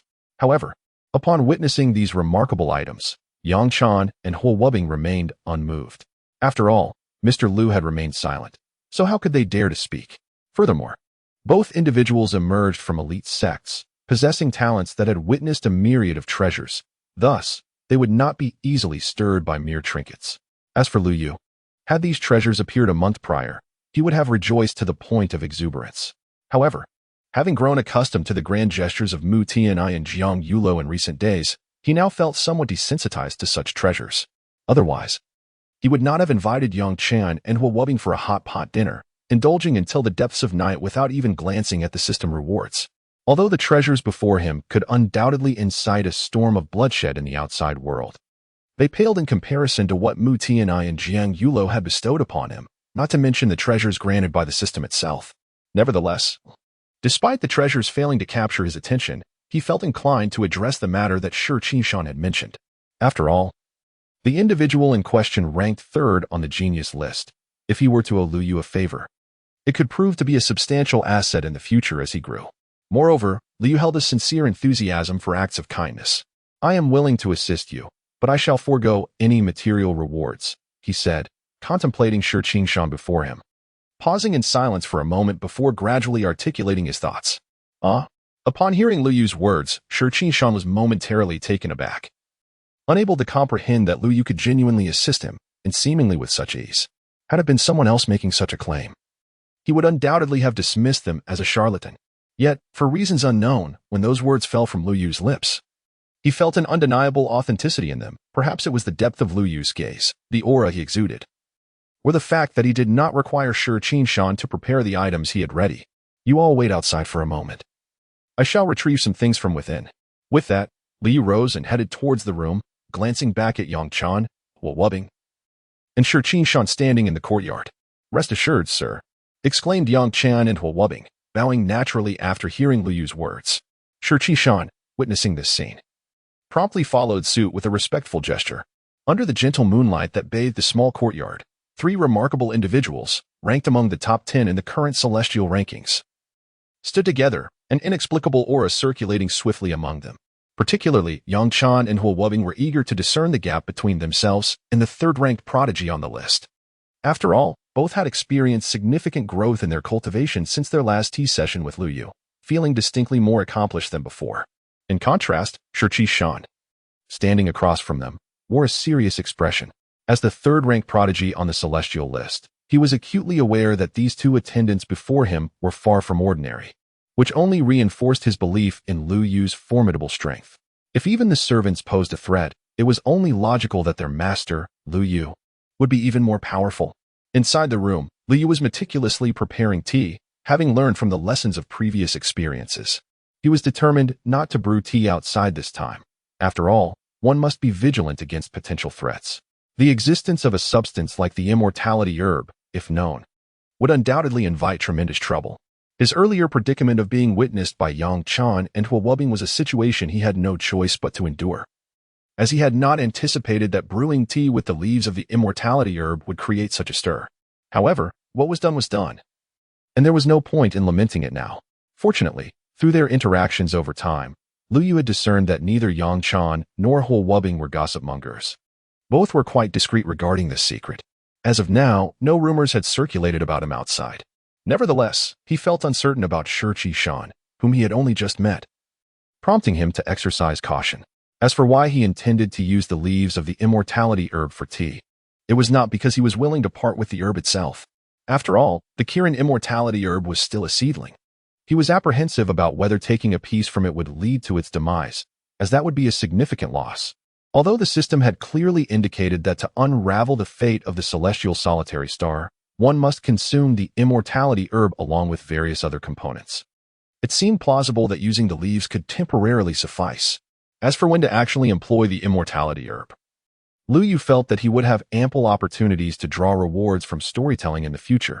He would assess the situation then. For now, it was prudent to avoid risking the Kirin immortality herb seed. With a gentle hum, Lu Yu cast the remaining leaves from his last harvest into the teapot gifted by Mu Tianai, and a pure aura of spiritual energy instantly spread throughout the room. Tea is here. In the next moment, Lu Yu, with a beaming smile, strode outside holding the teapot in his hands. While this brew may not entirely alter the fateful trajectory of the solitary star, it could certainly serve to momentarily suppress its influences. Furthermore, having just indulged in a sumptuous hot pot, he found himself in need of a cup of tea to cleanse his palate, a delightful twofold benefit. Of course, it was certainly not due to the overwhelming richness of the hot pot that he craved the tea. Mr. Lu, upon seeing Lu Yu emerge, the three individuals who had been exchanging glances outside the room all clasped their hands in a gesture of respect towards him. What are you all standing around for? Please, take a seat. I brewed a pot of tea for us to savor.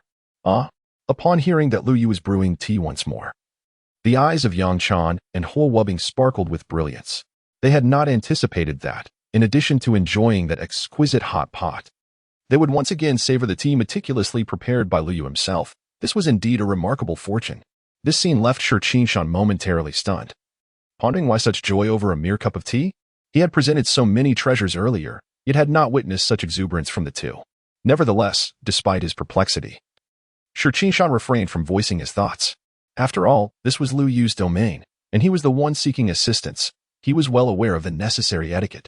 In the next moment, Shi Qingshan followed Yang Chan and Huo Wubbing towards the stone table. The moment Shi Qingshan caught a whiff of the tea, he stood frozen in place. Although he had lived alone since childhood, his years of cultivation and profound fortune had afforded him the opportunity to experience many fine things, including a plethora of exquisite teas. However, he had never encountered a cup as fragrant as the one before him. The aroma was not the kind that assaulted the senses, but rather a rich and lingering fragrance that penetrated the soul. Truly, Mr. Lu's tea was extraordinary. Observing the amber-like liquid in the teacup, Shi Qingshan clasped his fists in gratitude. At that moment, apart from the exceptional fragrance of the tea, he had yet to realize the extraordinary nature of the leaves in his hand. Gulp, what kind of tea is this? As he drank, his excitement overflowed. In the next instant, countless rays of light began to radiate from within him. The powerful surge of spiritual energy nearly overturned the stone table in front of him. Fortunately, Yang Chan and Huo Wubbing, experienced in such matters, had prepared in advance, preventing chaos from engulfing the scene. They exchanged knowing smiles before each taking a sip of their tea. In an instant, a similar glow enveloped both of them as well. However, in terms of intensity, their radiance did not match that of Shi Qingshan's. This was not due to any inferiority in talent on their part. Rather, they had previously consumed the tea and successfully undergone a cleansing of their marrow. Thus, this second consumption lacked the potency of the first. Nevertheless, the benefits conferred by the immortal herb leaves were undeniably apparent. At the very least, the two of them felt their newly stabilized cultivation becoming restless, eager to advance to the next realm. Realizing this, they immediately sat down to suppress their cultivation. For practitioners, breaking through to a new realm was a significant matter. Neither wished to approach the next stage casually. As prodigies, they believed it essential to fully comprehend each realm before progressing, particularly the array realm, as they felt there was still much they had yet to understand. The phenomenon unfolding made Lu Yu, who was also enjoying tea on a stone bench, envious. Everyone was drinking tea.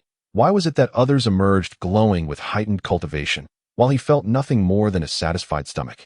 Even if his cultivation did not increase, he wished for at least a semblance of illumination. However, upon further reflection, he considered that perhaps he had not experienced such effects due to his already solid foundation. Relieved, he thought, every cloud has a silver lining.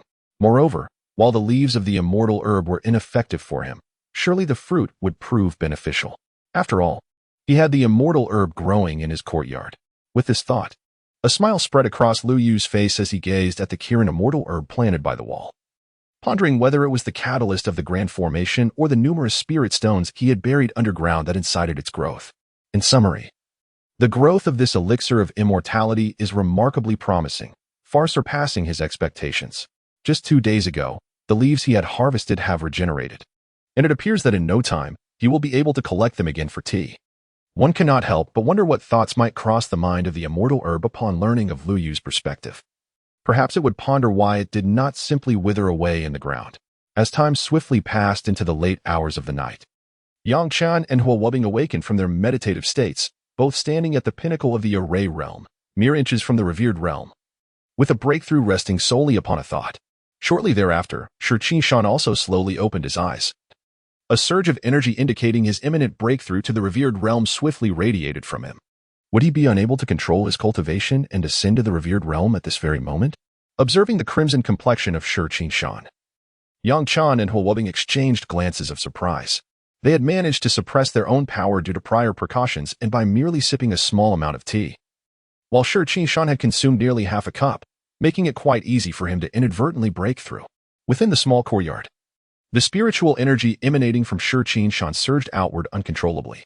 Were it not for the reinforcement of the third killing formation, the walls of the courtyard would undoubtedly have crumbled under the pressure, potentially causing damage to the surrounding structures as well. Shi Qingshan displayed remarkable audacity by choosing to disperse his energy in such a manner to avert a breakthrough. Indeed, it was a bold choice.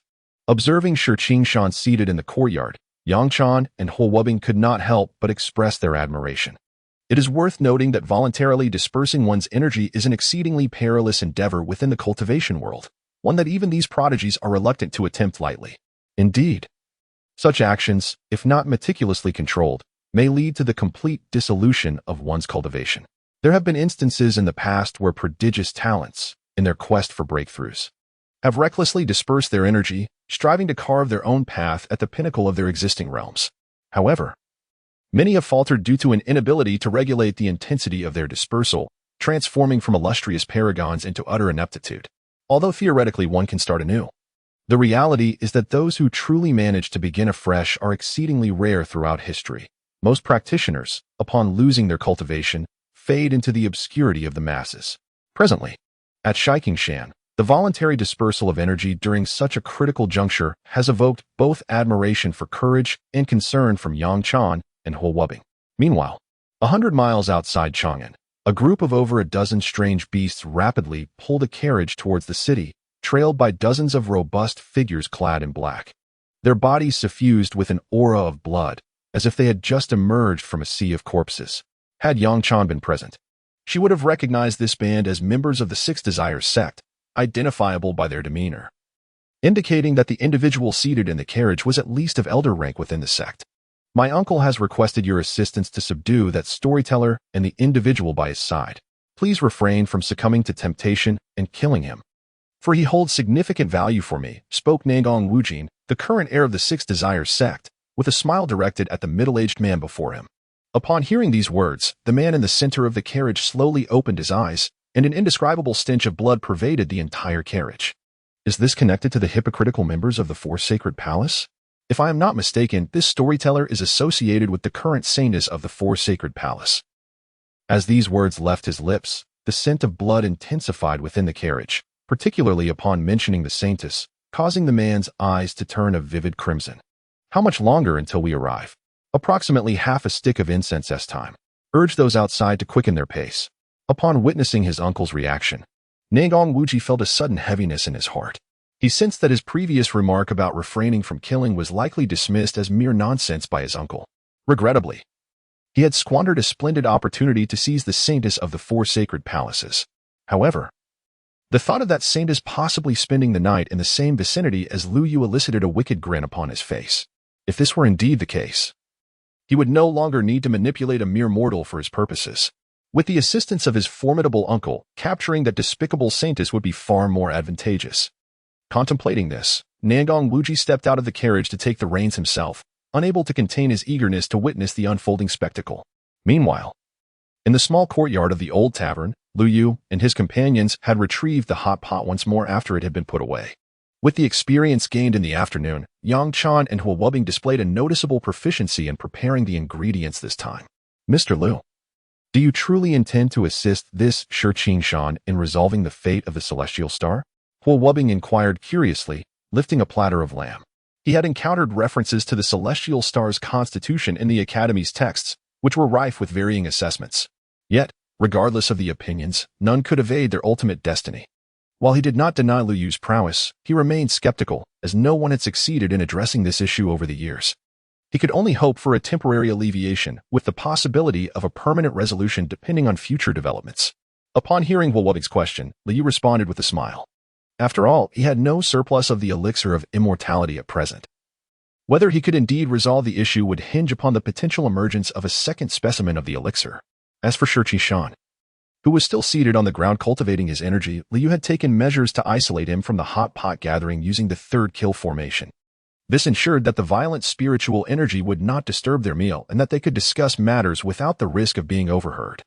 My uncle is the proprietor of this tavern, Nangong Wuji's voice interjected as he and his uncle arrived outside the old tavern, where Lu Yu and his companions were enjoying the hot pot and singing merrily. Fortunately, the late hour meant the streets were devoid of pedestrians. Had it been daytime, the simultaneous appearance of so many strange beasts would have incited panic among the populace. After all, Chang'an was not a city known for its concentration of cultivators. It was home to many mortals who had only heard of such beasts in tales, never having encountered them in reality. Especially the more ferocious-looking creatures like those from the Six Desires sect. Why wait any longer? Let us charge in. Upon hearing that they had arrived, the middle-aged man within the carriage rose abruptly, an aura of bloodlust emanating from him and sending a chilling wave through the air.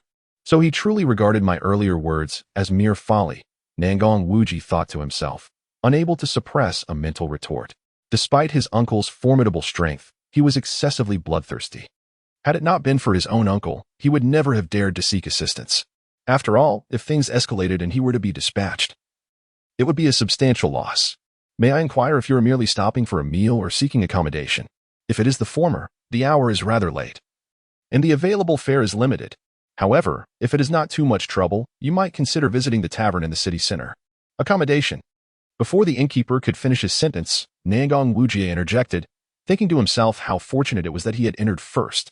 Had his uncle come in, he would not have allowed the innkeeper to utter a second word before demanding a thorough cleaning of the floor. How many of you are there?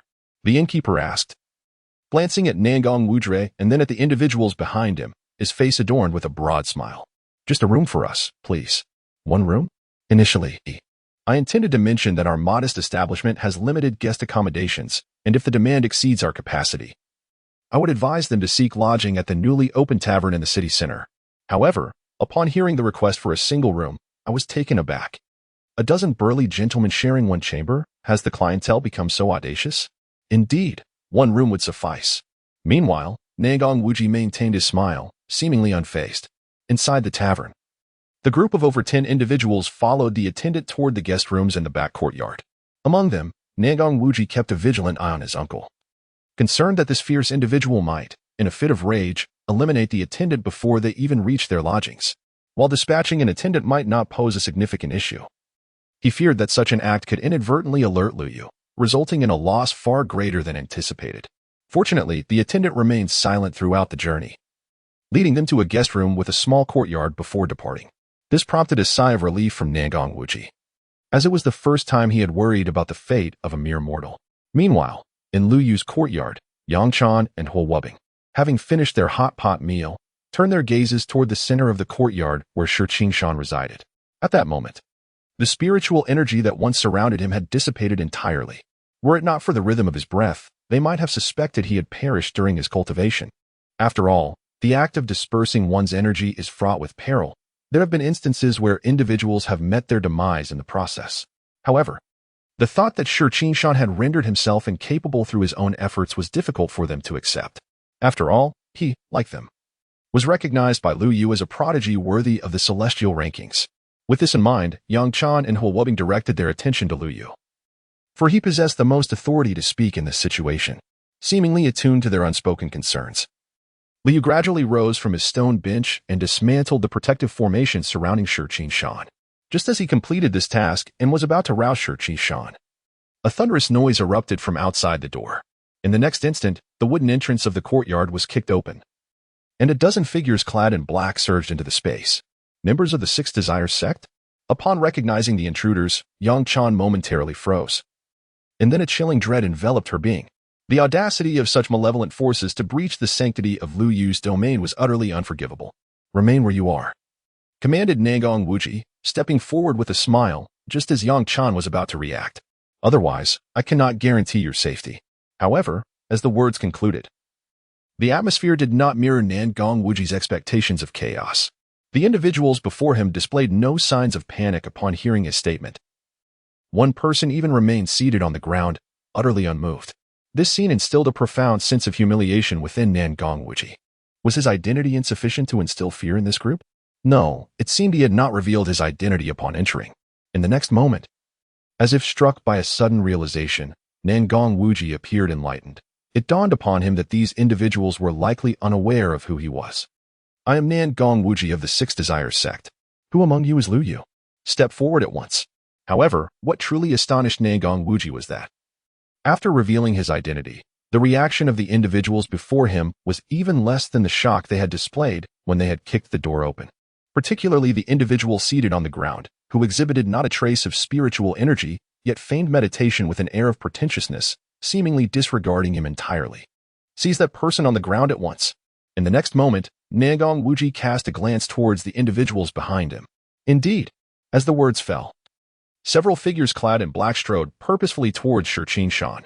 Mr. Liu, upon witnessing the intent of these individuals to assault Shirqin Shan, exchanged hushed words with Yang Chan and Hua Wubbing, both casting their gazes towards Lu Yu. "It's nothing." Upon witnessing the unfolding scenario, Lu Yu waved his hand, signaling the two individuals to remain still.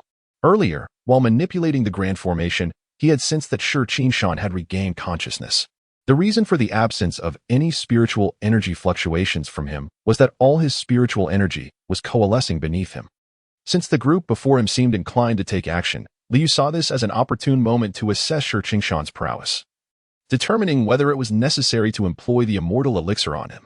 If the lad is wise, he will rise on his own. The words of the man in black, who approached Shirqin Shan, were abruptly cut short as he was violently hurled away by an overwhelming force. In the next instant, a rich wave of spiritual energy erupted from Shirqin Shan. Had he succeeded? Sensing the peak cultivation of a formation master emanating from Shirqin Shan, both Yang Chan and Hua Wubbing, standing beside Lu Yu, were momentarily taken aback, only to realize with dawning comprehension. No wonder there had been no reaction from Lu Yu when Shirqin Shan's spiritual energy had vanished. It turned out that the elder had already been aware that Shirqin Shan was unharmed. With this realization, their expressions towards Lu Yu transformed into deeper admiration. They believed that Shirqin Shan's success was largely attributable to the cup of tea provided by Lu Yu, a brew they had already indulged in twice. Meanwhile, on the other side, Nangong Wuji was momentarily stunned by the development. However, he was unaware of Shirqin Shan's true identity and presumed him to be someone Yang Chan had assigned to protect Lu Yu. Contemplating this, Nangong Wuji let out a cold laugh, initially uncertain about the precise relationship between Yang Chan and Lu Yu. The appearance of a peak formation master was sufficient to dispel any doubts. It was hard to believe that a peak formation master would be assigned to safeguard an ordinary storyteller unless there was a significant connection between them. "Uncle." In the next moment, Nangong Wuji directed his gaze towards the middle-aged man standing at the rear, with his uncle presiding over the scene today. Even the most formidable practitioners at the pinnacle of the formation, let alone those of the esteemed realm, would find themselves rendered ineffectual. Interesting. Before Nangong Wuji could articulate his thoughts, a middle-aged man with bloodshot eyes stepped forward. In truth, when Nangong Fantian had agreed to assist his nephew, he had little interest in the endeavor. After all, capturing a mere mortal, even with cultivators for protection, would hardly involve formidable opponents. He presumed that 2 cultivators at the initial stage of the array realm would be the extent of it. However, the situation appeared far more intriguing than he had anticipated, as the individual before him was, in fact, a peak cultivator of the array realm. Judging by his age, he could barely be considered a genius, and Nangong Fantian relished hunting down unrefined talents. Observing Shirqin Shan, a grin slowly spread across Nangong Fantian's face, followed by a palpable aura, distinctly different from the array realm, emanating from him. Indeed, as the uncle of Nangong Wuji, Nangong Fantian had already attained the status of a respected cultivator. Although he had yet to reach the pinnacle of this realm, he was far beyond the capabilities of an ordinary cultivator in the array realm. Meanwhile, Shirqin Shan, upon sensing the presence of a respected cultivator, exhibited no signs of trepidation. Instead, An expression of anticipation adorned his face. After all, he had previously engaged with respected cultivators. And with his cultivation having advanced today, he was eager to assess the extent of his current strength. Yet, this was secondary. The crux of the matter lay in demonstrating his potential to Lu Yu. As a rogue cultivator who had ascended from weakness to claim the third position on the talents list, Shi Qingshan understood that only by showcasing formidable strength or abundant potential would he garner assistance from others. Given that Lu Yu had offered help without conditions today, he felt compelled to adequately display his prowess, proving that Lu Yu had not erred in his judgment. Dai, Jr. With that declaration, Nagong Fantian extended his massive hand toward Shi Qingshan's head. However, instead of the anticipated scene of shattered cranial matter, Shi Qingshan, with a beaming smile, grasped his head in his hand. How could this be? At that moment, Nagong Fantian's pupils constricted violently, a profound and inexplicable dread coursing through his entire being. He had never anticipated that he would find himself at a disadvantage so swiftly. Could this truly be a practitioner of the formation realm? How could their movements surpass his own, a being of the venerable realm? With this thought, Nagong Fantian hastily raised his hand, attempting to free himself from his opponent's grasp. Yet, all resistance proved futile, as Shi Qingshan's hands seemed as immovable as if they were a part of him, regardless of how he struggled. The scene unfolding in the courtyard left everyone present in a state of astonishment, their eyes wide with disbelief. It is important to note that Nagong Fantian was a bona fide venerable, indeed a formidable presence within that realm. Yet now, he was being toyed with like a mere child in the hands of Shi Qingshan. This was nothing short of astonishing. Even Lu Yu, upon witnessing the spectacle, nodded in satisfaction.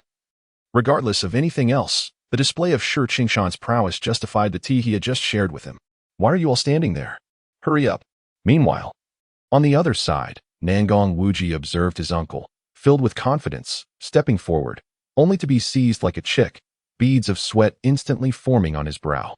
After all, while others might be unaware of his uncle's true capabilities, he was acutely aware. Otherwise, he would not have sought his uncle's assistance. What he never expected was for his uncle to be so effortlessly subdued on the spot. It was an overwhelming defeat. With this realization, Nagong Wuji could not help but swallow hard. Fortunately, he had exercised caution in bringing his uncle along. Had he ventured here alone, the outcome would likely have been far worse. As for aiding his uncle in escaping this predicament, that was beyond his consideration. His immediate priority was to flee from this place. No, to be precise, there would be no time to simply walk away, he needed to run. After pushing those around him to assist, Nagong Wuji swiftly tore apart the talisman concealed within his sleeve, unleashing a powerful wave of spatial energy around him. This talisman was one he had discovered in an ancient tomb, comprising two pieces. The first had saved him from certain death, and now he found himself utilizing the second. Unbeknownst to Nagong Wuji, every action he took was observed by Lu Yu. Upon witnessing the moment Nagong Wuji retrieved the talisman, Li promptly activated the third killing formation in its entirety. What nonsense is this? You think you can come and go as you please in my humble courtyard? Do you truly believe this is an inn? Furthermore, even if this were indeed an inn, at present it is merely a rented accommodation. To forcefully invade a private residence and expect to depart unscathed is utterly implausible. With a thunderous rumble as the third killing formation was activated, an overwhelming pressure converged upon Nagong Wuji, enveloping him in a suffocating shroud. This immense weight instilled within him a sensation akin to the shattering of the firmament and the resounding echo of a great path. Typically known for his congenial demeanor, Nagong Wuji now revealed an expression of sheer terror, for he truly felt the harrowing abyss that lay between life and death. Quickly, opened the portal. In the next moment, Nagong Wuji summoned all his defensive treasures, biting his tongue to draw blood, which he then spat upon the talisman. With a hum, the talisman, now stained with his blood, ignited in flames as it rapidly consumed the torn edge, while simultaneously, the space surrounding Nagong Wuji was forcibly distorted. The sudden scene left Liu momentarily stunned. He had not anticipated that the opponent possessed such an abundance of treasures, to the extent that even the third killing formation he had meticulously arranged was affected. However, did he think he could escape so easily? Dream on. In the next instant, Liu waved his hand in midair, exuding a palpable aura of lethal intent. Countless luminous inscriptions spread from the center of his palm, and with the force of his strike, the very void seemed poised to collapse. On the other side, as the talisman rapidly ignited, Nagong Wuji displayed a sinister grin. Although his uncle was doomed, at least he had managed to flee. Once he returned to the sect after this day, he would ensure that he conveyed this matter to his ancestral lineage. He envisioned a time when all those present would kneel before him, especially the individual who had just delivered a fatal blow to his uncle. Yet, in the next moment, Nangong Wuji's expression began to freeze. He beheld an enormous hand that appeared to breach the protective barrier of the talisman, advancing towards him with an overwhelming sense of inescapable pressure. Bang! In the following instant, a tremendous sound reverberated throughout the courtyard, and a deep pit emerged precisely where Nangong Wuji had been standing moments before. As for Nangong Wuji himself, he vanished without a trace. Have they escaped? Observing the deep pit beneath him, Liu furrowed his brow. His recent strike seemed to have landed upon his adversary, yet it had not proven fatal. Nevertheless, he resolved to enhance the grand formation with the exceptional rewards he would soon acquire from the lottery. Should others arrive subsequently, they would find the third killing formation quite unforgiving. With that thought in mind, Liu directed his gaze towards the direction of Stone Green Mountain. Suddenly, in a dimly lit courtyard, the space fractured, and the bloodied Nangong Wuji tumbled forth from within. Recalling the harrowing moment, he trembled uncontrollably as he lay on the ground. He had narrowly escaped death beneath that mighty palm. Fortunately, at the critical juncture, the talisman had torn through space, whisking him away. Yet, he bore a ghastly wound upon his body, deep enough to see the bone beneath. Once I return to the sect, I shall summon the ancestor to rend you to pieces, he vowed, struggling to rise from the ground as he surveyed the surroundings of the courtyard. The location of the talisman's transport was not fixed, and the sheer force of the earlier blow had disoriented him, leaving him uncertain of his whereabouts. However, why did this courtyard seem so familiar? After casting his gaze around, Nangong Wuji felt a sense of bewilderment. He was certain he had encountered this layout before. It felt eerily known. Just as confusion lingered in his mind, the door at the center of the courtyard creaked open, and a young girl clad in a red dress emerged slowly from the room. "Who are you?" the girl asked, momentarily taken aback upon seeing Nangong Wuji, drenched in blood, standing in her courtyard. "I am but a wounded ranger," he replied. The once tense Nangong Wuji felt an inexplicable sense of relief upon realizing that the figure before him was not a burly man. Given his current physical condition, he could scarcely endure any confrontation. To be unexpectedly slain would be a fate he could not bear. As for the young girl standing before him, he was confident in his ability to deceive her.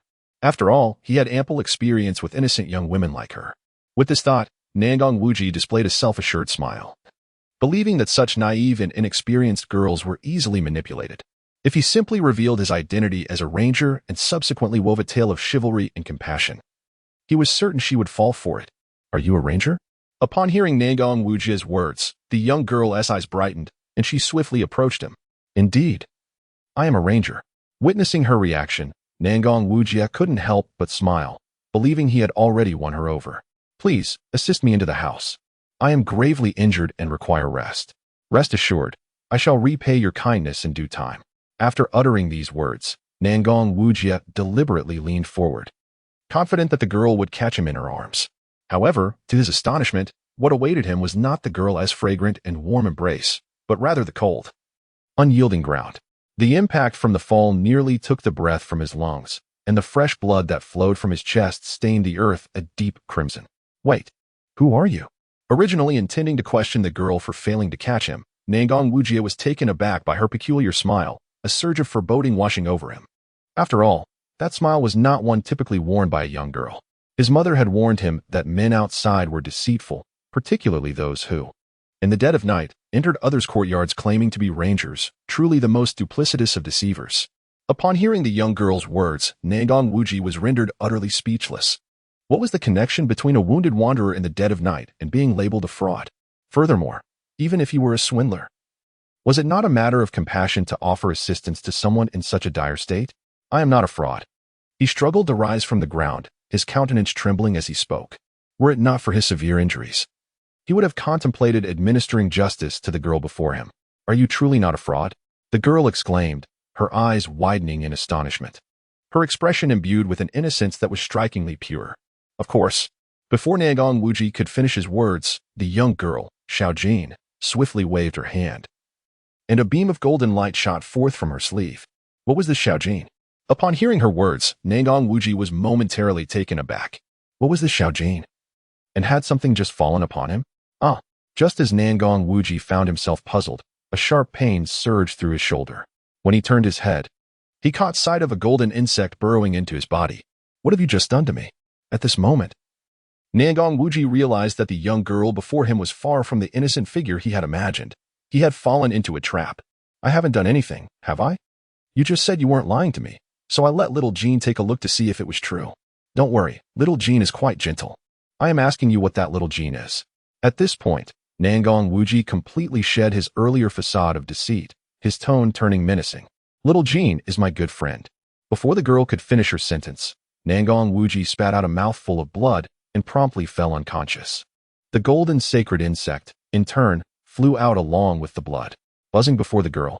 The golden insect quickly shook off the blood from its body and flapped its wings, seemingly indicating that this fellow had been lying and that his insides were foul. Certainly not a good creature. Upon hearing this, the girl smiled and nodded. The next moment, a swarm of tiny insects crawled out from the palm of her hand and began to ascend towards Nangong Wuji. In no time, the severely injured Nangong Wuji rose again, his eyes glowing with a grayish-brown light. Meanwhile, not far from the girl's courtyard, more than a dozen disciples of the Six Desires sect were kneeling neatly on the ground, while Nangong Wuji's unfortunate uncle, Nangong Fantian, lay before them, utterly limp. Perhaps it would be more fitting to rename him Nangong Fangai, for his crown had indeed been turned over with remarkable precision. Leave these individuals to me, Mr. Liu. I assure you, I will provide you with a satisfactory answer. With a serious expression, the holy maiden Yang Chan of the Four Holy Palaces addressed the few demons from the Six Desires sect before her. Very well. Upon hearing this, Liu nodded.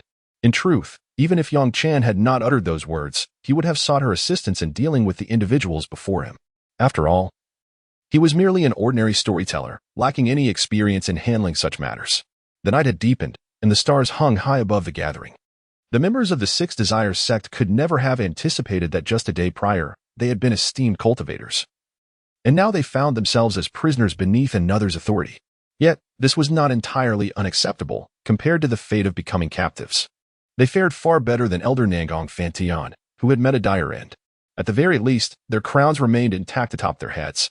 Reflecting on this, some could not suppress a sigh. With Elder Nangong having been dispatched on the spot, their own fate was all too evident.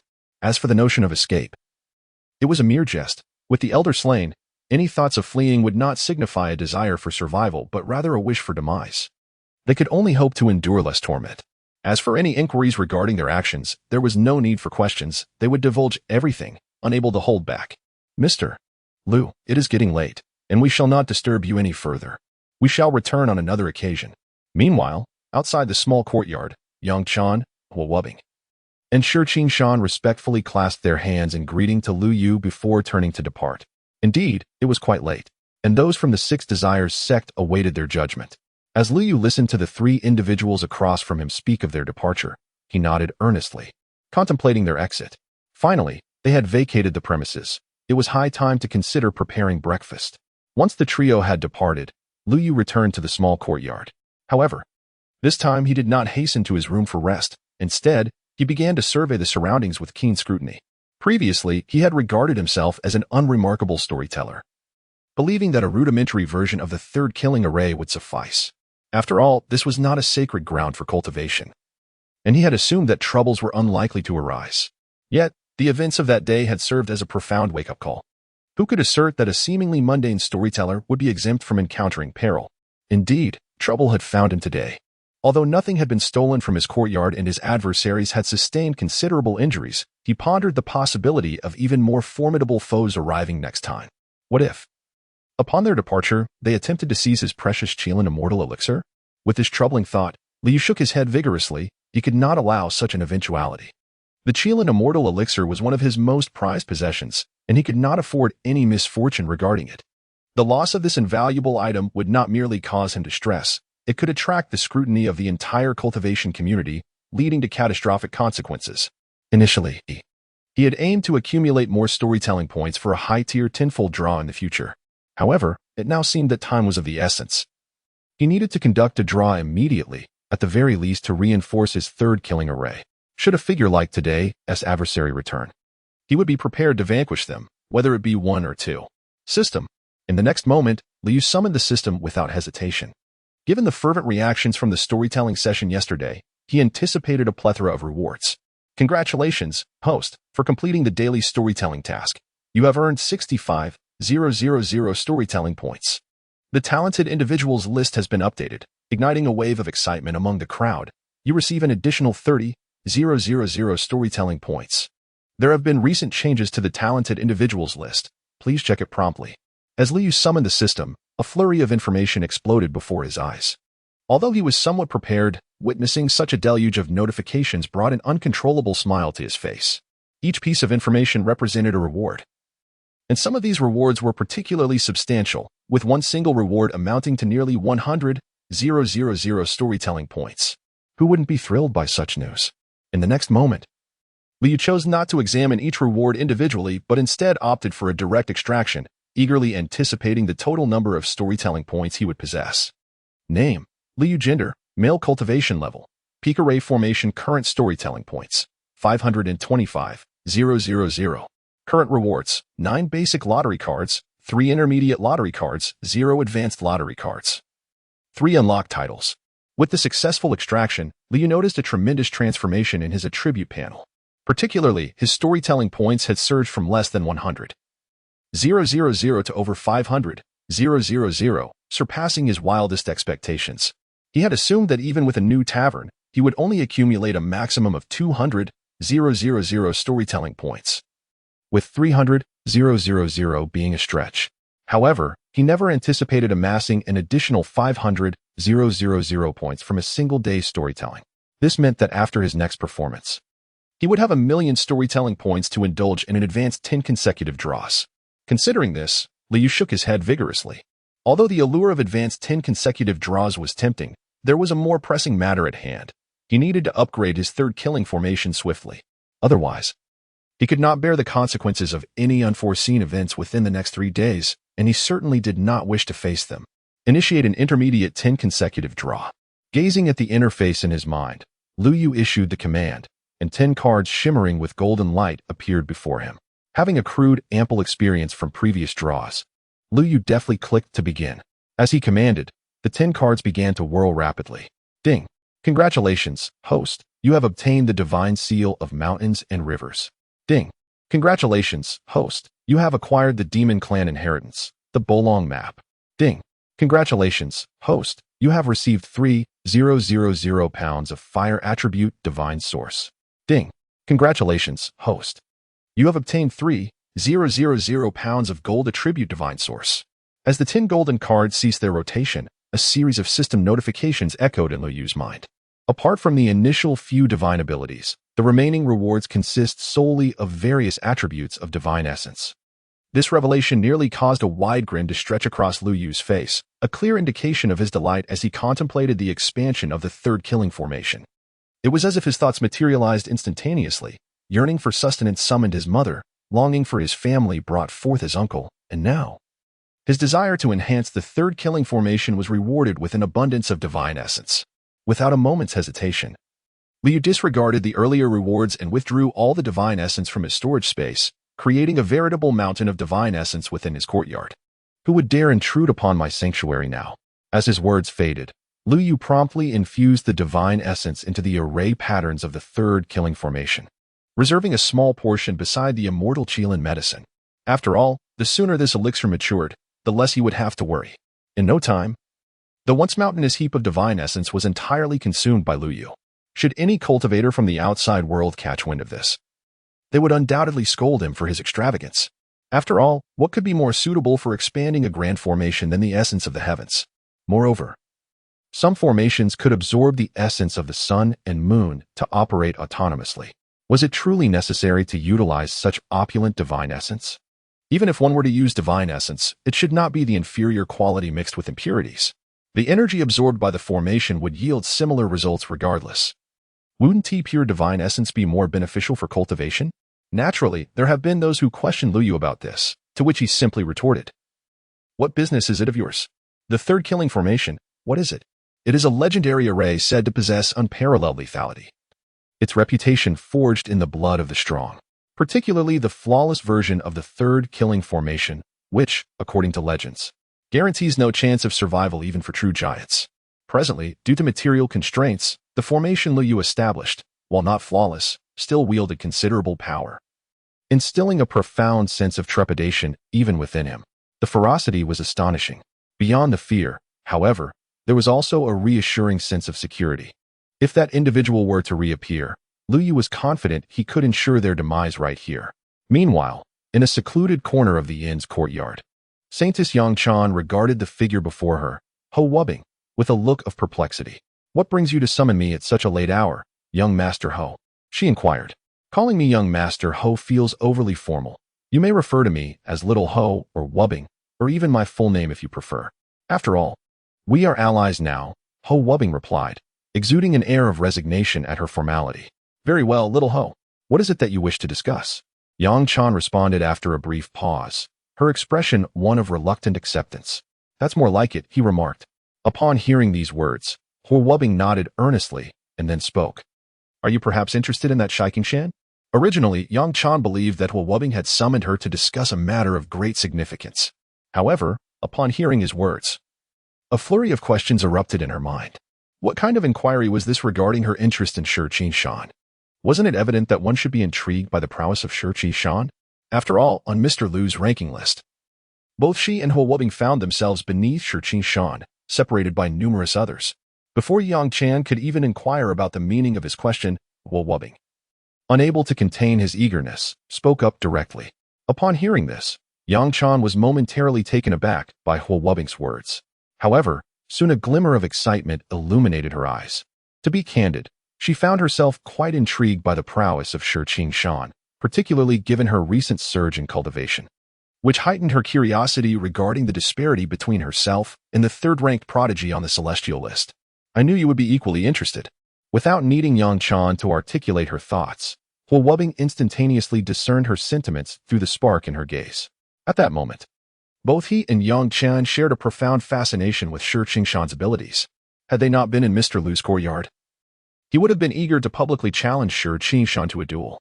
Now that they had departed from Mr. Lu's abode, there was no longer a need to suppress that desire. The extent of the opponent's strength could only be ascertained through a direct confrontation. "Then what do you wish to do?" Upon hearing these words from Ho Wubbing, Yang Chan's eyes sparkled with even greater intensity. Naturally, she intended to seek him out for a challenge. From my earlier observations, it was evident that Ho Wubbing resided within this very inn, not far from our location. After uttering this, Ho Wubbing gestured towards a nearby small building, clearly having grasped the situation regarding Shiking-shan. "Is it appropriate to disturb him at such a late hour? Moreover, he has just concluded his cultivation," Yang Chan remarked slowly, glancing in the direction Ho Wubbing pointed. "It is nearly dawn. It is hardly late at all. Besides, did you not see his demeanor earlier at Mr. Lu's? He appeared to be in perfect condition post-cultivation. The time to act is now. Let us proceed," Ho Wubbing declared. Taking a deep breath, fully prepared for a confrontation, he was convinced that Shiking-shan was in fine form, and his own blood was surging with excitement. "Very well.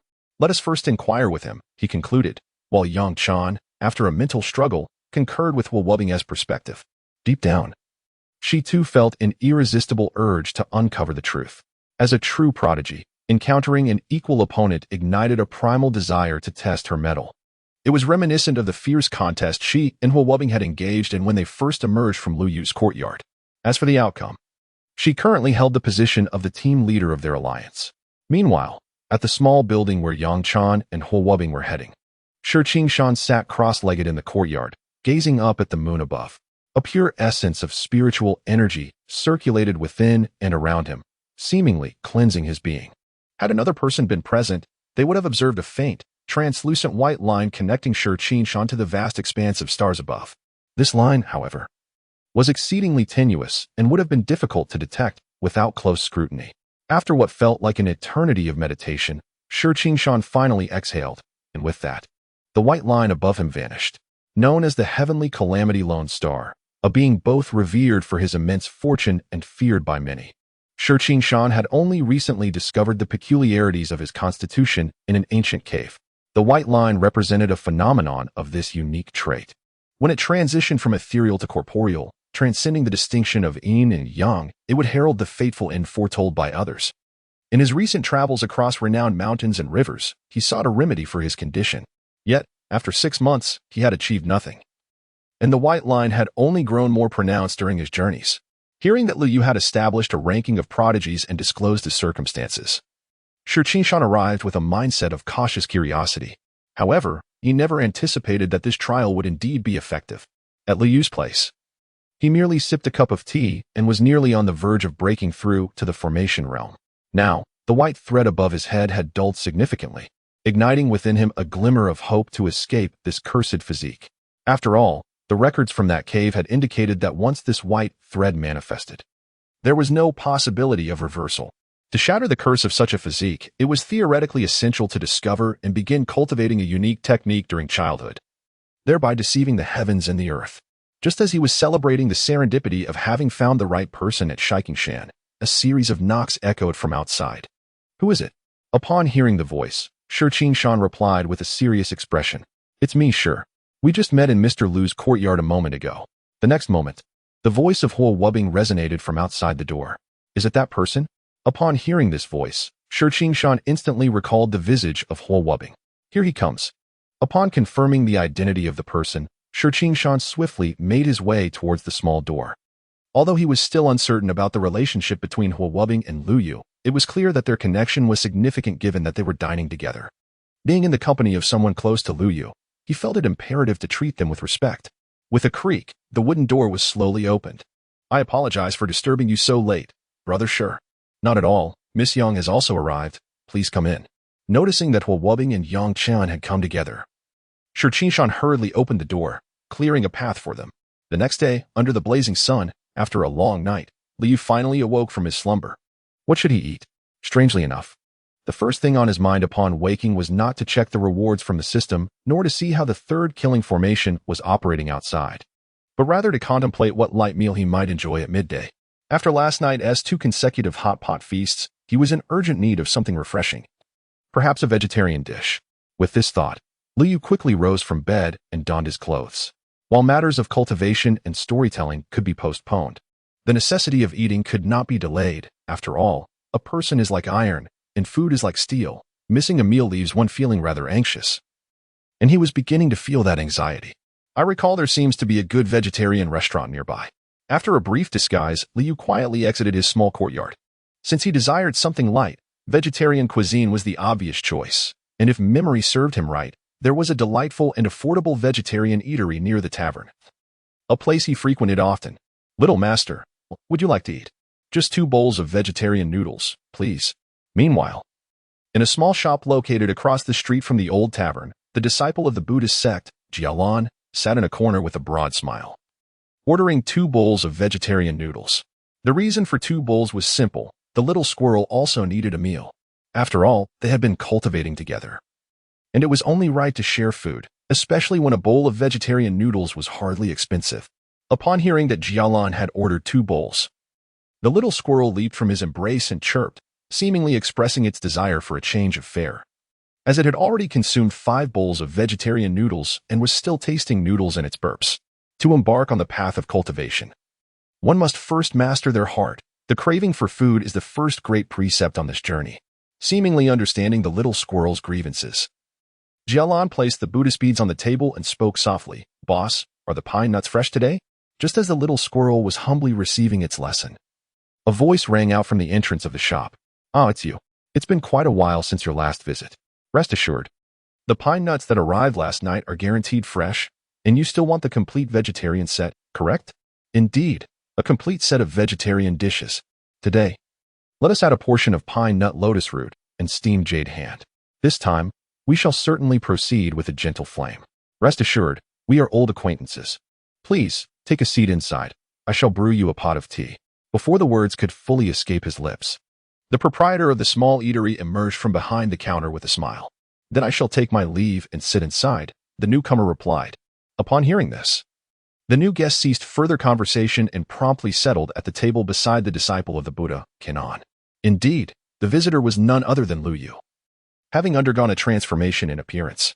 Although it had been quite some time since his last visit, the owner recognized him immediately.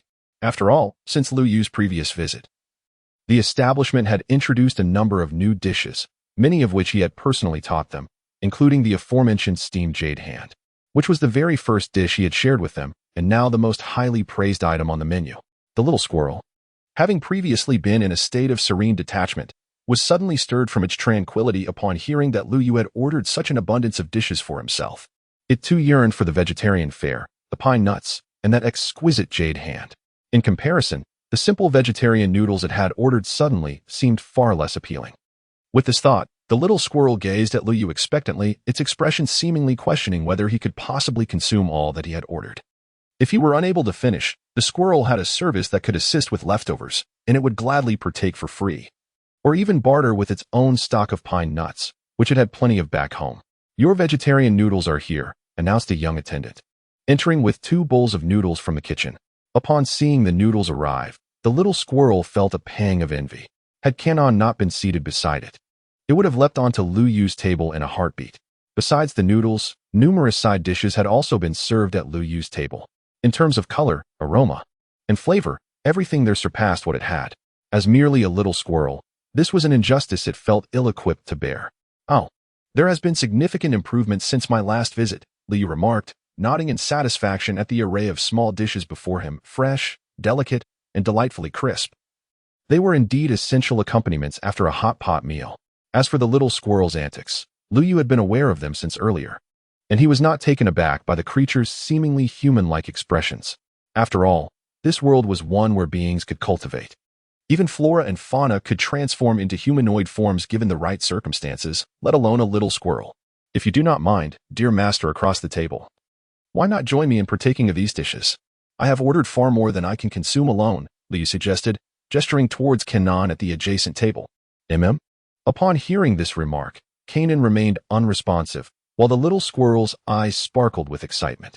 In that moment, it even began to question whether its squirrel ears were malfunctioning, for the individual before it had extended an invitation to dine together. With such an opportunity presented, the little squirrel felt no hesitation in accepting. It had long harbored a desire for this moment, sensing a unique connection with the person before it, and now it was time to solidify that bond. However, before rushing in, the little squirrel cast a glance towards Kanon, prioritizing his feelings over the prospect of food.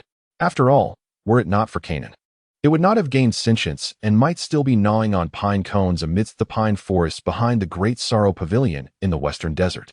"Thank you for your kind invitation. The humble monk shall graciously accept." Just as the little squirrel anticipated Kanon's refusal, it was utterly taken aback when Kanon agreed.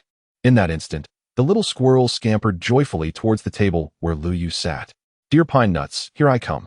It has been so long since I ventured from the western regions that I had nearly forgotten the taste of pine nuts."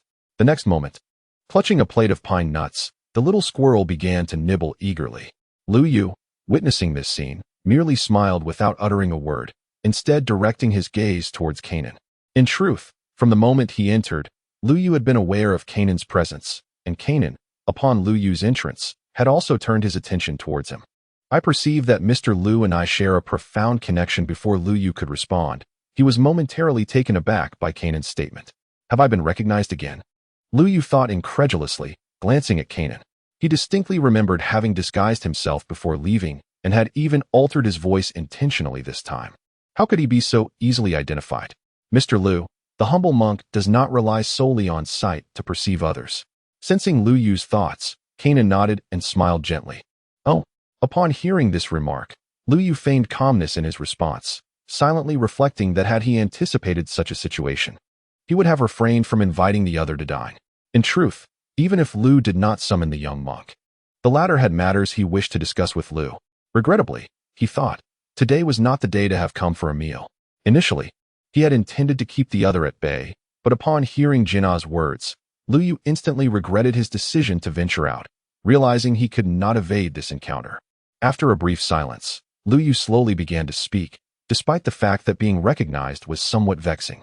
He was genuinely curious about the purpose of the young monk's visit, as he sensed that the individual before him was no ordinary person. After all, it is rare for an average individual to consume so much food, particularly when he had already devoured several dishes in mere moments and appeared far from satiated, seemingly awaiting the arrival of additional courses. Meanwhile, the small squirrel, under scrutiny, chirped twice, as if to suggest that the two of them should continue their conversation, while it patiently awaited more food. The young monk then stated that he had a matter to request of Mr. Lu. Upon hearing Lu Yu's direct inquiry, The Bodhisattva Jiana ceased his circumlocution, for he had no intention of beating around the bush. I wish to ask Mr. Lu for assistance in propagating the Dharma and aiding sentient beings in their quest to escape the sea of suffering. Initially, I thought this young monk before me had some request. However, upon hearing his words, Lu Yu was momentarily taken aback. To promote the Dharma? While he was adept at storytelling, the concept of propagating the teachings of Buddha was entirely foreign to him. After all, he was not a shaven-headed monk and had little interest in such matters. Contemplating this, Lu Yu fell into silence. In truth, aside from his disinterest, there was a more significant reason. Lu Yu firmly believed that whether one escapes the sea of suffering or ascends to paradise, it is solely dependent on individual effort. Without one's own striving, even a living Buddha could not offer salvation. For a time, the only sound in the atmosphere was that of a small squirrel nibbling on its meal, as silence enveloped the two. Observing Lu Yu's quietude, Jinan chose to refrain from further comments. After all, it was quite presumptuous to seek an agreement from someone upon their first encounter, especially concerning such a momentous endeavor as the propagation of the Dharma. Moreover, it was paramount to consider that Lu Yu might not fully grasp the profundity of Buddha's teachings. Suddenly, a glimmer of golden light flickered in Jinan's eyes. Perhaps he could take the opportunity to share the essence of the Dharma with Lu Yu? Who knows? The latter might be moved by his words and willingly join the cause of spreading the teachings. Indeed, it would be wise to discuss the Dharma with this benefactor. Lu Yu appeared to possess a connection with the Buddha. After hearing the teachings, he would surely agree to join in the noble pursuit of disseminating the Dharma. The more Jianan pondered, the more he felt that this approach was viable. After all, with Lu Yu's current influence, his efforts in promoting the Dharma would undoubtedly yield far greater results than if he were to act alone. In time, the teachings of Buddhism might flourish, and the world could be liberated from its myriad transgressions. Mr. Lu, perhaps we should first partake in a meal. Noticing the persistent little monk's intentions, Lu Yu hastily waved his hand, indicating that any discussions could await the conclusion of their dining experience. Moreover, if they delayed any further, the modest spread before them would soon be devoured by the little creature. No, at this point, it was more aptly referred to as a little chubby pig. The once slender squirrel had transformed into a plump ball of fur. Had it not been for that large tail still attached to its body, one might easily mistake it for a pig. To be candid, even swine ought not to be this rotund. Witnessing this scene, even the monk Kanan, who had been preoccupied with thoughts of propagating the Dharma, found himself momentarily taken aback. He had been so focused on persuading Lu Yu to join him in this noble endeavor that he had entirely overlooked the little squirrel's insatiable appetite. I apologize for the amusement, esteemed Lu, Kanan quickly exclaimed as he scooped the squirrel up beside him. After all, allowing it to continue feasting was a trivial matter compared to the potential for the creature to overindulge and meet its fate before the Buddha. The squirrel, now cradled by Kanan, wiggled its body and chirped twice, as if protesting its captivity. It yearned to continue feasting, finding the flavors far superior to mere noodles. It felt as though divine light was descending upon it, and it aspired to become the squirrel Buddha. Meanwhile, Lu Yu observed the spectacle with a bemused shake of his head, signaling that all was well. After all, he had ordered an abundance of dishes, many of which had yet to arrive, and he was confident that they would suffice as long as the topic of propagating the Dharma was set aside. Thus, aside from the thwarted little chubby squirrel, both Lu Yu and the monk Kanan relished their meal. In particular, the steamed jade hand, enhanced by Lu Yu's culinary finesse, left even the ascetic Kanan, who had long forsaken indulgence, wide-eyed in astonishment. This astonishment stemmed not from any extraordinary ingredient, but from the sheer delight of flavor. Observing the contentment on their faces, the little squirrel nearly gnawed its own teeth in envy, yet remained powerless under Kanan's control. Once the final dish was consumed, both Lu Yu and Kanan expressed their satisfaction with a hearty belch. Though the meal was vegetarian, its exquisite preparation rendered it a culinary masterpiece. Esteemed Lu, I perceive a profound connection between you and the Buddha. Please accept this string of prayer beads as a token of my esteem, Kanan said earnestly, presenting a string of beads from his robes at the entrance of the vegetarian restaurant. This seems inappropriate. Lu Yu hesitated upon seeing the beads, for he had not agreed to assist in propagating the Dharma, and now being presented with a gift left him feeling somewhat embarrassed. He was well aware of the adage about accepting favors. Please, esteemed Lu, simply accept them. If you feel uneasy, consider it my humble gratitude for this meal. Why not come and sit in my modest courtyard for a while? Liu found himself suggesting, inexplicably drawn to utter the words as he gazed at the beads in his hand. However, the moment those words escaped his lips, a wave of regret washed over him. Excellent. Before he could retract his statement, Kanan, standing opposite him, nodded in agreement, thinking that this aligned perfectly with his intentions. He resolved that when the time came, he would certainly explain the teachings of Buddhism to Liu Yu, so that the other party might comprehend the merits of propagating the Dharma. Such misfortune. Upon hearing the other's consent, Liu Yu was so incensed that he nearly slapped himself, contemplating how he had inadvertently invited trouble. After all the effort to part ways, why did he extend such an invitation? Yet, having spoken the words, he could not retract them and was left to endure the bitter fruit of his own folly. Thus, the two of them hastened back to the old tavern, with the little squirrel, who was still yearning for the second serving of vegetarian delicacies, being dragged along as well. Meanwhile, at the entrance of Liu Yu's courtyard, 3 young men and women exchanged glances, seemingly deliberating over something. Eldest brother and second sister. The task of knocking on the door is entrusted to you both. After all, as the junior, it would be rather disrespectful for me to disturb Mr. Liu, murmured Huo Wubbing, observing the pair before him. Clearly, the results of the early morning duel with Shi Qingshan had emerged, and through his impeccable prowess and extensive combat experience, he had secured the 3rd rank. As for who was more formidable between Yang Chan and Shi Qingshan, Huo Wubbing could not ascertain. He only knew that when he awoke, the two were seated nearby, enjoying tea. This is a grave error. Brother Hua is a scholar, well-versed and eloquent, undoubtedly more suited to the task of knocking than I. A mere wanderer. I second the motion. After a series of rigorous dialogues, Huo Wubbing gazed at the 2 individuals before him with a look of profound sorrow. This was truly a case of the strong oppressing the weak. Especially with Yang Chan, who had previously spoken of an alliance. How had she now become the one to suffer? Moreover, Shi Qingshan was a solitary cultivator, while she was not. She was the saintess of the 4 holy palaces. And the elder within might still be one of the ancient beings from their sect. Yet here she was, prepared to knock on the door herself. This was utterly outrageous. Nevertheless, in the end, the minority yielded to the majority. Taking a deep breath, Huo Wubbing slowly approached Liu Yu's door. Here it is. Just as he rapped his knuckles against the wooden door, a familiar voice echoed from behind him. Upon hearing the voice, Huo Wubbing's eyes brightened. He recognized that sound all too well. Turning around, he was indeed met with the sight of Liu Yu and a gleaming bald head standing right behind him. Good morning. Mr. Liu, we 3. Huo Wubbing was about to announce their trio's visit when he turned back to point out that Yang Chan and Shi Qingshan had completely vanished. What was happening? Huo Wubbing found himself utterly dumbfounded. They had agreed to knock together to visit Mr. Liu, yet now 2 of them had disappeared. Mr. Liu, what a coincidence. I never expected to encounter you here.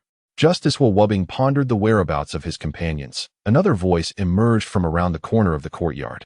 And upon looking in that direction, he saw Yang Chan and Shi Qingshan approaching. Upon hearing those 2 greetings, Huo Wubbing was rendered utterly speechless, pondering how, despite being in the same company, those 2 exhibited such elaborate schemes. Was it truly fair for them to employ such cunning, leaving him, the 3rd wheel, to grapple with his own thoughts? Meanwhile, upon seeing Yang Chan, Huo Wubbing, and Shi Qingshan, Liu was equally taken aback, reflecting on how he had merely stepped out for a moment, only to return and find himself besieged by so many at the doorway. Was this not a bit excessive? Exhausted, he wished for swift annihilation. At that moment, Liu felt no inclination to utter a single word. He simply yearned for the world to meet its end. He had never anticipated that a simple vegetarian meal would lead him to encounter such a multitude. Had he known, he would have preferred to remain at home indulging in hot pot, or, at the very least, skewered delicacies. However, now that he was faced with familiar faces, he could hardly dismiss them. With a sense of resignation, he managed to say, "What a coincidence. Why not join me in the courtyard for a while?" As soon as Liu Yu's words faded, a harmonious chorus of replies echoed back, prompting him to suspect that this was a scheme premeditated by the trio. With 1,000 thoughts racing through his mind, he reluctantly opened the wooden door. Thankfully, the previous visit from Mu Tianai and Jiang Yulo had left him with ample tea leaves. Had he relied solely on the leaves of the immortality tree, he might have exhausted its supply. "Please, make yourselves comfortable while I brew some tea," he said before hastily retreating into the central room of the courtyard. He felt no desire to face the individuals gathered before him. Had he realized someone would be waiting at the door, he would have taken the little monk on a longer stroll outside. Regretting his oversight, he mentally berated himself for this miscalculation. In the courtyard, the assembly of 4 top 10 prodigies from the prodigy ranking would undoubtedly incite astonishment if the outside world were to learn of their gathering. The prodigy ranking was no mere marketplace, and these prodigies were far from ordinary. Those ranked among the top 10 under the age of 30 were poised to become pivotal figures capable of altering the very landscape of the cultivation realm. The fact that nearly half of them had congregated in Lu Yu's modest courtyard was indeed a momentous event that could send shockwaves through the cultivation community. Greetings to all. I am the monk canon from the Great Compassion Tower in the western regions. The Buddha's son canon humbly addressed the assembly. I am Shurqing Shan, a free cultivator. Replied Shurqing Shan.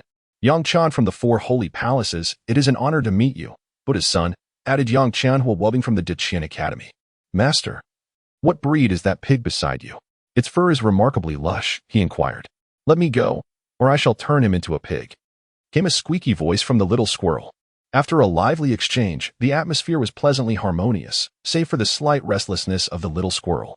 Particularly, Huo Wubbing and Canon engaged in a spirited discussion that delved into Confucian, Taoist, and Buddhist philosophies, provoking profound contemplation in both. Notably, none of them seemed fazed by each other's identities. After all, those who were able to arrive at this humble abode of Lu Yu were undoubtedly far from ordinary. Tea is served. At that moment, Lu Yu's voice resonated from within the room. Upon hearing this sound, several individuals turned their gazes in that direction.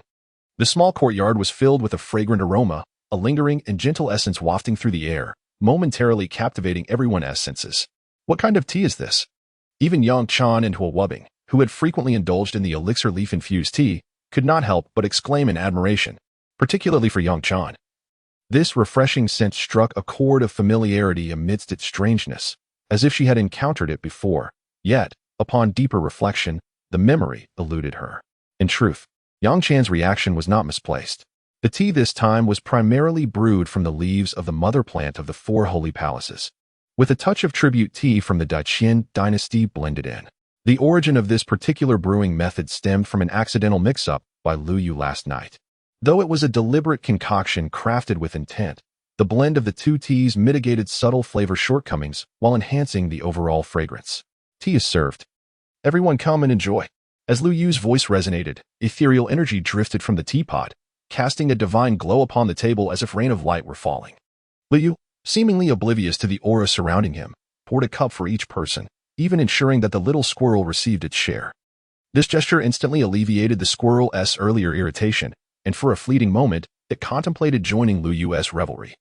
For the fare here was far superior to mere vegetarian noodles. Thank you, Mr. Lu. Upon witnessing this scene, everyone clasped their hands together in gratitude towards Lu Yu. He merely waved his hand dismissively, signaling that it was no trouble at all, while inwardly pondering whether they were all right. As long as they were well, they could enjoy the tea and then depart swiftly. Everything unfolded according to Lu Yu's earlier envisioning. A pot of tea was quickly consumed by the group, with the little squirrel reveling the most. After indulging in 2 cups, it even began to dance atop the table, appearing somewhat intoxicated. Indeed, the potent spiritual energy had succeeded in inebriating the little squirrel with tea, marking it as an indelible memory in its future. Master Lu, just as Lu Yu believed everything was unfolding according to his expectations and that these individuals would soon take their leave after finishing their tea, the monk canon, seated opposite him, unexpectedly rose to his feet. What do you, a bald-headed man, wish to convey? If you dare suggest that I accompany you to propagate the teachings of Buddhism, I shall promptly expel you. The moment he observed the other party standing, an ominous premonition surged within Lu Yu's heart. Yet, he could only articulate this sentiment silently in his mind. In reality, he maintained a demeanor of utmost politeness and inquired, "Is there something you wish to discuss?" "I wish to engage with Master Lu on matters pertaining to Buddhist doctrine." "What?" As soon as these words were spoken, before Lu Yu could express his astonishment, Yang Chan, Huo Wubbing, and Shurqing Shan, who were seated opposite him, were momentarily taken aback. Mr. Lu possesses knowledge of Buddhist teachings? This unexpected revelation elevated their admiration for Lu Yu to new heights. It is important to note that the practice of Buddhism in the Western regions diverges significantly from the cultivation systems familiar to them. It would be more accurate to say they bear no relation whatsoever. Furthermore, the individual known as Canaan, who claims to be the reincarnation of the Buddha, has long been recognized as a leading authority on Buddhist philosophy. Now, he seeks to engage with Lu Yu on this subject. Just how profound must Mr. Lu's understanding of Buddhism be? Contemplating this, the trio even entertained the idea of donning a modest disguise, perhaps with some sunflower seeds in hand to attentively absorb the discourse. After all, they were utterly ignorant of Buddhist principles. Meanwhile, Lu Yu, upon hearing that the other party wished to discuss Buddhist philosophy with him, was also taken aback. To be frank, he had no interest in such matters, and his own understanding of Buddhism was non-existent. Was this not akin to playing a lute to a cow? Could it be that the other party intended to indoctrinate him? As this thought crossed his mind, Lu Yu suddenly sensed that the thick-browed, large-eyed Canaan harbored ulterior motives. Recalling that the individual had presented him with a string of prayer beads shortly after their first meal together, it appeared he had been waiting for him all along. If it weren't for the numerous onlookers present, Lu Yu would have been inclined to reveal to Canaan the origin of the prominent bumps on the Buddha's head. Please speak. With a tumult of thoughts racing through his mind, Lu Yu raised his hand and inquired, "May I ask, what is Buddha?" Originally, Lu Yu intended to navigate the conversation smoothly, but upon hearing Canaan's first words, he was utterly taken aback. He pondered. Had not Canaan just suggested a mutual exploration of Buddhist philosophy? Why then did he immediately pose a question? Such an approach seemed devoid of decorum. Meanwhile, not far off, Yang Chan, Huo Wubing, and Shiqing Shan, who were observing the unfolding scene, felt their eyes gleam with brilliant excitement upon hearing Canaan's inquiry. They thought to themselves, Canaan is impressive, diving straight into such profound questions. Mr. Lu, do showcase your expertise. In that moment, all three eagerly awaited Lu Yu's response. For such an occasion was rare, especially considering that the one addressing Buddhist doctrine was none other than Lu Yu himself. The ticket price for such an event would surely skyrocket in the outside world. Even they felt tempted to contribute financially lest they miss out on this enlightening discourse. As for Lu Yu, he mused to himself, I know nothing of Buddhism. However, I am familiar with Buddha jumps over the wall. Suddenly, the thought of that dish made him crave it intensely. He wondered if Old Wu might prepare it. Perhaps he would visit Old Wu later to discuss it. No, now was not the time for culinary musings. Lost in his contemplations, Lu Yu found himself distracted by thoughts of the dish, but fortunately, he managed to regain his composure just in time. A public display of drooling would certainly be a significant embarrassment. After a brief silence, Lu Yu slowly spoke. The Buddha is all sentient beings. Although he did not fully comprehend the teachings of Buddhism, he had perused numerous texts in his previous life, which contained extensive discussions on the nature of the Buddha. There were indeed many debates surrounding this topic in his past existence. As a proficient navigator of the digital realm, he felt he possessed a degree of authority on the subject. Is the Buddha all sentient beings? Upon hearing this phrase, Canaan furrowed his brow slightly. It was a perspective he had never encountered before. What prompts you to utter such words, Master Lu? The Buddha is without form, while sentient beings embody form. All that possesses form is but an illusion. After Canaan voiced his inquiry, Lu Yu responded with calm assurance, asserting that this was not his own assertion, but rather a statement from the Diamond Sutra. Lu Yu was confident that, given the stature of the Diamond Sutra in his past life, it would suffice to address this question. Indeed, after hearing this, Canaan fell into a contemplative silence. Initially, he posed the question with the intention of provoking confusion in Lu Yu, hoping to elucidate the profound teachings of Buddhism. To his astonishment, Lu Yu's succinct response rendered him mute, and he found himself in agreement with the profundity of the statement, realizing that the Buddhist teachings surpassed his own understanding. He was on the verge of enlightenment. Within the small courtyard, an air of stillness enveloped the gathering. Terrifying waves of energy were intercepted by the third killing formation within the confines of the courtyard. Above, the sky was adorned with radiant light. Concurrently, far beyond in the western regions, the Great Compassion Tower witnessed ancient Buddha statues awakening from the annals of history, beginning to glow and resonate, prompting countless monks to bow and pray. Master Lu, life encompasses 8 sufferings: the suffering of birth, the suffering of aging, the suffering of illness, the suffering of death, the suffering of separation from loved ones, the suffering of encountering those we detest, the suffering of unfulfilled desires, and the suffering of the 5 aggregates. How do you propose we address these 8 sufferings? This time, Canaan stood and performed a grand gesture of respect towards Lu Yu, honoring him with this reverence based solely on Lu Yu's earlier declaration that the Buddha is without form. Moreover, Canaan's inquiry transcended mere questioning. He sought to learn from Lu Yu. After all, even he grasped only a fragment of understanding regarding the 8 sufferings. lacking a comprehensive solution. If Liu could resolve this, Kenan would be compelled to pose two additional queries. The 8 sufferings of life. Upon hearing this question, Liu fell into silence. He was uncertain how to address the 8 sufferings, feeling that he himself was currently enduring considerable hardship. How did this inquiry spiral into an endless cycle? Wasn't this meant to be a discussion? Why had it morphed into a QA session? What do you believe is the appropriate response to the 8 sufferings of life? After a moment of contemplation, Liu returned the question to Kenan. After all, a discussion should embody the essence of dialogue. Merely posing questions to oneself felt rather one-sided. In addressing the 8 sufferings of life, there exists the supreme teachings capable of guiding individuals away from suffering and liberating them from the sea of desires. Amidst these 8 sufferings, one must strive for self-perfection and liberation, governed by the 3 principles, with enlightenment as the path. One must open and name it, transform and expand it. Though the teachings may be threefold, their categories are boundless. While enlightenment may appear singular, wisdom knows no bounds. Observing all phenomena, one grasps their essence, discerning diverse streams while recognizing their common source. After a period of reflection, Kenan gazed steadily at Liu and spoke. Incorrect. Just when Kenan felt confident in his assertions, believing he could turn the tide, Liu responded candidly and without hesitation. This single utterance drew the attention of everyone present, not only from Kenan but also from the onlookers Yang Chan, Hua Wubing, and Shi Shan, all of whom expressed their confusion. Although the 3 of them were not well versed in Buddhist teachings, they felt that Kenan's assertion held considerable merit. After all, the 8 sufferings could only be transcended through profound Buddhist wisdom and formidable concentration.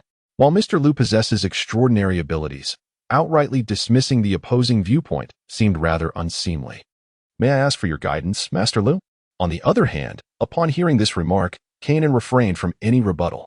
Instead, he sincerely inquired, not to admit fault, but to understand why Liu claimed he was mistaken. Your perspective aligns with the lesser vehicle of Buddhism, wherein one believes oneself to be the sole enlightened being amidst a world of intoxicated souls. However, this does not address the fundamental issue of the 8 sufferings. Observing the puzzled expressions around him, Liu chose not to respond directly but instead introduced the concepts of the Mahayana and Hinayana schools of Buddhism. After all, it was said that the monk Xuanzang journeyed over 100,000 miles to acquire the teachings of the Mahayana, enduring 99 tribulations along the way. He was confident that elucidating the tenets of Mahayana Buddhism would surely resolve the ensuing queries. Mahayana? Hinayana? The moment this phrase escaped his lips, an immediate silence enveloped the courtyard. Not only were the distinctions between the 2 schools unclear, but for many, this terminology was entirely novel. Did Buddhist teachings truly differentiate between the great and the small? Master Liu, please enlighten us. What constitutes Mahayana Buddhism and what defines Hinayana Buddhism? In that instant, Kenan's address shifted from Master Liu to Teacher Liu. Although he lacked comprehension of Mahayana teachings, the very name suggested a depth surpassing his own understanding of Hinayana. As for what Hinayana entailed, he was uncertain. Nevertheless, this did not deter him from humbly seeking counsel from Liu, as he believed there was no need for deception. Mahayana Buddhism transcends the deceased to the heavens, liberates the suffering from tribulations, resolves myriad grievances, and dispels unwarranted calamities. As Liu elaborated, the attendees were left in a state of bewilderment. Was this discourse on Buddhism or mere reverie? Could Buddhist principles truly wield such potency?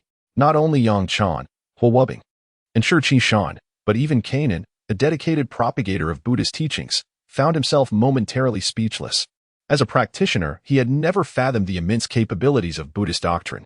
He mused that even the venerable abbot of the Great Compassion Pavilion might hesitate to make such claims. Meanwhile, Liu had yet to conclude his exposition. Were he to delve into case studies, he might still find himself pondering the implications. After all, to combine facts must align with logic. One cannot speak indiscriminately. Yet, merely spouting such profound truths does not stem from mere boastfulness. He could discourse for days on end without feeling parched. His near-endless surfing of the internet in previous lives has rendered him adept at these concepts. Today, he proclaims not only Buddhism but enthusiastically intertwines Confucianism, Buddhism, and Taoism. All conditioned phenomena are akin to dreams, illusions, bubbles, and shadows, as fleeting as dew or lightning, and should be regarded as such. The past mind is unattainable.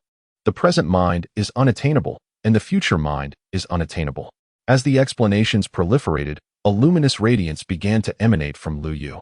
with halos encircling him as if he were the sun itself. In this moment, Lu Yu resembled an ancient Buddha traversing the corridors of history, every gesture imbued with Zen essence. In the next instant, a golden light enveloped the small courtyard, and a colossal manifestation of Lu Yu appeared in the sky. Fortunately, the third killing formation asserted its might in a timely manner, suppressing the extraordinary phenomenon. Otherwise, Lu Yu's grand visage would have been visible across 100 miles. Those within the courtyard, witnessing such a spectacle, no longer exhibited surprise. They had become numb. For since the earlier moments, they were no longer a mere quartet. The small courtyard was now teeming with figures, resplendent Buddhas, ascetics clad in tattered robes, and newly ordained novices, all emerging from the void, standing firm as they began to chant scriptures alongside Lu Yu. The resounding voices seemed to cleanse them of their confusion, and at that moment, each individual present began to radiate light. Even the fluffy tail of the little squirrel displayed an unusual golden glow. This spectacle bewildered the little squirrel, who had just roused from a stupor induced by tea, leading it to believe it was still intoxicated. In a fit of exasperation, it seized the teacup before it and gulped down a couple of sips, and this time it truly became inebriated, failing to dance gracefully upon the table, and instead plunging headfirst into the cup, fortuitously consuming all the tea leaves within. Otherwise, it would have undoubtedly been the first squirrel to drown in tea leaves. Standing at the very center of the courtyard, Lu Yu appeared translucent, pure as crystal, with golden runes swirling continuously around his form, even his pupils reflecting the Buddhist swastika. All this was merely the effect of the scriptures he recited. How could Mr. Lu possess such extensive knowledge? It is self-evident. If Mr. Lu were not so well-versed, who else could claim such depth of understanding?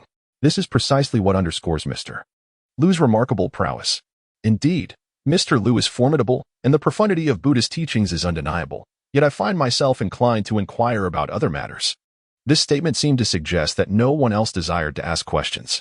At this point, aside from Kanan, who remained wholly absorbed in observing Lu Yu and listening to the teachings, the other three exchanged glances and began to converse quietly among themselves.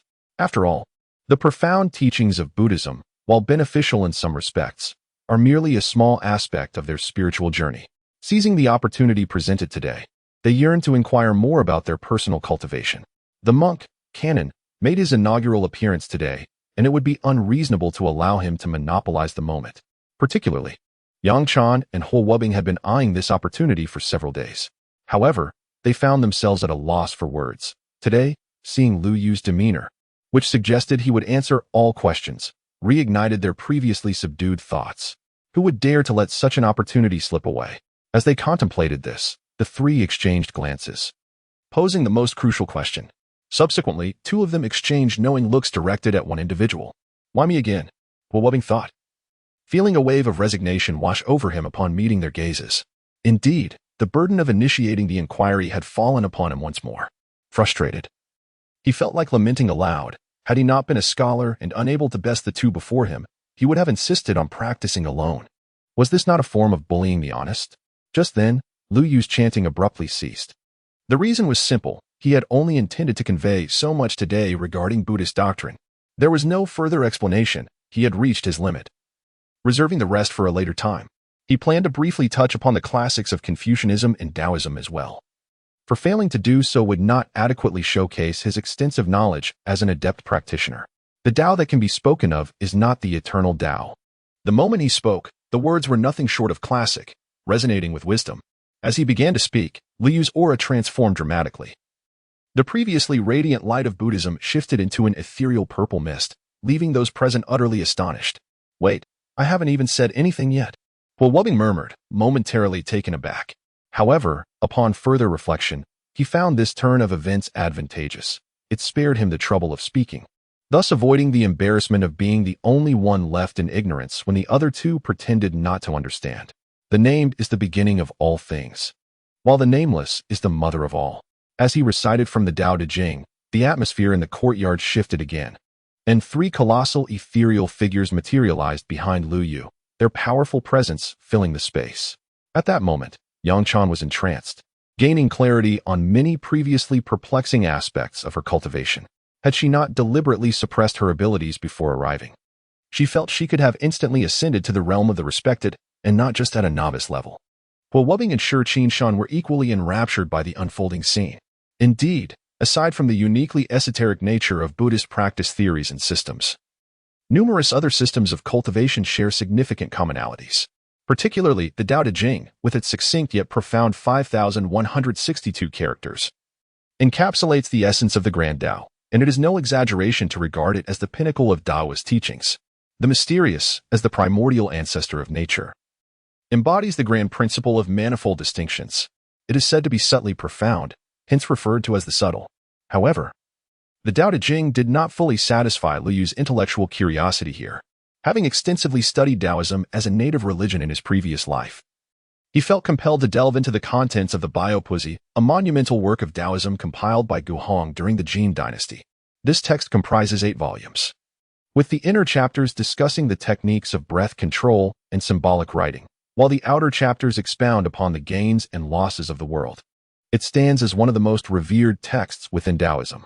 Notably, many of the elixirs and formulas contained within are extraordinarily precious, rumored to bestow the gift of immortality through the utmost cultivation. As if propelled by the influence of these 2 esteemed texts, a vast purple aura surged forth from the east.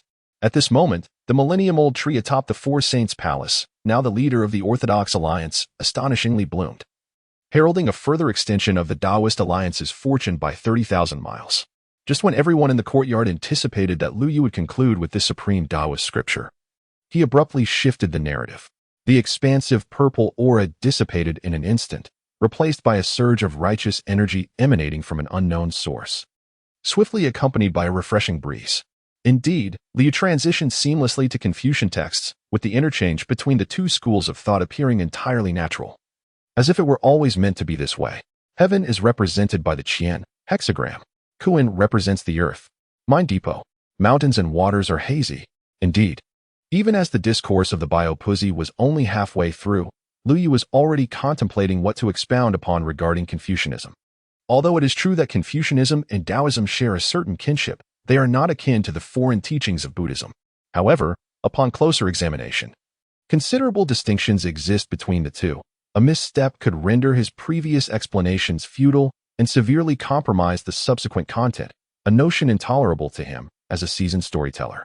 After all, this pertains to matters of expertise, and he would not permit even the slightest error. Thus, after meticulous contemplation, Liu Yu ultimately decided to commence his discussion of Confucianism with the Book of Changes, one of the 13 classics. These 13 texts are esteemed as the canonical works of Confucianism, revered in later generations as sacred scriptures. Among them, the Book of Changes stands as an essential read for Confucian scholars, possessing an ineffable connection to Taoism. It serves as an impeccable transitional scripture. Could it be that Mr. Liu is adept in the practices of Confucianism, Buddhism, and Taoism? This sudden revelation illuminated the eyes of Huowubing, who had been the unwitting fool in the vanguard of the day. His excitement peaked upon hearing the elucidation of Confucianism, nearly prompting him to leap from his seat. Mr. Jiang, you truly missed out today. In the courtyard, as Huowubing listened intently to Liu Yu's commentary on the Book of Changes, tears streamed down his face, not from sorrow, but rather from joy. The insights Liu Yu shared were such that, had they been presented externally, they would undoubtedly incite fierce contention among Confucian scholars. With many concepts verging on the extraordinary, Mr. Zhang's absence could only be attributed to ill fortune. Regardless, he had heard these teachings, at worst. He could relay them exclusively to his own teacher later. After all, Mr. Liu had just stated that disciples need not be inferior to their masters, nor must masters be superior to their disciples. Knowledge is acquired in stages and expertise varies. It is merely the way of things. This time, he would ensure that Mr. Zhang addressed him as teacher. Contemplating this, Huowubing could not suppress a smile, reveling in the delightful prospect of sharing this with young Mr. Jiang upon his return. Meanwhile, Jiang Yulo, covertly observing the sudden transformation of Confucianism at the Daqian Academy, could never have anticipated that his wayward disciple, after just a few days' absence, was preparing to usurp his role as teacher, with his first student being none other than his own mentor, truly an inversion of the natural order. On the other side, after concluding the final volume of the Book of Changes, Liu instinctively reached for the wooden clapper to signal the end of his discourse. Upon grasping the teapot instead, he realized he was not performing in a public venue, but rather speaking in his own courtyard. Well, let us conclude our discussion here, he said, shaking his head with a smile. Old habits die hard. I must admit I became too absorbed in the moment. Indeed, individuals with such passion for their work are becoming increasingly rare. As Liu Yu gradually realized that he was not in the midst of a storytelling session, a single utterance from Huo Wubbing nearly transported him back to that very scene, for the phrase was one he was exceedingly familiar with. Hold on. The timbre of that voice and the content that followed seemed equally recognizable. Wasn't this the voice of that brother who had incessantly clamored for offspring in the previous sessions? With this thought, Liu Yu fixated his gaze upon Huo Wubbing, who had whimsically declared that the brother was keen on producing progeny. Today, Liu Yu had traced the source. The young man, with his prominent brows and expressive eyes, certainly had an eccentric flair. On the other hand, Huo Wubbing, upon uttering the phrase, immediately realized he had inadvertently revealed his identity. Would you believe me if I claimed I was merely imitating someone else, Mr. Liu? He glanced at Liu Yu, then surveyed the curious gazes of those nearby, and awkwardly continued. In truth, convincing others was a challenge. Even he found his own words somewhat incredulous. It was all due to his earlier excitement that he had inadvertently blurted out a catchphrase from his previous listening sessions, an utter embarrassment indeed. If only he could curl his toes to excavate an expansive courtyard to hide away in. The dignity of a scholar was at stake, and the Daqian Academy would certainly deduct points for such a faux pas. Witnessing Huo Wubbing's flushed demeanor, the others present erupted into hearty laughter, but soon their attention shifted back to Liu Yu at the forefront. This session of inquiry had profoundly impacted them, particularly the monk canon, who now radiated a golden aura, so luminous that any onlooker would likely mistake him for a reincarnated Buddha, perhaps even prompting a series of worship. At this moment, Canon had abandoned his earlier intention to invite Liu Yu to jointly propagate the teachings of Buddhism, not out of a desire to hoard such profound knowledge, but because he felt unworthy to discuss Buddhist philosophy alongside Liu Yu. Compared to the Mahayana teachings Liu Yu had just expounded, the doctrines he had previously studied seemed minuscule, akin to mere dust. Reflecting on this, Canon silently recited a mantra, resolving that he would seek Liu Yu's guidance whenever he had the chance. Only when he believed he was suitably prepared would he venture forth to disseminate the teachings of Buddhism, with Liu Yu as his spiritual mentor. Ironically, Liu Yu, who had intended to minimize complications, found himself with an unexpected increase in entanglements. 2 loyal followers had emerged, including the little squirrel. But that was a matter for another day. For now, Liu Yu was thoroughly enjoying the storytelling experience. Had he not retained a shred of rationality, he might have invited a few of them to share a meal. After bidding farewell to everyone, Liu Yu exhaled deeply, regretting that today was not a public storytelling occasion. Had it been, he would have undoubtedly captivated the audience. Just as Liu Yu was tidying up and preparing to examine the 2 divine powers bestowed by the system yesterday, a violent disturbance reverberated through the courtyard. What was happening? Sensing the disturbances beyond the courtyard, Liu Yu wasted no time in retrieving the lid of the devouring demon jar from his system space. After all, just yesterday he had upgraded the 3rd killing array, and today an anomaly had manifested within the courtyard. Should an intruder breach his sanctuary, it would undoubtedly be a formidable master, and thus, one must employ their most potent resources to confront such a threat. However, upon rushing out of his room, Liu Yu was taken aback to find the courtyard utterly devoid of any presence. What was happening? Staring at the empty courtyard, he paused momentarily. The earlier commotion had undoubtedly originated from the 3rd killing array, so why was there nothing amiss outside? Maintaining a cautious demeanor, Liu promptly activated the 3rd killing array in its entirety. As he did so, an eerie wave surged forth, even more pronounced than before, causing the entire courtyard to tremble perceptibly. In that instant, Liu discerned the source of the peculiar disturbance. It was not an attack on his courtyard, but rather the 3rd killing array itself that was quaking autonomously. What could possibly be the cause of this? At that moment, Liu found himself momentarily stunned. Logically, he had only set up the 3rd killing array a few days prior, and it was not even in its complete form. It should not be capable of generating an array spirit. Even if a spirit were to manifest, it ought to serve his interests. Why then? Did the array seem on the verge of being breached? Contemplating this perplexing situation, Liu extended his consciousness underground to investigate. What he discovered left him utterly astounded. Where had all the divine sources he had buried previously vanished? Just yesterday, to upgrade the 3rd killing array and ensure its operation, he had conducted a mid-level 10 consecutive draws, yielding 8 top-tier divine sources aside from 2 types of divine abilities. He had buried all these divine sources underground, using some to sustain the array while reserving others as nourishment for the immortal medicine of the Qilin.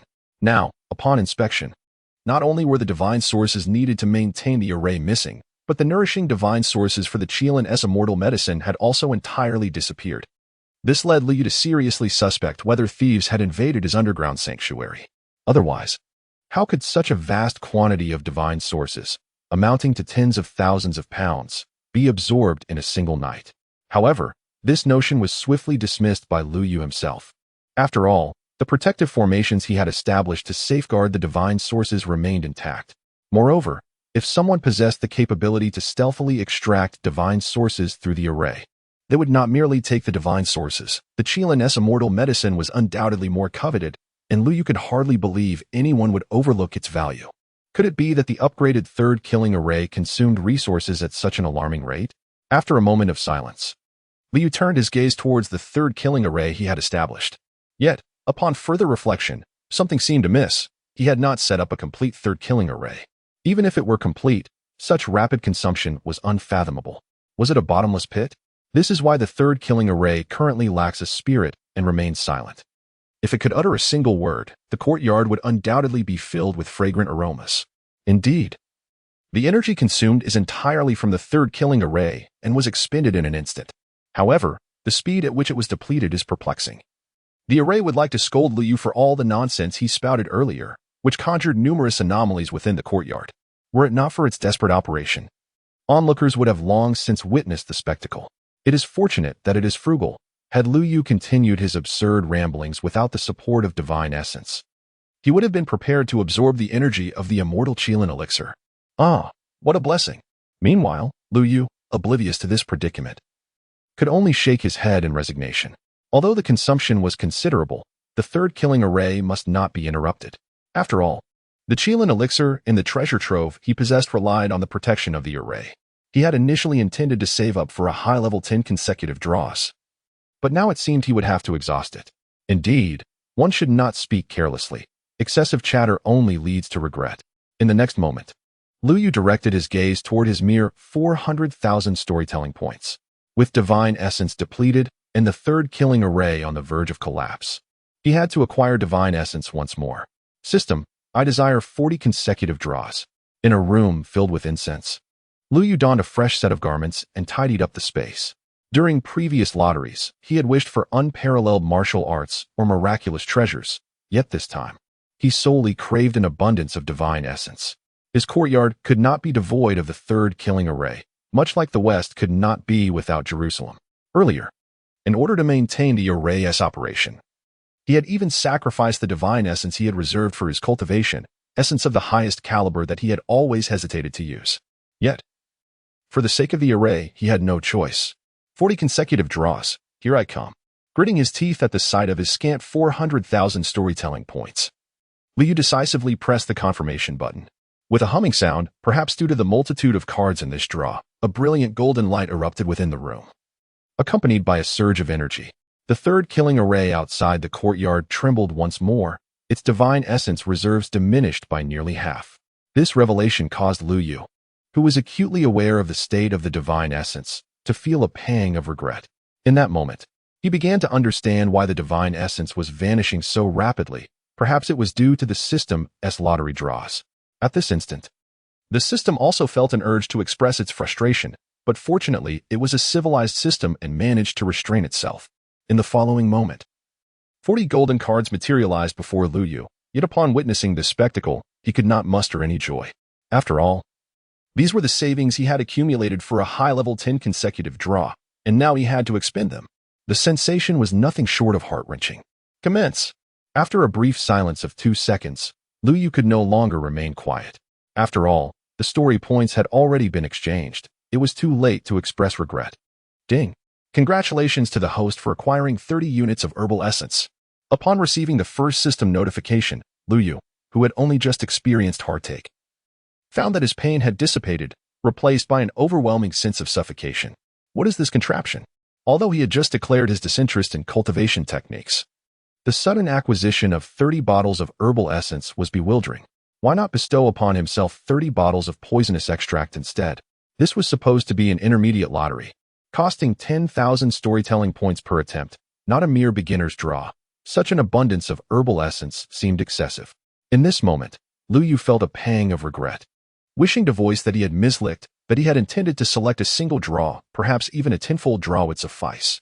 If only he could reclaim the remaining 300,000 storytelling points, or at least 150,000. Yet, the system offered him no opportunity for reconsideration. As the first notification chimed, a cascade of notifications followed in rapid succession. Ding! Congratulations, host. You have acquired 27 bottles of herbal essence. Ding! Congratulations, host. You have acquired 50 bottles of herbal essence. Ding! Congratulations, host. You have acquired 3 bottles of herbal essence.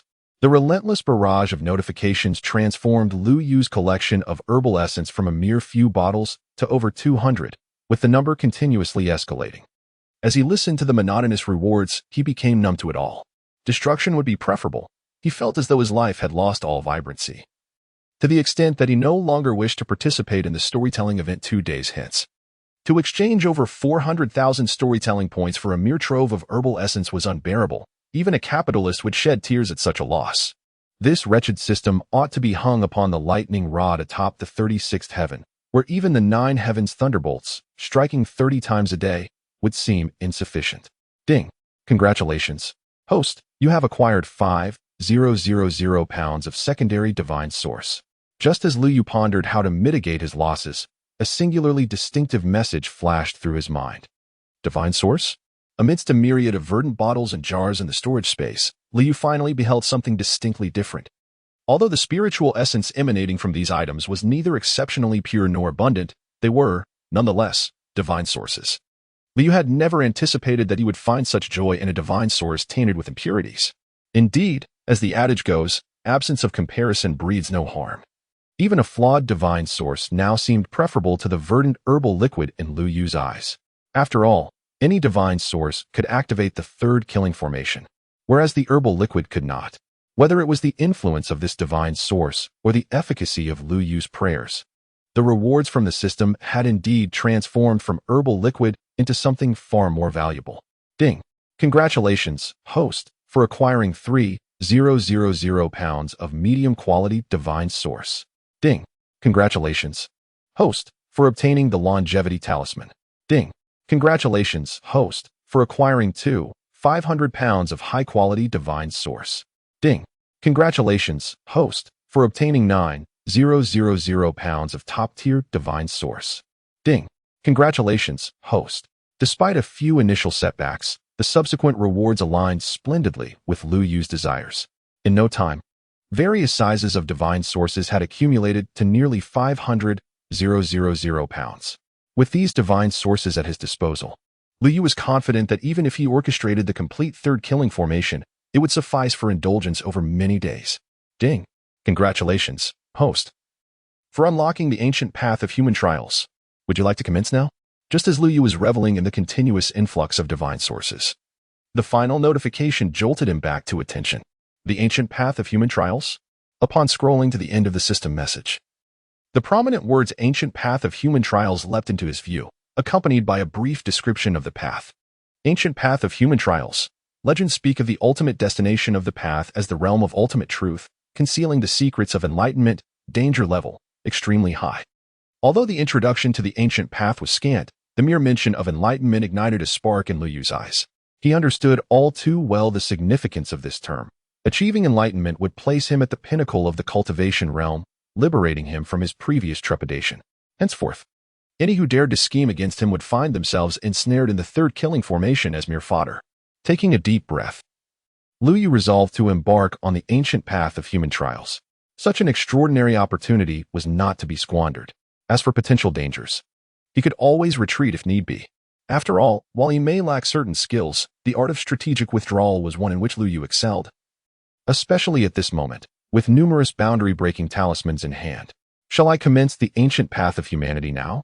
With a click from Lu Yu, a synthesized voice resonated in his ears. Commence. After a brief moment of silence, Lu Yu nodded, eager to glimpse the renowned trial path of the human race. With his command to begin, a portal materialized before him in the void, initially dim and unstable, as if it could vanish at any moment. However, as time progressed, the portal grew more solid, gradually revealing the world beyond. Through the portal, Lu Yu beheld a towering peak that pierced the clouds, shrouded in a delicate mist that obscured the details of the mountainside. After a moment of hesitation, Lu Yu ultimately stepped forward. Clutching the lid of the sky-eating demon jar and the boundary-breaking talisman tightly in his hand, ready to respond to any unforeseen circumstances with decisive action. The instant he crossed the threshold, the world inverted, and when Lu Yu regained his composure, the portal had vanished, leaving only an endless expanse of forest and majestic mountains before him. This was perplexing. Staring at his surroundings in bewilderment, Lu Yu realized that he had entered the portal to witness the world beyond, yet it had disappeared upon his arrival. Such tricks were hardly fair. With this thought, Lu Yu hastily summoned his system. System. In this moment, the system's functionality remained intact, which offered him a modicum of relief. When he noticed the return button in the section for the human race trial ancient path, Lu Yu felt his heart sink back into his stomach. The ability to withdraw instantaneously from this trial alleviated any trepidation he might have harbored. Though, truth be told, he had little to fear, after all. Lu Yu was renowned for his formidable strength and audacity. With this thought in mind, Lu Yu lifted his gaze to survey the world before him. He found himself at the foot of a towering mountain, surrounded by a pervasive gray fog. The entire realm was enveloped in silence, as if he were the sole inhabitant of this desolate expanse. Gripping the lid of the sky-swallowing demon jar tightly, he donned the treasures bestowed upon him by Mu Tianai and Jiang Yulo a few days prior, and began to cautiously venture forward. While he was indeed known for his bravery, he understood the necessity of taking precautions. After all, being bold did not equate to recklessness. Lu Yu had always placed great value on life. Wasn't he this supposed to be the human race trial ancient path? After wandering for half an hour and covering a mere 200 meters, he cast a wary glance around, gripped by an ominous premonition. The utter stillness of this place was exceedingly eerie. Suddenly, from the underbrush, a flurry of movement broke the silence. Something was stealthily lurking nearby. Take this. Without a moment's hesitation, Lu Yu unleashed a devastating attack. In such a bizarre environment, any hesitation would be a grave disrespect to his own life. And Lu Yu was always decisive in such matters. As his words fell, a surge of chaotic energy erupted from the lid of the sky-swallowing demon jar, enveloping the nearby thicket. The shadow lurking behind the grass instantly sensed the danger and chose to flee. However, at such close range, combined with Lu Yu's full-force strike, the black creature had no opportunity to escape. It was swiftly crushed beneath the overwhelming power of the chaotic energy, vanquished without a sound. Having eliminated the unknown creature, Lu Yu did not relent. Instead, he initiated indiscriminate attacks on all the surrounding underbrush. After all, one could never be too cautious. What if these thickets harbored more monsters? Indeed, beneath Lu Yu's relentless barrage, dozens of ferocious beasts were forced out of the foliage, some thickets even yielding 3 monstrous creatures with bared fangs in a single explosion. Witnessing the multitude of aberrations concealed within the grass, Lu Yu couldn't help but draw a sharp breath. Just moments ago, he had believed himself alone in this desolate realm. Yet now it was evident that life thrived in abundance all around him. Fortunately, he exercised caution. Otherwise, he would have been devoured by those cunning beasts. The bizarre and fearsome creatures, upon being struck by the lid of the devouring heaven demon jar, disintegrated into nothingness in midair.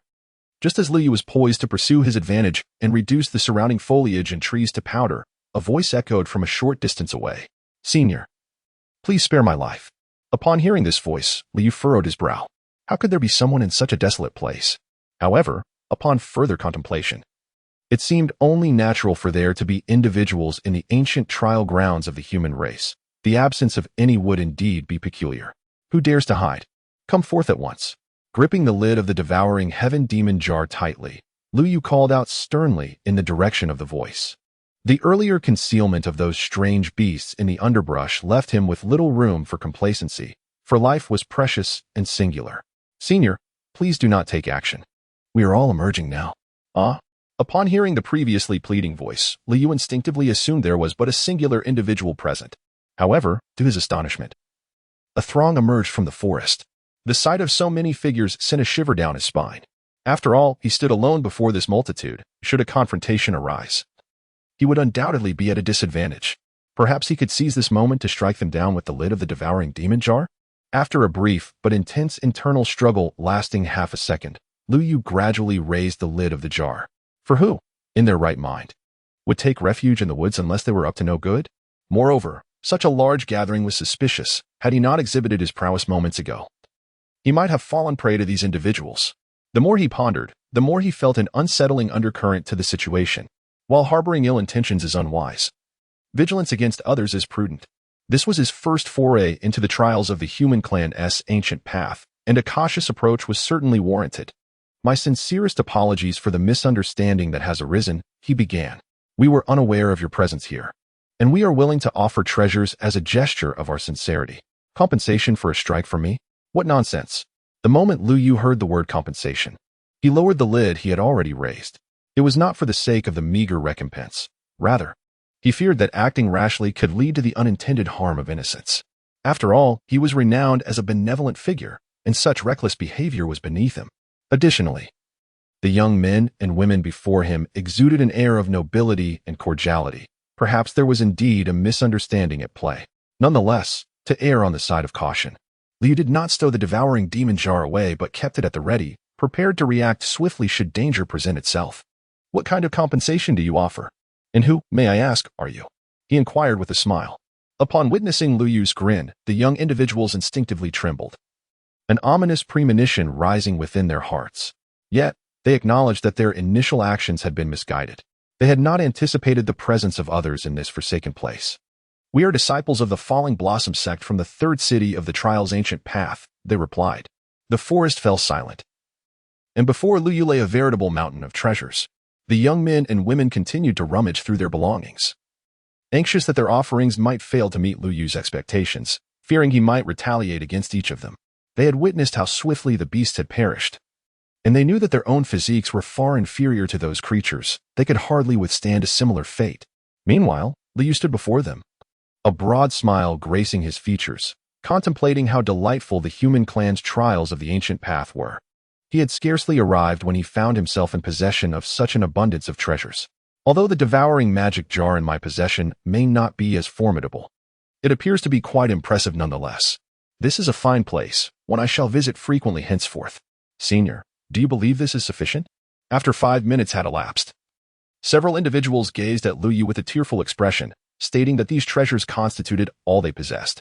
Should this prove inadequate, they would have no choice but to seek the sect's assistance for redemption. Enough, enough. In truth, it has long been sufficient. After all, I am not a demon. Please rise. There is no need to kneel. The ground is rather cold, Lu Yu responded with a smile, observing the 2 small mountains of treasures before him. He had never anticipated that his first venture into the human trial path would yield such an abundance of treasures. It seemed this was indeed his blessed ground. Why did you not say so sooner? The kneeling youths, upon hearing Lu Yu's words, were nearly driven to the brink of bloodshed and frustration. Earlier, they had misinterpreted Lu Yu's ambiguous smile, mistakenly believing he sought more. Were it not for the presence of the opposite sex, they would have willingly offered their very garments to Lu Yu as a gesture of gratitude. As for Lu Yu's assertion of not being a demon, they were inclined to believe him, for demons were not nearly as terrifying. This was the very essence of their lineage. Then, Senior, may we take our leave? The leader of the group, cautiously observing Lu Yu as he collected the treasures one by one, inquired with a hint of trepidation. Shall we proceed? At this moment, several individuals felt a surge of tension, contemplating the integrity of their dealings after having entrusted their treasures to him. One could not simply renege on their promise and refuse to allow them to depart. Of course, should you feel apprehensive, I would gladly accompany you on your journey. Thank you for your kind offer, but that will not be necessary. Upon hearing that Lu Yu intended to walk with them, the youths hastily shook their heads, signaling that it would be an undue burden. After all, if Lu Yu were to accompany them, their fears would truly escalate. At present, everything on this mountain appeared charming, save for Lu Yu himself. Very well, I initially intended to protect you on your journey, but since you do not require my assistance, I shall take my leave. Perhaps fate will allow us to meet again in the future, Lu Yu remarked as he waved his arm at the group of talented young individuals before him. Farewell. Upon hearing Lu Yu's words, several individuals turned their backs and hurriedly fled towards the mountains. Farewell? They no longer wished to behold Lu Yu again. Junior brothers and sisters, surely you do not wish to see us become the laughingstock of the entire sect. Once they stepped beyond the confines of Een Mountain, the leading man among the group abruptly halted, turning to address the others behind him. Well, upon hearing these words, the individuals behind him fell into a profound silence. Such an embarrassing incident was certainly not something they wished to divulge to those within their sect. If word got out, how could they possibly navigate their standing in the sect or even throughout the entirety of the third city? Senior brother, do you have any good ideas? In the next moment, it was unclear who posed the question first, but upon hearing it, everyone turned their gaze toward the young man, seemingly eager to hear his suggestion. I have a method, though it is somewhat perilous. I am uncertain if everyone is willing to proceed. We are willing. The crowd responded in unison upon hearing these words. After all, the fear of losing a child was far greater than becoming the subject of ridicule. Thus, taking on a bit of risk seemed trivial in comparison. Furthermore, what perils had not been faced along the ancient path of the human trials?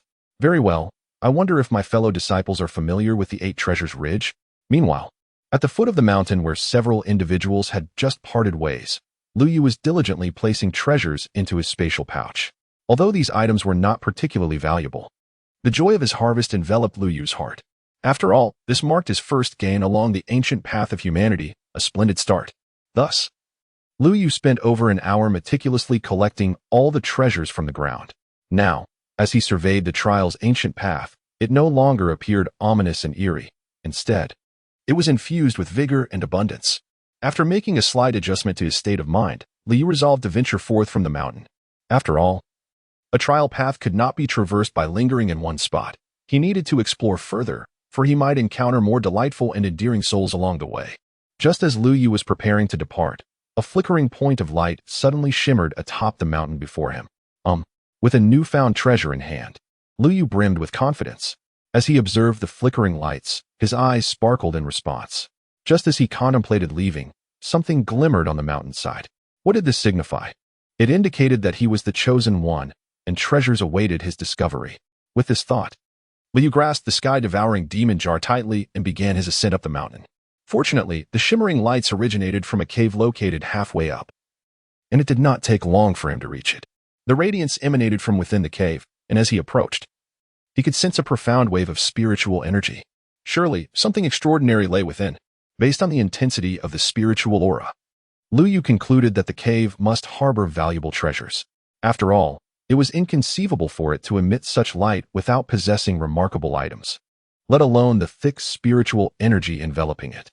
However, although the treasure was tantalizingly close, the method of retrieval posed a dilemma. In Lu Yu's understanding, wild natural treasures were typically guarded by formidable beasts. Particularly those hidden within caves were likely to be fiercely protected by even more aggressive creatures. Given this predicament, he knew he could not recklessly venture inside. Otherwise, he risked being cornered by a ferocious guardian. After much deliberation, Lu Yu donned protective gear and secured the lid of the sky-devouring demon jar atop his head. Then, unexpectedly, he produced a fishing rod and cast it into the cave's entrance. Indeed, he had no intention of entering. Lu Yu planned to fish for the treasures within. As for why he wore the jar's lid as a helmet while fishing, it was simply common sense. Who goes fishing without a helmet? With a swift motion, the fishing hook was cast into the cave, and Lu Yu found a spot to sit down. After all, fishing was a labor-intensive endeavor, and he was mentally prepared for a prolonged wait. However, to his astonishment, no sooner had he settled onto the ground than the fishing rod in his hands suddenly straightened, as if he had hooked something colossal within the cave. Had he not taken precautions beforehand, he might have been pulled into the cavern by that immense force. Is it truly the swift? The rod bent like a full moon, and the suction within the cave was so formidable that Lu Yu had to rise to his feet. Though he was an avid angler, he had never contemplated the notion of luring fish in such a manner, especially in that dark, ominous cavern. Who could fathom what might transpire if one were to be drawn inside? I refuse to believe I cannot catch you. After a series of relentless tugs, Lu Yu's frustration surged. Once a seasoned fisherman, he found it intolerable to expend such effort at the mouth of a mere cave with no reward. A true angler does not concede defeat so easily. How audacious of this cave to attempt to use me as bait. Let me show you my might. Half an hour later, the suction within the cave intensified dramatically. Had Lu Yu not taken adequate precautions, he might have been drawn in entirely. Unable to endure any longer, he removed the lid of the devouring demon jar that he had secured upon his head. A tiger does not reveal its claws without cause. Countless chaotic rays of light erupted from Lu Yu's hands, surging forth into the depths of the cave. Initially, the cave remained silent, but as time passed, the once tranquil cavern began to tremble, culminating in a cacophony of wails echoing from within. Esteemed master outside, Please cease your powers. I shall not dare again. I have treasures to offer. Spare my life. Ah, so there are more of those tricksters within. Hearing the familiar lament, Lu Yu paused momentarily. He recalled that he had come to the ancient trial path of the human race. How had he stumbled upon a den of tricksters? Even before he had fully emerged from the mountain, he had already encountered two groups of them. However, the previous group had been rather generous, which piqued his interest in the tricksters residing within the cave. With this thought, Liu gently set down the lid of the devouring demon jar. His previous assault had been excessively fierce. Even without the cries for mercy, he was ready to relent. After all, should he continue, he would soon find himself drained of strength. With the cessation of his attack, the cave returned to a state of calm. Gazing at the inky blackness of the cave entrance, Lu Yu was curious about how many individuals might emerge this time. After all, the previous torment had only elicited pleas for mercy. Surely, there must be a wealth of treasures, or rather, tricksters, within. Yet, as time passed, Lu Yu found himself waiting in vain. Not a single soul, not even a shadow, appeared from the cave. This scenario prompted Lu Yu to furrow his brow. Those who had pleaded for mercy only moments ago were now silent. Were they merely toying with him, or were they planning to abscond with his treasures? Both would be unforgivable transgressions. With this in mind, Lu Yu withdrew 2 pieces of divine essence from his robe and began to replenish his strength. If that was the case, he would not hesitate to display his ruthlessness. He had never been one to shy away from confrontation. How could he endure such deceit? Eat my. The esteemed figure outside, it is not that I do not wish to venture forth, but rather that I find myself ensnared within this cave. Unable to escape, I humbly request that you enter and converse. Should you succeed in liberating me, my gratitude shall know no bounds. It seemed as though the presence had sensed Lu Yu's thoughts, or perhaps noticed him lifting the lid of the devouring demon jar. In the next moment, a feeble voice emerged from within the cave. Upon hearing this voice, Lu Yu hesitated. His reason warned him that there was likely a trap within, and that the old man inside meant him no good. Yet, the jar in his hands seemed to whisper assurances. What was there to fear? Regardless of the identities or numbers within, once inside, it was merely a matter of a single lid. If he could not vanquish them, he could always flee. After much contemplation, Lu Yu ultimately resolved to enter the cave. After all, the system's return button on his person was still aglow. In the event of encountering insurmountable trouble, he could simply return to the tavern. With this thought, the trepidation diminished. Even if he could not defeat them, could he not outrun them? He was confident that no one could pursue him from this forsaken place to the tavern.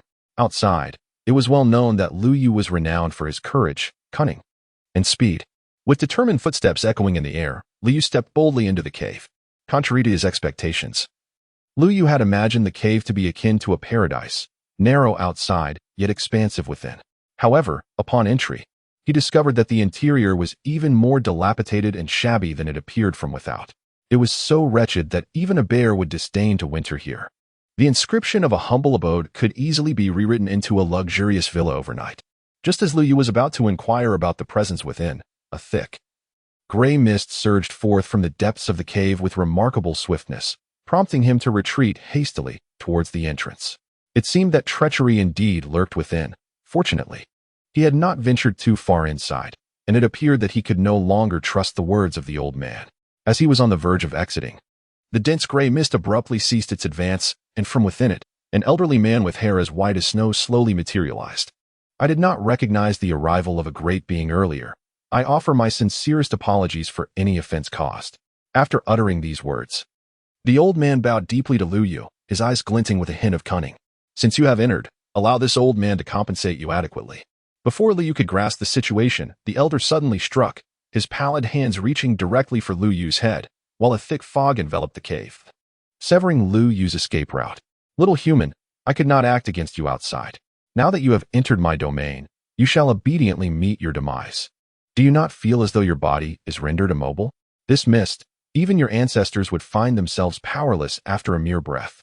In the blink of an eye, the elderly man with white hair revealed his fangs, his apology merely a ruse to lure Lu Yu into this predicament.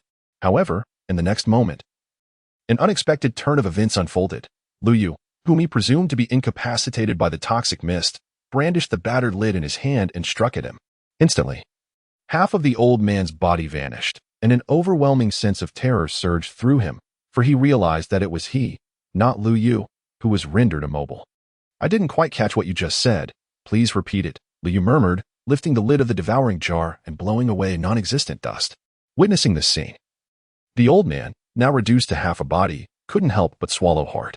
This was far from his expectations. The young man before him, seemingly of modest cultivation, was unaffected by his toxic mist. Moreover, what treasure was this seemingly worthless pot lid? I mean to say, never mind, just take a bite of my dish. Before the elderly man could utter another word, he suddenly beheld a large lid hurtling towards the remaining half of his body, and then consciousness was engulfed by darkness. I spoke, yet you chose not to listen. This was the final remnant of the old man's thoughts as he vanished. Having met his demise almost as soon as he appeared, his eyes refusing to close in death, the gray mist within the cavern dissipated swiftly as Lu Yu, holding the lid of the devouring demon jar, wore an expression of indifference. Deceive oneself? He would not bother to inquire further. Lu Yu was renowned for his prowess in fraud detection, and certainly not one to be swayed by the words of a mere charlatan. Just as he prepared to depart the cave, a crucial realization struck him. Alas, he had yet to search for the spoils. With this thought, Lu Yu surveyed the chaotic scene around him, wishing he could give himself a couple of punches. Although the old charlatan's strength was rather mediocre, even a fly's legs can be meaty. Now that he had reduced both the man and his treasures to mere dust, had all the effort he exerted outside been in vain? No. The pitiful cry echoed throughout the entire mountain range, startling a flock of crows into flight. Emerging from the cave, Liu hastily departed from this sorrowful place. In the future, he resolved to thoroughly ascertain the details of his adversaries before taking action.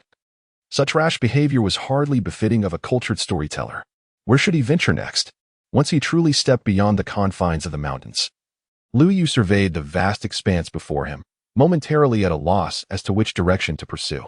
After all, the territory was immensely expansive. This ancient trial road of the human race, while designated as a path of trials, was scarcely smaller than the outside world. In fact, due to certain peculiarities, the atmosphere for cultivation here was even more pronounced.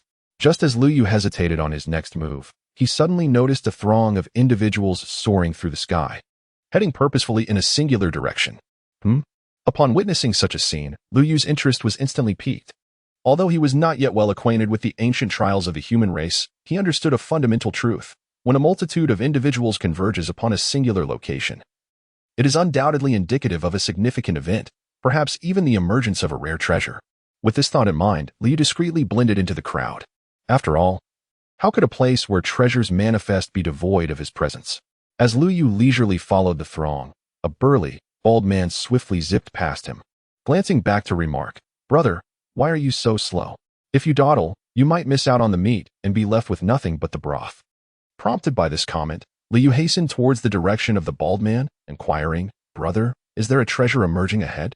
Having only just arrived at the human trials, Lu Yu was still unfamiliar with the happenings in this realm, thus it was prudent to gather some information. Just now, there was an unexpected eruption at Baibao Ridge. It is said that numerous treasures erupted from the mountainside. We must hurry. If we delay, they will likely be snatched away by others. Casting a glance back at Lu Yu, the burly man was taken aback that Lu Yu had managed to catch up.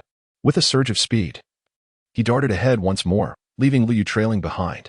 Treasure eruption? Upon hearing these words, Lu Yu's eyes instantly sparkled with excitement. Could such a fortunate event truly occur? Without a moment's hesitation, he accelerated to his utmost speed, swiftly surpassing the multitude of cultivators before him, leaving even the burly bald man far behind. How could he possibly miss out on such an extraordinary occurrence? What on earth? The bald, burly man momentarily froze, having caught a fleeting glimpse of something zipping past him. Yet, this was of little consequence. The treasure was of paramount importance. In the next instant, he resumed his rapid flight toward Baobao Ridge. By the foot of Baobao Ridge, a considerable crowd had already gathered. Upon Lu Yu's arrival, he discovered that the treasure had largely been divided among the throng, with only a few scattered items left on the ground, either discarded or deemed unworthy by the onlookers. Witnessing this scene, Lu Yu could not help but lament, striking his chest in regret. Had he known it would turn out this way, he would have hastened his pace. Arriving late meant he was left with nothing but the scraps.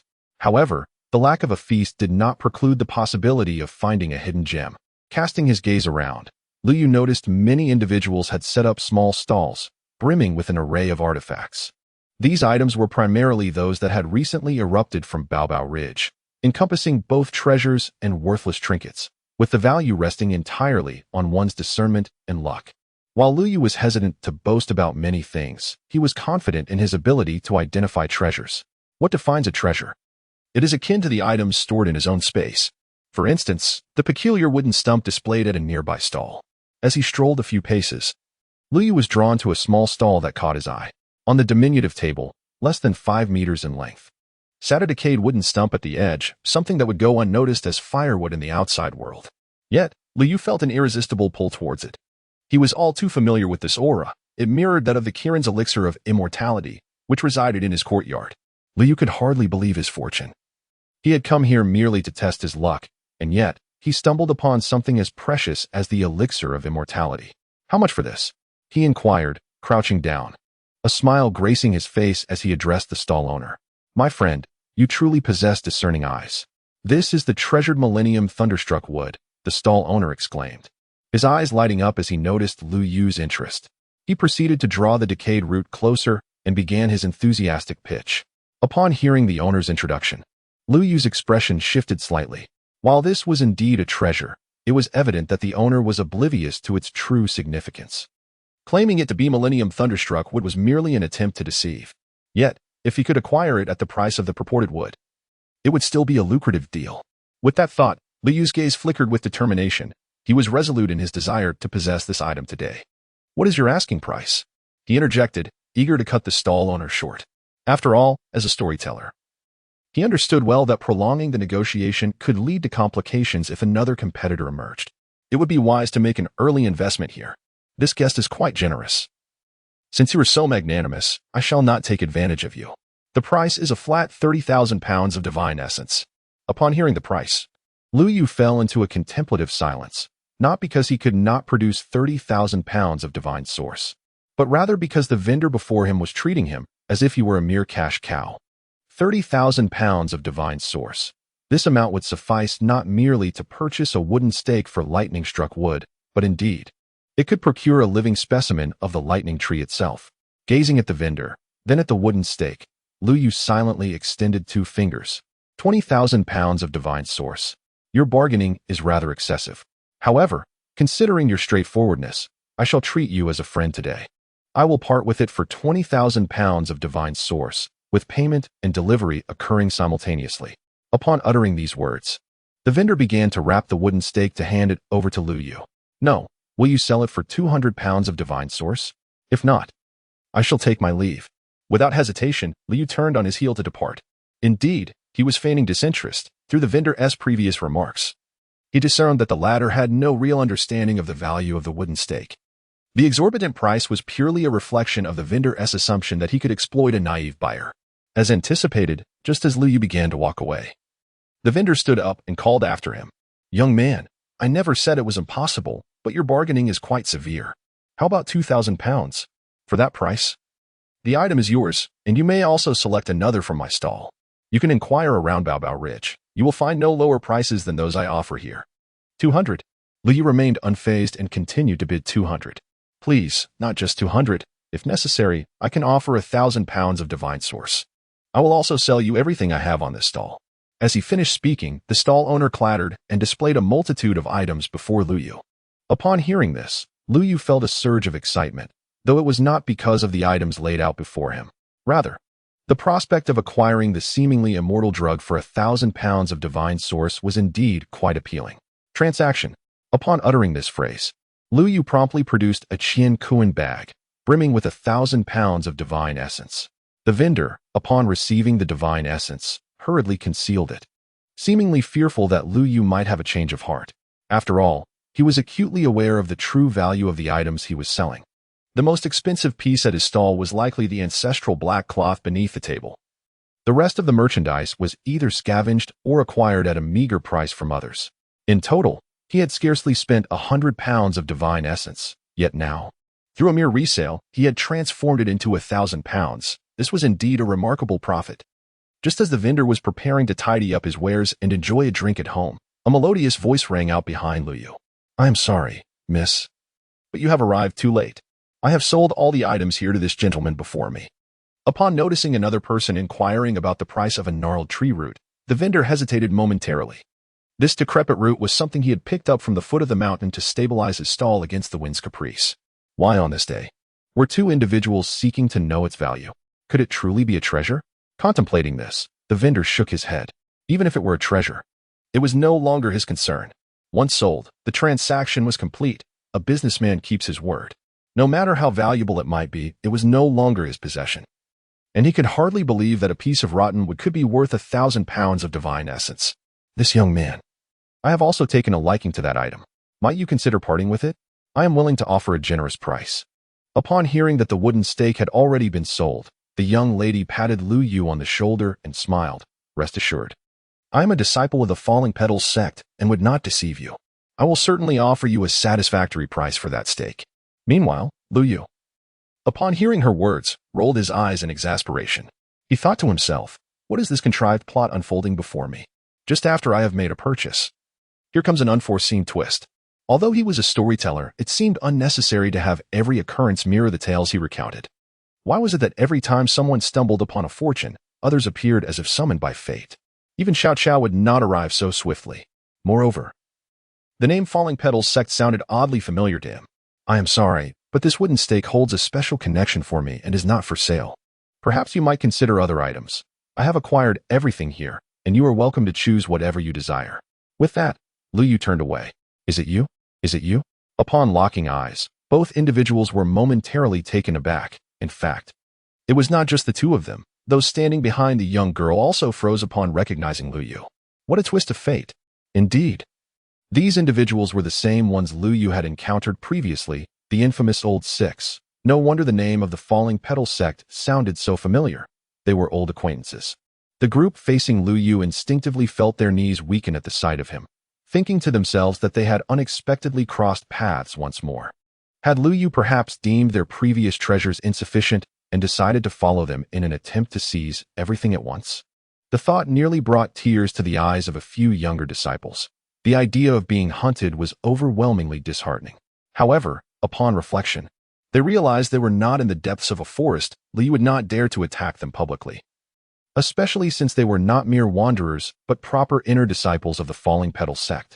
With newfound courage, they not only felt emboldened but also resolved to reclaim what had been taken from them. At that moment, their eyes sparkled with a fierce determination. If you have no further business, I shall take my leave, Lu Yu said, observing the flickering glances of the group before shaking his head in resignation.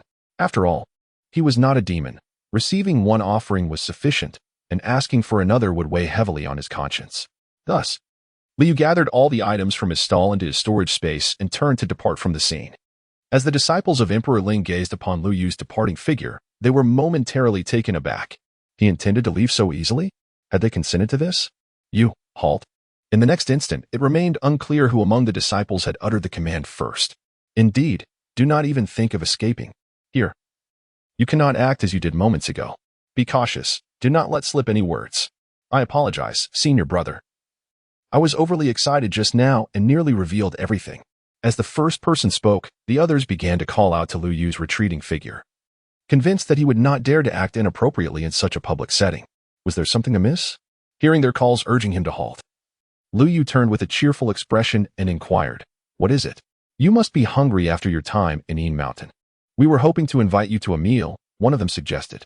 Brother, what are you saying? It is evident that this gentleman must be famished after his ordeal in Yin Mountain. There is no need to even ask, another chimed in. I happen to know of a city not far from Babao Ridge, where the cuisine is absolutely delightful. Please allow us the honor of taking you there to savor some dishes. Dear brothers and sisters, how could you be so oblivious? If our esteemed guest is indeed hungry, it would be best to address it immediately. I am aware of a fine establishment nearby that serves excellent fare. Those who initially believed Lu Yu would not dare to act aggressively in public found themselves swallowing hard as he smiled and produced the lid of the swallowing heaven demon jar. Their attitude shifted entirely. They had merely been concerned that Lu Yu might be too hungry and were genuinely wishing to treat him to a meal. No need for a meal. Do you have any other matters to discuss? Lu Yu remarked, scratching his head with the jar lid, indicating that he was still not hungry. If there was nothing pressing, he intended to take his leave. May you travel well, esteemed one. We hope to meet again by fate's design. Upon hearing that Lu Yu was about to depart, the group quickly nodded, signaling that they had no further business and urging him to proceed without concern. "Brother, I wish to return to the sect. I miss our master," one expressed. "Brother, I too wish to return to the sect. I miss our mistress. I yearn for the dumplings made by my master's wife. Next time, please do not gasp for breath. Speak everything at once." My senior brother almost had to clear the way for our master just now. After Lu Yu's silhouette faded from view, several individuals exchanged glances and whispered among themselves, mistakenly believing that Lu Yu would not dare to act. However, they were mistaken. He truly had the audacity, even brandishing his weapon. "Master, we have brought you shame. Since others have bestowed upon me such treasures, I ought to treat them to a meal." Halfway through, Lu Yu suddenly recalled something. Yet, when he turned back, the disciples of the Falling Blossom sect had already vanished without a trace. "Alas, it seems I shall have to wait until our next encounter." Having searched around without finding any sign of them, Lu Yu resolved to leave it to fate, for perhaps he might yet cross paths with them again. Achoo! At that moment, several disciples of the Falling Leaves sect, who had just departed from the Baobao Ridge, simultaneously sneezed. Afterward, they exchanged glances and burst into laughter. Although this journey to Baobao Ridge had presented some unexpected challenges, they had nonetheless acquired a considerable number of treasures. Particularly surprising was the unanticipated eruption of treasures from Baobao Ridge. Now, with the belongings they carried, they were more than equipped to face the trials set by their sect. Turning to his fellow disciples, the leading young man spoke with a serious demeanor. "Shall we return now, my dear brothers and sisters?" Upon hearing those words, the group of individuals behind the man fell into a contemplative silence. The items they had discovered could indeed suffice to meet the challenges ahead. Yet, if they relinquished everything, it would render their efforts futile. "Why don't we explore a bit longer, senior brother? After all, we still have 5 days until the trial concludes. Perhaps we could transform our fortunes," one suggested. "Indeed, I share the same sentiment. Yes, let us turn our cart into a royal carriage." With the first voice of encouragement, the others began to express their reluctance to return to the sect just yet. Although they had fulfilled the sect's quest, their personal ambitions remained unfulfilled. In truth, their goals had long been achieved, had it not been for that fiend wielding a tattered cover. At this thought, the image of Lu Yu emerged in their minds. They would let Lu Yu off this time, but upon their next encounter, a fierce battle was inevitable. At that moment, their spirits surged with fervor and the desire to fight was palpable. "It seems there is little left to explore in Baobao Mountain, or rather, Baobao Ridge. Perhaps I shall seek opportunities elsewhere," one mused, noting the time before the next storytelling session was still ample. After meandering through Baobao Ridge thrice, Lu Yu ultimately resolved to cease wasting time there. He had arrived somewhat late, and all the treasures had already been claimed by those who arrived first. Further wandering seemed pointless. As for the trinkets on display at the stalls, while a few were intriguing, they were of no use to him and exorbitantly priced. Lu Yu had always held a clear stance on such matters. They were akin to mere chicken ribs, unnecessary. Where shall I venture next? After departing from Baobao Ridge, Lu Yu found himself once again grappling with indecision. Ultimately, it stemmed from his unfamiliarity with the ancient trials of the human race.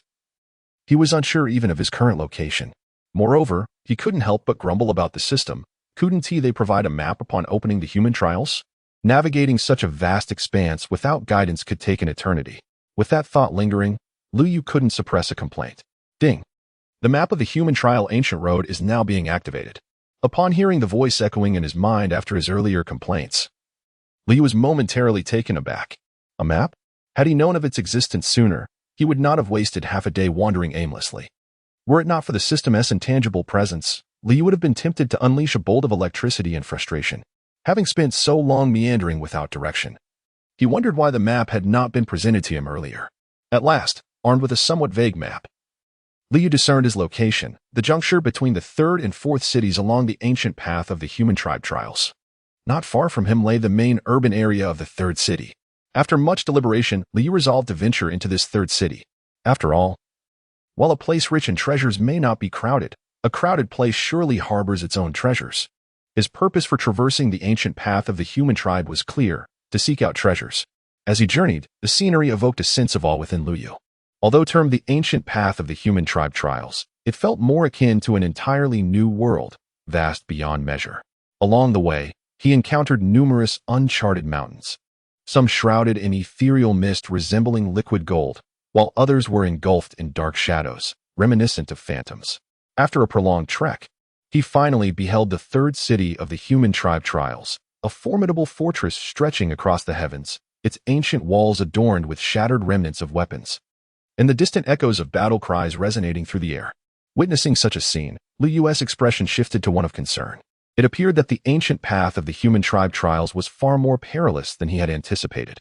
Realizing this, he hastily concealed his aura and any visible treasures.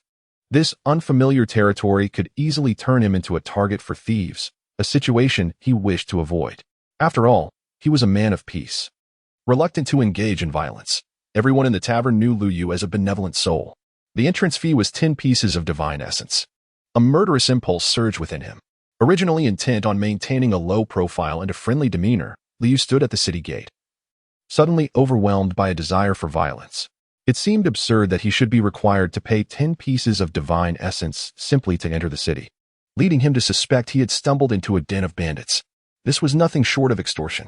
After a fruitless haggling session, Liu could only grimace as he reluctantly retrieved 10 pieces of divine essence from his pocket, surrendering them with great reluctance.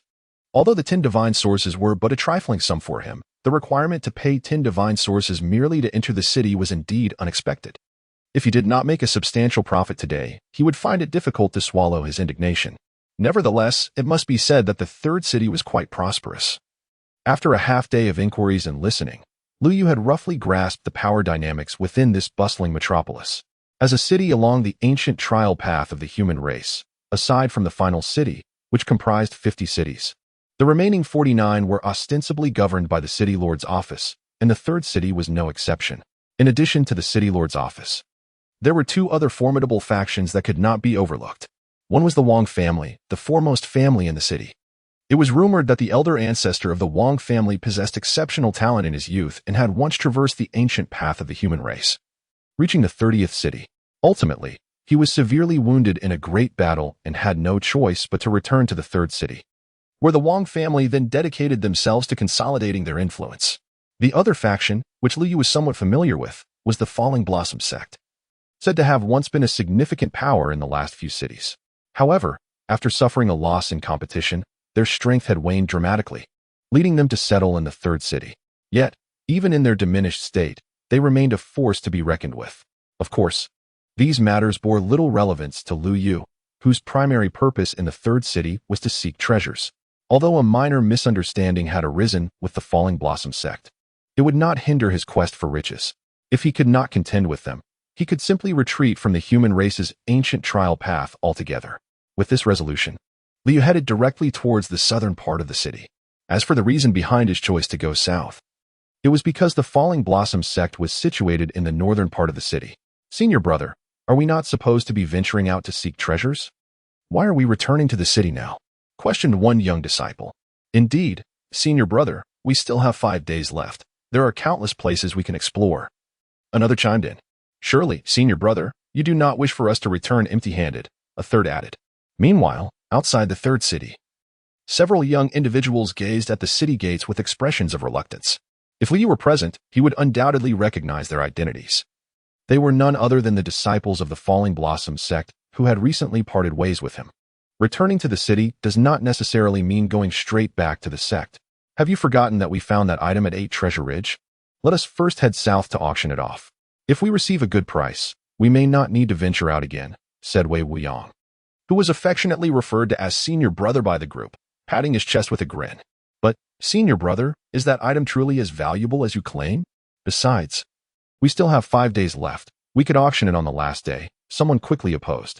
Indeed, senior brother, perhaps we should explore outside a bit longer. What if we encounter that devil again? Upon hearing the objections of his junior disciples, Wei Wugo uttered a single phrase that rendered everyone into silence. I felt that my senior brother's reasoning was sound. It is indeed wiser to approach matters with a sense of prudence. From the very beginning, I had stated that I would heed my senior brother's counsel. Me too. Reflecting on the moment he encountered Liu Yu at Ba Bao Ling, several individuals resolutely made their way back to the third city. After all, the abundance of treasures they discovered at Ba Bao Ling was entirely due to their fortuitous timing, coinciding with the rare eruption that occurs only once every few years. Should they be looted again, they could not guarantee such favorable luck would grace them once more. Meanwhile, at the entrance of an auction house in the southern part of the city, Liu Yu was blending into the crowd as he entered. Although the entry fee of 3 divine sources pained him greatly, the allure of the treasures rendered it a worthwhile endeavor. One must risk losing to gain. Especially upon learning that today marked the triennial auction event, Liu steeled himself to seize the opportunity within. Typically, such rare auctions would unveil extraordinary items, and Liu was confident in his discerning eye to identify these treasures. Brother, I believe I just spotted a familiar figure. Just as Liu squeezed into the throng, several disciples of the Luo Ying sect arrived at the auction house entrance.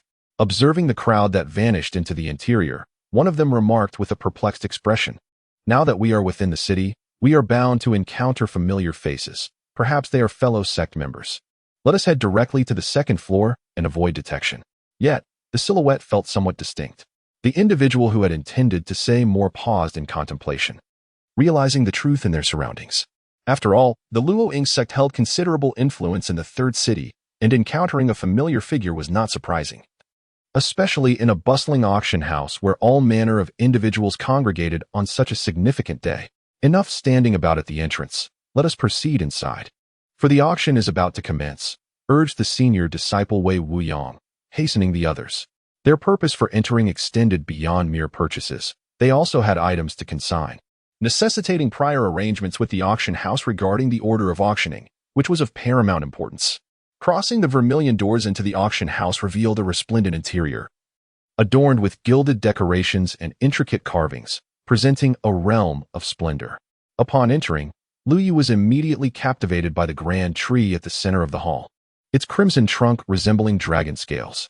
Approaching it, he could feel an intense warmth, as if the tree were alive and breathing. Clearly, this specimen was no ordinary plant, causing Liu to ponder whether he should forego the auction altogether and simply carry the tree away, envisioning it as a striking centerpiece in his storytelling tavern, certain to enthrall his audience. Of course, such thoughts were fleeting, as the crowd remained substantial, with many individuals exuding energy signatures that instilled a sense of trepidation within him. "Is this your first visit to our auction house, esteemed guest?" Just as Liu was about to ascend to the second floor to examine the tree in greater detail, a young attendant suddenly approached him with a smile. "Oh, what seems to be the matter?" Liu was momentarily taken aback by the inquiry, pondering if there was any issue with his first visit. Upon hearing Liu's response, the young attendant's lips curled ever so slightly in a barely perceptible smirk. "If this is your first visit, it would be best to remain on the first floor." "Why?" Upon hearing this question, Liu's confusion deepened. What kind of peculiar regulation necessitates that first-time auction participants must remain on the ground floor? The second floor consists of private rooms, access to which requires the payment of divine essence. Noticing Liu's perplexed expression and his attire, which evidently lacked any semblance of luxury, the attendant forced a smile that did not reach his eyes, revealing a distinct air of disdain. To him, individuals dressed as poorly as Liu had no right to ascend to the second floor. In fact, even the attendant's own clothing was of superior quality. With this thought in mind, the attendant deliberately shook his silk coat, causing a rune to flicker across its surface. Private rooms, the payment of divine essence. As Liu processed this information,